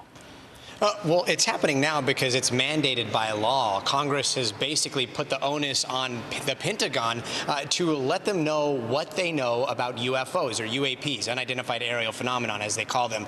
And what we've seen over the last year or so is reports, videos surfacing, and accounts from Navy pilots that have flown against these things that appear to violate the laws of physics as we understand them. Now, all of that was what a lot of people were expecting to hear in this hearing in front of one of the subcommittees for intelligence, and instead what we got was a little bit of we're looking into it, and it is very unconclusive. You just mentioned those 400 reports.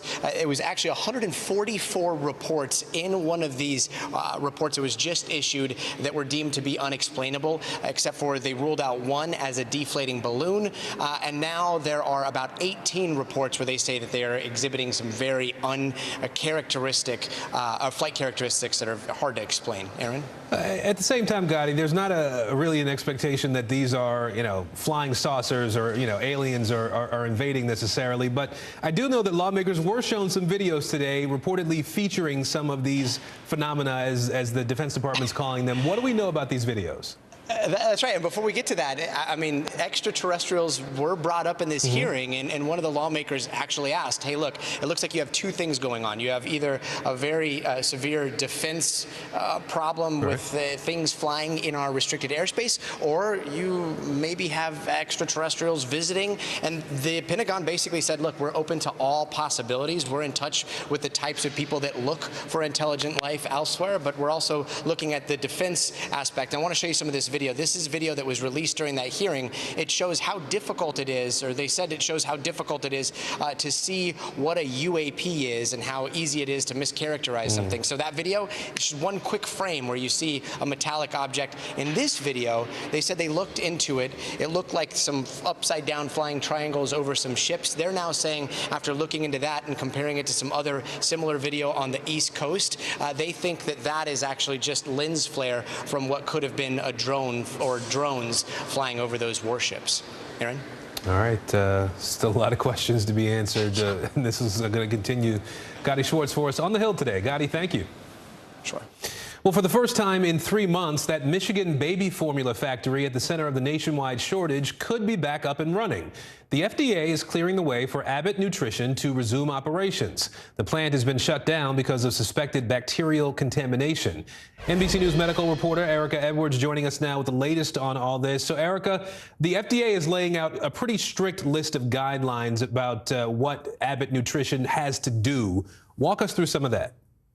Yeah, that's right. So Abbott will have to retain an independent expert to review operations at the company, make sure it's following the proper protocols. The agreement also calls for increased testing of its products and stopping production in case further contamination is found. Aaron? So, Erica, a lot of folks are wondering then, how long is it going to be before we start to see the store shelves stocked back up to a more normal level? Sure. So if all goes according to plan, operations could resume here in the next 2 weeks. It would take another 6 to 8 weeks after that to get product back on store shelves. Aaron? All right. Erica Edwards with us today on the baby formula beat, if you will. Erica, we appreciate it. Thank you. Well, Congressman Madison Cawthorn fighting for his political life in a closely watched primary. Coming up, we are in his district as voters decide whether he's fit for another term. These days, it feels like the news never stops. So let's get into it. What's happening right now, what it all means for you for an hour every day. It can be hard to keep up, so let's get started together. Hallie Jackson Now, weekdays at 5 on NBC News Now. News is happening now. To look at what's making headlines around the world. We're coming on the air with breaking news. This is a significant moment. Whenever it happens, wherever you are, NBC News, streaming free now. Top Story with Tom Llamas is your news playlist on NBC News Now. And now, you can listen to it as a podcast. Available anytime and anywhere. News is happening now. Look at what's making headlines around the world. We're coming on the air with breaking news. This is a significant moment. Whenever it happens, wherever you are, NBC News, streaming free now. This is a very different kind of program. We're here to start conversation about the big things happening in our world. Professor, I'm not asking you to predict the future, but what do we think that the new normal is going to be? Is part of this that everyone's rethinking their jobs during this pandemic and their relationship to their employers? What is your biggest tip for any parent who's concerned about this? It's not my job to tell you what to think. My job is to think about what you tell me. Now Tonight with Joshua Johnson, streaming weeknights at 8 on NBC News Now. Live from Ukraine, from Mayfield, Kentucky, from Waukesha, Wisconsin. To cover the news, you have to be in it. This is how so many towns and cities are protecting themselves. You can actually see they're pushing the gates open. I also want to get home. You'll get home. You'll get home. Do you remember any tornado as bad as this one? You look at this and you're thinking, we're not going to have power for weeks, if not months. Exactly. Every night, it's your news playlist. Top Story with Tom Llamas, weeknights at 7 on NBC News Now. Making Space, the inspirational podcast from Hoda Kotb. Listen now. Making news right now, Dallas police questioning a suspect in a hate crime shooting at a Korean-owned hair salon. The suspect, whose name has not been released yet, was taken into custody last night. 3 women were shot in last week's attack. They are out of the hospital now. The FBI is looking into whether the suspect's getaway vehicle is connected to shootings at 2 other Asian-owned businesses. Elon Musk says his deal to purchase Twitter is on hold because of spam accounts. Musk tweeted he suspects at least 20% of Twitter accounts are fake or spam. He says he'll go through with the deal when he gets proof less than 5% of Twitter accounts are fake. And Alec Baldwin's troubled movie Rust may restart production soon. One of the film's producers tells The Hollywood Reporter he is confident the movie will be finished. Production is on hold while the deadly shooting of the movie's cinematographer last year is being investigated. Bottom of the hour now, and here are the latest headlines in the war in Ukraine. Ukraine's military says its forces have fulfilled their mission at the last holdout in Mariupol. More than 200 soldiers have been evacuated from the city's steel plant, including 52 severely wounded fighters. Ukraine's deputy prime minister also says a prisoner swap with Russia is also planned. In western Ukraine, Lviv's mayor says massive waves of rockets were aimed at the city. None of the strikes, however, actually landed in Lviv. And Sweden has officially signed its application to join NATO. President Biden set to host leaders from Sweden and Finland at the White House later this week to talk about their NATO applications. We begin our coverage this half hour with NBC's Jay Gray in Ukraine. Look, let's start right here in Lviv, where overnight another round of missile attacks, 2 waves of missiles, according to Ukraine military officials, aimed at this area and striking a target about 20 miles from where we're standing right now, a village and military training center that was damaged. The damage does not appear to be significant. At this point, we are told there's been no serious injuries or loss of life there. In Mariupol, the evacuation of soldiers inside that Azovstal steel plant after weeks of negotiation. Some of the most seriously injured have been moved. In all, more than 200 soldiers taken to areas under Russian occupation right now and getting treatment, we are told. Ukrainian officials say they are working on an exchange program to bring them back to Ukraine, likely exchanging prisoners of war for those soldiers there.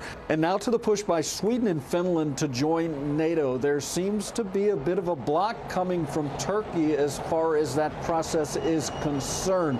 The 2 countries, you know, are traditionally neutral, but have decided after the invasion that they want the protection of NATO and are looking to join the alliance. Turkey says that they're not going to allow that to happen, in part because Sweden blocked arms sales from Turkey back in 2019. There are diplomats from both countries headed to Turkey right now to talk with the president. They're hoping to smooth out a way for them to join NATO. That's the latest from here in Ukraine. Now back to you. I want to bring in retired Army Lieutenant General Stephen Twitty now. He's the former Deputy Commander of United States European Command. General Twitty, we appreciate you being with us today. I do want to start with the developments in Mariupol that we've been learning about. What does the apparent loss of a key city like that mean for Ukraine and for Russia, for that matter, in this conflict? Yeah, Aaron, it's great to be with you. I do not want to underestimate this success by the Russians. If you see where Mariupol sits, it sits just southwest of the Donbass area. And so the Russians need this piece of the pie in order to establish the land bridge into Crimea. And so this is just one piece of the pie that they need. If they're able to succeed in the Donbass and then move from Mariupol over to Kherson, then that gets them that land bridge that they're looking for. So this is a strategic victory for the Russians. You know, at the same time, we've seen Russia step up attacks in the West. The mayor of Lviv saying that early this morning, there were 2 just massive waves of rockets that targeted that city. It doesn't appear they landed in the city proper. But what do you make of this surge in aggression now in places like Lviv? Yeah, so when you take a look where Lviv sits, it sits on the lines of communications coming out of Poland. Lviv military base sits between the Polish border and Lviv. I've trained there on a couple of occasions with troops. I know it well. It has a railroad station in that area. It also has an airfield. And so the Russians are going after the equipment that's flowing in from Poland. They're going to try and take out the airfields. They're going to try and take out the railway. They're going to try and take out the bridges. If they can get the lines of communications and take out particular infrastructure, to include the fuel depots, then they can slow down the flow of not only U.S. equipment, but the other equipment that's coming in from the West. All right, we will leave it there for now. Lieutenant General Stephen Twitty, we appreciate your expertise and your time today, sir. Thank you. Thank you. Good to be. Well, it is one of the most consequential primary days of the year. Voters in 5 states heading to the polls today, and the outcomes of these contests are likely to indicate where our political parties are headed. In North Carolina, Republican Congressman Madison Cawthorn looking to secure a second term despite controversy during his first 2 years in office. He's been endorsed by former President Donald Trump, but that has not stopped 7 other Republicans from challenging him in this primary. We're going to dig into all of this with NBC's Mark Caputo in a moment and begin with NBC's Antonia Hilton in the battleground state of North Carolina for us today. Antonia, what are you hearing from folks as they cast their ballots today? Hey, Aaron. Well, on the minds of all the voters here this morning is one guy, and that is Congressman Madison Cawthorn. As you mentioned, he's been mired in one controversy after another, most recently with leaked videos and photos that voters here tell me they found to be inappropriate or unseemly. And even though this is a Republican district, many Democrats have been here this morning saying that they've been motivated to get out and participate in the primary because they want a new congressman. And then even some of the Republicans that I've been talking to say that some of his indiscretions have kind of given them pause. I had a conversation with one voter here who was actively standing on the sidewalk, identifies as a Republican, and wasn't really sure what to do. He liked Madison Cawthorn. He's been a rising star on the right, and he noted he has former President Trump's endorsement, but he felt like the 26-year-old congressman may not be entirely fit to lead. Take a listen to some of what he shared with me. I think he's got potential. I think he's made some bad mistakes. But we're all human and we all make mistakes. And I think he'd do North Carolina good. Just not sure yet. What's given you pause specifically? Some silly things that he's done. You know, the speeding tickets, the knife at the school board, things like that. You know, you're in a leadership position, you have to stand up. And you have to set by an example. You can't lead from behind. Ultimately, Terry Henry, who you just met there, told us he went with his gut and did vote for Madison Cawthorn. But he also told me that about 50% of the Republicans that he knows have been on the fence and have been looking at some of those challengers, for example, State Senator Chuck Edwards. And so the big question today is, in order for Cawthorn to prevail, he needs to get 30% to avoid a runoff. So are enough Republicans going to go with their gut, like Terry said, and back him? Aaron? Obviously, that is the big question, right? I do want to ask you, though, Antonia, I mean, you talk about the challengers here. 7 challengers for Madison Cawthorn in this primary. Even with the scandals and the negative headlines we've been hearing, how much are his incumbency and his endorsement from the former President Trump helping him? Well, they still play a major role. I mean, it's given a lot of wind into his sails, right? Because he was this rising star on the right, carries a lot of name recognition. He continues to have President Trump's support.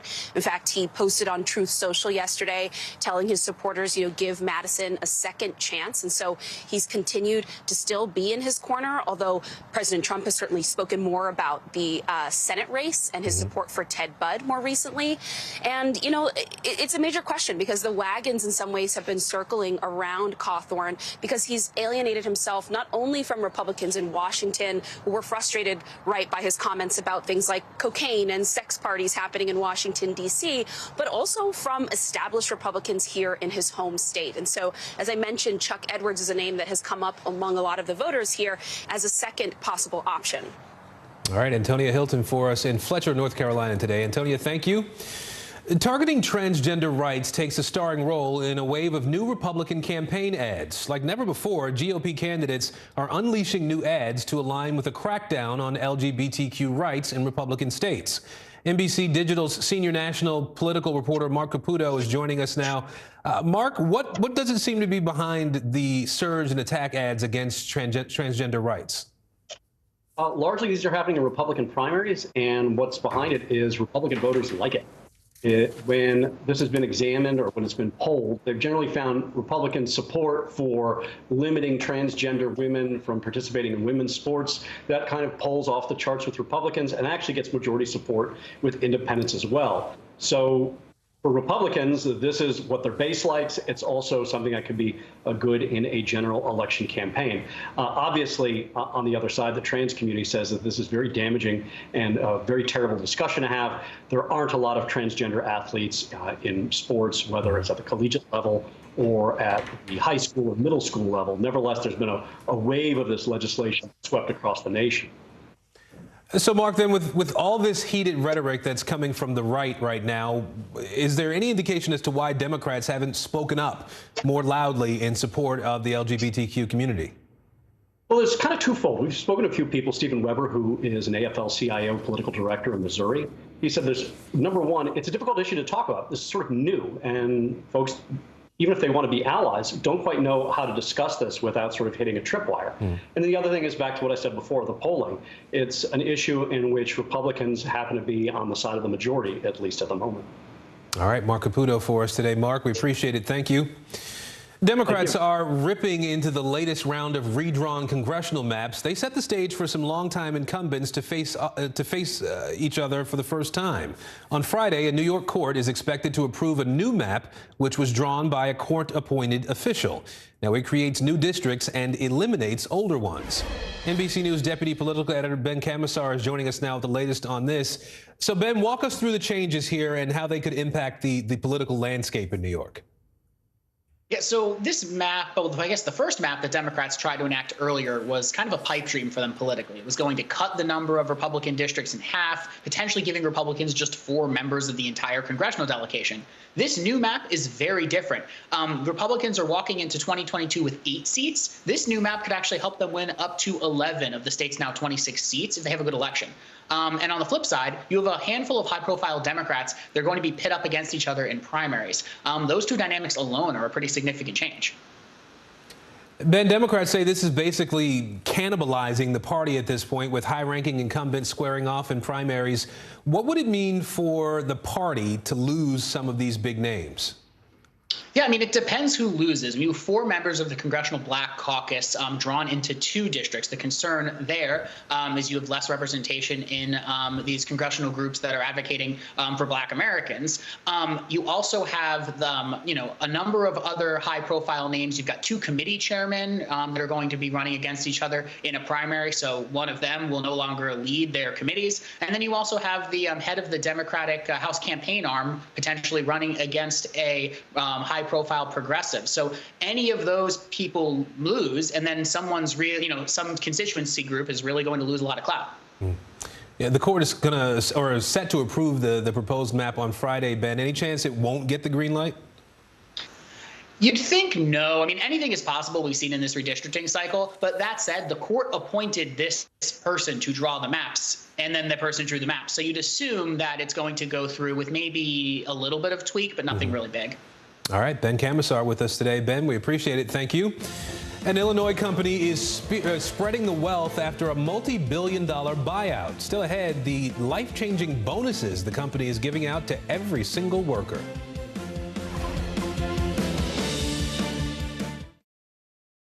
We're here to start conversations about the big things happening in our world, because it's not my job to tell you what to think. My job is to think about what you tell me. Now Tonight with Joshua Johnson, streaming weeknights at 8 on NBC News Now. Sometimes the news can be difficult and overwhelming for kids to understand, so we've created a newscast just for them. We hope your family will watch Nightly News Kids Edition. Sometimes the news can be difficult and overwhelming for kids to understand. Ukraine and Russia. Could you help me understand what's going on? So to help make sense of it, we've created a newscast just for them. We hope your family will watch Nightly News Kids Edition. Now Tonight with Joshua Johnson, streaming weeknights at 8 on NBC News Now. News is happening now. Look at what's making headlines around the world. Whenever it happens, wherever you are, it's here now. These days, it feels like the news never stops. So let's get into it. What's happening right now, what it all means for you for an hour every day. It can be hard to keep up, so let's get started together. Hallie Jackson Now, weekdays at 5 on NBC News Now. Sometimes the news can be difficult and overwhelming for kids to understand, so we've created a newscast just for them. We hope your family will watch Nightly News Kids Edition.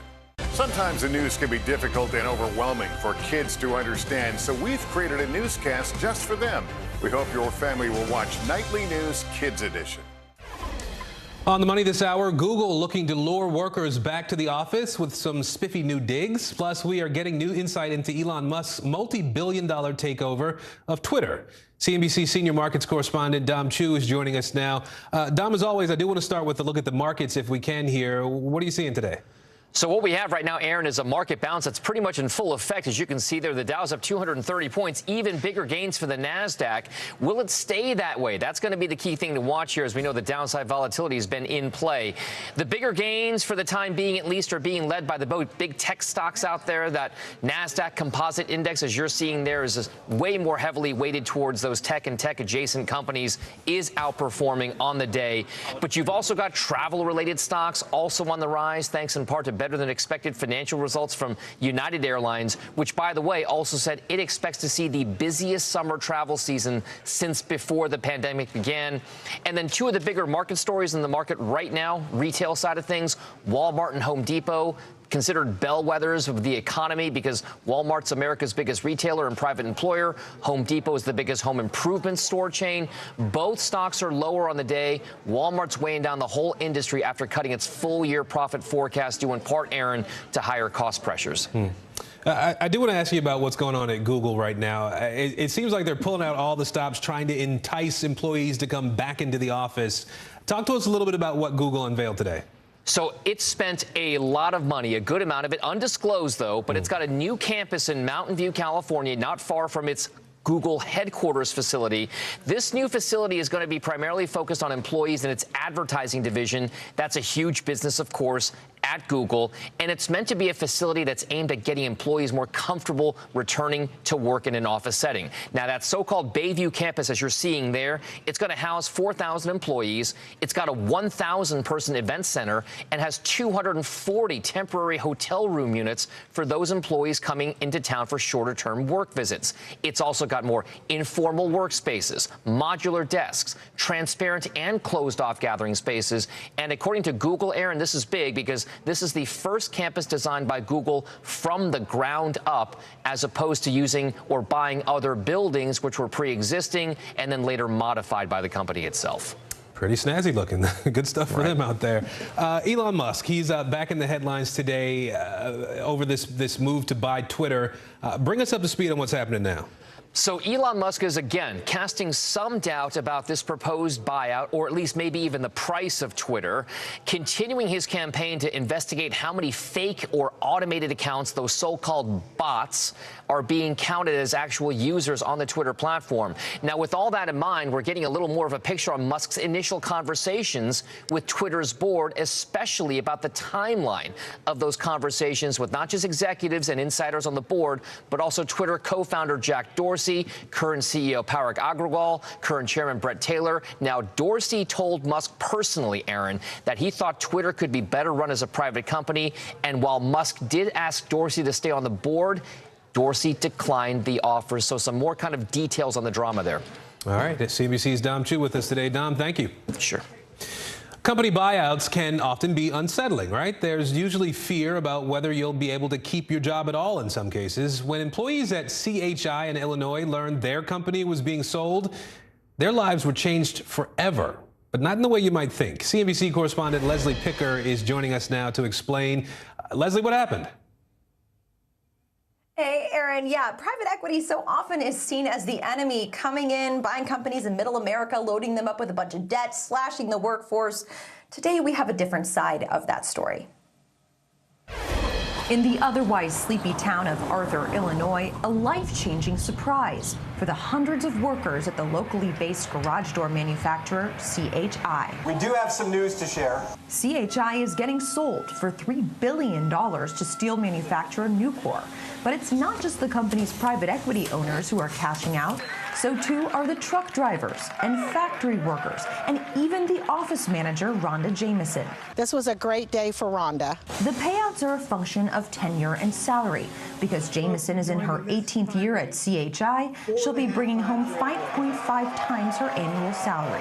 Words cannot explain how my mind was going. It's just in 100 directions. Employees received envelopes with their bonus details. On average, hourly workers received $175,000, with the most tenured earning more than $750,000. I feel great. The idea of giving rank-and-file workers equity grants in a sale is the brainchild of Pete Stavros of KKR, one of the nation's largest and oldest private equity firms.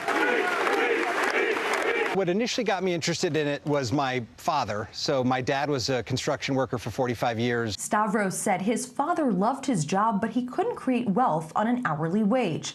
So once the younger Stavros got into business school, he started studying the topic of employee ownership. And as he rose through the ranks of KKR, he started experimenting with it in the companies he invested in.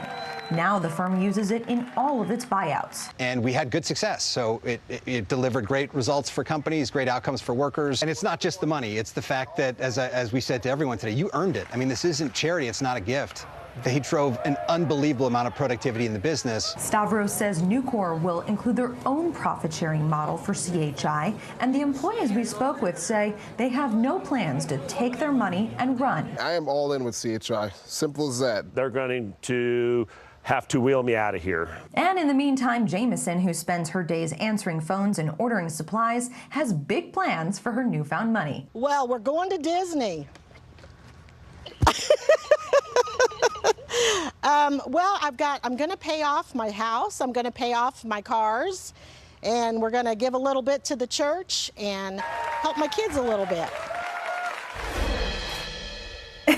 KKR Stavros is looking to expand this model beyond his own firm. He started a nonprofit known as Ownership Works, and he got 18 other PE firms to sign on and make a commitment to have at least 3 of their buyouts in 2023 adopt this model. So hopefully we can see more stories like this across the country in the years to come, Aaron. A lot of people who worked really hard for that company for a long time. It's nice to see them so happy when things change in their reality. Leslie Picker from CNBC. Thank you, Leslie.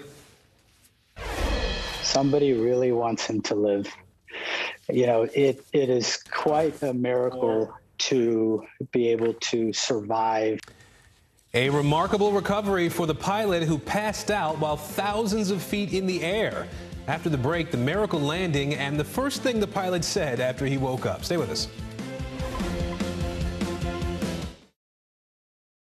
This is a very different kind of program. We're here to start conversation about the big things happening in our world. Professor, I'm not asking you to predict the future, but what do we think that the new normal is going to be? Is part of this that everyone's rethinking their jobs during this pandemic and their relationship to their employers? What is your biggest tip for any parent who's concerned about this? It's not my job to tell you what to think. My job is to think about what you tell me. Now Tonight with Joshua Johnson, streaming weeknights at 8 on NBC News Now.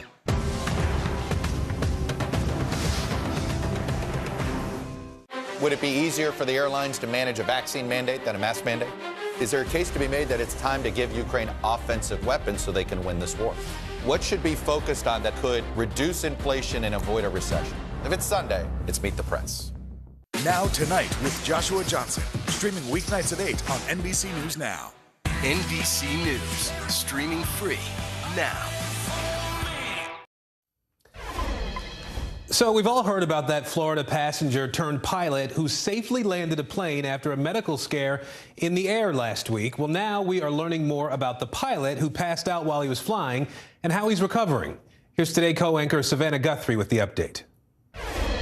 Against all odds, a story of survival on multiple levels. Not only did passenger Darren Harrison successfully land a Cessna 208 last week when the pilot suddenly became unconscious mid-flight, but he also gave doctors a chance to save the pilot, who suffered a catastrophic cardiac event and is now, thankfully, out of the hospital and resting. Dr. Nishant Patel, who treated the pilot, says it is a miracle.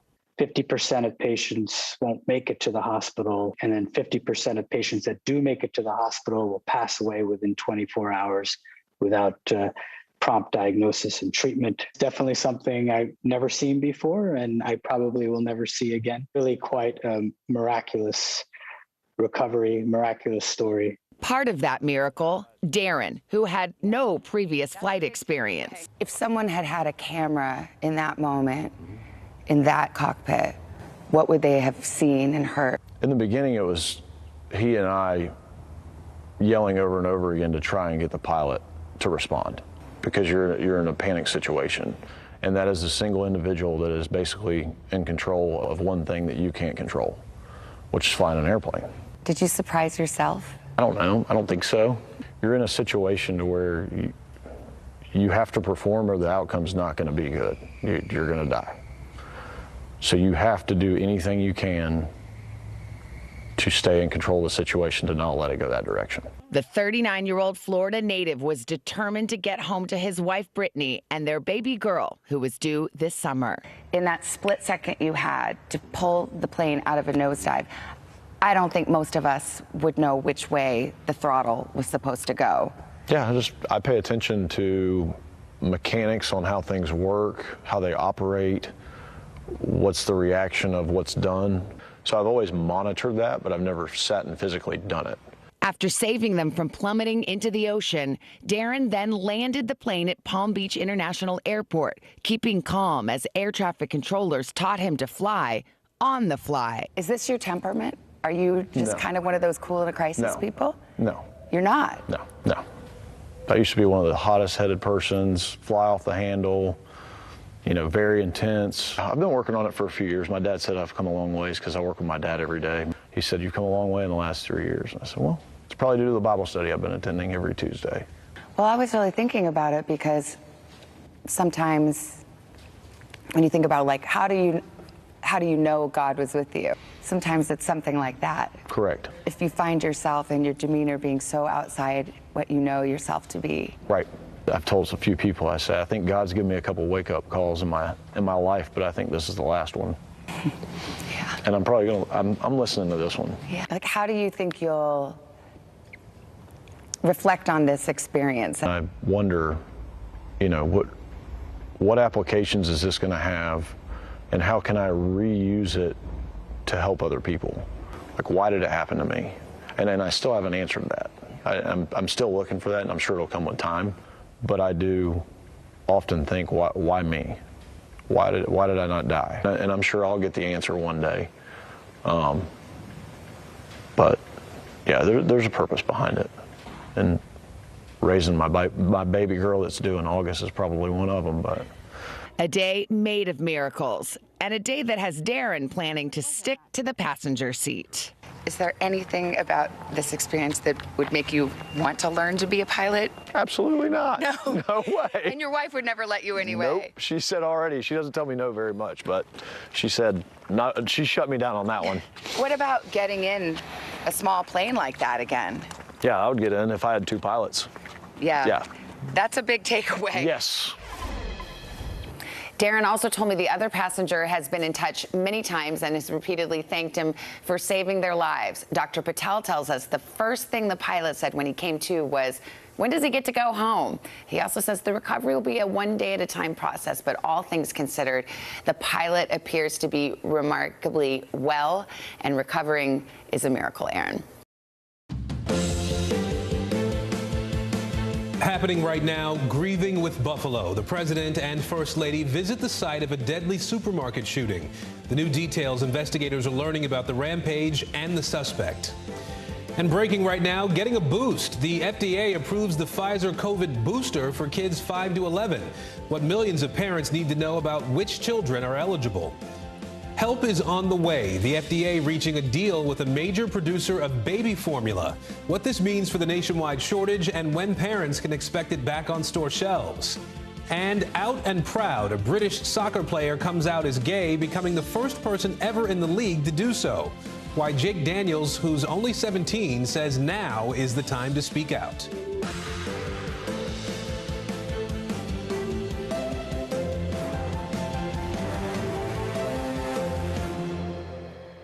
And good Tuesday, everybody. I'm Aaron Gilchrist. Morgan is off today. We're going to start this hour with breaking news in Buffalo, New York. President Biden and the First Lady are in that city at this hour, mourning the victims of Saturday's shooting. They laid flowers at a memorial and paused with local and state leaders there to reflect on this loss. 10 people died in Saturday's attack. 11 of the 13 people shot were black. The 18-year-old suspect is white. NBC News correspondent Ron Allen is in Buffalo, New York for us. We're going to start, though, with senior digital White House reporter Shannon Pettypiece. Shannon, we saw the president and the first lady obviously arrive in Buffalo, visit that supermarket. Bring us up to speed on what's happened today with the president in this visit. Well, after that stop at the memorial where you noted he sort of paid a moment of silence and respect, laid those flowers, he then went on to meet with family members affected by this, community leaders, law enforcement officials. And the White House said it was very important for the president to come there and really just share his condolences, express his remorse for what happened, and play this role as consoler-in-chief to this community that's obviously been affected by so much. We do expect to hear from the president today. Shannon, what are some of the key points that we expect President Biden will address when he speaks this afternoon? Well, the White House said to expect some very strong statements for him. He is going to call this an act of terrorism motivated by a hateful and pervasive ideology. We expect the president to also call again on Congress to take some action on gun reform. One of the things the president has been calling for since even before he was president is an assault weapons ban. And we also expect the president to bring up mental health, and particularly keeping guns out of the hands of people with serious mental illness and getting help for people who are mentally ill. You talk about Congress, the president calling on Congress to take action, Shannon. Is the White House preparing to take any sort of action to sort of accomplish the president's goals on preventing gun violence? Well, the White House says that it has been trying to do what it can from the executive branch without any sort of legislation. For example, they made a change around these sort of ghost guns, these self-assembled gun kits. They've been taking action at the Justice Department to sort of crack down on drug traffickers. But of course, as with this administration and a number of others now, the limits of what a president can do with his Justice Department or with the executive powers is limited, and gun reform experts say that legislation is really what's needed at this point. All right, NBC Shannon Pettypiece for us in Washington today. Shannon, thank you. Let's move to Buffalo, New York now. At this hour, investigators remain on the scene of Saturday's attack. The memorial the president visited there has been growing outside the Tops supermarket. NBC's Ron Allen is on the ground for us today. Ron, I do want to start with the suspect, if we can. What have investigators been able to learn about his movements, about his planning prior to Saturday's attack? I guess the biggest revelation, Aaron, is that he apparently came to this grocery store as far back as early March, and several employees at the store have been interviewed talking about their interactions with him. There was especially an interesting interview with a woman who was white and who says that this suspect said something to her to the effect of, "Why are you working here? You shouldn't be here in this black area," which chillingly perhaps portends his intent and his racism. We also know that he's going to be arraigned. There'll be a court hearing on this coming Thursday, and perhaps more will be learned about him then. The focus here, though, I think is more so on the people whose lives were lost, the victims, than on this particular individual, the shooter, the alleged shooter. Today, people are coming together. They're trying to help these families meet their basic needs. They're trying to help others in the community meet their basic needs, especially people who rely on this grocery store for basics. And now it's gone, and people are trying to figure out where they're going to get food to feed their families.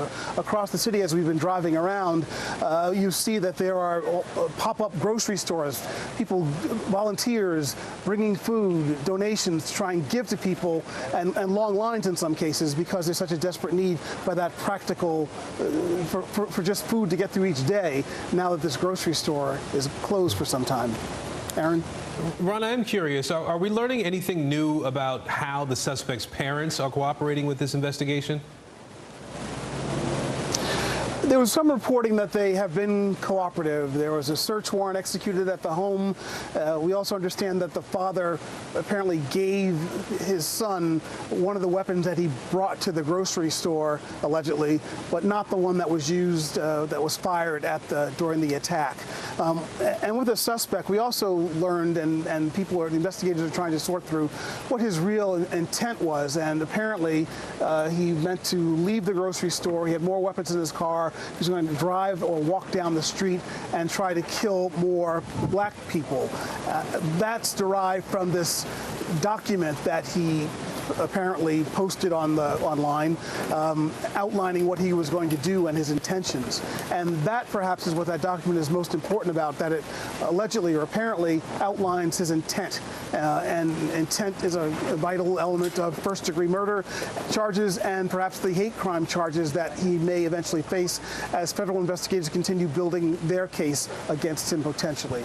So that's what we're learning today. But again, the focus, I think, is more strongly and correctly on these individuals whose lives were lost and these families trying to get through yet another day, the second or third day after this happened. And that's what the president is here to address. The president is here to focus on the families, to be a consoler, to let them know that the nation cares about what's happened, and people are feeling good about that, if that's a word that could be used at all in these circumstances. And they're going to need our support for some time to come. Ron Allen for us in Buffalo today. Ron, thank you.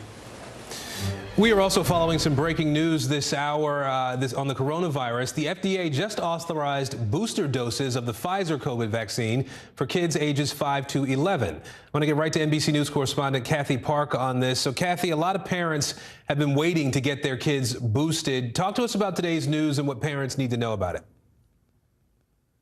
Hey there, Aaron. Good afternoon to you. Yeah, so this is certainly some good news for families who have kids between the ages of 5 to 11. So the FDA has given the green light for kids in that age group to get boosters at least 5 months after they've received their 2-dose series. So the decision will eventually go to an independent group of advisors with the CDC this coming Thursday. They will discuss and then pass along their notes to the CDC director, and the CDC director is expected to issue a final recommendation after that meeting. So if all goes as planned, the shots could be in arms as early as this coming Friday. And then based on past clinical trials, this additional dose for 5 to 11-year-olds should raise enough antibodies to provide a high level of protection against mild disease for at least the next couple of months, Aaron. Hey, Kathy, while we have you, New York City just raised its COVID alert level to high. We saw this might be coming. What specifically does that mean for the millions of people who live here and all the people who are visiting now that tourist season is kicking into high gear? Yeah, so, we've been monitoring this for a couple of days. It was just a warning yesterday. Now they have raised the alert level to high. And essentially for New Yorkers, this means they should be doubling down and being more cautious and protecting each other once again. And we know the drill, right? So health officials are encouraging people, not mandating them, but encouraging them to mask up when they are in indoor settings. This city, obviously, they have been watching the numbers very closely, like they have been for the past couple of years, but they have hit the threshold of 10 new hospitalizations per 100,000 residents. So that is why they had to raise the high alert level for the city. So, Aaron, this is just another indication that we are still living with the virus, and the numbers will continue to fluctuate. All right, Aaron? Kathy Park with us today. Kathy, we appreciate it. Thank you. Well, voters are heading to the polls in closely watched primaries today in North Carolina, Idaho, Kentucky, and in Pennsylvania. And that is where we're watching tight races now for both Democratic and Republican nominations for an open Senate seat. These primary races are seen as an early test of enthusiasm ahead of November's midterms. Steve Kornacki standing by at the big board to break down the numbers for us. We'll start, though, with NBC News correspondent Vaughn Hilliard. He is in Langhorne, Pennsylvania today, outside Philadelphia. So, Vaughn, let's start with the GOP primary here. Kathy Barnett is a name that we've come to know in the recent days here, even as there are new questions about past comments she made about religion, as well as her presence at the Capitol on January 6th. How is all of that playing into today? I think that's a big question mark here. And frankly, I think it's important to kind of give folks context as to where we're standing. We're in Bucks County, Pennsylvania. This is a more affluent, well-off, conservative suburb outside of Philadelphia. We're about 50 minutes north of downtown here. And Dave McCormick and Mehmet Oz were expected to do well and really kind of compete for these votes in this area. But the question was to what extent could Kathy Barnett make some inroads and cut into the vote share that they had in these greater suburbs area. And this is very anecdotal here, but just over the last few hours that we've been at this polling location, we've yet to talk to a Kathy Barnett voter. It's been Oz and McCormick here. I just want to let you listen to a few of the voters we talked to. Republican. And who did you go for in the Senate race? Dr. Oz. Were you familiar with Mehmet Oz before? Yes. Well, from a show. From a show. Would you watch the show? I watched the show. He's exactly who he was looking for. He was very nice. I have a picture with him. I really, really like Kathy Barnett, but I voted for David McCormick. Why? I just thought he had a better chance of winning the general election. Aaron, you heard that voter, Linda, say she's voting for Oz. If he pulls off a win tonight, there's going to be two main factors of this. Trump's endorsement, and the other part is the fact is that he has been on television in these very neighborhoods for almost 2 decades with his show. And as you heard from Linda there, she trusts him, she knows him from that show, and is translating that to her vote for political office. Vaughn, on the Democratic side of this, we have the front runner who is sidelined today. Lieutenant Governor John Fetterman suffered a stroke last week, so he's not on the trail. What do we know about how Fetterman is doing today, and what are voters saying about his stroke and him not being on the campaign trail today? Right. Our colleague Sahil actually caught up with his wife, who went and cast her ballot at a polling location here this morning, and she said that he is doing well. He is still in the hospital. They don't have a timeline for him to leave, but his health is the most important part of this all, of course. And when we're talking about this Democratic race, it was expected to be a head-to-head matchup between Connor Lamb, the congressman from the greater Pittsburgh area, and John Fetterman, the lieutenant governor here of Pennsylvania. Ultimately, though, what we saw over the course of these last weeks was Fetterman really pull a sizable lead into this. But it's important to note here, the great share of the voters here in the state are voting here in these, either at the polling location today or over the course of the weekend, sending in their mail-in ballots last moment. I was talking with the Secretary of State's office here, who tells me that they received almost 600,000 mail-in ballots here that they had received by yesterday morning. But if you look at the 2018 vote, there were more than 1.4 million voters, which means the health scare of John Fetterman is very much going to be a piece of information that voters are aware of. And ultimately, it's good that his health is doing well. But the question mark is, could that ultimately change the outcome of this race? We'll know more tonight. All right. Last thing I want to ask you about this race for governor in Pennsylvania as well. The former President Donald Trump has endorsed Doug Mastriano, who has spread conspiracy theories about the 2020 election. Where does that race stand right now? Doug Mastriano is expected to win here based on averaging of polling here, largely because the other candidates in this race were diluting each other's votes. There was an effort around the number 2, Lou Barletta, who is a former congressman and mayor of Hazleton, Pennsylvania. I caught up with him yesterday, and there was a sense of frustration that some of the other candidates had not dropped out and backed him, because it's important to understand who Doug Mastriano is. He is an individual who was outside of the Capitol on January 6th. He's a current state senator who had suggested throwing out the results of the 2020 election here in Pennsylvania and sending a slate of electors, a Trump slate of electors, to Congress to be counted on behalf of the state of Pennsylvania. He has suggested re-registering all voters in the state of Pennsylvania. He is the face of these election conspiracies here in Pennsylvania, and he is slated here. If the vote today reflects the polling, the direction of polling, he is slated to be the Republican nominee to take on the current Attorney General, Democrat Josh Shapiro. All right, Vaughn Hilliard for us in Pennsylvania today. Vaughn, thank you.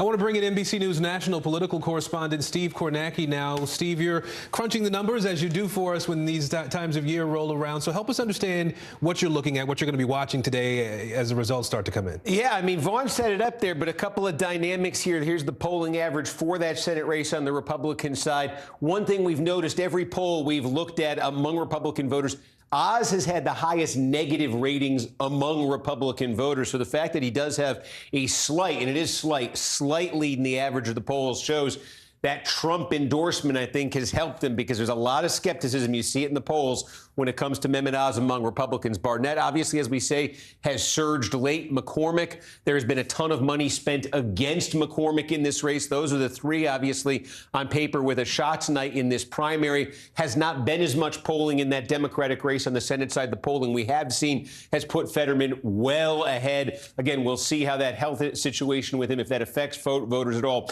go to the polls today. But Fetterman has led big in all of the polling we've seen there. And then there is this there is this Republican race here for Governor Doug Mastriano, who got Trump's endorsement, leading here steadily heading into today, running against Shapiro, the incumbent Attorney General. What makes Republicans nervous, and Vaughn was getting to this, about Mastriano potentially being the Republican nominee for governor and about Barnett potentially being the nominee for the Senate, what makes them nervous is this is a state, of course, Pennsylvania, that flipped to the Democrats in 2020. Trump won it in 2016. Biden flipped it in 2020. Biden flipped it narrowly. Why was Biden able to flip Pennsylvania? One of the biggest reasons was it was the counties, it was the suburbs right outside Philadelphia. You see all that blue down there? These are areas that moved the most dramatically between 16 and 20 against Donald Trump, where Donald Trump lost the most ground. I can give you a couple examples. Big Montgomery County, Biden won it by 26 points.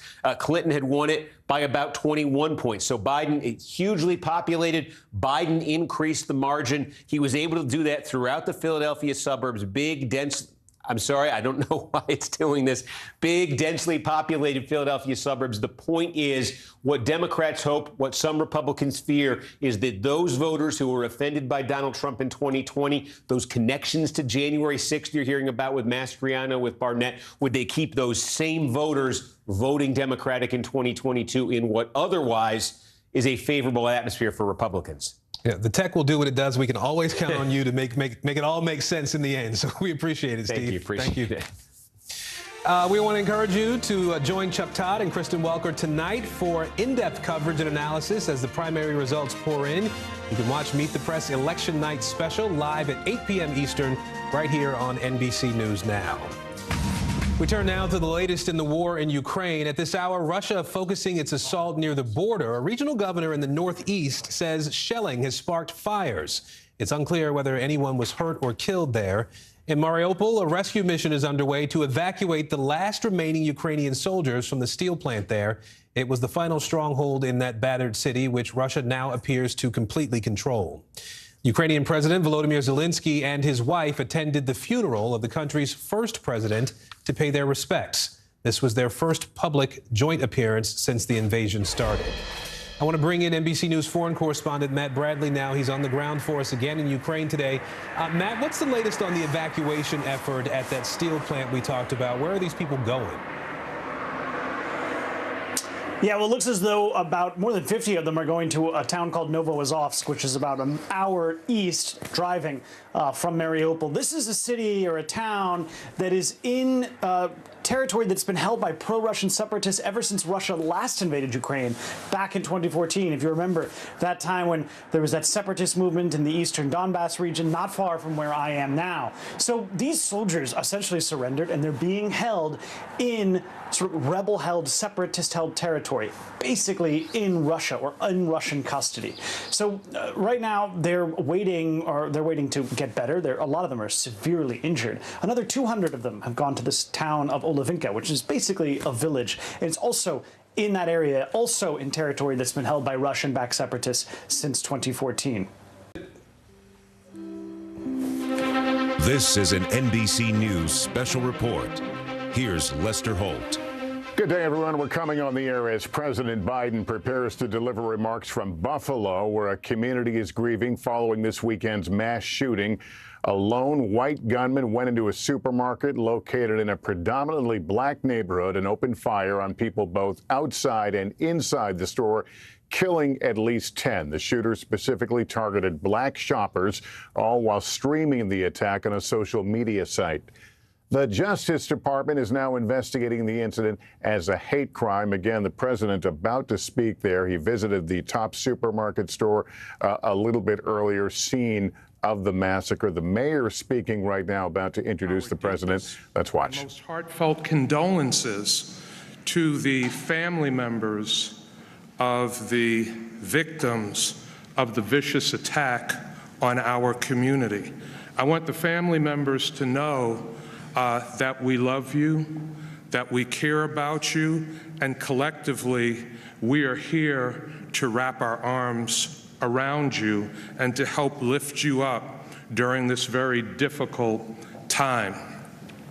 This is a time of great pain and sorrow for all of us in the city of Buffalo, but we are trusting and leaning on God to get us through this dark and difficult time. We are very thankful that in the midst of this darkness, we have a president and first lady who care deeply about our community and communities all across the country. President Joe Biden and First Lady Dr. Jill Biden are people with extraordinary compassion and empathy. They wanted to be here for this community. They wanted to help us with our process of healing. And we are so thankful that they are here with us during this challenging time. As mayor, it is my great honor and high privilege to introduce our President, Joe Biden, and First Lady, Dr. Jill Biden.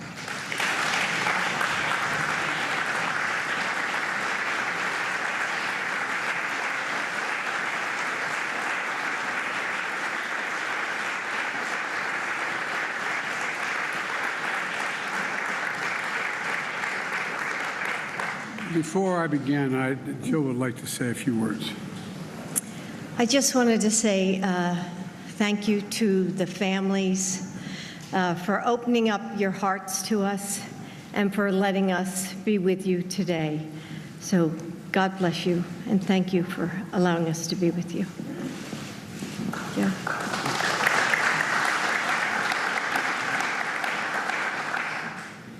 Majority Leader Schumer and Senator Gillibrand and Congressman Higgins. And Gov, thank you for taking my call when I called. And I'll never forget what she said. I said, I'd like to maybe come up if it's okay. She said, this is a big Scranton. Come. And I think you're doing a heck of a job. Thank you. Thank you for your heart as well as your head. And Mayor Brown, you've been wonderful. Thank you. And I know this is a lot of, when a vice presidential or a presidential chip shows up, there's all kinds of paraphernalia and people. and I know it's not easy. I want to thank your law enforcement officers for not just what they did in this crisis, but for accommodating us, and all the elected officials and law enforcement officers, first responders, and faith leaders that are here today. Jill and I have come to stand with you. And to the families, we've come to grieve with you. It's not the same, but we know a little bit what it's like to lose a piece of your soul.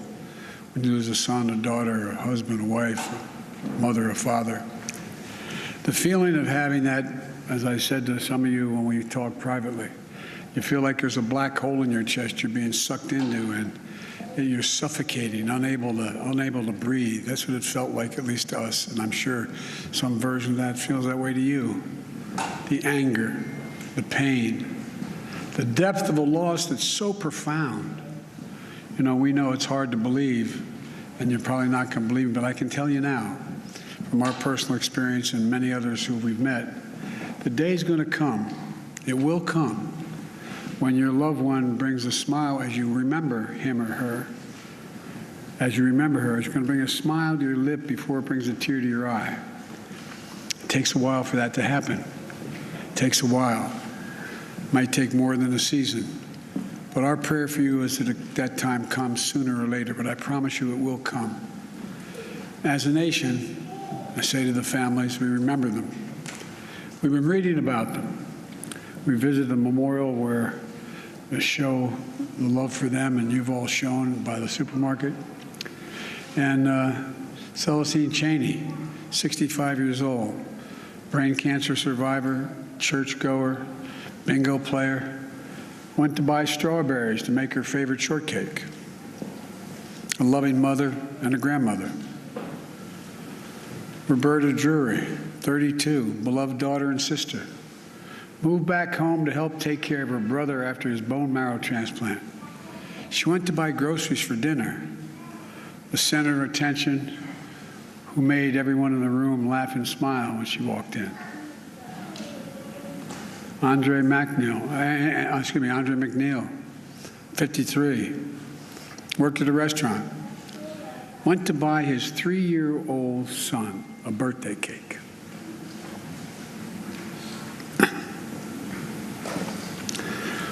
His son's selling a birthday. Ask him, where's Daddy? Catherine Massey, 72, a writer and an advocate, who dressed up in costumes at schools and cut the grass in the park and helped in local elections, the glue of the family and the community. Marcus Morrison, 52, school bus aide, went to buy snacks for a weekly movie night with the family, survived by his wife and 3 children and a stepdaughter, the center of their world. Hayward Patterson, 67, father, church deacon, fed the homeless at the soup kitchen, gave rides at the grocery store to neighbors who needed help, putting food in the trunk of others when he took his final breath. Aaron Solder, 55, retired Buffalo police officer for 3 decades. 3 decades. Loved electric cars. Hero who gave his life to save others on a Saturday afternoon. And had that man not been wearing that vest that he purchased, bulletproof vest, a lot of lives would have been saved. A beloved father and husband.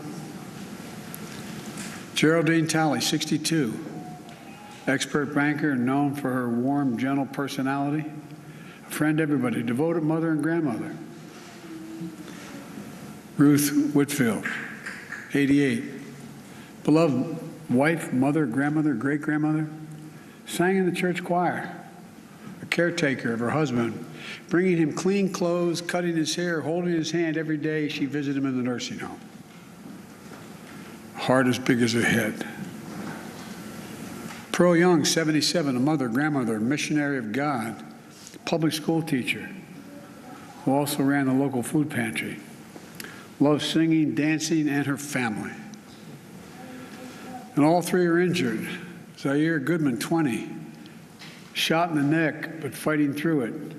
Jennifer Warrington, 50. Christopher Braden, 55. Both treated with injuries on a long road to recovery. Individual lives of love, service, and community. It speaks to the bigger story of who we are as Americans. A great nation, because we're good people. Jill and I bring you this message from deep in our nation's soul.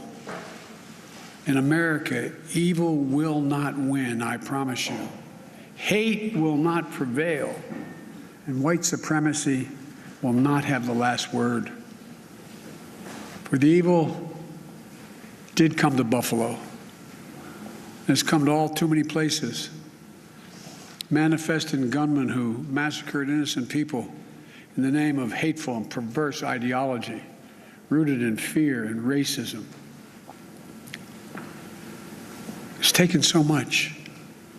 10 lives cut short in a grocery store. Three other wounded by a hate-filled individual who had driven 200 miles from Binghamton in that range to carry out a murderous, racist rampage that he would live stream to the world. What happened here is simple and straightforward. Terrorism. Terrorism. Domestic terrorism. Violence inflicted in the service of hate and the vicious thirst for power that defines one group of people being inherently inferior to any other group. A hate that through the media and politics, the internet, has radicalized, angry, alienated, lost, and isolated individuals into falsely believing that they will be replaced, that's the word, replaced, by the other, by people who don't look like them, and who are, therefore, in a perverse ideology that they possess and being fed lesser beings. I and all of you reject the lie. I call on all Americans to reject the lie. And I condemn those who spread the lie for power, political gain, and for profit. That's what it is. We've now seen too many times the deadly and destructive violence this ideology unleashes. We heard the chants, "You will not replace us," in Charlottesville, Virginia. I wasn't going to run, as the senator knows, again for president. But when I saw those people coming out of the woods of the fields in Virginia, in Charlottesville, carrying torches, shouting, "You will not replace us," accompanied by white supremacists and carrying Nazi banners, that's when I said, no. No. And I, honest to God, those who know me, Chuck, you know, I wasn't going to run for certain. But I was going to be darned if I was going to let anyway. I'm going to get going. Look, we've seen the mass shootings in Charleston, South Carolina, El Paso, Texas, and Pittsburgh, last year in Atlanta, this week in Dallas, Texas, and now in Buffalo, New York. White supremacy is a poison. It's a poison running through our, it really is. Running through our body politic. And it's been allowed to fester and grow right in front of our eyes. No more. I mean, no more. We need to say as clearly and forcefully as we can that the ideology of white supremacy has no place in America. None.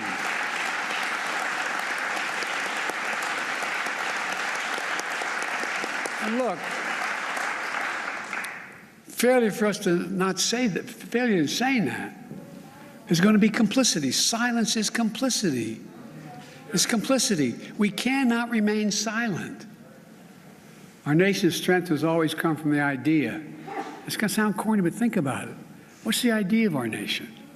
That we're all children of God. All life, liberty, our universal goods, gifts of God. We didn't get it from a government. We got it from because we exist. We're called upon to defend them. the venom of the haters and their weapons of war, the violence and the words and deeds that stalk our streets, our stores, our schools. This venom, this violence cannot be the story of our time. We cannot allow that to happen. Look, I'm not naive. I know tragedy will come again. It cannot be forever overcome. It cannot be fully understood either. But there are certain things we can do. We can keep assault weapons off our streets. We've done it before. I did it when we passed the crime bill last time, and violence went down, shootings went down. You can't prevent people from being radicalized to violence, but we can address the relentless exploitation of the internet to recruit and mobilize terrorism. We just need to have the courage to do that, to stand up. Look, the American experiment in democracy is in a danger like it hasn't been in my lifetime. It's in danger this hour. Hate and fear are being given too much oxygen by those who pretend to love America, but who don't understand America. To confront the ideology of hate requires caring about all people, not making distinctions. Reverend, the scripture is seeing that we're all part of the divine. Love thy neighbor as thyself. That's the America I know, that Jill knows. And most deserve the most, look, we're the most multiracial, most dynamic nation in the history of the world. Now's the time for the people of all races, from every background, to speak up as a majority in America and reject white supremacy. These actions we've seen in these hate-filled attacks represent the views of a hate-filled minority. We can't allow them to distort America, the real America. We can't allow them to destroy the soul of the nation. As President of the United States, I travel the world all the time. And other nations ask me, heads of state in other countries, ask me, what's going on? What in God's name happened on January 6th? What happened in Buffalo? What happened? They'll ask. We have to refuse to live in a country where black people going about a weekly grocery shopping can be gunned down by weapons of war deployed in a racist cause. We have to refuse to live in a country where fear and lies are packaged for power and for profit. We must all enlist in this great cause of America. This is work that requires all of us, presidents, politicians, commentators, citizens. None of us can stay in the sidelines. We have to resolve that here in Buffalo, that from the tragedy, this tragedy will come hope and light and life. It has to. And that on our watch, the sacred cause of America will never bow, never break, never bend. And the American we love, the one we love, will endure. So to the families, from your pain, may we find purpose to live life worthy of the loved ones you lost. From a hymn based on the 91st Psalm that's sung in my church, may he raise you up on eagle's wings and bear you on the breath of dawn, make you to shine like the sun, and hold you in the palm of his hand. That's my wish for us. We can do this if we resolve to do it, if we take on the haters and those who don't even care. It's just about profit and politics. May the soul of the fallen rest in peace and rise in glory. And may God guide the United States of America now and always. To the families, as my grandpop used to say when I walked out of his home in Scranton, he'd say, Joey, spread the faith. And my grandma would yell, no, Joey. He'd say, keep the faith. And my grandma would say, no, Joey, spread the faith. We're thinking of you. Hold on to each other tightly. Stick together. You'll get through this. and we'll make Buffalo and the United States a better place to live than it is today.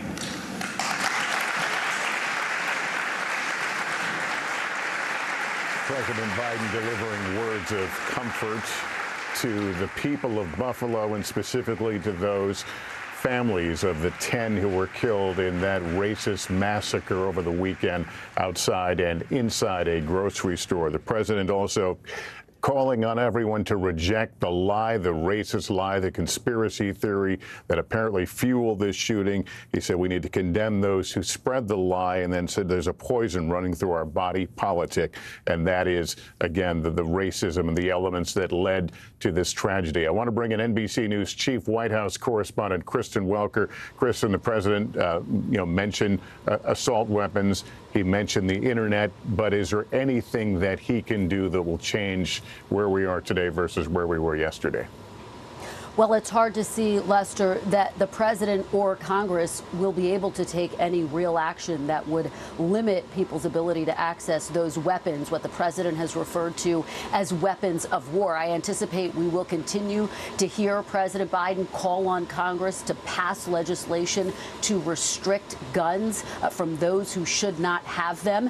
And I anticipate he's also going to be looking at what, if anything, he can do unilaterally through an executive action or an executive order to try to tamp down on this. But the bottom line is, look at the history, Lester. Even in the wake of the massacre at the Sandy Hook Elementary School, Congress did not act. Republicans blocked a measure that would expand background checks on gun purchases. And so I think there is skepticism all around that anything significant will come in the wake of this horrific massacre that President Biden referred to as terrorism. Now, what is significant, we do know that there is a Domestic Terrorism Prevention Act that is being considered by Congress that would essentially expand the resources, the ability to crack down on those who commit acts of terrorism here on this soil. Will that be able to get through Congress? This is a deeply divided body right now, Lester. As you know, I think it is worth noting that we saw an incredibly emotional President Biden. He was playing the role of consoler-in-chief, one that he is all too familiar with, Lester. Right, and we should also note First Lady Dr. Jill Biden also delivering remarks at the beginning there, thanking the community for allowing them, the president and First Lady, to visit. Joining us now from Buffalo is NBC News correspondent Ron Allen. Ron, so much has been taken away from this community, not only these precious lives, but an important store, an important economic anchor in that community. Can you tell us a little bit about what the president has seen today and where things go from here? Beyond the grocery store, the president has seen this neighborhood, and he has met with people, and I think he has a better understanding of exactly what this community is like. You mentioned the grocery store. It's the only one for miles, and it took a really emotional fight back in 2003 with the corporate community to even have this grocery store here. And I think what people will be glad to hear from the president is the universality of all this, how we should be a nation where someone can go to a grocery store at 2:30 on a Saturday afternoon and not get gunned down in an attack. That's what happened here, and that's what is such a powerful thing for people here. The president said that it will come a day when a smile will appear before a tear.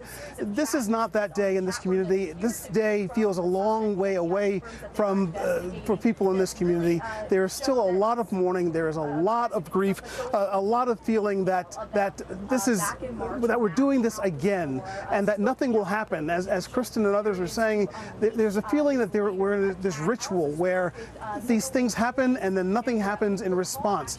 And so there's sadness, there's some dismay about that, there's some anger, frustration, a lot of emotions here still today. Lester. All right, Ron, thank you. Ben Collins covers disinformation, extremism, and the internet for NBC News. Ben, we're glad you're here. Indoctrination, we used to think of that as something that someone would have to explore deep into the unknown reaches of the internet, places inaccessible to most of us. Is that the case now, or is this information readily there for people who may incline to follow this ideology? This stuff is readily available on the internet, especially to teenagers. This specific shooter said he was indoctrinated when he was 16 years old at the start of the pandemic. And that's what happened. He was indoctrinated on 4chan. He was previously on the gun forum. At the start of the pandemic, he went over to the politics forum.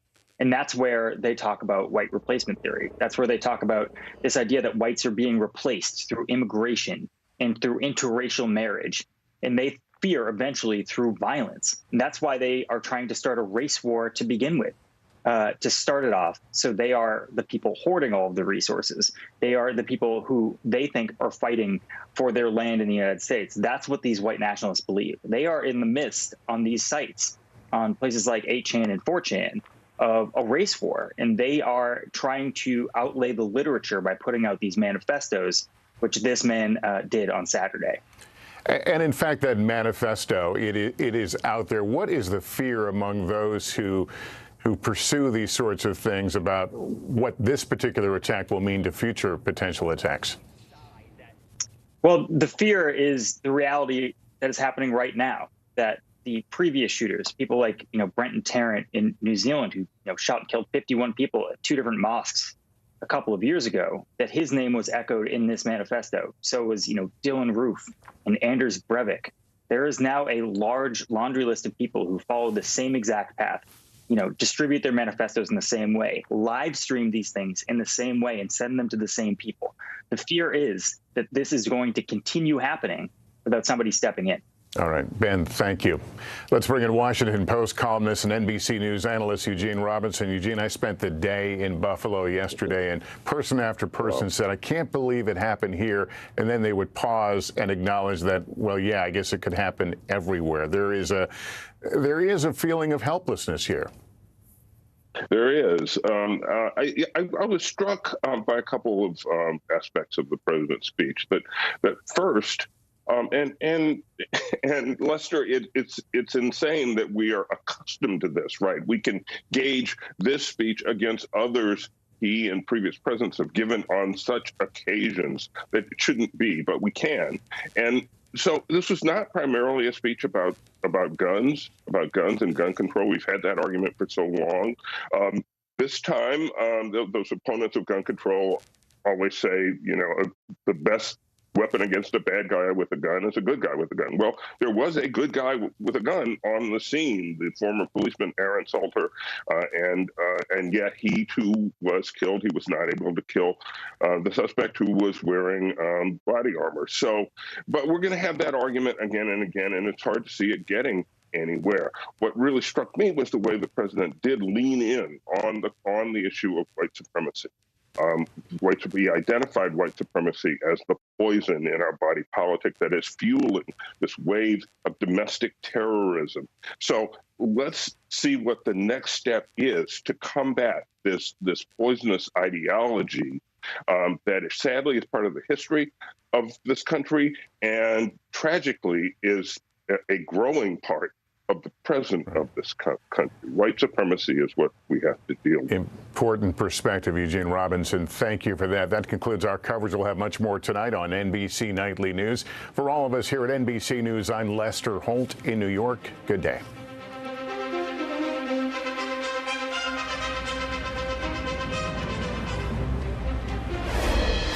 A new lawsuit is putting the 2020 presidential election into focus yet again. 2 members of the Electoral College from Wisconsin have filed a lawsuit against 10 Republicans. Those Republicans claim they were actually the rightful electors in 2020. NBC News Justice correspondent Pete Williams is here to break this all down for us. So Pete, help us understand what's happening here. What happened in Wisconsin in 2020 that spurred this lawsuit? Well, what happened in Wisconsin happened in 6 other states where even though Joe Biden won the popular vote, nonetheless, electors pledged to vote for Donald Trump met, often in the state capitol, cast their votes for the president, signed them like this on these certificates, and then sent them to Washington, to the archivist of the U.S., to the president of the Senate, to their own Secretary of State, following the law for what the electors should do in those states. What the lawsuit says is they had no legal right to do that. That's what is being challenged here. So can you go a little further with that, Pete? I mean, what are the Electoral College members who filed the suit actually alleging here? So the lawsuit is being filed by two of the actual presidential electors, you know, under their, as I think everybody understands now after the last election, when you go to the ballot and you vote for president, you're not actually voting for Joe Biden or Donald Trump. You're voting for a slate of electors pledged to support those who then meet in what we call the Electoral College in December and cast the actual vote for president that's then counted before, now we know, notoriously, a joint session of Congress in January. So what the lawsuit says is that these Republicans, because Biden won the popular vote in Wisconsin, had no legal right to do any of the things that they did. They didn't have the right to gather. They didn't have the right to vote. They didn't have the right to send in their votes purporting to be the actual vote for president. Now, in 2 of those 7 states, one of them, by the way, not Wisconsin, when these slates were sent in, there was a disclaimer on them that said, we're doing this in case there's litigation that throws out the popular vote. In that case, count these votes as the votes for president.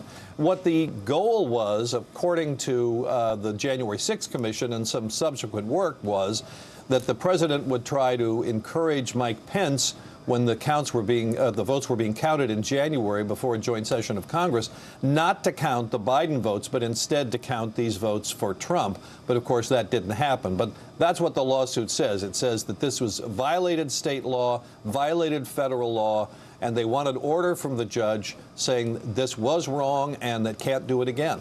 All right, be interesting to see how it all shakes out. Pete Williams for us in Washington today. Pete, thank you. You bet. A jury has now been selected for the trial of one of Hillary Clinton's former campaign lawyers. Michael Sussman is charged with lying to the FBI during its Trump-Russia investigation. This is the first trial stemming from the investigation led by special counsel John Durham.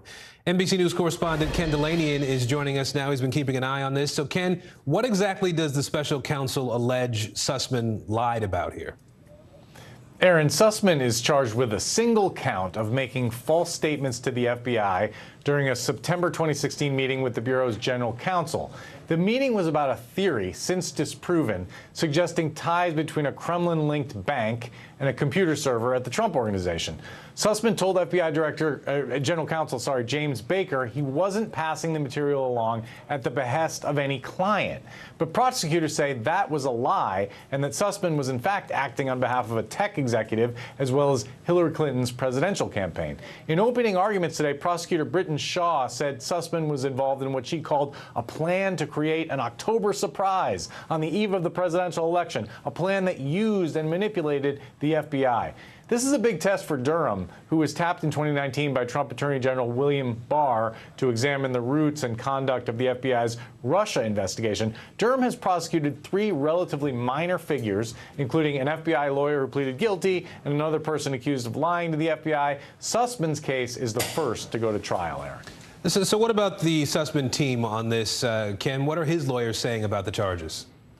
They say the charges are completely bogus and never should have been brought. They say Sussman did not lie and was not representing the tech executive or the Clinton campaign during that meeting. And they say Durham is pursuing what is essentially a right-wing fever dream designed to discredit legitimate concerns about the help that the Trump campaign got from Russia, Aaron. All right, Ken Delanian for us in Washington today. Ken, thank you.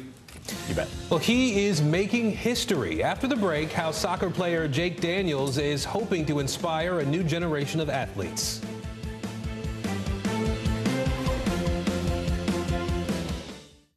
News is happening now. Look at what's making headlines around the world. Whenever it happens, wherever you are, it's here now. Would it be easier for the airlines to manage a vaccine mandate than a mask mandate? Is there a case to be made that it's time to give Ukraine offensive weapons so they can win this war?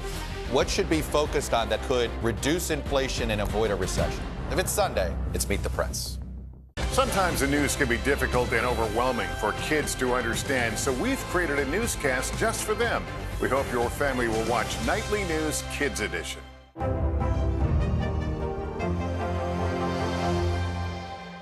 Now Tonight with Joshua Johnson, streaming weeknights at 8 on NBC News Now. NBC News, streaming free now. To cover the news, you have to be in it. These are families trying to board those trains to Poland. I also want to get home. You'll get home. Every night, it's your news playlist. Top Story with Tom Llamas, weeknights at 7 on NBC News Now.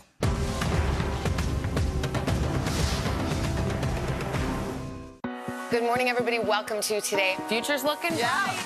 You got a whole restart. How does that land with you? Is climate change and the environment one of your top priorities? You know what? Our hearts are ready for something like this. It's a great workout. It's everything you need. Look who's back together. Oh, I'm so happy. And me. That's what it takes to set a record. So glad to see you. These days, it feels like the news never stops. So let's get into it. What's happening right now, what it all means for you for an hour every day. It can be hard to keep up, so let's get started together. Hallie Jackson Now, weekdays at 5 on NBC News Now. NBC News, streaming free now. For the first time since 1990, a male British soccer player has come out as gay. 17-year-old midfielder Jake Daniels talked about it in an interview released on Monday. He hopes his announcement can inspire other athletes to feel comfortable coming out. Sky News sports correspondent Tom Parmenter has the story. He is a teenager saying, "This is who I am." But because he plays football, the decision has been that much harder. It's been such a long time of lying, and I've just processed every day of just about how I want to do it, when I want to do it, and I think now is just the right time to do it. You know, I feel like I'm ready to tell people about my story. I want people to know the real me, and lying all the time just isn't what I've wanted to do, and it has been a struggle, but now I just do feel like I'm ready to be myself, be free, and just be confident with it all. Jake has only just made his first team debut at Blackpool after a season in which he scored 30 goals for the under-18s. Because I'm younger, people can think, you know, this kid's brave enough to do this, so I feel like I'll be able to, and I just want to do that for other people. And I want, maybe if there is Premier League footballers that are gay and are ready to come out, or they want to, and they just are waiting, I want someone to contact me and ask, like, how's it been? What was the reaction like? Because I want to help other people. I just hate knowing that people are in the same situation that I'm in. The only other openly gay footballer was Justin Fashanu, who came out over 30 years ago while he was still playing.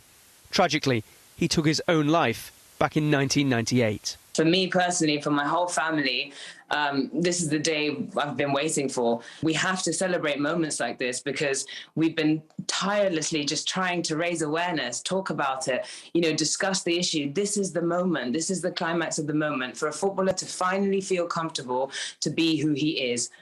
Making men's football a better, more inclusive place is also part of Jake's motivation. He knows that there will still be days when he will face abuse because sadly that is still part of the men's game. But there is also an overwhelming groundswell of support. The club motto at Blackpool is progress. One of their brightest young talents has just made a huge stride forward for himself and for the game he loves. Tom Parmenter, Sky News, Blackpool. The war in Ukraine has been one of the main factors in driving up food prices around the world. Ukraine is one of the biggest global exporters of vital grains like wheat, corn, and barley. NBC News foreign correspondent Matt Bradley visited Ukraine's farmlands for a closer look at how the conflict is impacting the country's agricultural sector. Here in Zaporizhia, Ukraine, farming is a frontline job. It's why Yuri wears body armor and sometimes comes across missiles in his fields. Do you ever think this job isn't worth it? I'm going to just quit. I need to work. There are guys fighting in the war, and I'm fighting here in the fields. Ukraine was once called the breadbasket of Europe, and now the whole world is literally paying the price for this war. Russia is even weaponizing wheat. Ukraine has accused Russia of stealing grain and transporting it over the border. It's not just a military war, it's also an economic war, because the world depended on Ukrainian produce. So now Russia creates problems not only for Ukraine, but also for the whole world. Farmer Roman Tarasevich estimates that about 80% of the farmland here in Zaporizhia is either occupied by Russian forces or too dangerous to till. But he's among the lucky ones. Even though he says his farm is less than 20 miles from the front lines, he can still plant most of his fields. It's a risk. Rockets have struck his land, but Tarasevich's real problem is what to do with his sunflower harvest. Long a bright symbol of Ukraine, sunflowers have become an agricultural casualty of war. There's a global shortage of sunflower oil because all the sunflower seeds are stuck here, stranded by the war. Ukraine is the world's largest sunflower seed exporter, and prices have surged more than 58% for consumers and restaurateurs. Supermarkets are rationing sunflower oil sales in the UK, Spain, Italy, and Greece. At this time last year, this warehouse was empty. Why can't you get this stock to foreign markets? Before the war, we were exporting through the ports, and we can't do that right now because of the war. Russia has blockaded Ukrainian ports, and shipping insurance is sky high. Driving his inventory more than 600 miles across the country just isn't practical, especially with a nationwide fuel shortage. Tarasevich believes his farm will survive, but it's a massive financial blow. How has the war affected your business? We used to have a plan to grow, but for now, we're just working any way we can. Tarasevich's financial misery has plenty of company around the world, affecting the cost of some of your favorite foods. If it tastes oily, fatty, and delicious, it probably contains sunflower oil. Oil is the core part of the cooking, like the initial first step. So the price increase has been from originally for 20 litres, it was around £20, and now we're seeing around £60 in some places. While most sunflower oil consumed in the States is made domestically, prices could soon rise. That's because sunflower oil is a globally traded commodity. That's turned the humble Ukrainian farmer into something of a global hero. Is there an issue with the fact that you're doing all this farming and it doesn't feel like a lot of this stuff is going to be able to be exported? We need to continue our work, because if we stop, there'll be no food. A food fight that extends far beyond Ukraine's borders. Matt Bradley reporting there. Thank you for being with us this hour. I'm Aaron Gilchrist. The news continues right now.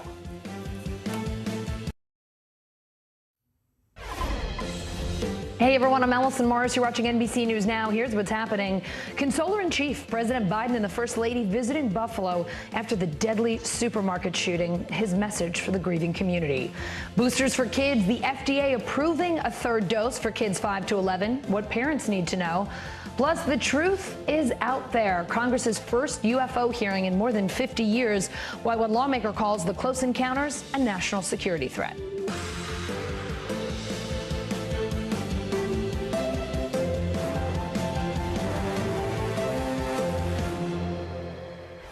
We start with the president in Buffalo, mourning with the community after the supermarket shooting there. NBC News Senior Digital White House reporter Shannon Pettypiece is in Washington, D.C. NBC News correspondent Chris Pallone live in Buffalo. Shannon, the president condemning the hateful and perverse ideology that motivated this shooting and telling Congress again to act on gun violence. What other messages did the president send this afternoon? Well, he was very clear that this was an act of terrorism in his view, and one driven by white supremacy. He parsed no words there. Here's a little bit more of what he had to say around that. What happened here is simple and straightforward. Terrorism. Terrorism. Domestic terrorism. Violence inflicted in the service of hate and the vicious thirst for power that defines one group of people being inherently inferior to any other group. White supremacy is a poison. It's a poison running through our, it really is.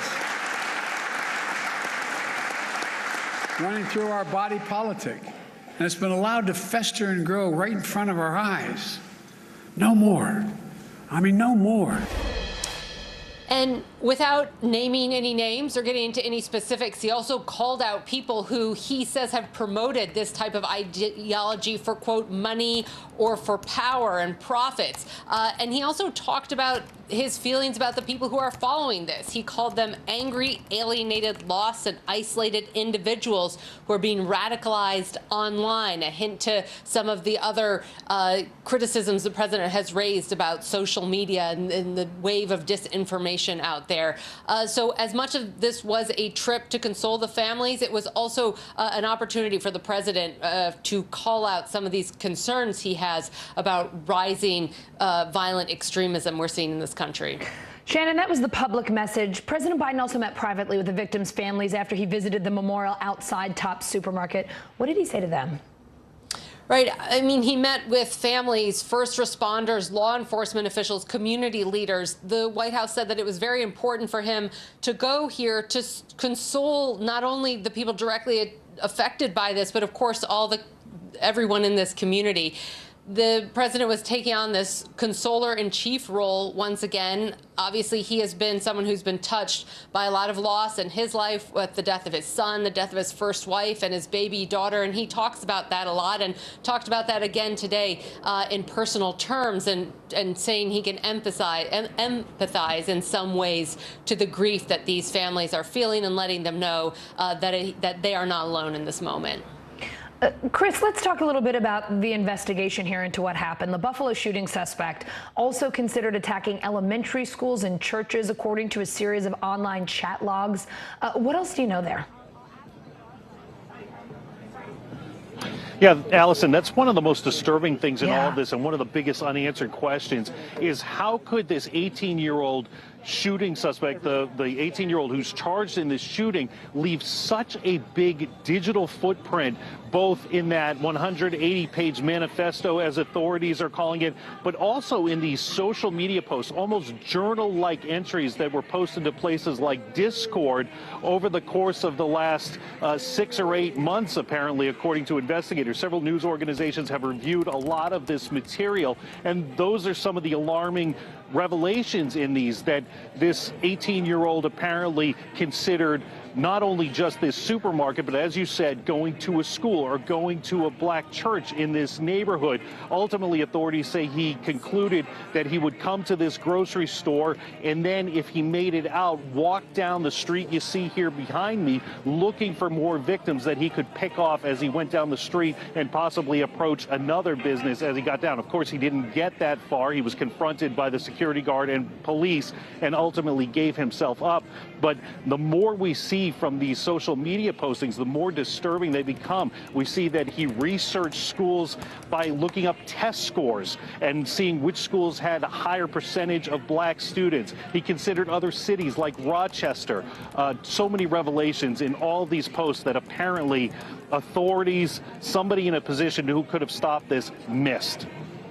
Chris, a survivor inside the store described what it was like when he first heard the gunshots. I can't even imagine, but what did he say about it, and how did he get out of there?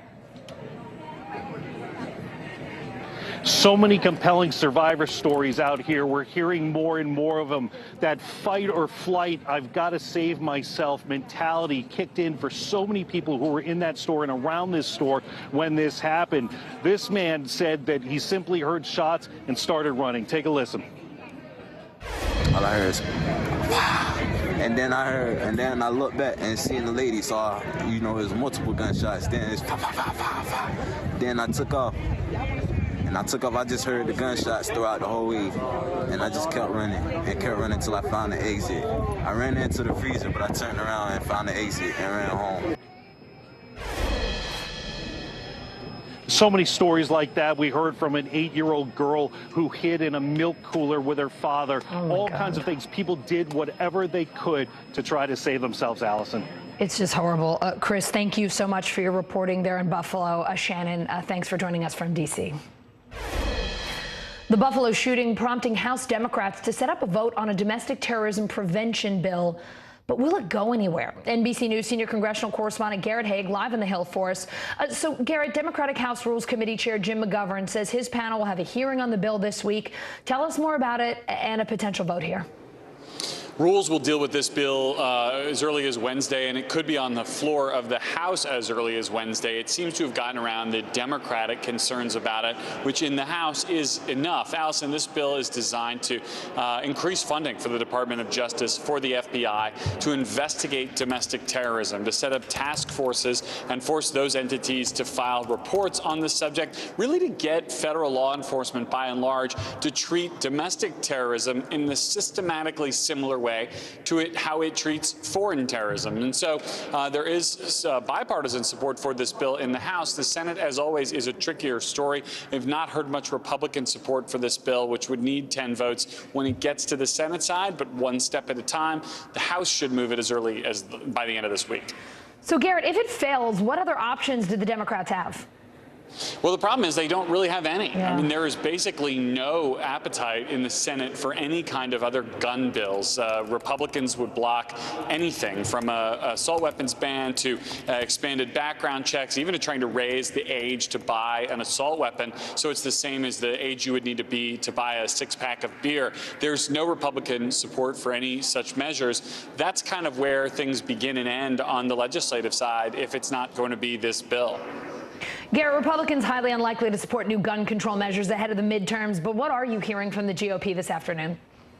Well, when it comes to the shooter, not a lot. I just came from a press conference with Mitch McConnell and Republican leaders in which McConnell was asked several times, including by me, to comment on replacement theory, the ideology that appears to have been part of what motivated this shooter, in which some Republican, both lawmakers and candidates, have talked about in various ways. He was very narrowly focused on the shooter himself in response to those questions. Here's a bit of what he told me and other reporters. This horrible episode in Buffalo is a result of a completely deranged young man who ought to suffer the severest possible penalty under the law. Racism of any sort is abhorrent in America and ought to be stood up to by everybody, both Republicans, Democrats, all Americans. That tends to be pretty much what we get from Republican senators on this topic, Allison, and a pretty narrow focus on the individual crime. Some discussion about mental illness as kind of a broader issue set, but no specific policy that goes with that. All right, Garrett Hake on the Hill for us. Thank you so much. The Buffalo shooting suspect allegedly bought into a conspiracy theory Garrett mentioned known as the Great Replacement. It's the false idea that immigrants and people of color are trying to replace white Americans. Unfortunately, that theory is becoming more mainstream. Roughly 1 in 3 adults believe in one of the central arguments of this theory. According to a recent AP poll, 29% of American adults in that same poll are concerned that an increase in immigration is lessening native-born white Americans' economic, political, and cultural influence. NBC News Now anchor Hallie Jackson checks out how this ideology is factored into mass shootings, not just here in the U.S., but around the world. The racist conspiracy, now known as the Great Replacement, has its roots in France, popularized by a contemporary writer, Renaud Camus.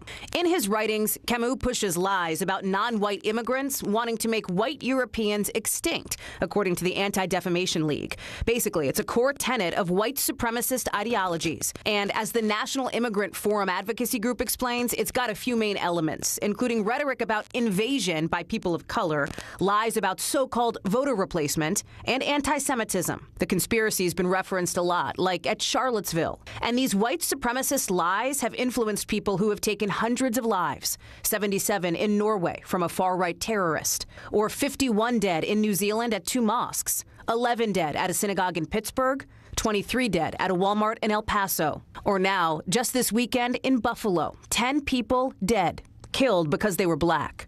A theory once seen as fringe, now alluded to in more mainstream conservative circles. From the most popular host on Fox News.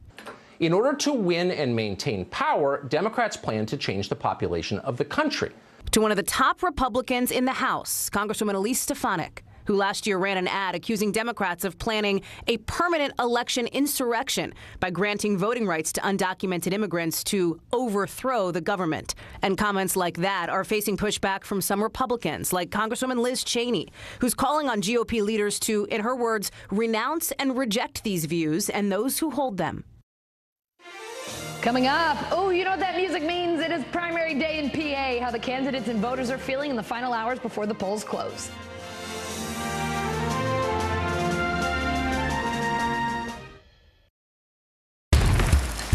Our world is facing some complex issues. Chuck Todd breaks them down. Every Thursday, a deep dive into a new subject. Instead of trying to cover a lot of topics in one episode, we're going to focus on one and take a deeper look at how it impacts America. Exploring and explaining the critical stories that affect our future. Meet the Press Reports. Thursdays at 10:30 p.m. Streaming on NBC News Now and on demand next day on Peacock. NBC News, streaming free now.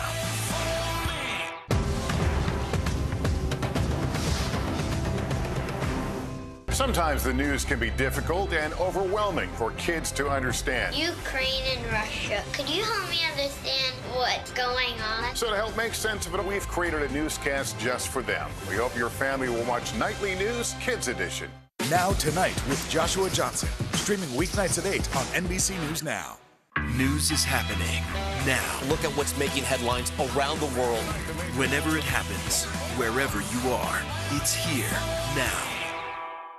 To cover the news, you have to be in it. These are families trying to board those trains to Poland. I also want to get home. You'll get home. Every night, it's your news playlist. Top Story with Tom Llamas. Weeknights at 7 on NBC News Now.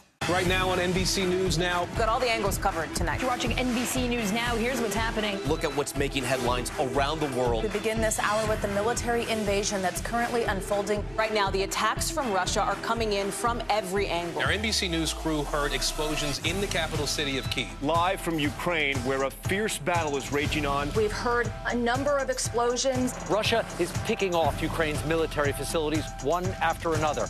This factory has gone from making kitchen pots to lethal items that'll ruin tires, ruin the bottom of the car. This is what it looks and feels like to try to escape Ukraine. I don't want us to say goodbye. The battle for Congress and the fight for control of State House. In our special County to County series, we're checking out key battlegrounds ahead of the midterms. We are talking elections in a battleground state. What does President Biden need to do tonight? He needs to speak to heads and hearts. A lot to break down, Chuck, so let's dive right in. Judge Ketanji Brown Jackson now elevated to the Supreme Court. Let's zoom out a bit to our changing climate. What do we think that the new normal is going to be? We have some stunning new findings about COVID-19. This new variant is more contagious. Have you seen a demand for mental health services increase among Latinos? The people of the Chamizal neighborhood aren't the only ones experiencing what they call environmental injustice. We're here to try to start conversation. A lot to talk about as we continue our rolling coverage. We're coming on the air with the news NBC Scoop. Bringing the news to you is not only a job, it's an honor.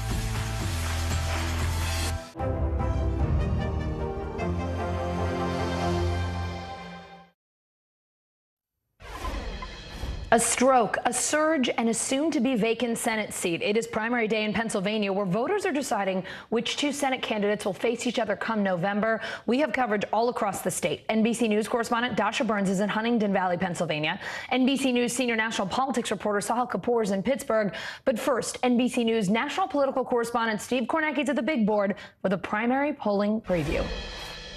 Here's the polling average for that Senate race on the Republican side. One thing we've noticed, every poll we've looked at among Republican voters, Oz has had the highest negative ratings among Republican voters. So the fact that he does have a slight, and it is slight lead in the average of the polls shows that Trump endorsement, I think, has helped him, because there's a lot of skepticism. You see it in the polls when it comes to Mehmet Oz among Republicans. Barnett, obviously, as we say, has surged late. McCormick, there's been a ton of money spent against McCormick in this race. Those are the three, obviously, on paper with a shot tonight in this primary. Has not been as much polling in that Democratic race on the Senate side. The polling we have seen has put Fetterman well ahead. Again, we'll see how that health situation with him, if that affects voters at all, go to the polls today. But Fetterman has led big in all of the polling we've seen there.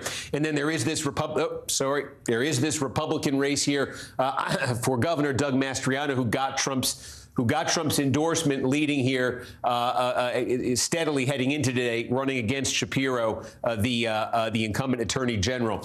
What makes Republicans nervous, and Vaughn was getting to this, about Mastriano potentially being the Republican nominee for governor and about Barnett potentially being the nominee for the Senate, what makes them nervous is this is a state, of course, Pennsylvania, that flipped to the Democrats in 2020. Trump won it in 2016.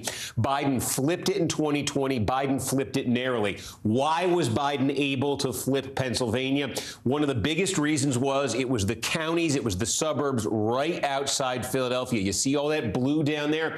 These are areas that moved the most dramatically between 16 and 20 against Donald Trump, where Donald Trump lost the most ground. I can give you a couple examples. Big Montgomery County, Biden won it by 26 points. Clinton had won it by about 21 points. So Biden, hugely populated. Biden increased the margin. He was able to do that throughout the Philadelphia suburbs, big, dense, I'm sorry, I don't know why it's doing this. Big, densely populated Philadelphia suburbs. The point is, what Democrats hope, what some Republicans fear, is that those voters who were offended by Donald Trump in 2020, those connections to January 6th you're hearing about with Mastriano, with Barnett, would they keep those same voters voting Democratic in 2022 in what otherwise is a favorable atmosphere for Republicans? GOP candidate Kathy Barnett's last-minute surge throwing all sorts of uncertainty into PA's Republican primary. NBC News correspondent Dasha Burns is in Huntingdon Valley, Pennsylvania. Hey, Allison. So it's gotten to the point where I am now taking bets on how many more plot twists we are going to see before we get the results here. You can text me on the side and let me know what your thoughts are. Perhaps the biggest plot twist that we've been talking about it for the last several days, Kathy Barnett, the last-minute surge that she's had. We are at her polling place. She came and voted here this morning. Now, Barnett is a candidate who rose to prominence within the GOP because of her vocal claims of election fraud in 2020. She claimed she lost her own race for Congress in a heavily Democratic district because of voter fraud. But recently, she started to sort of change the messaging on that. Last night, we were at a rally for her where instead of talking about the reasons she believes she lost the election, she instead emphasized that she lost because she lost the election by fewer points in that district than Trump did, saying she can win over voters that Trump was not able to win over. And just this morning, when we spoke with her, we asked her whether or not voters could and should trust the process. Here's what she told us. Can the voters you're asking to turn out for you today trust this process and trust in the results of this primary? You know what? We all have such a wonderful opportunity. Only in America, not only in America, but in America, we get to decide. And so for every single Pennsylvanian, the way you can, be a part of this process is make sure you're here. Make sure you're coming out and voting. Don't allow anything to discourage you. Every single Republican, you need to be at these polls today, and you need to make sure that your voice is heard. And I'm so excited. And in a bit of a coincidence here, we also at this very same polling place ran into the in-laws of Dr. Mehmet Oz. They confirmed they did in fact cast their ballot for their son-in-law. Despite the fact that Oz has that Trump endorsement, he has struggled to break away in this race. I asked him about that over the weekend. He blamed the millions of dollars that have been spent on attack ads by his opponent, David McCormick. Nonetheless, it's a very, very tight race here, and Kathy Barnett is within striking distance here. All right, let's go out to Sahil Kapoor. He is live in Pittsburgh, City of Champions. Sahil, Democratic Senate candidate John Fetterman still in the hospital. He had a stroke, still recovering. He had a big lead in the polls heading into today. What are you hearing from his campaign and his family? That's right, Allison. Well, I'll start with some news we just have gotten from his campaign in the last few minutes. They say John Fetterman is about to undergo a standard procedure to implant a pacemaker with a defibrillator. Now, they go on to say that this should be a short procedure. It will help protect his heart and address the underlying causes of his stroke. The campaign's posture all along since they announced this Sunday is that he expects to make a full recovery and that he is fully committed to his campaign. His rivals have not tried to elevate this as an issue. They've done nothing but wish him well. One of them said he looked forward to seeing Fetterman back on the campaign trail. So it is far from clear how or whether this will affect voters today. The campaign feels good. His wife, Giselle Fetterman, was in Braddock, Pennsylvania, the small town where he was once the mayor, to cast her ballot. She spoke to reporters after that and talked about what comes next. I want to play some of what she had to say. They said, oh, he'll be out soon. I don't have an exact date yet. Whatever date they give me, I want them to add a week to that.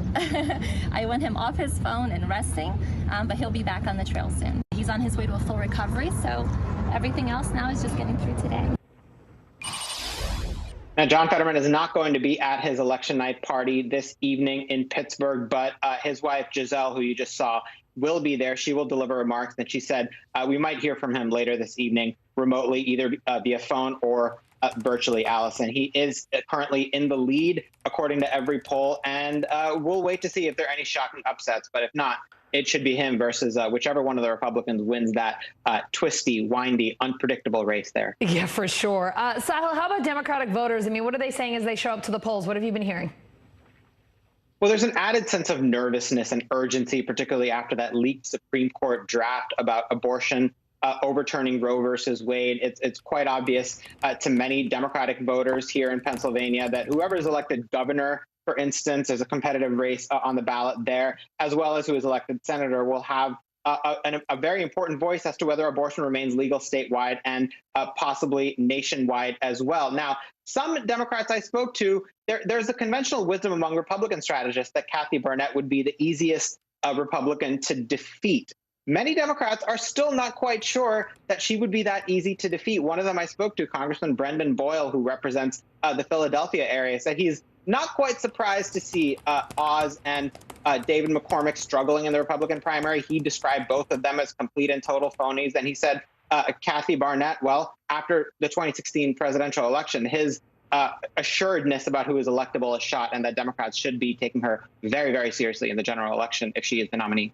All right, Sahil Kapoor from Pittsburgh. Thank you. And tonight, Chuck Todd and Kristen Welker will have in-depth coverage and analysis of the primary election results in Pennsylvania, North Carolina, and more. Watch the Meet the Press Election Night special. It's tonight at 8 p.m. Eastern, right here on NBC News Now. Coming up, the FDA greenlighting Pfizer's boosters for 5 to 11-year-olds. How long before they'll get the shots? And what about kids even younger? That's next. Look at what's making headlines around the world. We begin with breaking news. The attacks from Russia are coming in from every angle. Live from Ukraine, where a fierce battle is raging on. We've heard a number of explosions. Russia is picking off Ukraine's military facility. This factory has gone from making kitchen pots to lethal items that'll ruin tires, ruin the bottom of the car. This is what it looks and feels like to try to escape Ukraine. I don't want to say goodbye. The battle for Congress and the fight for control of State House. In our special County to County series, we're checking out key battlegrounds. We are talking elections in a battleground state. What does President Biden need to do tonight? He needs to speak to heads and hearts. A lot to break down, Chuck, so let's dive right in. Official confirmation of Judge Ketanji Brown Jackson. Let's zoom out a bit to our changing climate. We have some stunning new findings about COVID-19. A lot to talk about as we continue our rolling coverage. We're coming on the air with the news NBC Scoop. Bringing the news to you is not only a job, it's an honor. We'll meet Ukrainians who are defending their country one block at a time. When you were still in Kiev, could you hear the bombing? My name is Lester. Who's this? These days, it feels like the news never stops. So let's get into it. What's happening right now, what it all means for you for an hour every day. It can be hard to keep up, so let's get started together. Hallie Jackson Now, weekdays at 5 on NBC News Now. Live from Ukraine, from Mayfield, Kentucky, from Waukesha, Wisconsin. To cover the news, you have to be in it. This is how so many towns and cities are protecting themselves. You can actually see they're pushing the gates open. I also want to get home. You'll get home. You'll get home. Do you remember any tornado as bad as this one? You look at this and you're thinking, we're not going to have power for weeks, if not months. Exactly. Every night, it's your news playlist. Top Story with Tom Yamas, weeknights at 7 on NBC News Now. Women's basketball has been systematically held back. Our players and coaches have been harmed. After 49 years of Title IX, we still have work to do. In Their Court, a podcast from NBC News and NBC Sports that goes inside the issues of inequality in women's sports. Listen now. These days, it feels like the news never stops. So let's get into it. What's happening right now, what it all means for you for an hour every day. It can be hard to keep up, so let's get started together. Hallie Jackson Now, weekdays at 5 on NBC News Now. Women's basketball has been systematically held back. Our players and coaches have been harmed. After 49 years of Title IX, we still have work to do. In Their Court, a podcast from NBC News and NBC Sports that goes inside the issues of inequality in women's sports. Listen now. Now Tonight with Joshua Johnson, streaming weeknights at 8 on NBC News Now. Great news for parents trying to protect their kids from COVID. Today, the FDA approved Pfizer's booster shots for kids 5 to 11. NBC News and MSNBC medical contributor Dr. Kavita Patel here now. Dr. Patel, great to see you on a day when we have some good news.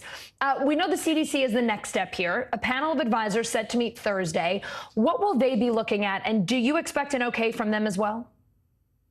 Yeah, Allison, look, I do expect them to go ahead and kind of authorize these boosters. The CDC's role in that advisory committee is to give guidance to doctors such as myself about the circumstances when someone should be offered a booster. But it seems pretty clear cut, a third dose 5 months or more after that second dose. So, and it's the same exact shot that we're giving for 1 and 2. So in terms of when we could start seeing boosters, it could be as soon as Friday, because many of us have these shots in our offices. We just need to plan for it and get those appointments set up. How about the 5 to 11-year-olds? Sorry. We talked about the 5 to 11-year-olds. Forgive me. How about the under 5 kids, Dr. Patel? I know a lot of parents are sitting here thinking, great, this is good, the booster, but what about my little babies? How about them? Yeah, and they have nothing right now. To be clear, for the under 5 set, we have nothing. So I think it's really kind of a struggle for parents who might have a child 5 to 11 that they can give a third shot to, and to have a child under 5 that has no protection right now. Look, we know that Moderna has already filed their application for their under 6 vaccines, and that's a great.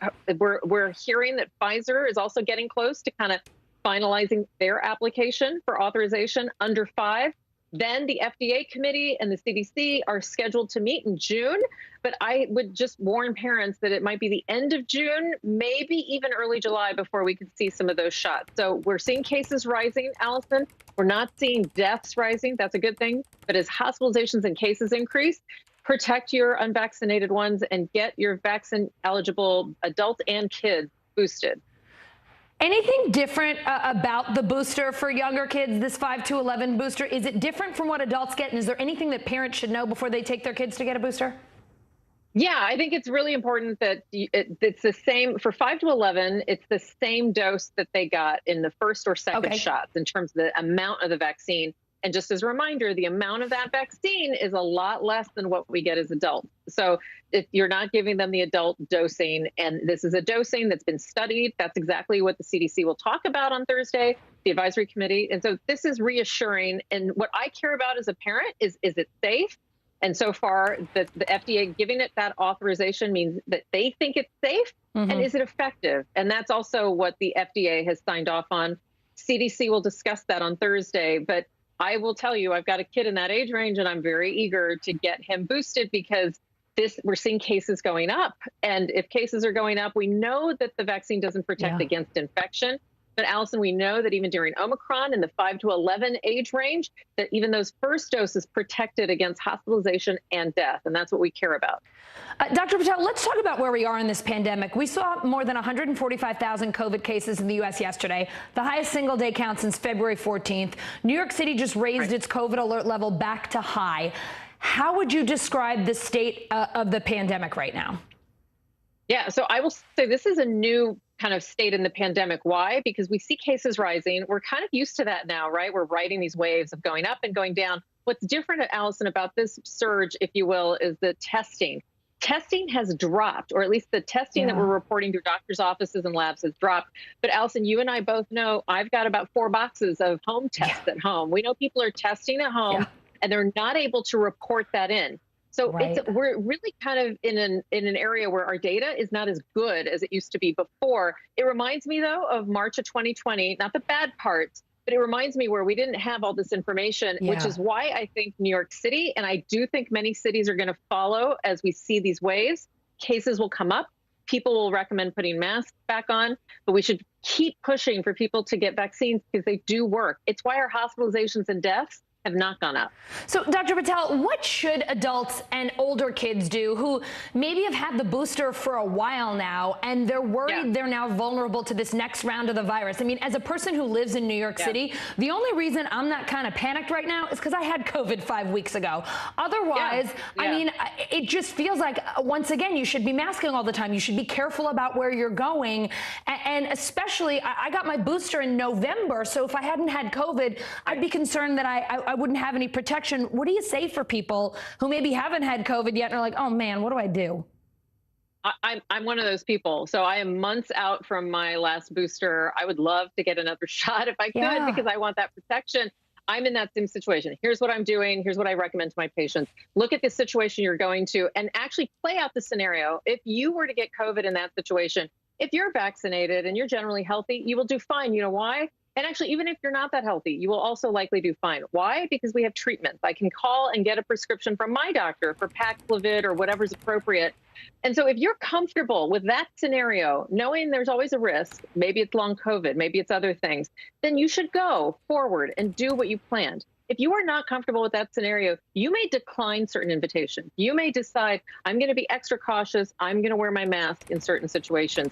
And that's how I would pick and choose. But yes, I understand a lot of Americans feel that way. I do think by the time this surge has gone through, Allison, probably about 75% of our country will have been infected with Omicron between the winter and now. And that's kind of mind-boggling. But I do think that many of us are getting it, have gotten it, and will get it. Dr. Patel, you remain a medical marvel. I hung on for 2 years and it finally got me. I hope you do not. It is wonderful to hear that you managed to stay safe. Thanks so much for all of your medical advice today. Thank you. House Democrats taking the first legislative steps to address the national baby formula shortage. Just moments ago, Speaker Nancy Pelosi announcing 2 new bills to help parents find safe, affordable formula. NBC News Capitol Hill correspondent Ali Vitale here now. Ali, tell us about these 2 new pieces of legislation and how will they get formula to families who need it? Yeah, Allison, this is all about getting formula to the families who are looking for it as quickly as possible. They'd been talking over the weekend about potentially putting forward an emergency funding bill. That, of course, came to fruition today. Appropriations Chairwoman Rosa DeLauro saying they would put $28 million in funding towards infant formula.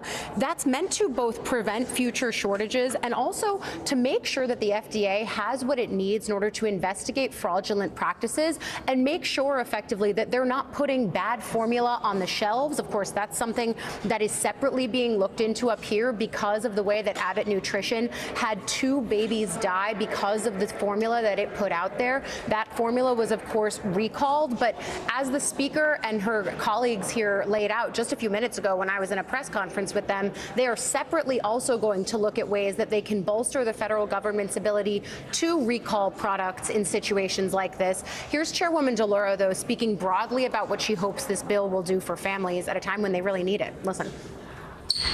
The crux of this is providing infrastructure, if you will, in order to do what needs to get done, and that is about as quickly as possible how we get product in and get it on the shelves. And that is what this is about. It's supply chain. So you hear her make the point there that it's about infrastructure and supply chain, and certainly that's true. I did think that it was fascinating, though, that DeLauro split this really into 2 buckets, safety and supply, because those really are the 2 focuses here. They're 2 parallel tracks in terms of legislating, but it's a focus that is dual for these lawmakers as they try to chart a path out of this crisis. When do you expect a vote, Ali? And are lawmakers considering any other fixes, or are they hoping this will get it done? Look, they're looking to go as soon as they possibly can. We got the bill text today. The Rules Committee is going to take it up. We're thinking likely on Thursday we'll see a vote on this. Of course, there's 2 bills here. There's the DeLauro funding package and then another separate bill from Congressman Bobby Scott and Congresswoman Jahana Hayes that focuses specifically on the WICS program. That's where over 1 million babies get their food, and that's one of the key places that actually is supplied by the Abbott Nutrition Company. So it's all part and parcel here. It's a pretty pretty convoluted way of talking about something that started happening back in February with Abbott and that disruption to the supply chain. And now, of course, Congress trying to bring oversight to Abbott so that something like that doesn't happen again, while also fortifying the supply chain and making sure that formula is safe as it gets out the door as quickly as possible. All right, Ali Vitale on the Hill for us. Thank you. Thanks. Coming up, alien encounters on Capitol Hill, the first public hearing on UFOs in more than 50 years. What the Defense Department is saying about present-day sightings next. We're here to start conversations about the big things happening in our world, because it's not my job to tell you what to think. My job is to think about what you tell me. Now Tonight with Joshua Johnson, streaming weeknights at 8 on NBC News Now. NBC News, streaming free now. We're here to start conversations about the big things happening in our world, because it's not my job to tell you what to think. My job is to think about what you tell me. Now Tonight with Joshua Johnson, streaming weeknights at 8 on NBC News Now. Would it be easier for the airlines to manage a vaccine mandate than a mask mandate? Is there a case to be made that it's time to give Ukraine offensive weapons so they can win this war?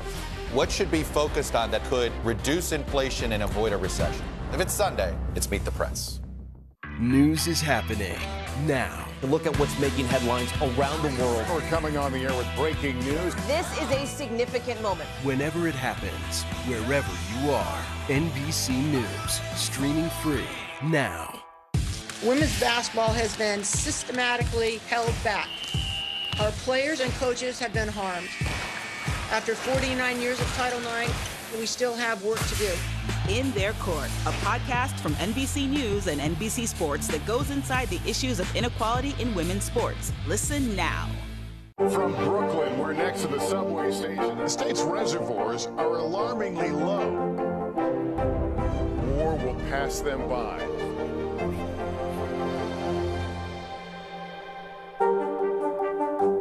News is happening now. Look at what's making headlines around the world. We're coming on the air with breaking news. This is a significant moment. Whenever it happens, wherever you are, NBC News, streaming free now.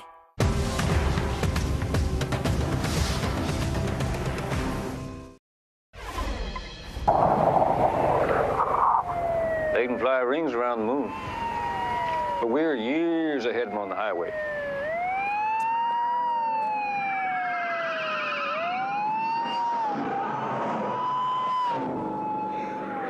This is nuts.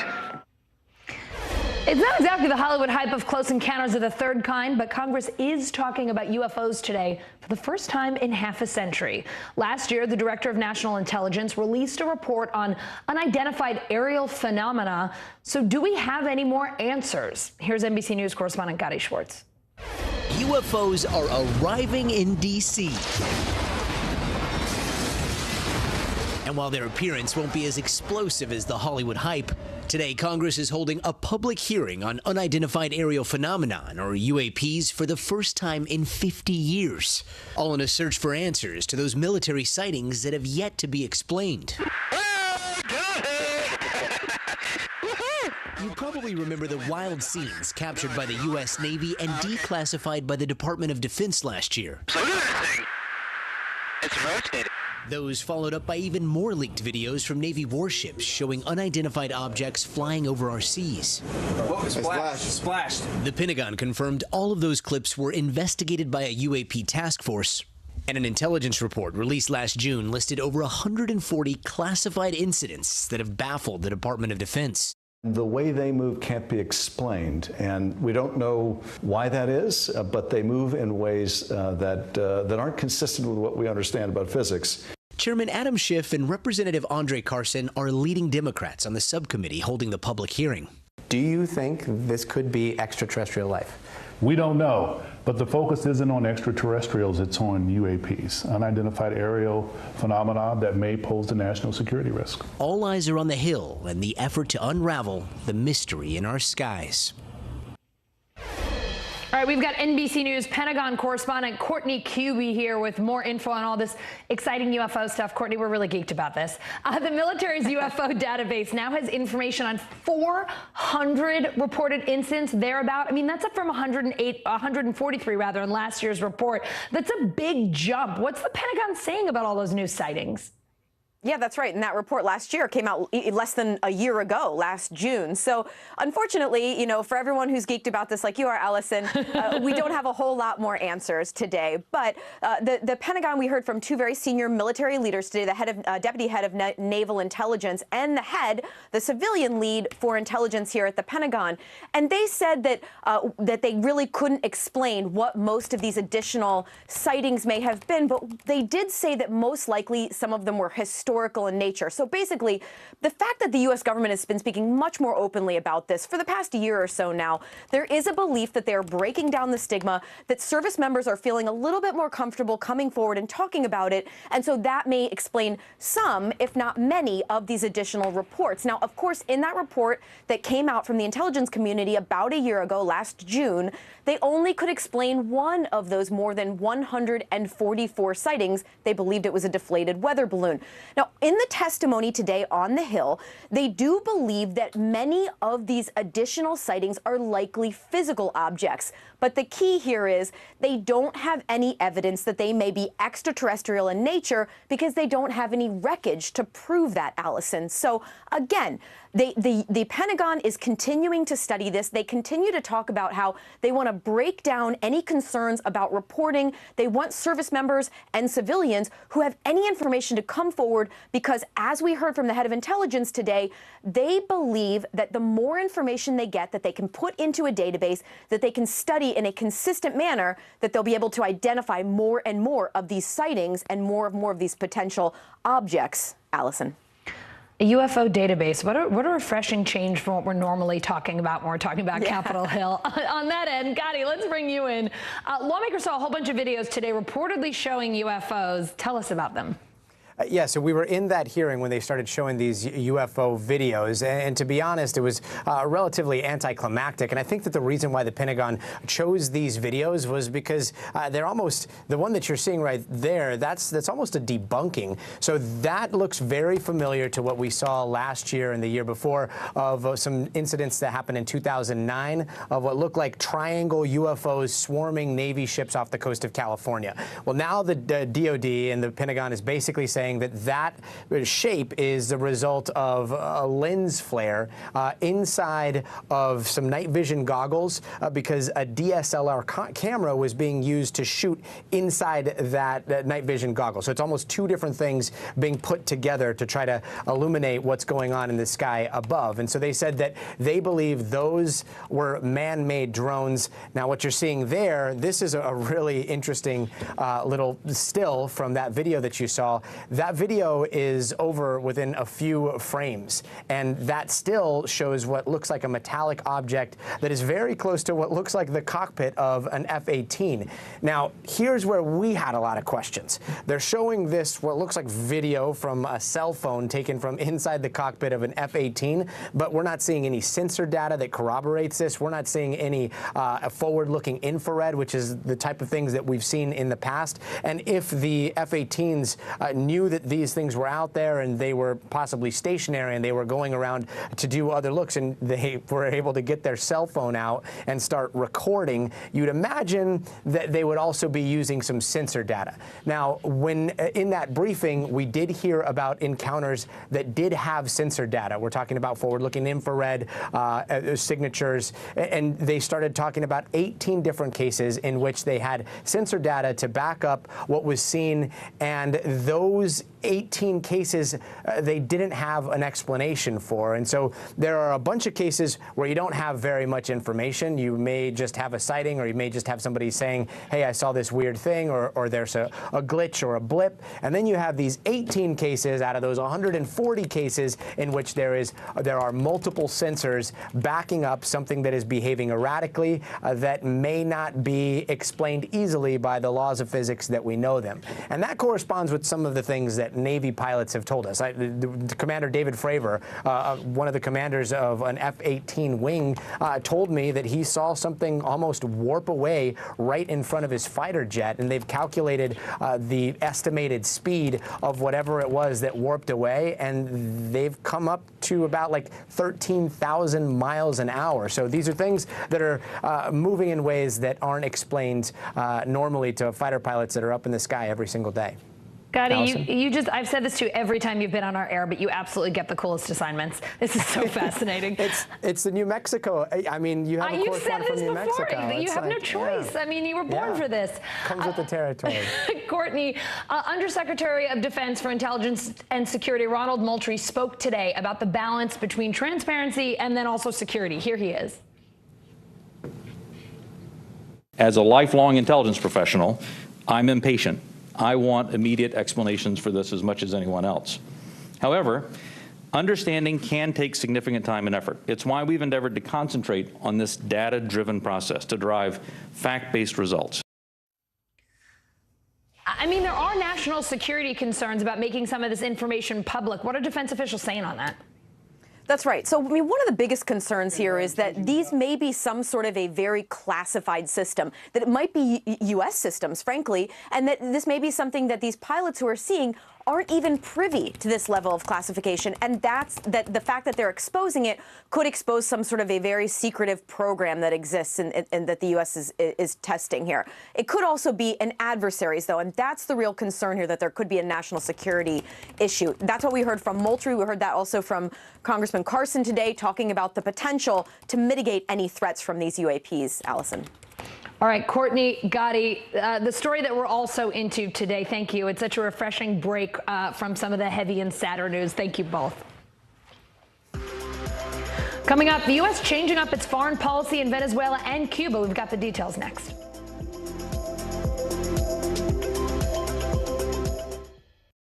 To cover the news, you have to be in it.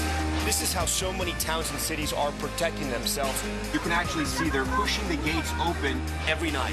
It's your news playlist. Top Story with Tom Llamas, weeknights at 7 on NBC News Now.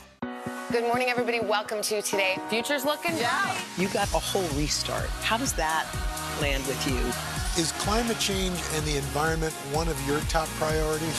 Sounds so good. Love it. Still to come on the Channel 2 News. Well, the waters are certainly receding now. Still too close to call. Lester Holt reporting from the Ground Zero, as it's being referred to. It is, in fact, the taste of freedom. The Haitian people know a little something about resiliency. What's the biggest risk right now? Some of the troops who have been proud. I want to welcome you to the first presidential debate. In fact, we've been told we can't go any farther. You with some resilient folks, let me get a hint.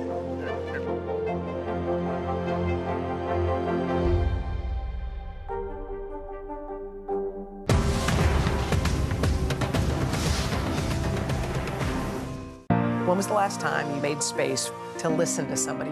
What I learned from a very young age is radical love, radical forgiveness. We are meeting people one after the next who have made profound changes. It showed a lot of personal strength for me. Why am I trying to make other people happy over myself? So many life lessons that are going on in these conversations. We're watching a transformation. Join Hoda Kotb for her podcast, Making Space. Listen now.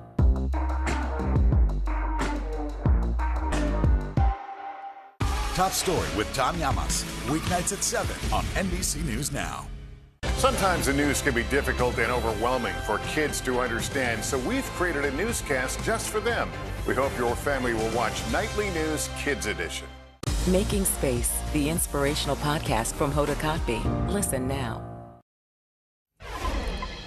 More than 234,000 migrants tried to cross into the U.S. at the Mexican border last month. That's the highest number in more than 2 decades, according to a Justice Department filing. NBC News Justice correspondent Julia Ainsley is here. Julia, that's a 6% increase from March. What's driving it, and what are we seeing in the month of May so far?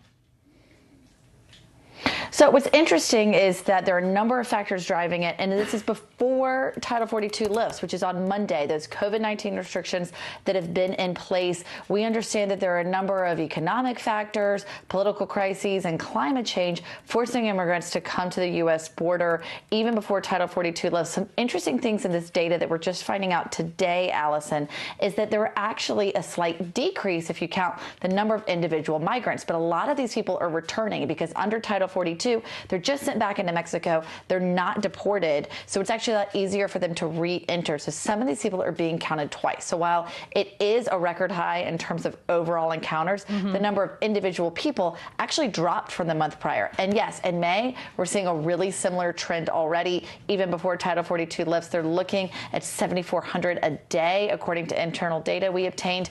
Just to put that in perspective, Jay Johnson, Secretary of Homeland Security under Obama, used to say his red line was 1,000 border crossings a day. Now we're talking about more than 7,000. Wow. Julia, next Monday, the CDC plans to lift Title 42, the COVID-era restrictions on asylum seekers. Let's talk about the pressure on the Biden administration to keep Title 42.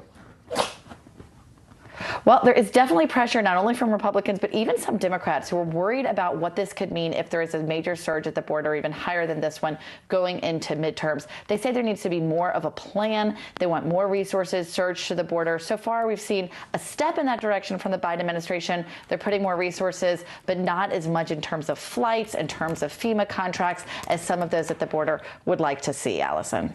Julia, judges in Texas and Louisiana could issue orders soon on Title 42. What's the latest there?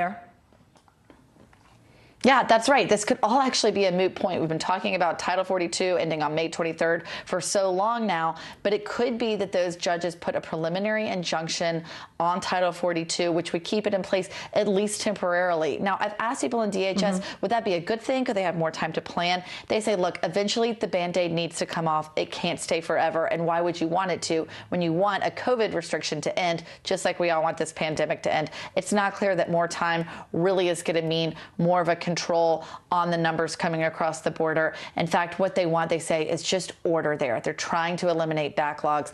No matter when Title 42 lifts, that's going to be an issue for them. Julia Ainsley, always good to see you. Thank you so much.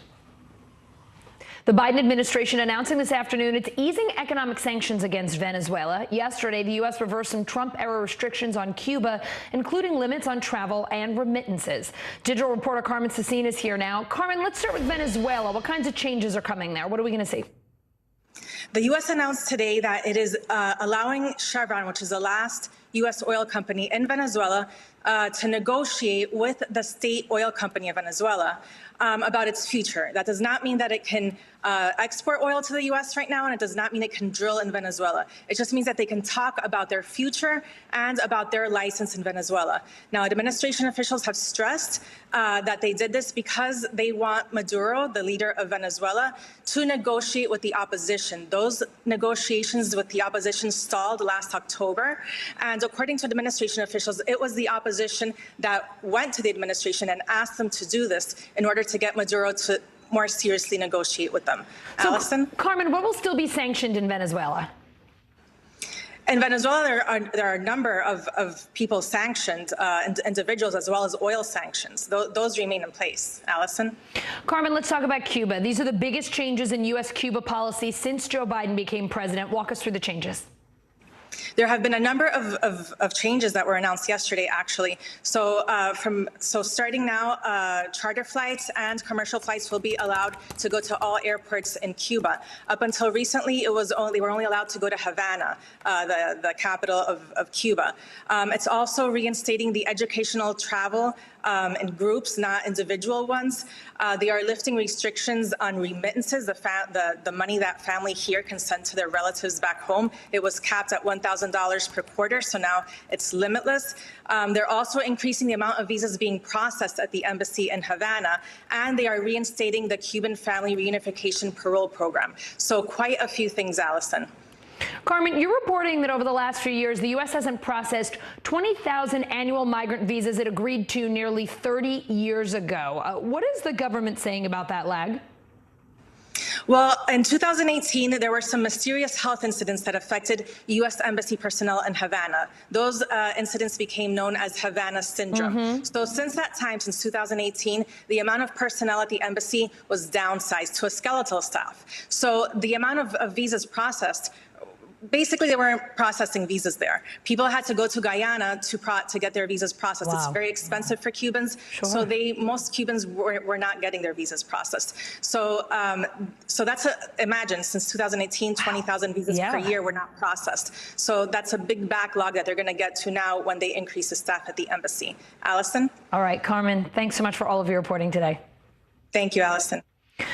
In Ukraine, the last troops now trying to leave the steelworks in Mariupol, Ukraine's government ordering them to stop fighting, ending a brutal months-long battle with Russian forces. NBC News foreign correspondent Matt Bradley joining us now from Kharkiv, Ukraine.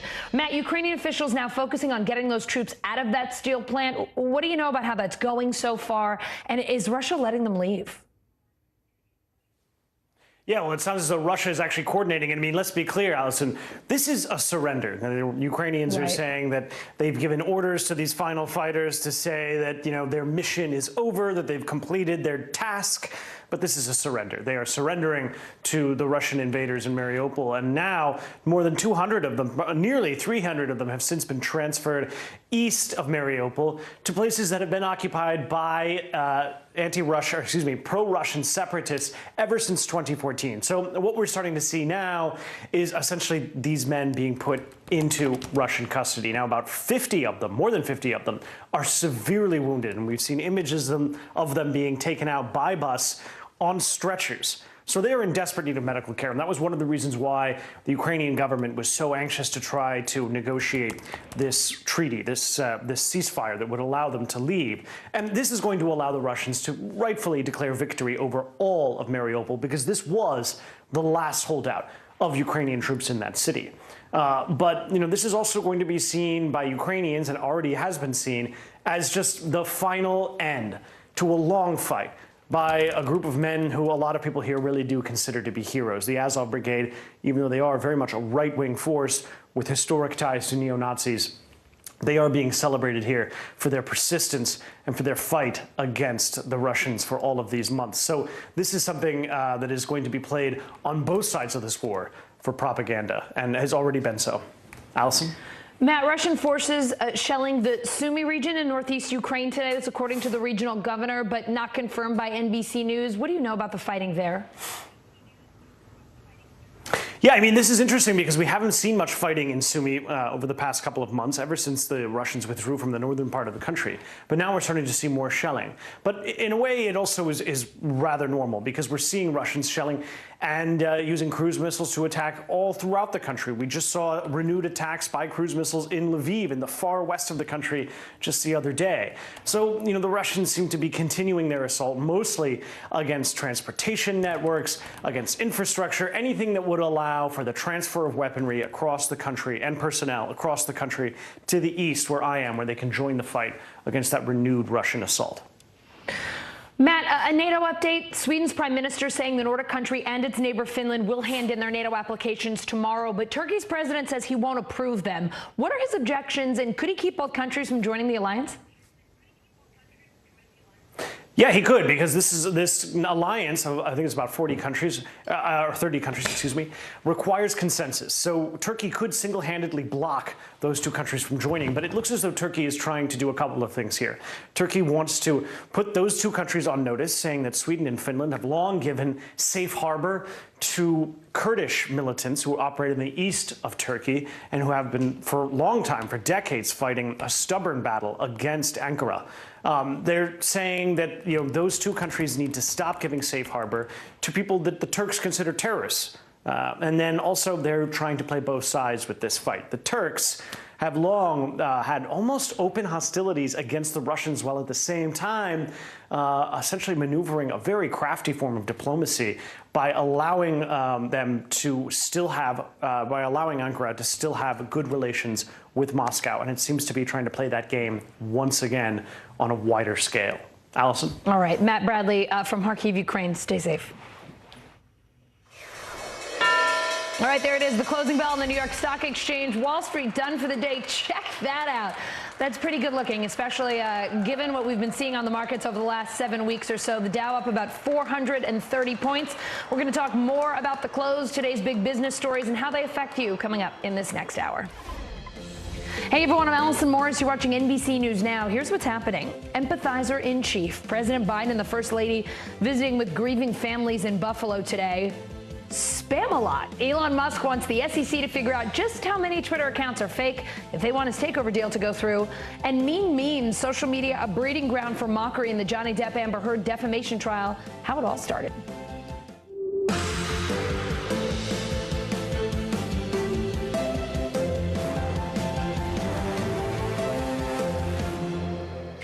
We start with the latest on the deadly supermarket shooting in Buffalo. NBC News correspondent Maura Barrett is live there. Maura, the president getting choked up today talking about the 10 victims. How did he remember them?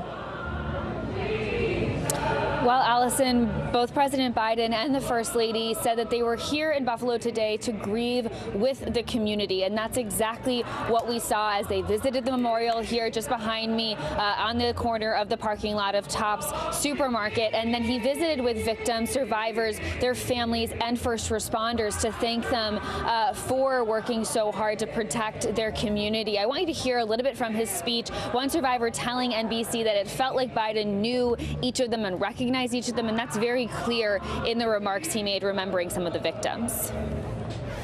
Celestine Cheney, 65 years old, brain cancer survivor, churchgoer, bingo player, went to buy strawberries to make her favorite shortcake. A loving mother and a grandmother. Andre McNeil, 53, worked at a restaurant, went to buy his 3-year-old son a birthday cake.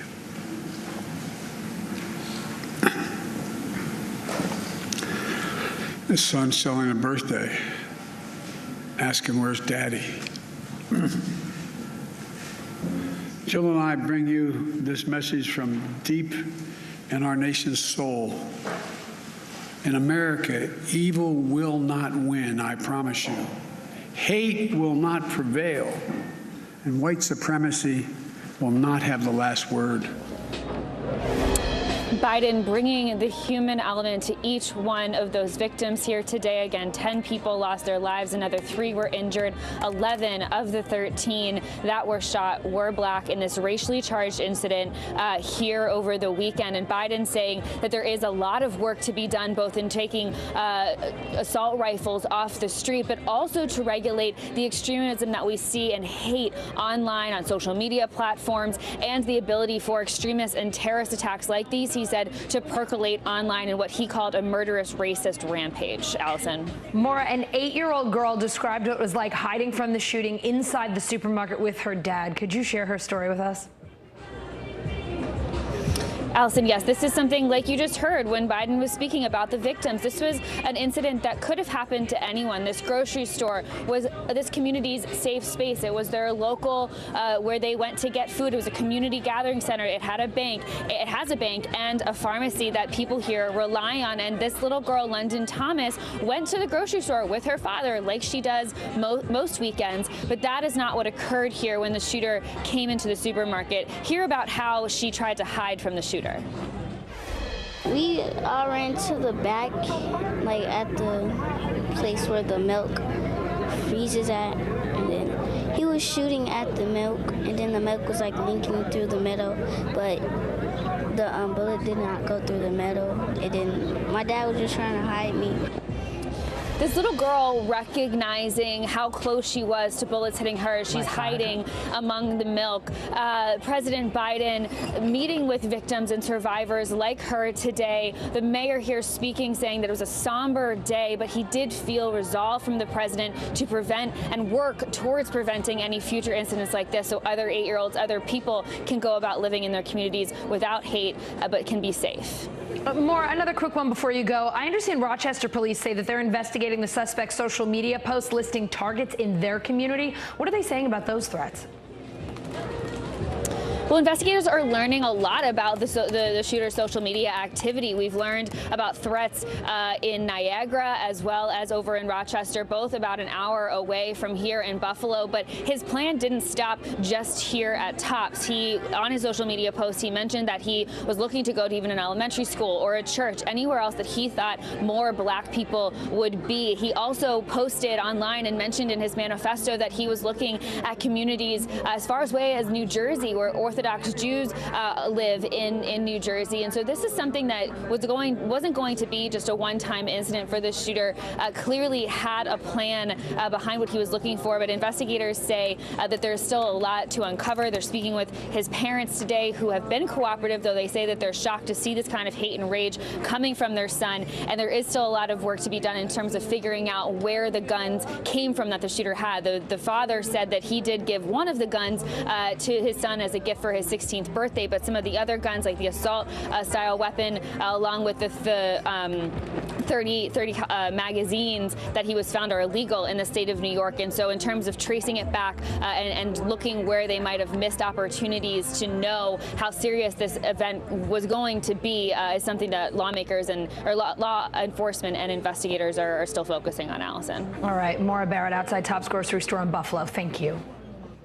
Nearly 1/3 of deadly terror attacks in the U.S. involve white supremacist views. Buffalo now part of a growing list of communities affected by hate crimes. Here's NBC News senior national correspondent Kate Snow. Pain and outrage as America reckons with yet another hate-fueled massacre. This outsider came with the express purpose to take as many black lives as possible.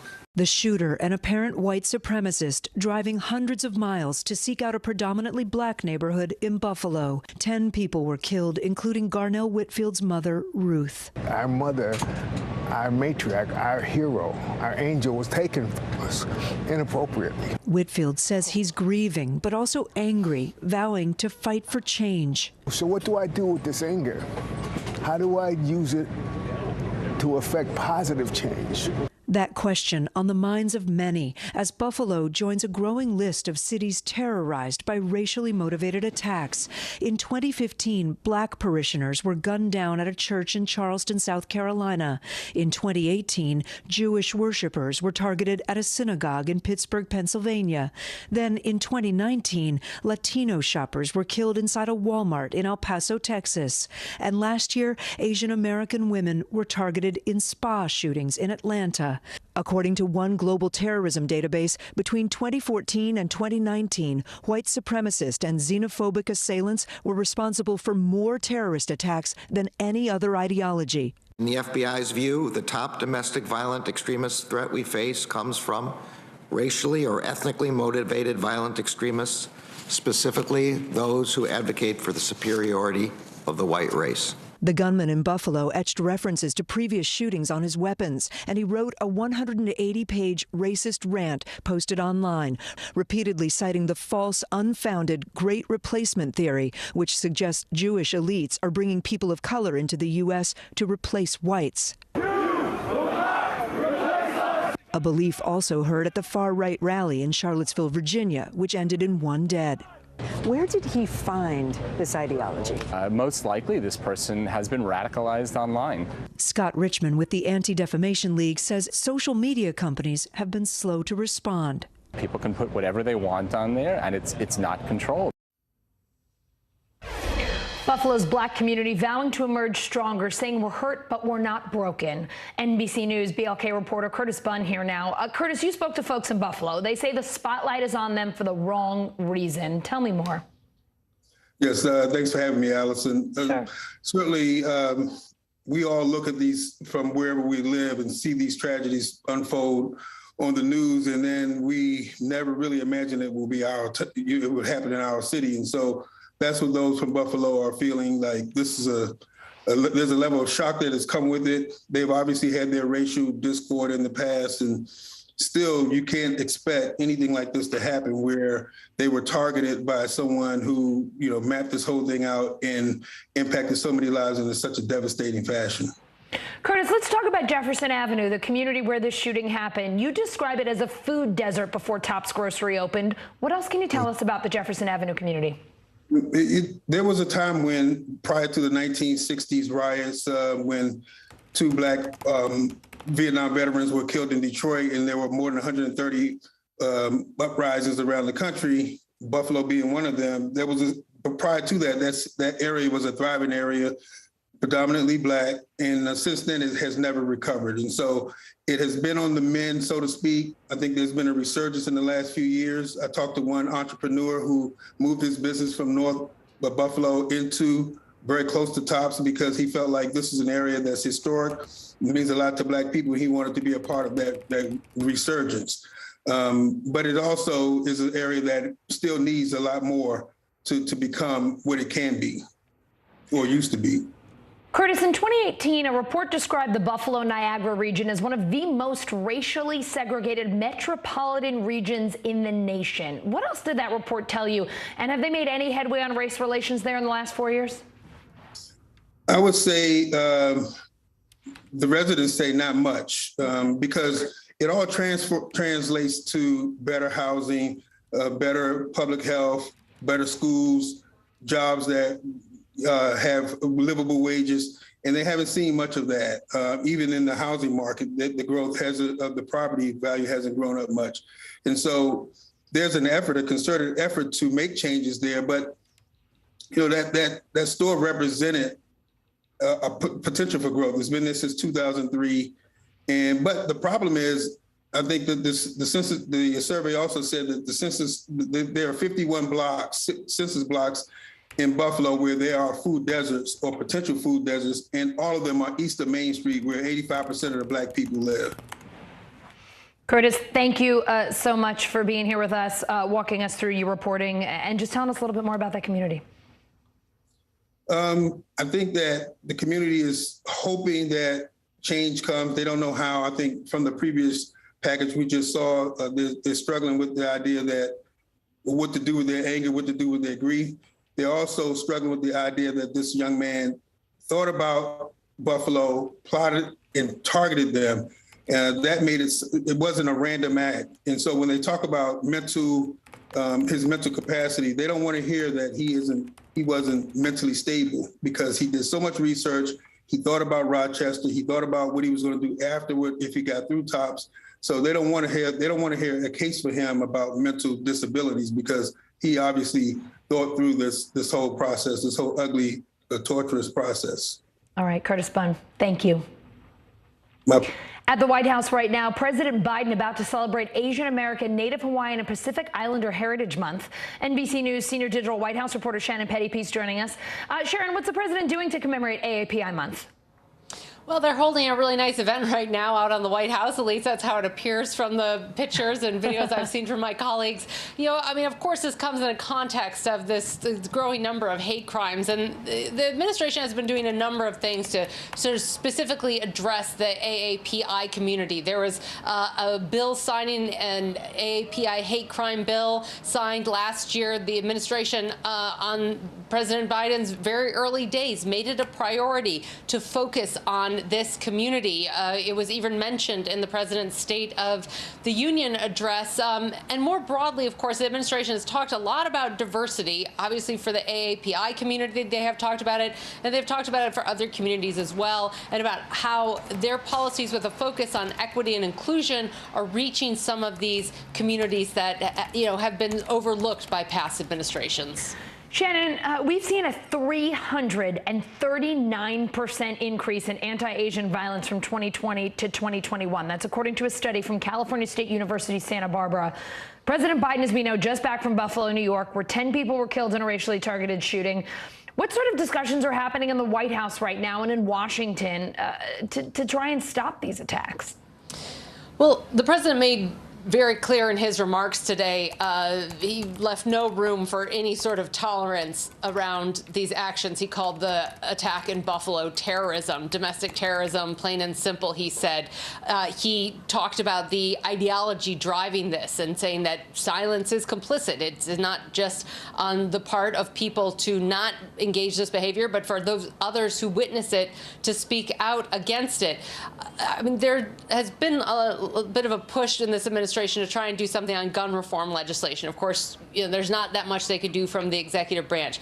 Administration officials today were sort of indicating that maybe there is more they can do, and not so much trying to address the gun element of this violence, but sort of the radicalization and some of these ideas going on online on these community forums. The president has talked about concerns about social media and disinformation. So that's potentially a path we could see the administration go down as they try to address this continuing problem of hate crimes. All right, Shannon Pettypiece in Washington. Thank you. Voters in 5 states casting primary ballots today. Coming up, a look at some of the key races that will shape the November midterms.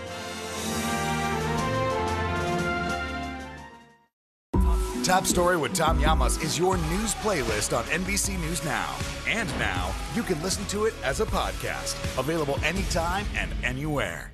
NBC News, streaming free now. Would it be easier for the airlines to manage a vaccine mandate than a mask mandate? Is there a case to be made that it's time to give Ukraine offensive weapons so they can win this war? What should be focused on that could reduce inflation and avoid a recession? If it's Sunday, it's Meet the Press. Women's basketball has been systematically held back.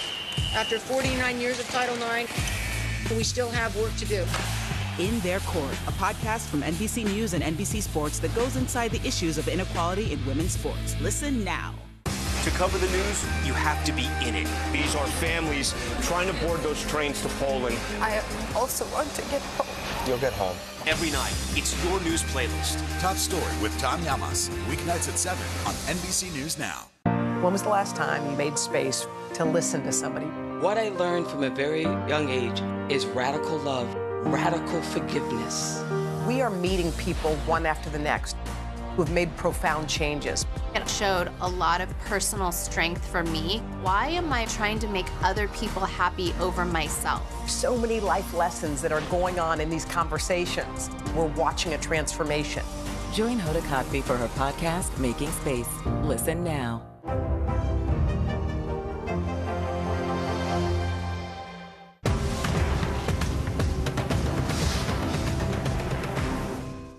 When was the last time you made space to listen to somebody? We are meeting people one after the next who have made profound changes. I think you're going to be blown away by the life lessons. Join Hoda Kotb for her podcast, Making Space. Listen now. Women's basketball has been systematically held back. Our players and coaches have been harmed. After 49 years of Title IX, we still have work to do. In Their Court, a podcast from NBC News and NBC Sports that goes inside the issues of inequality in women's sports. Listen now. Sometimes the news can be difficult and overwhelming for kids to understand. Ukraine and Russia. Could you help me understand what's going on? So to help make sense of it, we've created a newscast just for them. We hope your family will watch Nightly News Kids Edition. From Brooklyn, we're next to the subway station. The state's reservoirs are alarmingly low. War will pass them by.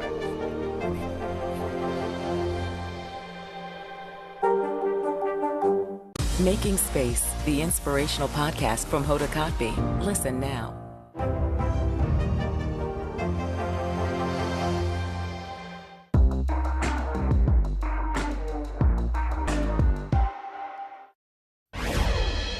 Voters in 5 states casting primary ballots today, with many races exposing deep inter-party divisions. Primaries in Pennsylvania, North Carolina, Kentucky, Idaho, and Oregon will determine which candidates will face off come November. NBC News correspondent Antonia Hilton's in Henderson, North Carolina. But first, we go to NBC News correspondent Vaughn Hilliard, who's talking to voters in Bucks County, Pennsylvania. And you know it's a big primary night when Vaughn breaks out the suit and tie. Vaughn, there is a 3-way fight for the GOP Senate nomination in PA. Where are we tonight, and what are you hearing from Republican voters? You know, I know that you'd prefer everybody had their Eagles gear on, you know, but in Pennsylvania, Allison, I'm a Steelers fan, my friend. I'm a Steelers fan.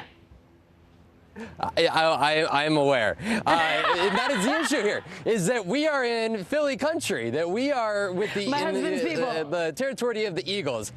And on the other half of the state, you've got the Steelers land here. And that is where Pennsylvania is a complicated place because, like its football teams, it's also politically complicated, and there are divides here. And that is where you see the likes of these three GOP contenders here traversing the state from east to west, trying to hit these different media markets on TV and radio and trying to get to these voters their final closing day messages. Because in the state of Pennsylvania, overwhelmingly, the voters vote the day of here. You've got Mehmet Oz, the TV personality, celebrity, and then you've got David McCormick, who is the former hedge fund CEO, and then you've got Kathy Barnett, who is sort of this late surging candidate. She's a conservative commentator here with quite a colorful past, one that was filled with Islamophobic, homophobic statements from just 5-6 years ago. She's trying to soften her image now here, but each of them are very much in contention here. And the folks that were coming to the polls today have been consistently telling us that they were not making their minds up, many of them, until literally today. It's really anybody's ball game at this point, Allison. Oh, Vaughn, I'm here for all of the football references. So what's the latest on the Democratic primary in PA? You know, this is the one that is really tough right now. John Fetterman, who is the current lieutenant governor, he's going head-to-head with Connor Lamb, who is a congressman from the greater Pittsburgh area here. Fetterman had a leg up here, and the polling would indicate that this was his race to win. He had a sizable margin, known really across the state, whereas Lamb was really known around the greater Pittsburgh area here. But on Friday, Fetterman suffered a stroke, and this was made public on Sunday. And just here in the last hour, his campaign put out a statement saying that he was actually going through a standard procedure, in their words, of having a pacemaker with the defibrillator added here to address his AFib and essentially help regulate his heart rate.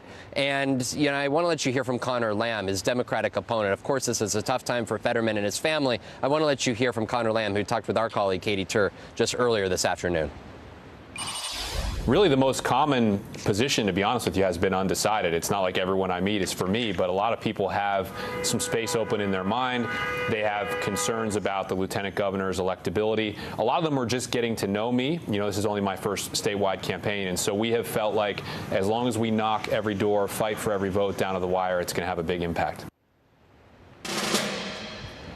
These are tough circumstances for Connor Lamb to make his closing case. Several of the voters that we talked to said that despite this health scare, they are still voting for Fetterman. But as you just heard from the congressman there were a lot of undecided voters coming in today. And that question, again, with so many, the majority of voters casting their ballot in person here on Election Day, the question is, does this health scare, does this stroke potentially change the dynamics of this important Democratic race? So, Vaughn, you're in Eagles country. Bucks County, the eastern part of the state. What's driving voters there to the polls? You know, this is an issue here when we're talking about on the Republican side. It's a matter of, you know, trust. And there's a great number of voters who do not know whether they wholly trust Mehmet Oz or David McCormick here. There have been tens of millions of dollars spent bashing these two candidates specifically. And it was not really until the last couple of days that Kathy Barnett became really a more viable third person, the viable alternative here. And that is where you've seen McCormick and Oz allies try to knock her down at the same time, because we've talked to voters here who suggested that they were taking into consideration Kathy Barnett, and she could dilute both individuals' vote share and ultimately win this whole thing here. And that is where Oz and McCormick have had to refocus sort of their attacks here, because Kathy Barnett could very well be the Republican nominee here. And if she were to be, you know, Democrats would have a lot of material that, you know, Oz and McCormick never quite wholly vetted that they believe would give them a great shot to ultimately pull off a general election win if, in fact, she were to be the nominee in this. All right, Vaughn Hilliard in Bucks County, where I just have to tell you, we've got a Slack chat going now where they are actually, my team is singing Fly Eagles Fly over Slack. I just want you to be aware of what you've started here on this show. Is this tough for you? I'm sorry No. We Hey, threw that at you, I'm married to an Eagles fan. When they're not playing the Steelers, they have my full support. Believe me, I know what makes for a happy marriage, Vaughn. Thank you. And they're playing on the same day on your birthday this year, if I'm not mistaken. I will be there. That's for sure, Vaughn. Thank you. Republican primary voters in North Carolina's 11th district will determine freshman Congressman Madison Cawthorn's future. He's been involved in a few controversies in the last 2 years. NBC News correspondent Antonia Hilton joining me live from Henderson, North Carolina. Antonia, some establishment Republicans so frustrated with the 26-year-old congressman's antics, they mounted a major primary challenge. He's up against 7 challengers. Tell us about that race. Well, right now, if I were Madison Cawthorn, I would be very grateful that the threshold here is 30 and not 50% to avoid a runoff. Because, as you mentioned, there are 7 Republicans coming after his spot. And one of them, State Senator Chuck Edwards, has courted the favor of a lot of well-known and established and well-liked Republicans here in North Carolina.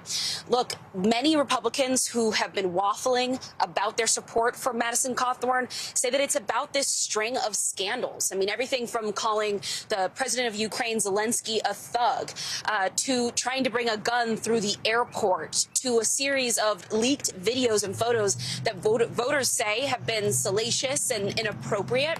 And it's led some of them to call him immature. That's a word that we've heard a couple times here today at the precinct, and others to be nervous about throwing their weight behind this 26-year-old who they wonder, you know, is he really ready to be serving? Take a listen to some voter conversations we had today.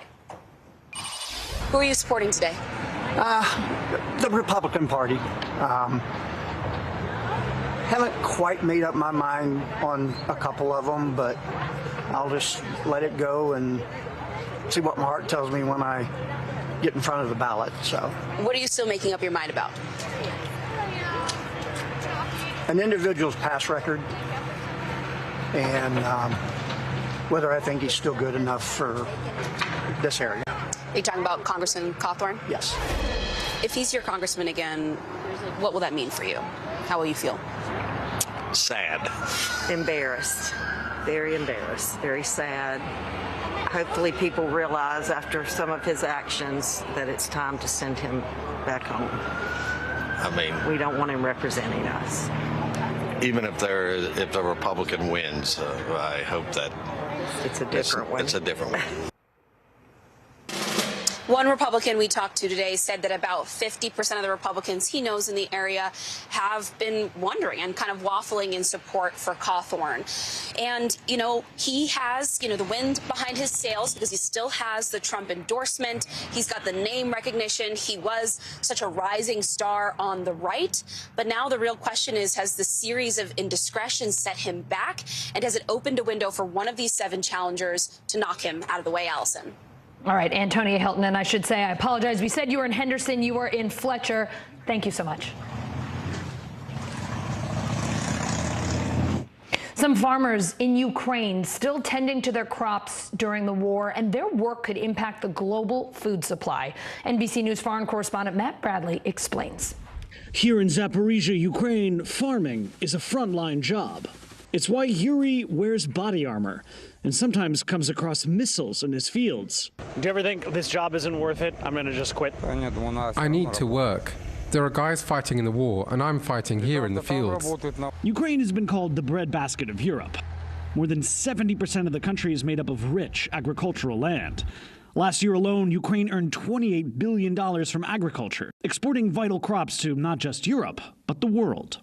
Along with Russia, the two countries account for almost 30% of global wheat exports, almost 20% of corn exports, and more than 80% of the world's supply of sunflower oil. Now, the whole world is literally paying the price for this war. It's not just a military war, it's also an economic war, because the world depended on Ukrainian produce. So now Russia creates problems not only for Ukraine, but also for the whole world. Farmer Roman Tarasevich estimates that about 80% of the farmland here in Zaporizhia is either occupied by Russian forces or too dangerous to till. But he's among the lucky ones. Even though he says his farm is less than 20 miles from the front lines, he can still plant most of his fields. It's a risk. Rockets have struck his land, but Tarasevich's real problem is what to do with his sunflower harvest. Long a bright symbol of Ukraine, sunflowers have become an agricultural casualty of war. There's a global shortage of sunflower oil because all the sunflower seeds are stuck here, stranded by the war. Ukraine is the world's largest sunflower seed exporter, and prices have surged more than 58% for consumers and restaurateurs. Supermarkets are rationing sunflower oil sales in the UK, Spain, Italy, and Greece. At this time last year, this warehouse was empty. Why can't you get this stock to foreign markets?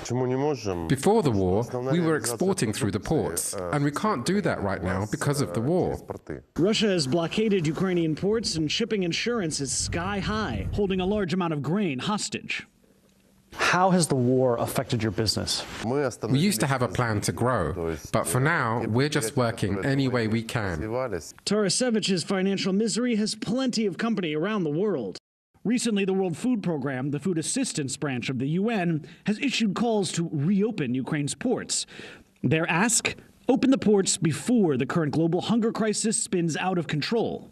Food policy experts around the world are sounding the alarm as well. Jada Doyen McKenna is the CEO of the global relief organization Mercy Corps. She spent more than a decade working to end world hunger. Russia has basically turned a breadbasket into a war zone. A lot of the men that would be harvesting the grain or things from the crops in the ground or replanting crops are now on the front lines fighting a war. So this situation just compounds itself to be catastrophic. While Ukraine is the breadbasket of Europe, Russia is the world's largest exporter of fertilizer. Ever since the war began, the country has halted fertilizer exports, affecting farmers in Brazil, India, and the United States. We're looking at multiple year disruptions in the food supply system because of the threat under the ports and things not getting out of Ukraine and fertilizer supply. I'm quite worried that the war in Ukraine is going to lead to many more unnecessary deaths. Agriculture ministers of the G7 nations met in Germany over the weekend to discuss global solutions. We know now that millions of tons of grains are now stuck in silos across Ukraine. We need to make sure that these cereals are sent to the world. If not, millions of people will be facing famine, particularly in the Middle East and Africa. Meanwhile, over in Ukraine, farmers like Yuri and Roman continue to do their jobs, despite the risks. Is there an issue with the fact that you're doing all this farming and it doesn't feel like a lot of this stuff is going to be able to be exported? We need to continue our work, because if we stop, there'll be no food. A food fight that extends far beyond Ukraine's borders. And Matt joins me live now from Kharkiv, Ukraine. Matt, Russia's foreign ministry also issuing a statement about Western sanctions on the global food supply. Tell us about that. Yeah, I mean, the Russians are essentially saying, well, they're giving the only argument they can, which is saying that the blockades that are imposed, excuse me, not blockades, the sanctions that are imposed on them by the Western world are the reason for these food shortages. Now, that's one way of looking at it. And indeed, that's one of the reasons why the oil prices are going up. Well, that's the reason why oil prices are going up. But the reason why prices for sunflower oil, the other kind of oil that's seeing a massive spike in prices, is going up isn't really because of Western sanctions. About 50% of sunflower oil is coming from Ukraine, as I mentioned in this story. That is because of the blockade in the Black Sea. That is not because of Western sanctions. Those are from Ukraine. So it is a bit disingenuous for the Russians to be saying that it's the Western sanctions that are causing this spike in food prices. There are no sanctions against the exports of food. Allison? All right, Matt Bradley, thank you so much for your reporting. Coming up, real or fake? Elon Musk threatening to pull his takeover offer if he can't get more info on Twitter's spam accounts. Next. Making Space, the inspirational podcast from Hoda Kotb. Listen now. Right now on NBC News Now. Got all the angles covered tonight. You're watching NBC News Now. Here's what's happening. Look at what's making headlines around the world. We begin this hour with the military invasion that's currently unfolding. Right now, the attacks from Russia are coming in from every angle. Our NBC News crew heard explosions in the capital city of Kyiv. Live from Ukraine, where a fierce battle is raging on. We've heard a number of explosions. Russia is picking off Ukraine's military facilities one after another. This factory has gone from making kitchen pots to lethal items that'll ruin tires, ruin the bottom of the car. This is what it looks and feels like to try to escape Ukraine. I don't want to say goodbye. the battle for Congress and the fight for control of state housing. In our special County to County series, we're checking out key battlegrounds ahead of the midterms. We are talking elections in a battleground state. What does President Biden need to do tonight? He needs to speak to heads and hearts. A lot to break down, Chuck, so let's dive right in. Judge Ketanji Brown Jackson now elevated to the Supreme Court.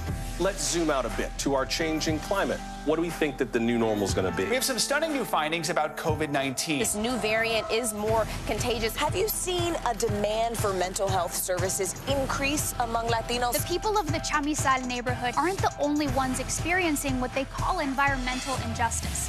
We're here to try to start conversation. A lot to talk about as we continue our rolling coverage. We're coming on the air with the news NBC Scoop. Bringing the news to you is not only a job, it's an honor. Good morning, everybody. Welcome to Today. Future's looking bright. You got a whole restart. How does that land with you? Is climate change and the environment one of your top priorities? Sounds so good. Love it. Sometimes the news can be difficult and overwhelming for kids to understand, so we've created a newscast just for them. We hope your family will watch Nightly News Kids Edition. Making Space, the inspirational podcast from Hoda Kotb. Listen now.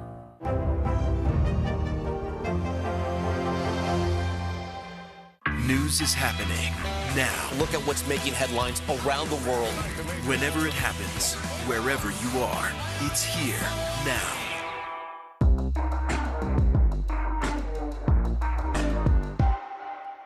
These days, it feels like the news never stops. So let's get into it. What's happening right now, what it all means for you for an hour every day. It can be hard to keep up, so let's get started together. Hallie Jackson Now, weekdays at 5 on NBC News Now. To cover the news, you have to be in it. This is how so many towns and cities are protecting themselves. You can actually see they're pushing the gates open every night. It's your news playlist. Top Story with Tom Llamas, weeknights at 7 on NBC News Now.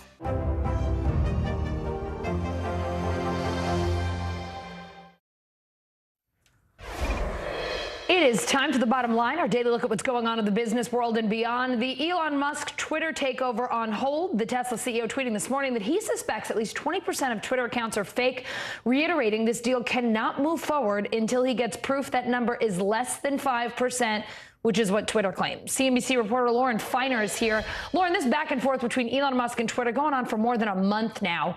Twitter CEO defends that 5% fake accounts number. What's the word on the street? What's Musk trying to do here?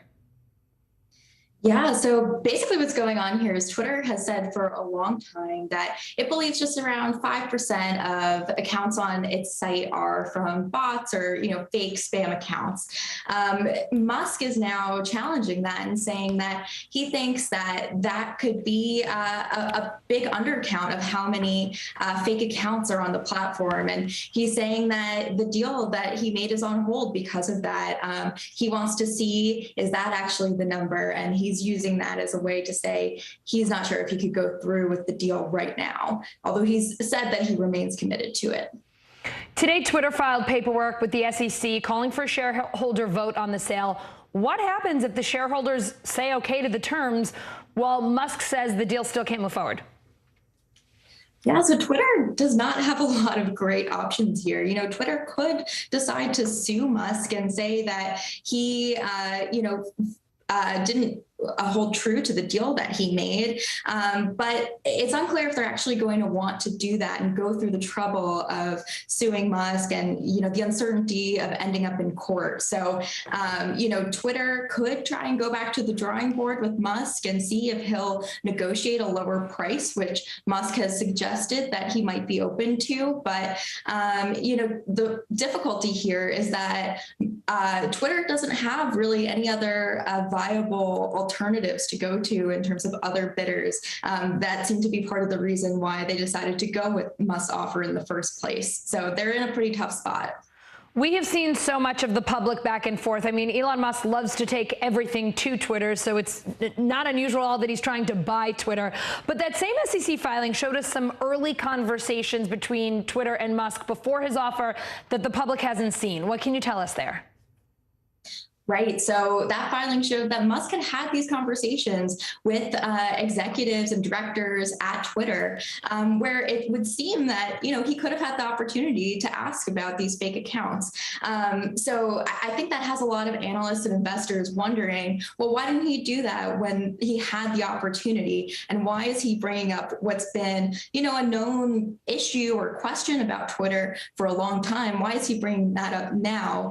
And I think some analysts are saying, well, in the past week or so, as we've seen stocks go down, you've seen Twitter's stock go down as well, which makes Elon Musk's price to buy the company seem a lot higher than it looked like a couple weeks ago.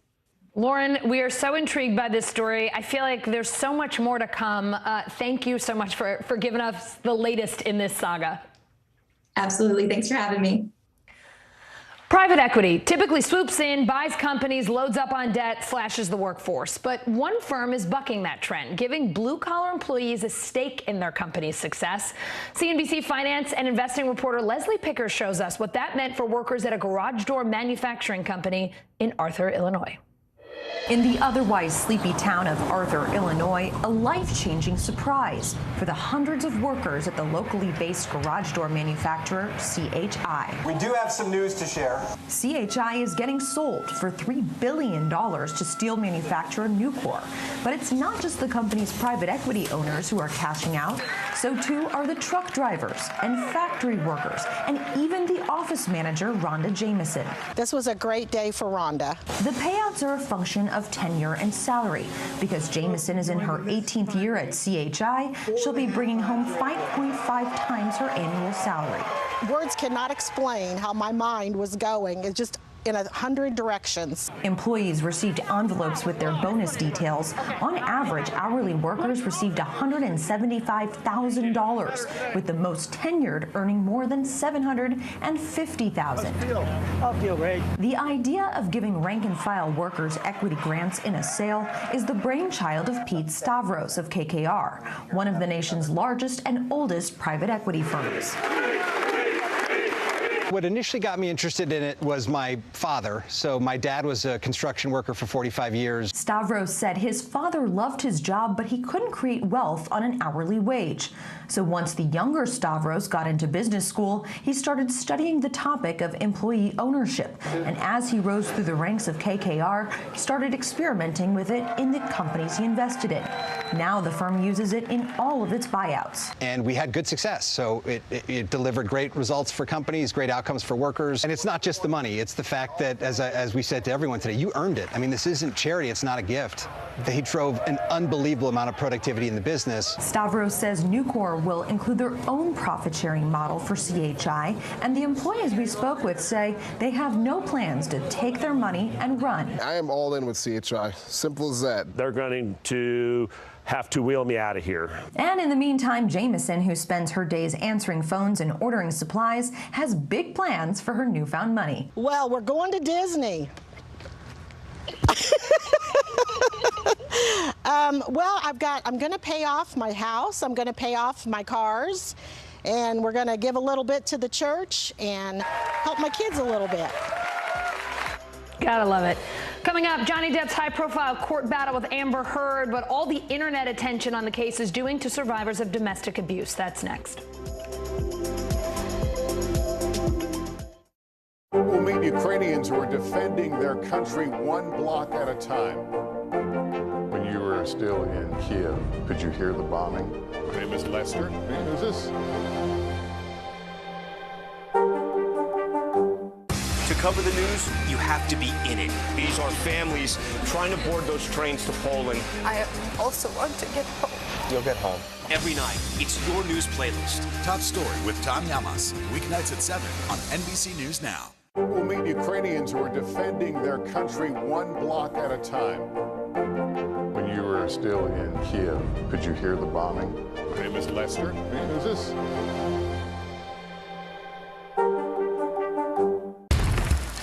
Our world is facing some complex issues. Chuck Todd breaks them down. Every Thursday, a deep dive into a new subject. Instead of trying to cover a lot of topics in one episode, we're going to focus on one and take a deeper look at how it impacts America. Exploring and explaining the critical stories that affect our future. Meet the Press Reports. Thursdays at 10:30 p.m. Streaming on NBC News Now and on demand next day on Peacock. Women's basketball has been systematically held back. After 49 years of Title IX, we still have work to do. In Their Court, a podcast from NBC News and NBC Sports that goes inside the issues of inequality in women's sports. Listen now. News is happening now. Look at what's making headlines around the world. We're coming on the air with breaking news. This is a significant moment. Whenever it happens, wherever you are, NBC News, streaming free now.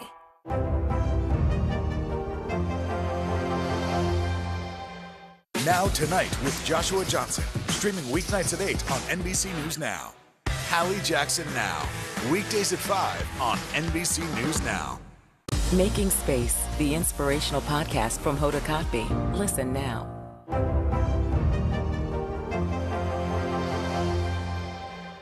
News is happening now. Look at what's making headlines around the world. Whenever it happens, wherever you are, it's here now.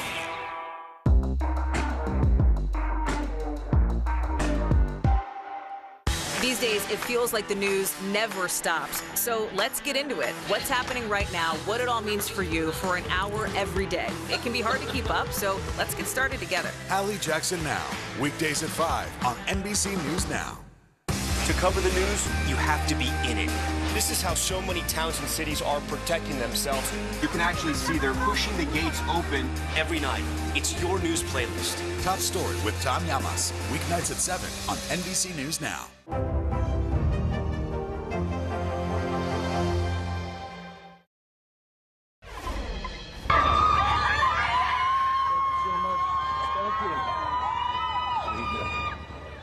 Cheers for Johnny Depp this morning when he walked into a Virginia court. His ex-wife Amber Heard not far behind, but she didn't see the same kind of fanfare. Lawyers for Johnny Depp continuing their cross-examination of Heard today in their defamation trial. Depp is suing his ex-wife for $50 million over an op-ed she wrote for the Washington Post back in 2018, calling herself a public figure representing domestic abuse. Heard countersuing Depp for $100 million. Their public court battle taking off on social media with memes and comments that mostly take aim at Amber Heard while also reopening wounds for domestic violence survivors. Here's NBC News youth and internet culture digital reporter Callan Rosenblatt. Johnny shoves me and kind of grabs me by the collarbone. My dog stepped on a bee, stepped on a bee. I don't see him anymore. Amber Heard has definitely pooped out. Tweets, videos, and memes mimicking Amber Heard have racked up billions of views across social media. I am 36. Heard first took the stand earlier this month in the high-profile defamation lawsuit brought on by her ex-husband Johnny Depp, and since then, disturbing audio from the trial has gone viral. When I was walking out of the bedroom, slapped me across the face. I turned to look at him, and I said, "Johnny, you hit me. You just hit me." As someone who has been assaulted by a stranger, but also as someone who was sexually assaulted by one of my exes repeatedly, it makes me feel sick. SA and DV aren't sexy or funny. Hashtags like Amber Heard is a liar, Amber Heard canceled, and even I believe Amber Heard, all flooded with pro-Depp, anti-Heard rhetoric. Seeing memes and videos, I started feeling a lot of the same trauma responses that I did when I went through my own abusive relationship. One survivor we spoke to asked that we not use her real name or show her face to protect her identity and location from her abuser. I lose my balance. I wasn't getting in my feed, updates about what was going on factually. It was memes about domestic violence. And I feel like when current victims see these videos and memes and just the general discourse on social media, that it's validating their very worst fears. Allie is a content creator who has spoken out against the mocking of Amber Heard. They asked us not to use their full name to protect their privacy. And I almost didn't do this interview, honestly, because I know when this airs, I'm going to get a horde of Johnny Depp fans sweeping over my profile and saying horrible things to me. But yeah, I don't care. Because I want victims to know, and I want Amber Heard to know that I believe you. NBC reached out to TikTok and Twitter. Both have declined to comment. I spoke with a range of people, survivors on the record and on background, as well as experts and people closely watching the case. All of them telling me they fear how the memification of this case could affect domestic abuse survivors, triggering their own trauma and potentially preventing other survivors from coming forward. The 8 years I've been in this position, I have never seen anything like this. Ruth Glenn is the CEO of the National Coalition Against Domestic Violence and a domestic violence survivor herself. She says what we're seeing on social media is extremely harmful to victims. And whether it's Amber Heard or Johnny Depp, how dare us make fun and make light of someone who is sharing something very personal? The outcome will be what I call, and others have called, a chilling effect. According to Glenn, this chilling effect makes victims pause and become unsure about coming forward with their stories. This entire defamation trial has taken on a life of its own, right? It's a civil case in one courtroom, but it's really become a domestic violence case in the court of public opinion. So please be mindful that other people face situations like the ones that we're hearing about. Lamor Mojdehizad has 10 years of experience working with domestic violence victims and is making TikToks to help her followers understand the nuance of the case. Right? It's one thing to say the testimony is not in line with evidence, right? It's one thing to say that, but there are people who are reenacting her testimony and making fun of it. The internet lasts forever, right? So make sure that whatever you're putting out is something that you're going to be proud of, because God forbid you find yourself in that situation or someone you love is in that situation. Amber Heard isn't watching your content and neither is Johnny Depp. It's everyone else. Callan joins me live now. Callan, during your story, I was just talking with our stage manager, Eve, about how I just can't get over the obsession on social media with this case. I find it hard to watch. I find it upsetting. There's no winner in this case. It's just so sad to see this happening so publicly. You've been on with us before talking about it. I mean, Amber Heard says this trial is the hardest thing she has ever had to do. I'm watching it as a person who does not have a history of domestic abuse. What is expert advice for someone who has gone through that, for someone who may see this and relate to it and really be traumatized by it? Yeah, Allison, so many experts told me that this case is re-victimization for so many survivors and opening so many wounds. And they want survivors to know that there are resources available to them for support. If they are, trying to tell their story, trying to get justice, they deserve support. And there are foundations like the Butterfly Society and other organizations where they're there just to be an ear to lean on. They also recommend don't engage with social media. One expert telling me, we can do a lot of things, but we can't stop the flow of social media and the vitriol that comes out of social media, and to rely on a support system of friends and family. And if not friends and family, then these organizations that are doing fantastic work to make sure that survivors feel heard, seen, and supported. Callan, you haven't heard back from the major social media platforms in this. I know you reached out, but what do victims advocates want them to do to protect potential victims of crimes like domestic abuse? What are they asking for from the social media platforms? Well, they want the content removed, plain and simple. Yeah. TikTok does have a policy in its community guidelines that it does not allow harassment or bullying. It also doesn't allow content that makes light of domestic violence or domestic abuse. However, it's kind of a game of whack-a-mole for these platforms, right? They've taken down so many videos. They took down one that had, I think it was 13 million views, or 13 million likes rather, astronomically more views.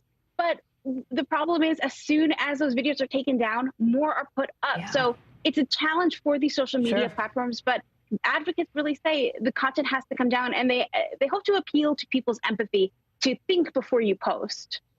Yeah, that reminder, that one expert that you had who just said, think before you post, you're talking to regular people. Johnny Depp and Amber Heard are not sitting here like trolling Instagram looking to see what you're posting.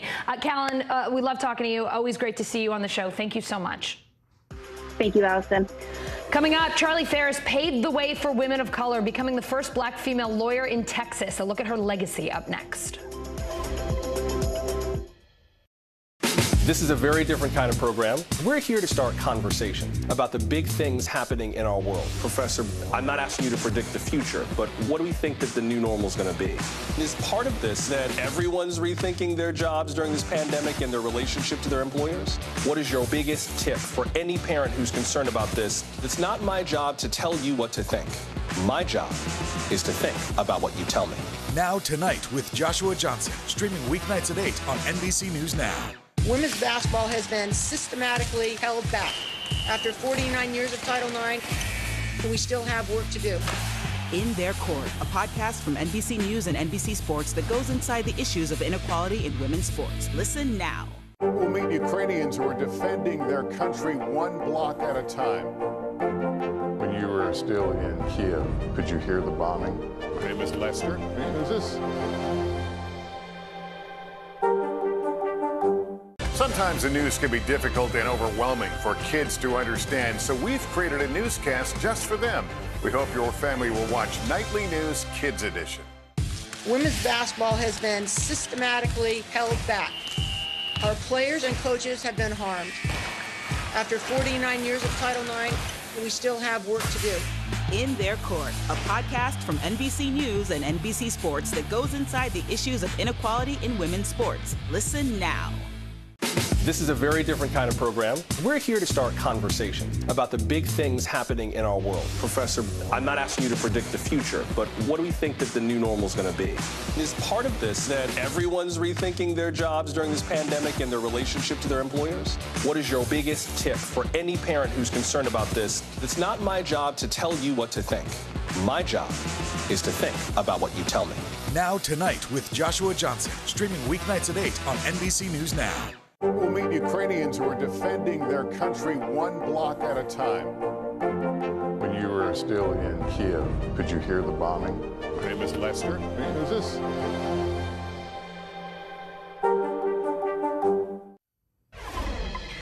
Ketanji Brown Jackson could be sworn into the Supreme Court next month, and as we approach that historic day, we're looking at the women who helped pave the way. Women like Charlie Ferris, the first black female lawyer in Texas. NBC News Now reporter Priscilla Thompson has her story.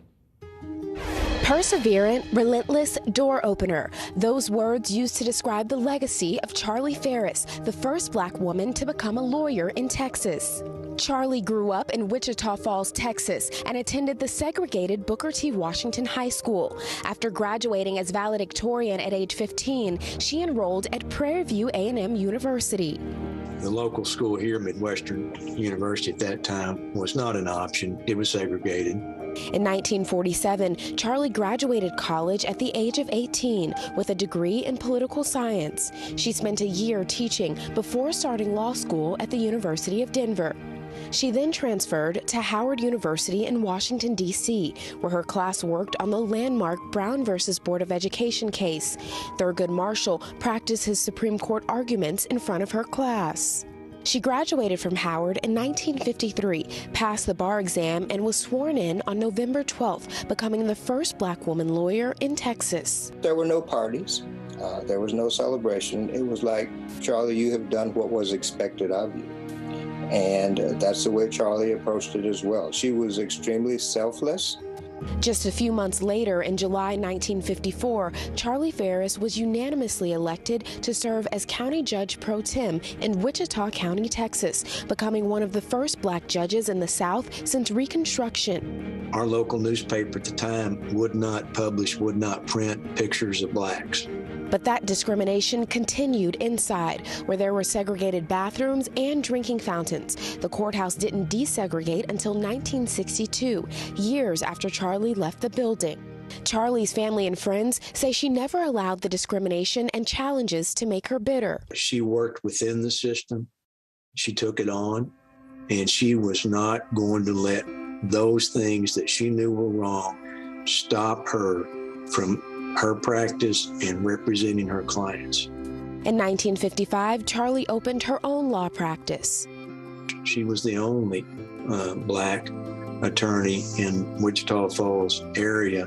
Her legacy lives on in Texas today, where Charlie has been featured in a traveling exhibition as part of the Legends Project, created by the Wichita Falls Alliance for Arts and Culture. The town is also raising money to create a statue in her honor. Officials say they hope it will be in place by 2023. Ms. Ferris actually opened an office in our downtown area where she'd previously not been able to do so. Her office was there for decades, staring right at the courthouse front steps. And that's where we'd like to honor her with our sculpture, with a monument to her legacy. But that legacy extends far beyond Texas. I think Vice President Harris and Judge Jackson, who's now undergoing the process, I think they would be the first to tell you that it was attorneys like Charlie Harris whose shoulders they stand on today. In 2006, Charlie was appointed to serve on the Board of Regents at Midwestern State University, a school she was barred from attending decades earlier. She continued to serve on the Board of Regents until 2010, the same year she died. She was very selfless. She opened so many doors for so many people that she met, but she opened doors and inspired people that she never met. And I think that's really her greatest legacy. Oh, what an inspiration. That does it for us. Thank you for spending these couple of hours with us. Hallie Jackson starts right now.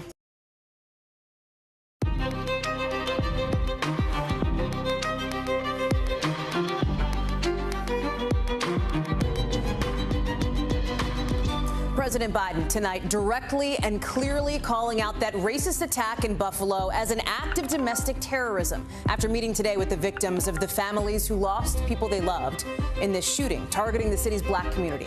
Coming up, the president's condemnation of white supremacy and an update on the two other apparent hate crimes in this country, these against Asian Americans. Plus, primary day with the highest profile races yet this year and higher stakes in one race that could shift the balance of power in the Senate and put the power of former President Trump's endorsement to the test. We're live in two battlegrounds in just a minute. And House Speaker Nancy Pelosi says somebody might need to be indicted over what happened with this baby formula crisis, as the FDA now says formula from overseas could hit U.S. stores in a matter of weeks. We're going to look at the multi-million-dollar plan House Democrats are laying out now to try and help fix this. Plus, some other news from the FDA, letting kids ages 5 to 11 get a COVID booster. But here's the thing, less than a third of those kids are vaccinated at all anyway. We've got a doctor here with her recommendations for parents. And it's a bird. It's a plane. Actually, we don't know what it is, and neither does the Pentagon, but Congress wants answers. We've got to look at one of the biggest hearings on UFOs in decades later on in the show. Hey, I'm Hallie, and tonight, President Biden is grieving along with the victims and, frankly, the whole country after that racist killing of 10 black people who were just trying to shop for groceries in Buffalo. You're looking at it here. The president and the first lady traveling to the city today. They're laying flowers there outside the supermarket where the shooter opened fire. In his speech, President Biden, who has promised to confront racism in this country, was very direct. He was very clear and emotional, calling white supremacy a poison. In America, evil will not win, I promise you. Hate will not prevail, and white supremacy will not have the last word. I call on all Americans to reject the lie, and I condemn those who spread the lie for power, political gain, and for profit. The president did not call out by name any specific people who amplify those white supremacist lies. But the top Democrat in the Senate, Chuck Schumer, he is. He's sending a letter to Fox News demanding that the network, specifically its top host, Tucker Carlson, stop spreading the same conspiracy theory apparently shared by this 18-year-old white suspect. Senator Schumer says he actually declined a request by Carlson to debate him. We've asked Fox for comment on this letter. We haven't heard back. But earlier they pointed us to Carlson's monologue from last night and on-air comments from Carlson saying he denounces, quote, political violence of any kind, no matter who commits it. Some Republicans have also dodged direct questions on whether they should condemn this so-called great replacement theory. Look at Senate Minority Leader Mitch McConnell not too long ago today.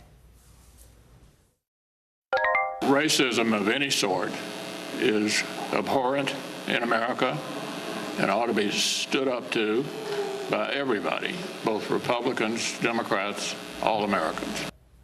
We're also learning the shooter may have wanted to kill many more black people. A Discord account connected to him talks about going after elementary schools and churches. Some posts also suggest targeting several New Jersey towns with large Jewish populations, which one local official says puts a shudder right down your spine. Maura Barrett is in Buffalo for us tonight. You know, Maura, the president has often talked about how he was inspired to run partly because of that neo-Nazi rally in Charlottesville. And here we are again seeing him target white supremacy in a vociferous and full-throated way.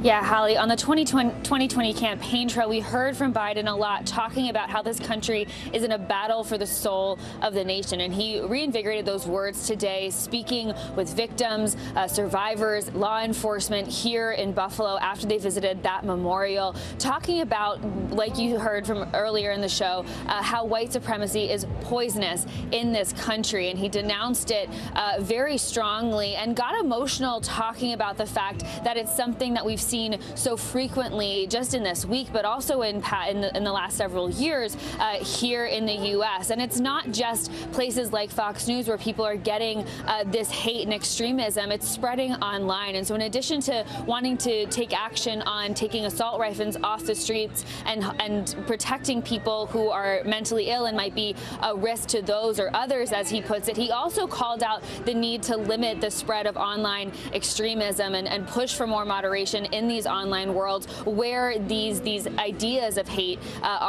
fester and grow and then turn into real life action like we saw in the attack over the weekend. So Biden again getting very emotional and condemning what we saw here. He said that he doesn't know if we can prevent people getting radicalized, but there is a way to try to limit it and hopefully prevent this from happening even more in the future, Hallie. What was also interesting here is that the president issued a call to action, right? He talked about meeting laws to crack down on so-called weapons of war, on guns, right? Gun reform legislation. That is very unlikely to happen. We have seen this kind of call to action before to no avail on Capitol Hill. But now House Democrats are doing something a little different. They're actually setting up a vote on a domestic terrorism bill, right? So not a gun bill, but a domestic terror bill that would let government agencies give them more support in identifying threats like this shooter.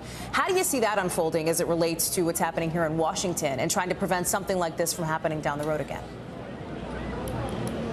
Well, it is a different approach, and we've seen it not play out for any other gun control legislation. So there is something else here. People here in the community, though, the mayor met with President Biden today. He said that he felt a resolve from the president to really push for action to be taken. And I spoke with Pastor Darius Pridgeon here. He's also the city council president here in Buffalo, and he mentioned the fact that, now that we're a couple days after the attack, people have gone from being sad and in mourning, and now they're angry, and they're looking for change. But what you'll hear from what he told me, they're just not sure if that's going to happen. The alleged shooter is scheduled to be in court in just a couple days from now, 48 hours from now, Thursday. We've talked about these social media posts where he mentioned, trying to go after a school, maybe a church. How are police using that in this investigation?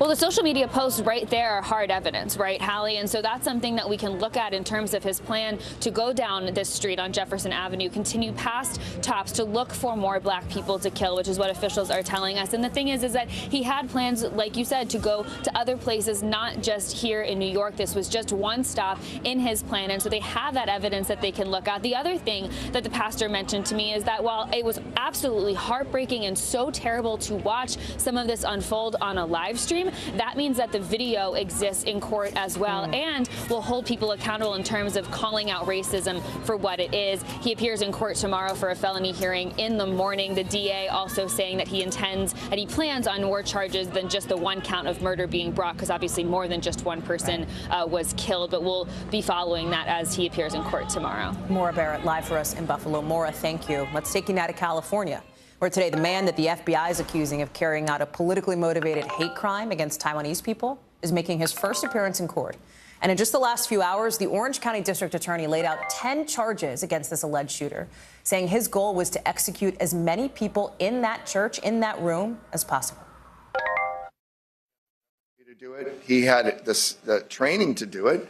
He was a security guard licensed in Nevada, and he clearly had the opportunity and motive. We're also just getting, look at this, some of these incredibly chilling images from inside the church when the people there apparently held the gunman down, hog-tied him with an electrical cord. Police say the person killed in this attack, Dr. John Chang, was a hero, played a huge role in stopping the shooting from getting worse. Maggie Vespa is in Los Angeles. Maggie, let me start with what else we're learning from the DA. Fill us in. Right. So he had been held. Chow had been held on $1 million bail until today. And then we got that announcement about those new charges that you just laid out. Now, no bail for 68-year-old David Chow, the accused shooter. And we have these new charges. We knew about the 1 count of murder and 5 counts of attempted murder. We'll now add to that 4 felony counts of possession of an explosive device, meaning the Molotov cocktails that prosecutors said Chow brought with him to the church. And then felony enhancements, and these are key, of lying in wait, basically before the shooting. He was reportedly in the church for hours before the shooting, and then personal discharge of a firearm causing death. And the DA's office being very clear in their press release and in that press conference you just played part of, these are death penalty charges if he's convicted on all counts. Again, David Chow, a security guard from Los Angeles, but they tell us they're waiting, the DA is, to talk to families of the victims before deciding to, in fact, pursue the death penalty. That's obviously a key decision here. We are expecting Chow to be in court to be arraigned any minute now. There's also, talk about what's happening now, a mass happening now for Dr. Chang. I mean, I look at that picture over one of your shoulders there behind you, Maggie. I mean, right. this man who is being dubbed rightfully this hero for going in, for basically charging at this shooter, trying to stop him, was killed in this attack, gave his own life to try to help others. You know, this is resonating in the Taiwanese community. Even Taiwan's president now has come out and condemned this shooting. Exactly. The president of Taiwan, Tsai Ing-wen, issuing a tweet saying that she condemns any form of violence and also saying that she wants the island's chief representative in the U.S. to fly to California, to fly to Orange County and provide assistance. You can see violence is never the answer on the end of that tweet. But as we've reported, as you've said, the population of Laguna Woods is roughly 20% Asian. So this is really hitting that community hard, and everyone there holding up Dr. John Chen, who was just at church with his mother when authorities say he tackled the gunman, allowing everybody to swoop in like we saw in that photo, holding him up as an absolute hero. Hallie. Maggie Vespa, thank you for that reporting and for staying on top of it for us. The FBI today says they're now investigating a shooting at a hair salon in Dallas, also as a potential hate crime.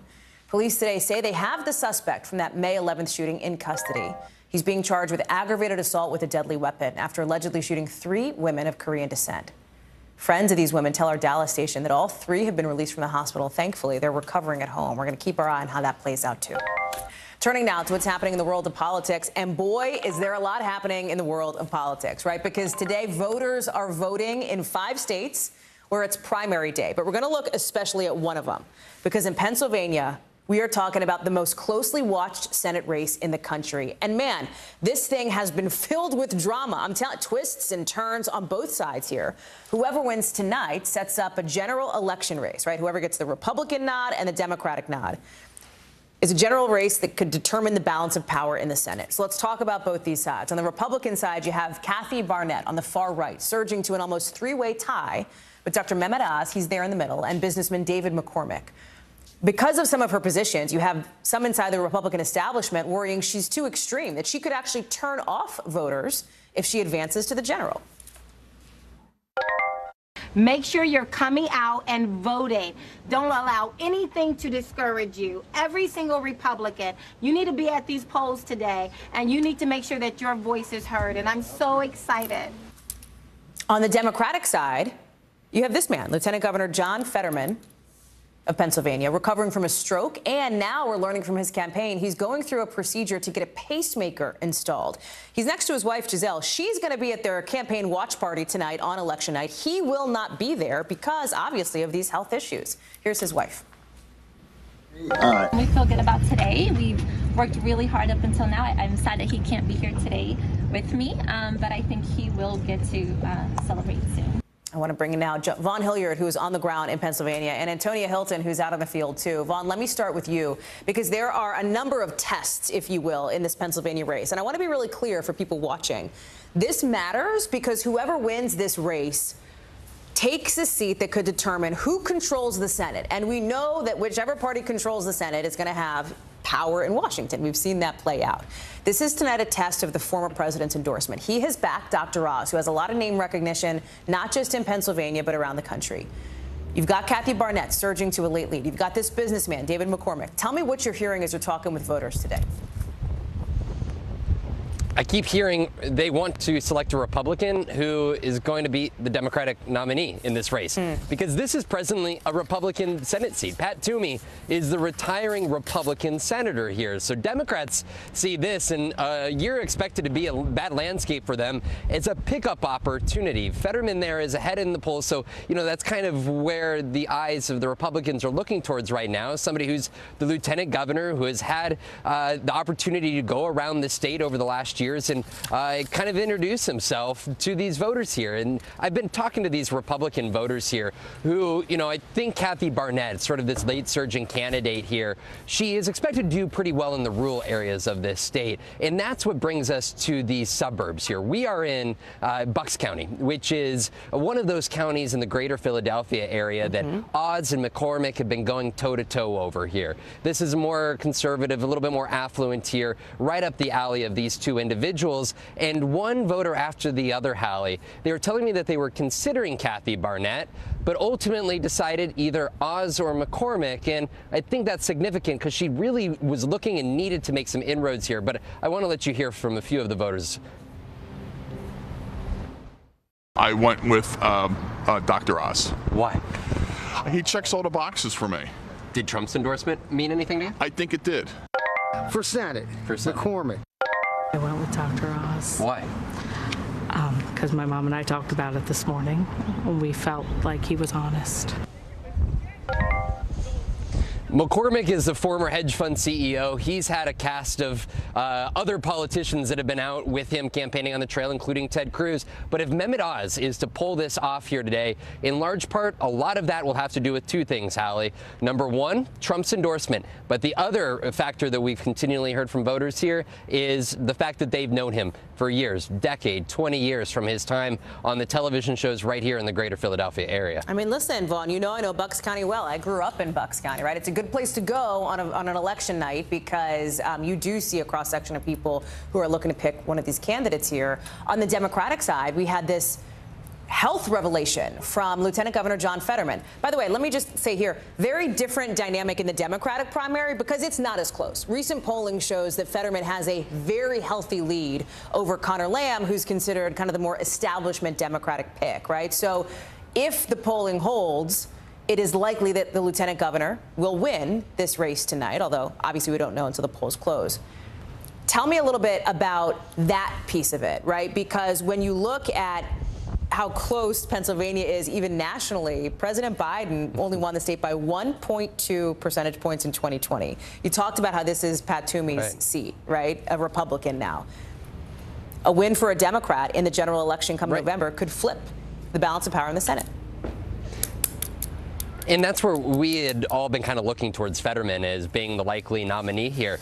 But here's the reality that we're going to be looking at in these next hours, Hallie, and that is that here in Pennsylvania, the overwhelming majority of voters vote on the same day. Vote and come here in person. There's not a long history of mail-in voting here. And so that is where the stroke took place on Friday. The public became aware of it Sunday. And just earlier this afternoon, we found out that he was going through a procedure to get a pacemaker with a defibrillator installed.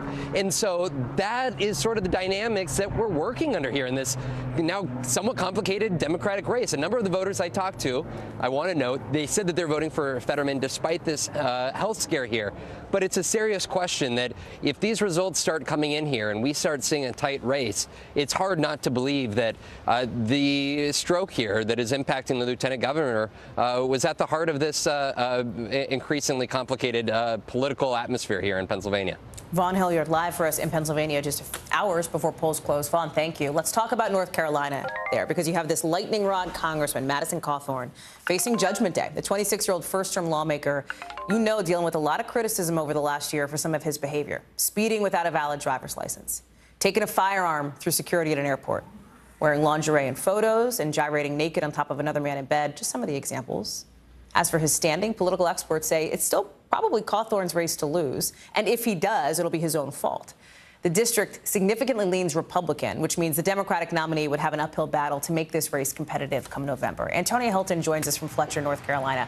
And there was an interesting moment today where I am in Washington, Antonia, where Senator Richard Burr, who we're going to talk about in a minute, said of Madison Cawthorn, if he loses, it would be a good thing for the Republican Party, which I think gives you a sense of how bitter this has become between Madison Cawthorn, who's backed by former President Trump, and some of these more establishment Republicans here in Washington who are concerned about somebody they see as a scandal-plagued first-term lawmaker. That's right, Hallie, and it's not just Republicans who are working with him in Washington. It's also Republicans on the ground here in North Carolina who have in some cases turned their backs on him. Look, you know, many of the voters who I've spoken to today, they are Republicans. This is a Republican district, but some of them have been waffling in support for Madison Cawthorn. A word that I heard a couple times today was immature, people saying they're not sure that he's really ready to lead at 26 as they've seen these different discretions that you just laid out right there. Then again, you know, he does have some wind in his sails because of that endorsement from President Trump, the name recognition, the fact that he was seen as such a rising star on the right. And so, you know, he has a lot to be grateful for with the fact that it's a threshold of 30% and not 50% here, because he's being challenged by 7 other Republicans, one of whom is a state senator named Chuck Edwards, whose name has come up with some of the Republicans who've come to this precinct here today. So if he ekes it out, he makes it through, it's going to be likely because of that Trump endorsement and all the support that carries over with it. Take a listen to a voter I talked to earlier today. I think he's young. I think he's got potential. I think he's made some bad mistakes. But we're all human and we all make mistakes. And I think he'd do North Carolina good. What's given you pause specifically? Some silly things that he's done. You know, the speeding tickets, the knife at the school board, things like that. You know, you're in a leadership position, you have to stand up. And you have to set by an example. He told us that he ultimately went with his gut and did vote for Congressman Cawthorn, but he said that about 50% of the Republicans that he knows have been on the fence and have been a bit alarmed by his actions recently. And so, like you said, if he loses, it will essentially be his fault. Hallie. Real quick, Antonio, we mentioned Senator Richard Burr. He's actually not running again, right? So that is an open Senate seat. You have 3 Republicans looking for the nomination there, including somebody else who's backed by former President Trump. Bring us up to speed on that race. That race, Hallie, is a little bit less of a mystery than the House race, and that's because President Trump's endorsement of Ted Budd helped him immediately pull away from the rest of the field, distinguish himself from former Governor Pat McCrory here, who otherwise people thought was going to be more competitive. So now Ted Budd has a pretty healthy, safe lead, and people expect him to easily win this thing tonight.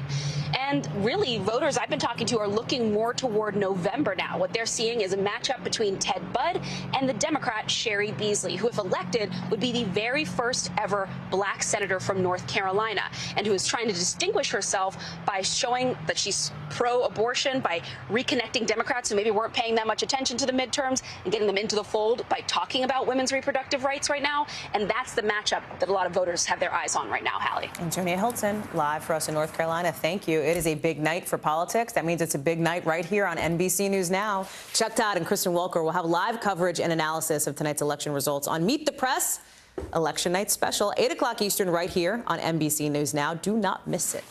To the baby formula for shortage now, with some new developments in just the last hour. So let me get you up to speed. We're just learning that the FDA has said formula from overseas could hit U.S. stores in a matter of weeks. You've also got House Speaker Nancy Pelosi saying there might even be a need for indictments. She's saying somebody might have to be indicted for the huge problems that parents are facing in trying to feed their kids. It's coming as House Democrats have introduced a new bill today that would give $28 million more to the FDA to try to get a handle on this issue and prevent it from happening again. They say the money would be used to keep fake formula out of stores and to get more FDA employees working on the shortage. You know the deal here in this crisis. It all stems from a recall by Abbott Nutrition and supply chain disruptions. And that is the backdrop to Nestle today saying it's sending some of its formula to the U.S. from the Netherlands and from Switzerland. Ali Vitale joins us now. And Ali, you know, this formula crisis has become not just a parental issue, right, of people trying to feed their kids. That's the primary problem. It's also become a political issue. And you're hearing House Speaker Pelosi, for example, very fired up about this, talking indictments. Where are we on that? Yeah, talking indictments, not specifying who or for what reason, but you can hear it yourself from her. This is what she told us in the room just a few hours ago. Listen. I think that when all of this is done, I'm not associating my colleagues with what I'm going to say right now. I'm just saying it myself. I think there might be a need for indictment. And look, Hallie, what she may be talking about there is investigations that are being done by people like Chairwoman Rosa DeLauro on the Appropriations Committee about whistleblower reports of what was going on inside one Abbott Nutrition plant. They were producing formula there. People say that they might have been fraudulent about their inspections, and if that formula was safe, 2 babies died as a result of that. Of course, that formula has been shuttered, but there are separate investigations going on right now in Congress about why the FDA itself was so slow to take that whistleblower complaint seriously and then actually go inspect and close down that plant. So this is part of that supply chain issue that we're talking about, because the way that DeLauro said it today that I thought really encompassed the way we're thinking about it here is there's a question of the supply chain itself, getting that formula out to parents who need it, but then also safety, getting that formula out to parents who need it and making sure that it's safe to do so. Allie, you know, the $28 million that the House is looking at potentially giving the FDA, we still have to go through the Senate. It's not like that would be used to magically put more formula on the shelves, right? To get formula to the kids who need it. What is going to do that? Because you have frustrated, as you know, frustrated parents who are looking at these empty shelves, who are really concerned here. There's been this discussion of President Biden maybe invoking the Defense Production Act. Where does some of that stand? Yeah, so the Defense Production Act, I think, is one of the first things that came to people's minds here on Capitol Hill, too, because what has the last 2 years taught us? When you need something and it's not produced in mass or in the quantities that you need it, invoke the Defense Production Act. That's what we did for months with PPE, hand sanitizer, masks. Of course, that's something Speaker Pelosi over the weekend said they cannot do because of the way that law is written. I'm told that Congresswoman DeLauro is working on some kind of legislative fix that could make it possible to do things like baby formula through the Defense Production Act in the future, but that's definitely not an immediate fix. What you're talking about here, that $28 million, when I think about that, I think there's the conveyor belt piece of this, there's the getting it to the shelves piece of this, and that $28 million comes right in the middle with how the FDA can approve what's safe enough to get from the conveyor belt to the shelves. Right now, the view is that the FDA is understaffed from an inspection perspective, especially in trying to approve other things coming from overseas. The hope is that those millions of dollars, in part, can help alleviate that staffing strain and get things out faster. But no, it's not touching the conveyor belt side of this. Allie Vitale live for us on the Hill. Allie, thanks for being all over this story for us. We got some breaking news to tell you out of Michigan, where a judge has just suspended an abortion ban from 1931.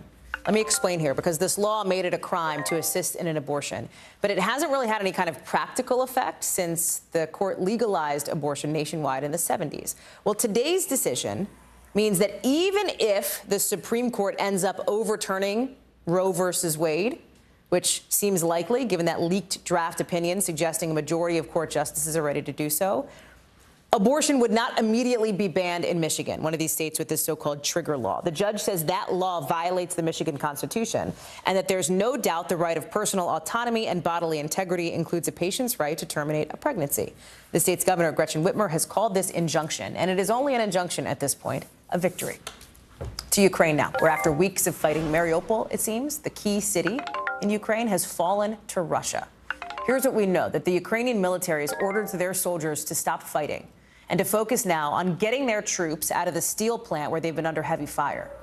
Russia's now saying they're going to start interrogating those Ukrainian soldiers to check their involvement, this is Russia saying this, right, in crimes committed against civilians. Again, it is Russia that has been accused of those war crimes, not Ukraine. Ukrainian authorities aren't saying much about the conditions of this surrender, but they have said their troops will soon be exchanged for Russian prisoners held in Ukraine. It comes as the city of Lviv is also getting hit today with 2 big waves of rockets. They've wrecked some railroad infrastructure, they've blown out windows, and what the mayor is calling one of the biggest attacks to hit the region yet. Cal Perry is with me now. And Cal, let me take this in a couple of buckets, starting with Mariupol, because this is a significant victory for Russia, which now controls this whole area of southern Ukraine from their border to Crimea, which they occupied already. Talk about the significance here.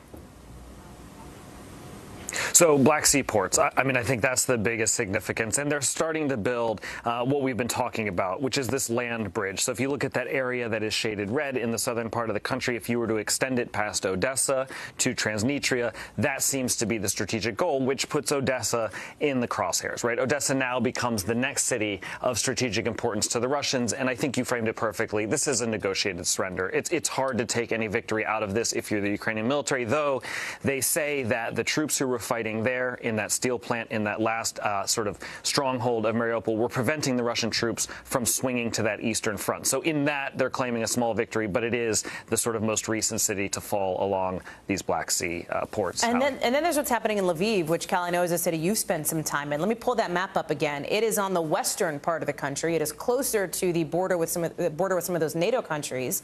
And to this point, it really has not been a site of a whole lot of action from the Russians. We're just now hearing from Ukraine's Ministry of Defense that they estimate Russian losses are at nearly 28,000 people. Tell me a little bit about this.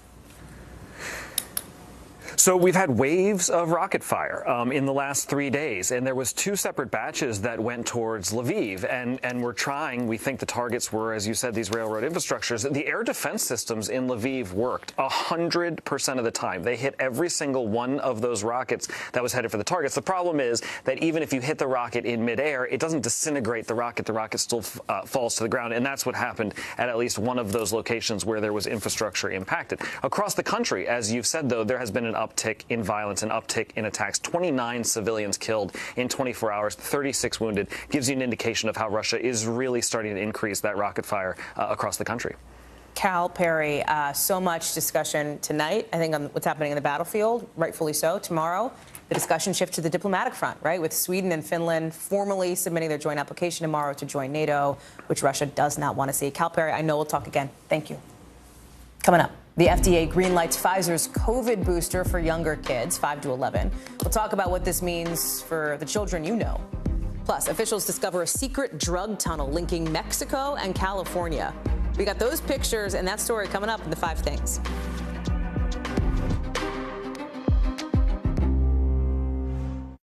Would it be easier for the airlines to manage a vaccine mandate than a mask mandate? Is there a case to be made that it's time to give Ukraine offensive weapons so they can win this war? What should be focused on that could reduce inflation and avoid a recession? If it's Sunday, it's Meet the Press. NBC News, streaming free now. Making Space, the inspirational podcast from Hoda Kotb. Listen now. News is happening now. Look at what's making headlines around the world. We're coming on the air with breaking news. This is a significant moment. Whenever it happens, wherever you are, NBC News, streaming free now. Making Space, the inspirational podcast from Hoda Kotb. Listen now. Sometimes the news can be difficult and overwhelming for kids to understand, so we've created a newscast just for them. We hope your family will watch Nightly News Kids Edition. Women's basketball has been systematically held back. After 49 years of Title IX, we still have work to do. In Their Court, a podcast from NBC News and NBC Sports that goes inside the issues of inequality in women's sports. Listen now. To cover the news, you have to be in it. These are families trying to board those trains to Poland. I also want to get home. You'll get home. Every night, it's your news playlist. Top Story with Tom Llamas, weeknights at 7 on NBC News Now. Our world is facing some complex issues. Chuck Todd breaks them down. Every Thursday, a deep dive into a new subject. Instead of trying to cover a lot of topics in one episode, we're going to focus on one and take a deeper look at how it impacts America. Exploring and explaining the critical stories that affect our future. Meet the Press Reports. Thursdays at 10:30 p.m. Streaming on NBC News Now and on demand next day on Peacock. Hallie Jackson Now. Weekdays at 5 on NBC News Now. The FDA green-lighting the booster for kids ages 5 to 11 when it comes to the Pfizer COVID vaccine. The FDA says families should wait at least 5 months after the first 2-dose series to go get their kids boosted.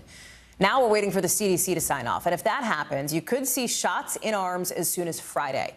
That CDC panel is meeting on Thursday. Let me bring in Dr. Natalie Azar. And what's interesting here, Dr. Azar, is that we're talking about this age group, 5 to 11-year-old kids.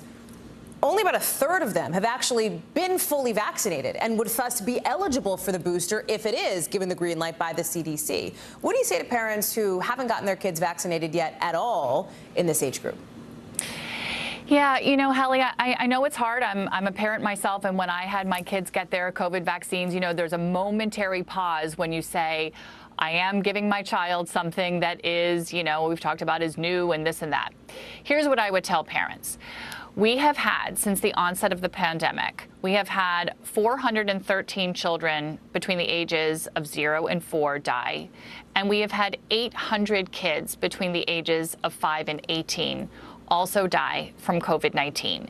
This is vastly greater than the number of influenza deaths that we count every year in the pediatric age group. And of course, I always have to mention, children are not immune from long COVID. Children certainly have suffered from, you know, multi-system inflammatory syndrome. COVID-19 is not necessarily benign in all children.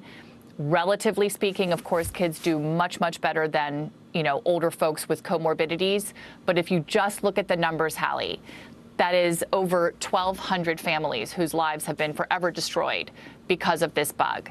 Over the winter, when Omicron was surging, there were 5 times the number of hospitalizations in kids just because of the sheer number. And as you know, we've been talking about for a long time now, each sublineage of Omicron is getting more and more contagious, which, you know, it follows naturally that we will see more hospitalizations, and sadly, we will see more kids dying from COVID-19 as well. If and when this booster is greenlit, Dr. Azar, should parents get it right away? You know, we're heading to summer now. Cases are up a little bit. Or should they wait until the fall, let's say, when experts are predicting the potential for another spike, given, you know, the cooler weather and more people indoors? Yeah. That's a great question. And, you know, what I would say probably is that if your child is, and again, it's not a direct, you know, that there's some biological miracle that happens between age 11 and 12. But let's remember that, you know, this age group, 5 to 11, did get a third of the dose. That they got 10 micrograms as opposed to 30 that older children and adults did. So if you have a child who's, you know, 9, 10, 11, and it's been at least 5 months from their original series, you might want to think very carefully about getting them boosted, because we know that their protection against infection dropped dramatically from about 68% to 12% over a couple of weeks. Now, if your child is otherwise healthy and your family and your bubble is well vaccinated and doesn't have a lot of comorbidities, you could consider waiting. But a lot of these kids, Hallie, may actually have underlying medical conditions that could make a simple infection problematic, such as asthma and other diabetes. There are a lot of conditions that kids also have, just like adults do. Obesity is another example where they may actually want to get boosted sooner rather than later. Dr. Natalie Azar, thank you so much. It's good to see you with that. Appreciate it. Let's get you over to the 5 things our team thinks you should know about tonight. Number 1, U.S. officials think the China Eastern jet that crashed in March may have been an intentional crash, according to the Wall Street Journal. The paper is reporting that flight data from the black box suggests somebody inside the cockpit made the plane nosedive on purpose. Again, according to the Journal, that is a crash, remember, that killed all 132 people on board. Number 2, the Calf Canyon and Hermit's Peak wildfire in New Mexico is now the biggest in that state's history. Look at these pictures. This thing has burned through something like 300,000 acres.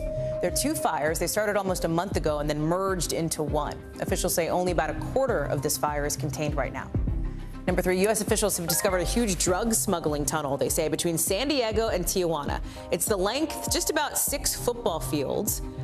It's got a ventilation system, it's got electricity, it's got like real solid walls. They don't know how long this thing's been in operation, but they charged 6 people in connection with this investigation. You see the pictures there.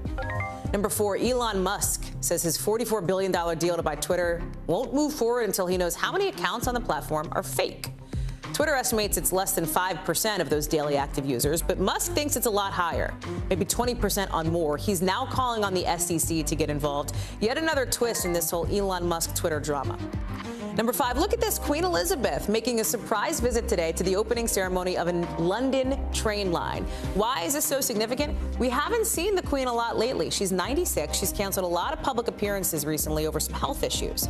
But this is a rail line that's named after her. It opens to the public next week, just in time for her Platinum Jubilee celebration over in the UK. Still to come, the House doing something today it hasn't done for 50 years, holding a public hearing on UFOs. So why now? And what did we learn? Wait till you hear what we learned. That's coming up after the break.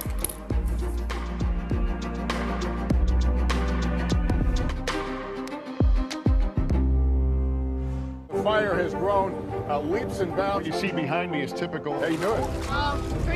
Pretty bad. Sometimes the news can be difficult and overwhelming for kids to understand, so we've created a newscast just for them. We hope your family will watch Nightly News Kids Edition. This is a very different kind of program. We're here to start conversation about the big things happening in our world. Professor, I'm not asking you to predict the future, but what do we think that the new normal is going to be? Is part of this that everyone's rethinking their jobs during this pandemic and their relationship to their employers? What is your biggest tip for any parent who's concerned about this? It's not my job to tell you what to think. My job is to think about what you tell me. Now Tonight with Joshua Johnson, streaming weeknights at 8 on NBC News Now. Top Story with Tom Llamas is your news playlist on NBC News Now. And now, you can listen to it as a podcast. Available anytime and anywhere. Transportation officials say they're looking into reports of people paying $27 for one beer at New York City airports. We'll tell you why they're looking into that and what they're going to do about it coming up in the local. But first, unidentified flying objects. UFOs, you know them. They're now called UAPs, unidentified aerial phenomenon. They've long been the stuff of like Hollywood TV, right? Made famous in movies and television, but now brought from the outer fringes of government to center stage at this hearing you're looking at today. This is a historic hearing. It's the first time in more than 50 years that we've seen members of the defense community testifying in front of Congress. And look, they're sharing this new video, new pictures, never before seen, of what these UAPs may look like. They describe what they're seeing. They say the government's database has grown to something like 400 reports of stuff in the sky that people can't identify. Congress is taking this seriously. Lawmakers say that these UFOs could pose a national security threat if it turns out Russia or China are behind them, right? The hearing today taking the stuff of science fiction and turning it into reality. But for a lot of us, this obsession over UFOs or UAPs came a lot longer before today's hearing, right? Why? Let's watch it. Shrouded in mystery and made famous by Hollywood, unidentified aerial phenomena, or UAPs, which you probably know as UFOs, have a long history in the U.S. These are things in the sky that observers just can't explain.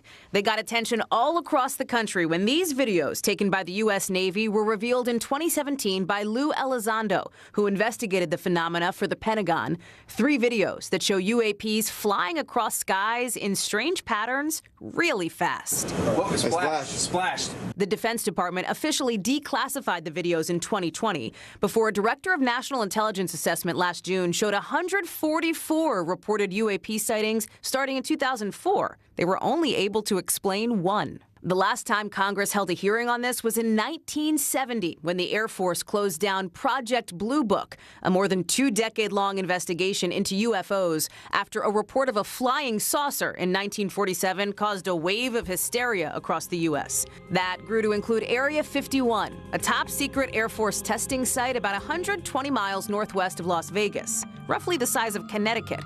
It was developed in the 1950s during the height of the Cold War to test new spy planes. The desert base is off limits to the public and wasn't even acknowledged by the government until 2013. So look at that thing. It's rotating. Now, more than 50 years later, the questions remain. How do you explain the unexplained? The truth just may be out there. It may be, and Congress wants to get to the bottom of it. Gadi Schwartz joins me now with more. And Gadi, I'm so good to have you with us. Look at you on Capitol Hill. You're East Coasting it now, and I love to see it. There was so much interesting. Seriously, well, that's funny. There's a lot that's interesting here. I think the tone of this hearing was important to talk about because this wasn't lawmakers like mocking people in little tinfoil hats and making fun of this whole thing. They took it really seriously. They called this a potential national security threat. They shared new pictures, and they also couldn't answer some of these questions, and that was really startling to hear, too.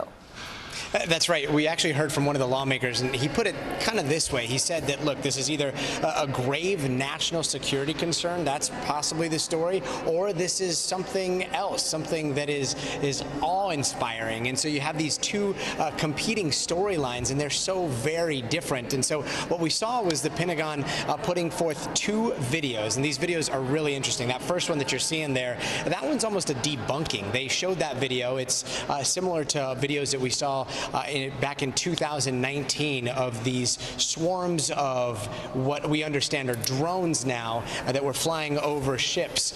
So they say that those were man-made drones. Then they show this video, and they want to show how quickly something goes by. You probably missed it there. You can see it. Yeah, it's right there. It's very, very hard to see. I've watched that video so many times on my phone, just slowing it down because you see this metallic orb just zoom by. That's most likely from the F-18 that's flying by very quickly. But they say that this is a case of a pilot pulling out their iPhone as they go by this metallic object that's flying around, and they really don't have much data to go on other than what they showed us there. However, there was a classified briefing that followed, and there's a lot of things that we're missing from this particular incident. Again, Hallie, you're watching that, you're like, okay, a pilot had time to pull out his iPhone or cell phone, shoot video of what looks like a possible stationary metallic object.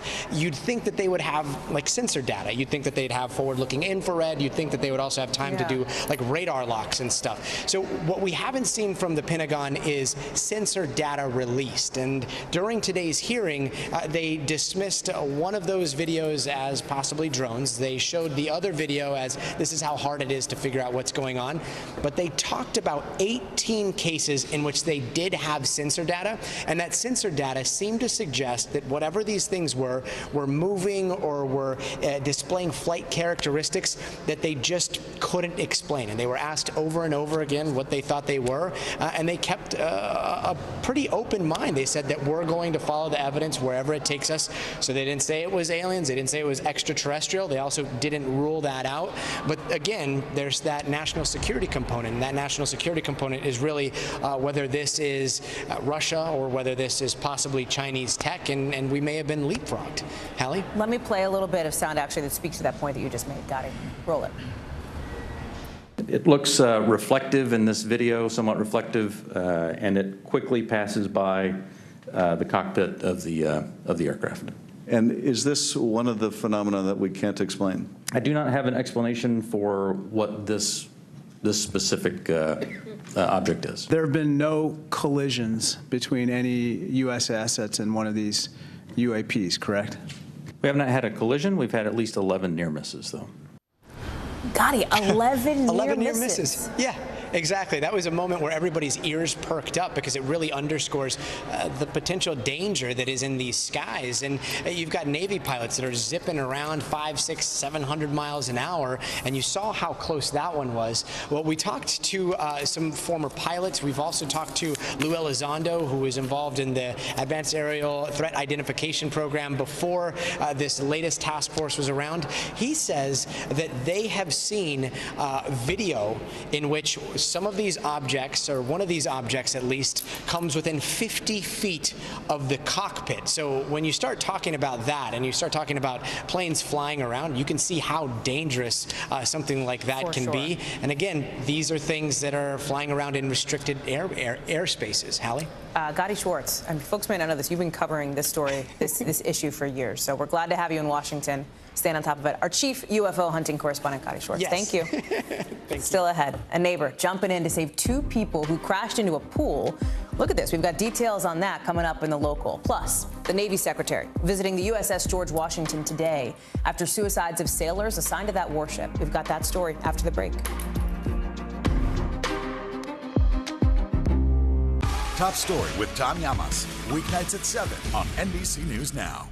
Sometimes the news can be difficult and overwhelming for kids to understand. Ukraine and Russia. Could you help me understand what's going on? So to help make sense of it, we've created a newscast just for them. We hope your family will watch Nightly News Kids Edition. NBC News, streaming free now. Now Tonight with Joshua Johnson, streaming weeknights at 8 on NBC News Now. Sometimes the news can be difficult and overwhelming for kids to understand. Ukraine and Russia. Could you help me understand what's going on? So to help make sense of it, we've created a newscast just for them. We hope your family will watch Nightly News Kids Edition. To cover the news, you have to be in it. This is how so many towns and cities are protecting themselves. You can actually see they're pushing the gates open every night. It's your news playlist. Top Story with Tom Llamas, weeknights at 7 on NBC News Now. When was the last time you made space to listen to somebody? We are meeting people one after the next who have made profound changes. I think you're going to be blown away by the life lessons. Join Hoda Kotb for her podcast, Making Space. Listen now. Top Story with Tom Llamas, weeknights at 7 on NBC News Now.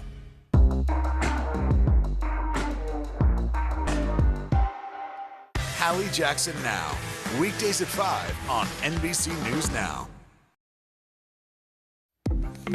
More cross-examination today in Johnny Depp's defamation trial against Amber Heard, with Depp's lawyers again pushing back on Heard's allegations of abuse. We've got the latest from the courtroom in a bit. But first, NBC News covers hundreds of stories every day, and because you couldn't possibly read or watch or listen to them all, our bureau teams have done it for you. This is what they tell us is going down in their regions in a segment we call The Local. From our West Coast Bureau, a Good Samaritan helped save 2 people in San Diego after their car crashed and landed upside down in a pool. Do you see that? That's what it looked like.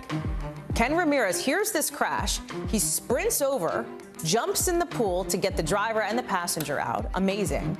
Police are still trying to figure out why they crashed in the first place. From our Northeast Bureau, dash cam video shows what looks like a tornado touching down in New Hampshire. You see this? The guy behind the wheel pulls over right as it was happening. The apparent tornado caused a ton of tree damage, brought down power lines. It's pretty rare, according to officials, for this part of the country, New England, to get a twister like that. Also from our Northeast Bureau, transportation officials are looking into concession prices at airports in the New York City area after some customers confirmed paying as much as $27 for a beer. One beer, I don't even think you got to keep the cup.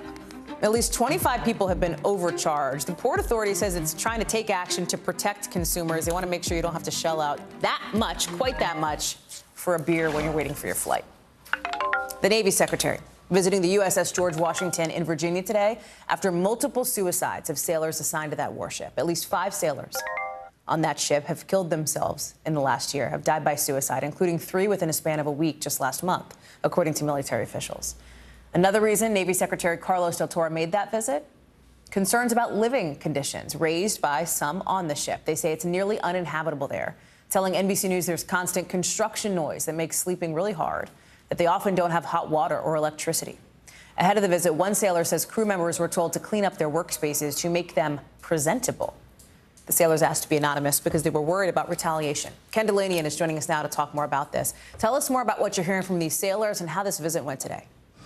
Well, Hallie, the context here, of course, is that the ship has been in port under repair since 2017. And that has been really tough on the crew because it means they're not doing the jobs they joined the Navy to do. So sailors on the George Washington also described to NBC News a culture on the ship in which they are not given the resources to do their jobs, as well as you mentioned, really unsavory living conditions, including a lack of hot water and electricity, Hallie.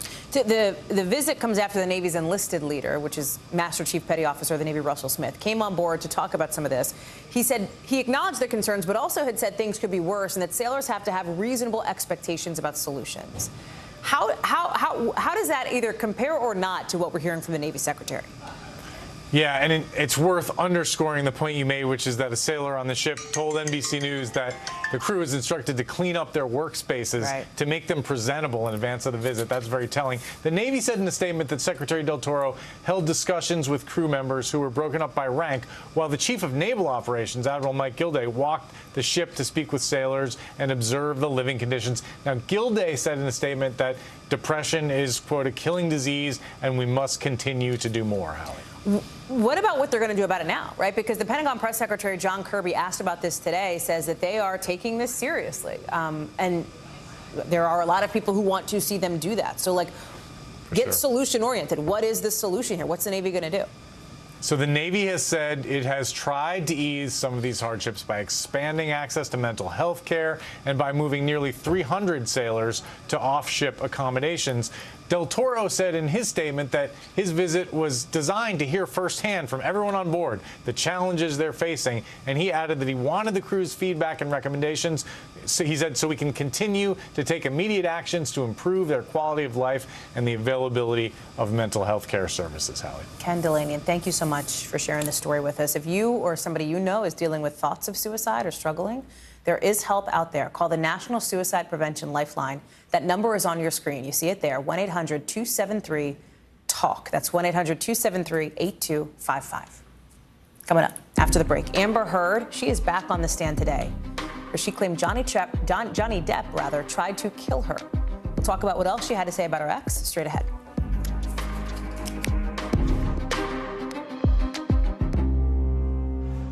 These days, it feels like the news never stops. So let's get into it. What's happening right now, what it all means for you for an hour every day. It can be hard to keep up, so let's get started together. Hallie Jackson Now, weekdays at 5 on NBC News Now.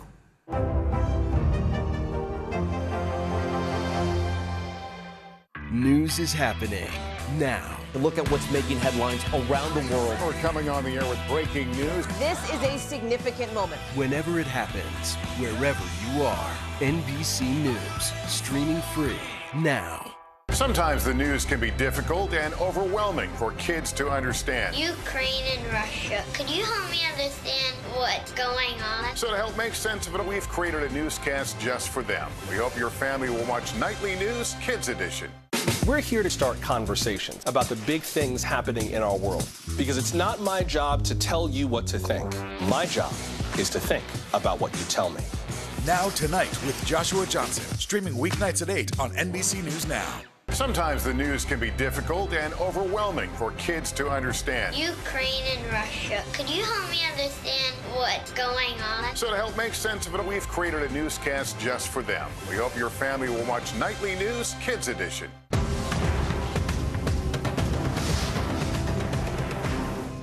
Making Space, the inspirational podcast from Hoda Kotb. Listen now. Confrontational and contentious moments in a courtroom just across the river in Northern Virginia today, with Johnny Depp's lawyer questioning the seriousness of Amber Heard's abuse allegations, including her accusations that Depp sexually assaulted her with a liquor bottle in 2015, even bringing out a knife that you see here that was brought out in court that Heard had gifted Depp back in 2012. That's the knife you gave to the man who was hitting you, right, Miss Heard? I wasn't worried he was going to stab me with it when I gave it to him, that's for certain. But you gave it to him while he was abusing you, allegedly. I gave it to him that year. In the cross-examination, Depp's lawyer also tried to paint Heard as the antagonizer who embellished bruises and photos, said Heard abused drugs and alcohol, played audio clips of their fights where Heard called Depp a sellout and washed up, and claimed Heard's career accomplishments were because of Depp. Mr. Depp got you that role in Aquaman, didn't he? Excuse me? Mr. Depp got you that role in Aquaman, didn't he? No, Miss Vasquez, I got myself that role by auditioning. Depp is suing Heard for $50 million for defamation from that 2018 op-ed in the Washington Post, where Heard described herself as a victim of domestic abuse, though never named Depp directly.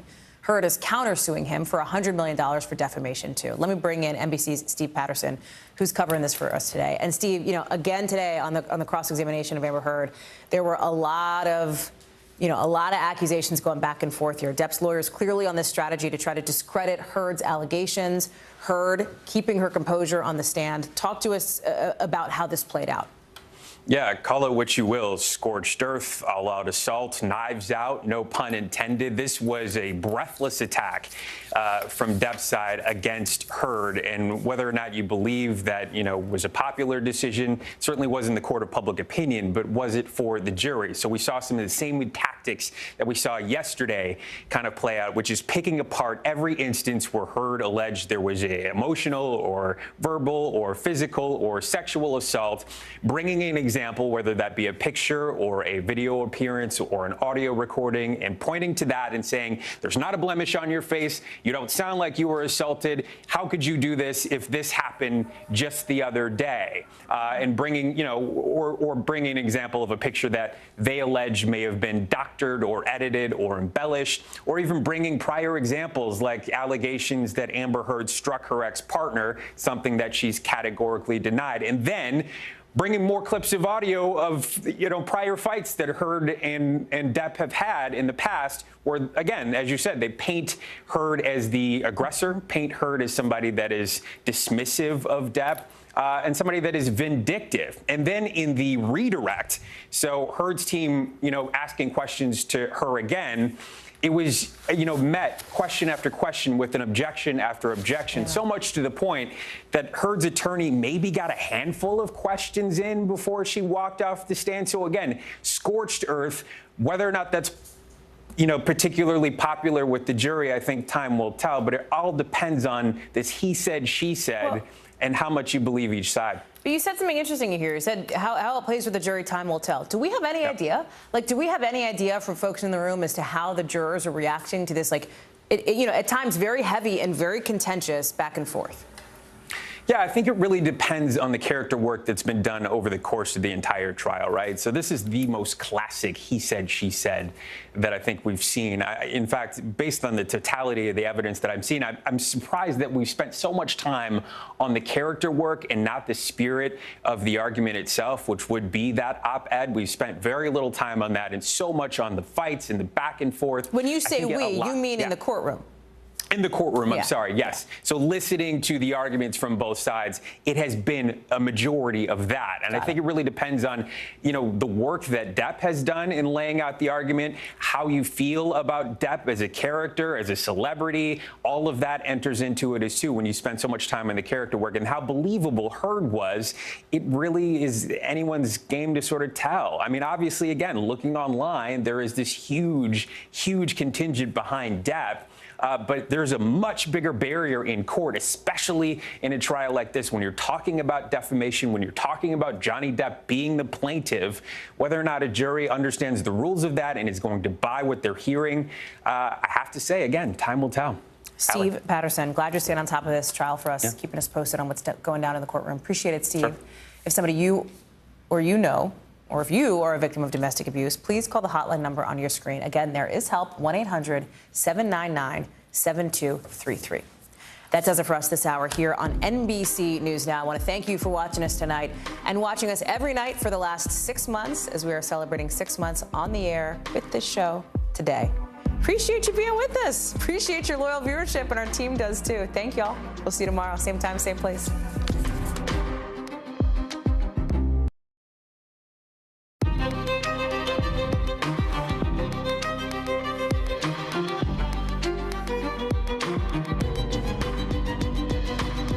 President Biden tonight directly and clearly calling out that racist attack in Buffalo as an act of domestic terrorism after meeting today with the victims of the families who lost people they loved in this shooting targeting the city's black community. Coming up, the president's condemnation of white supremacy and an update on the 2 other apparent hate crimes in this country, these against Asian Americans. Plus, primary day with the highest profile races yet this year and higher stakes in one race that could shift the balance of power in the Senate and put the power of former President Trump's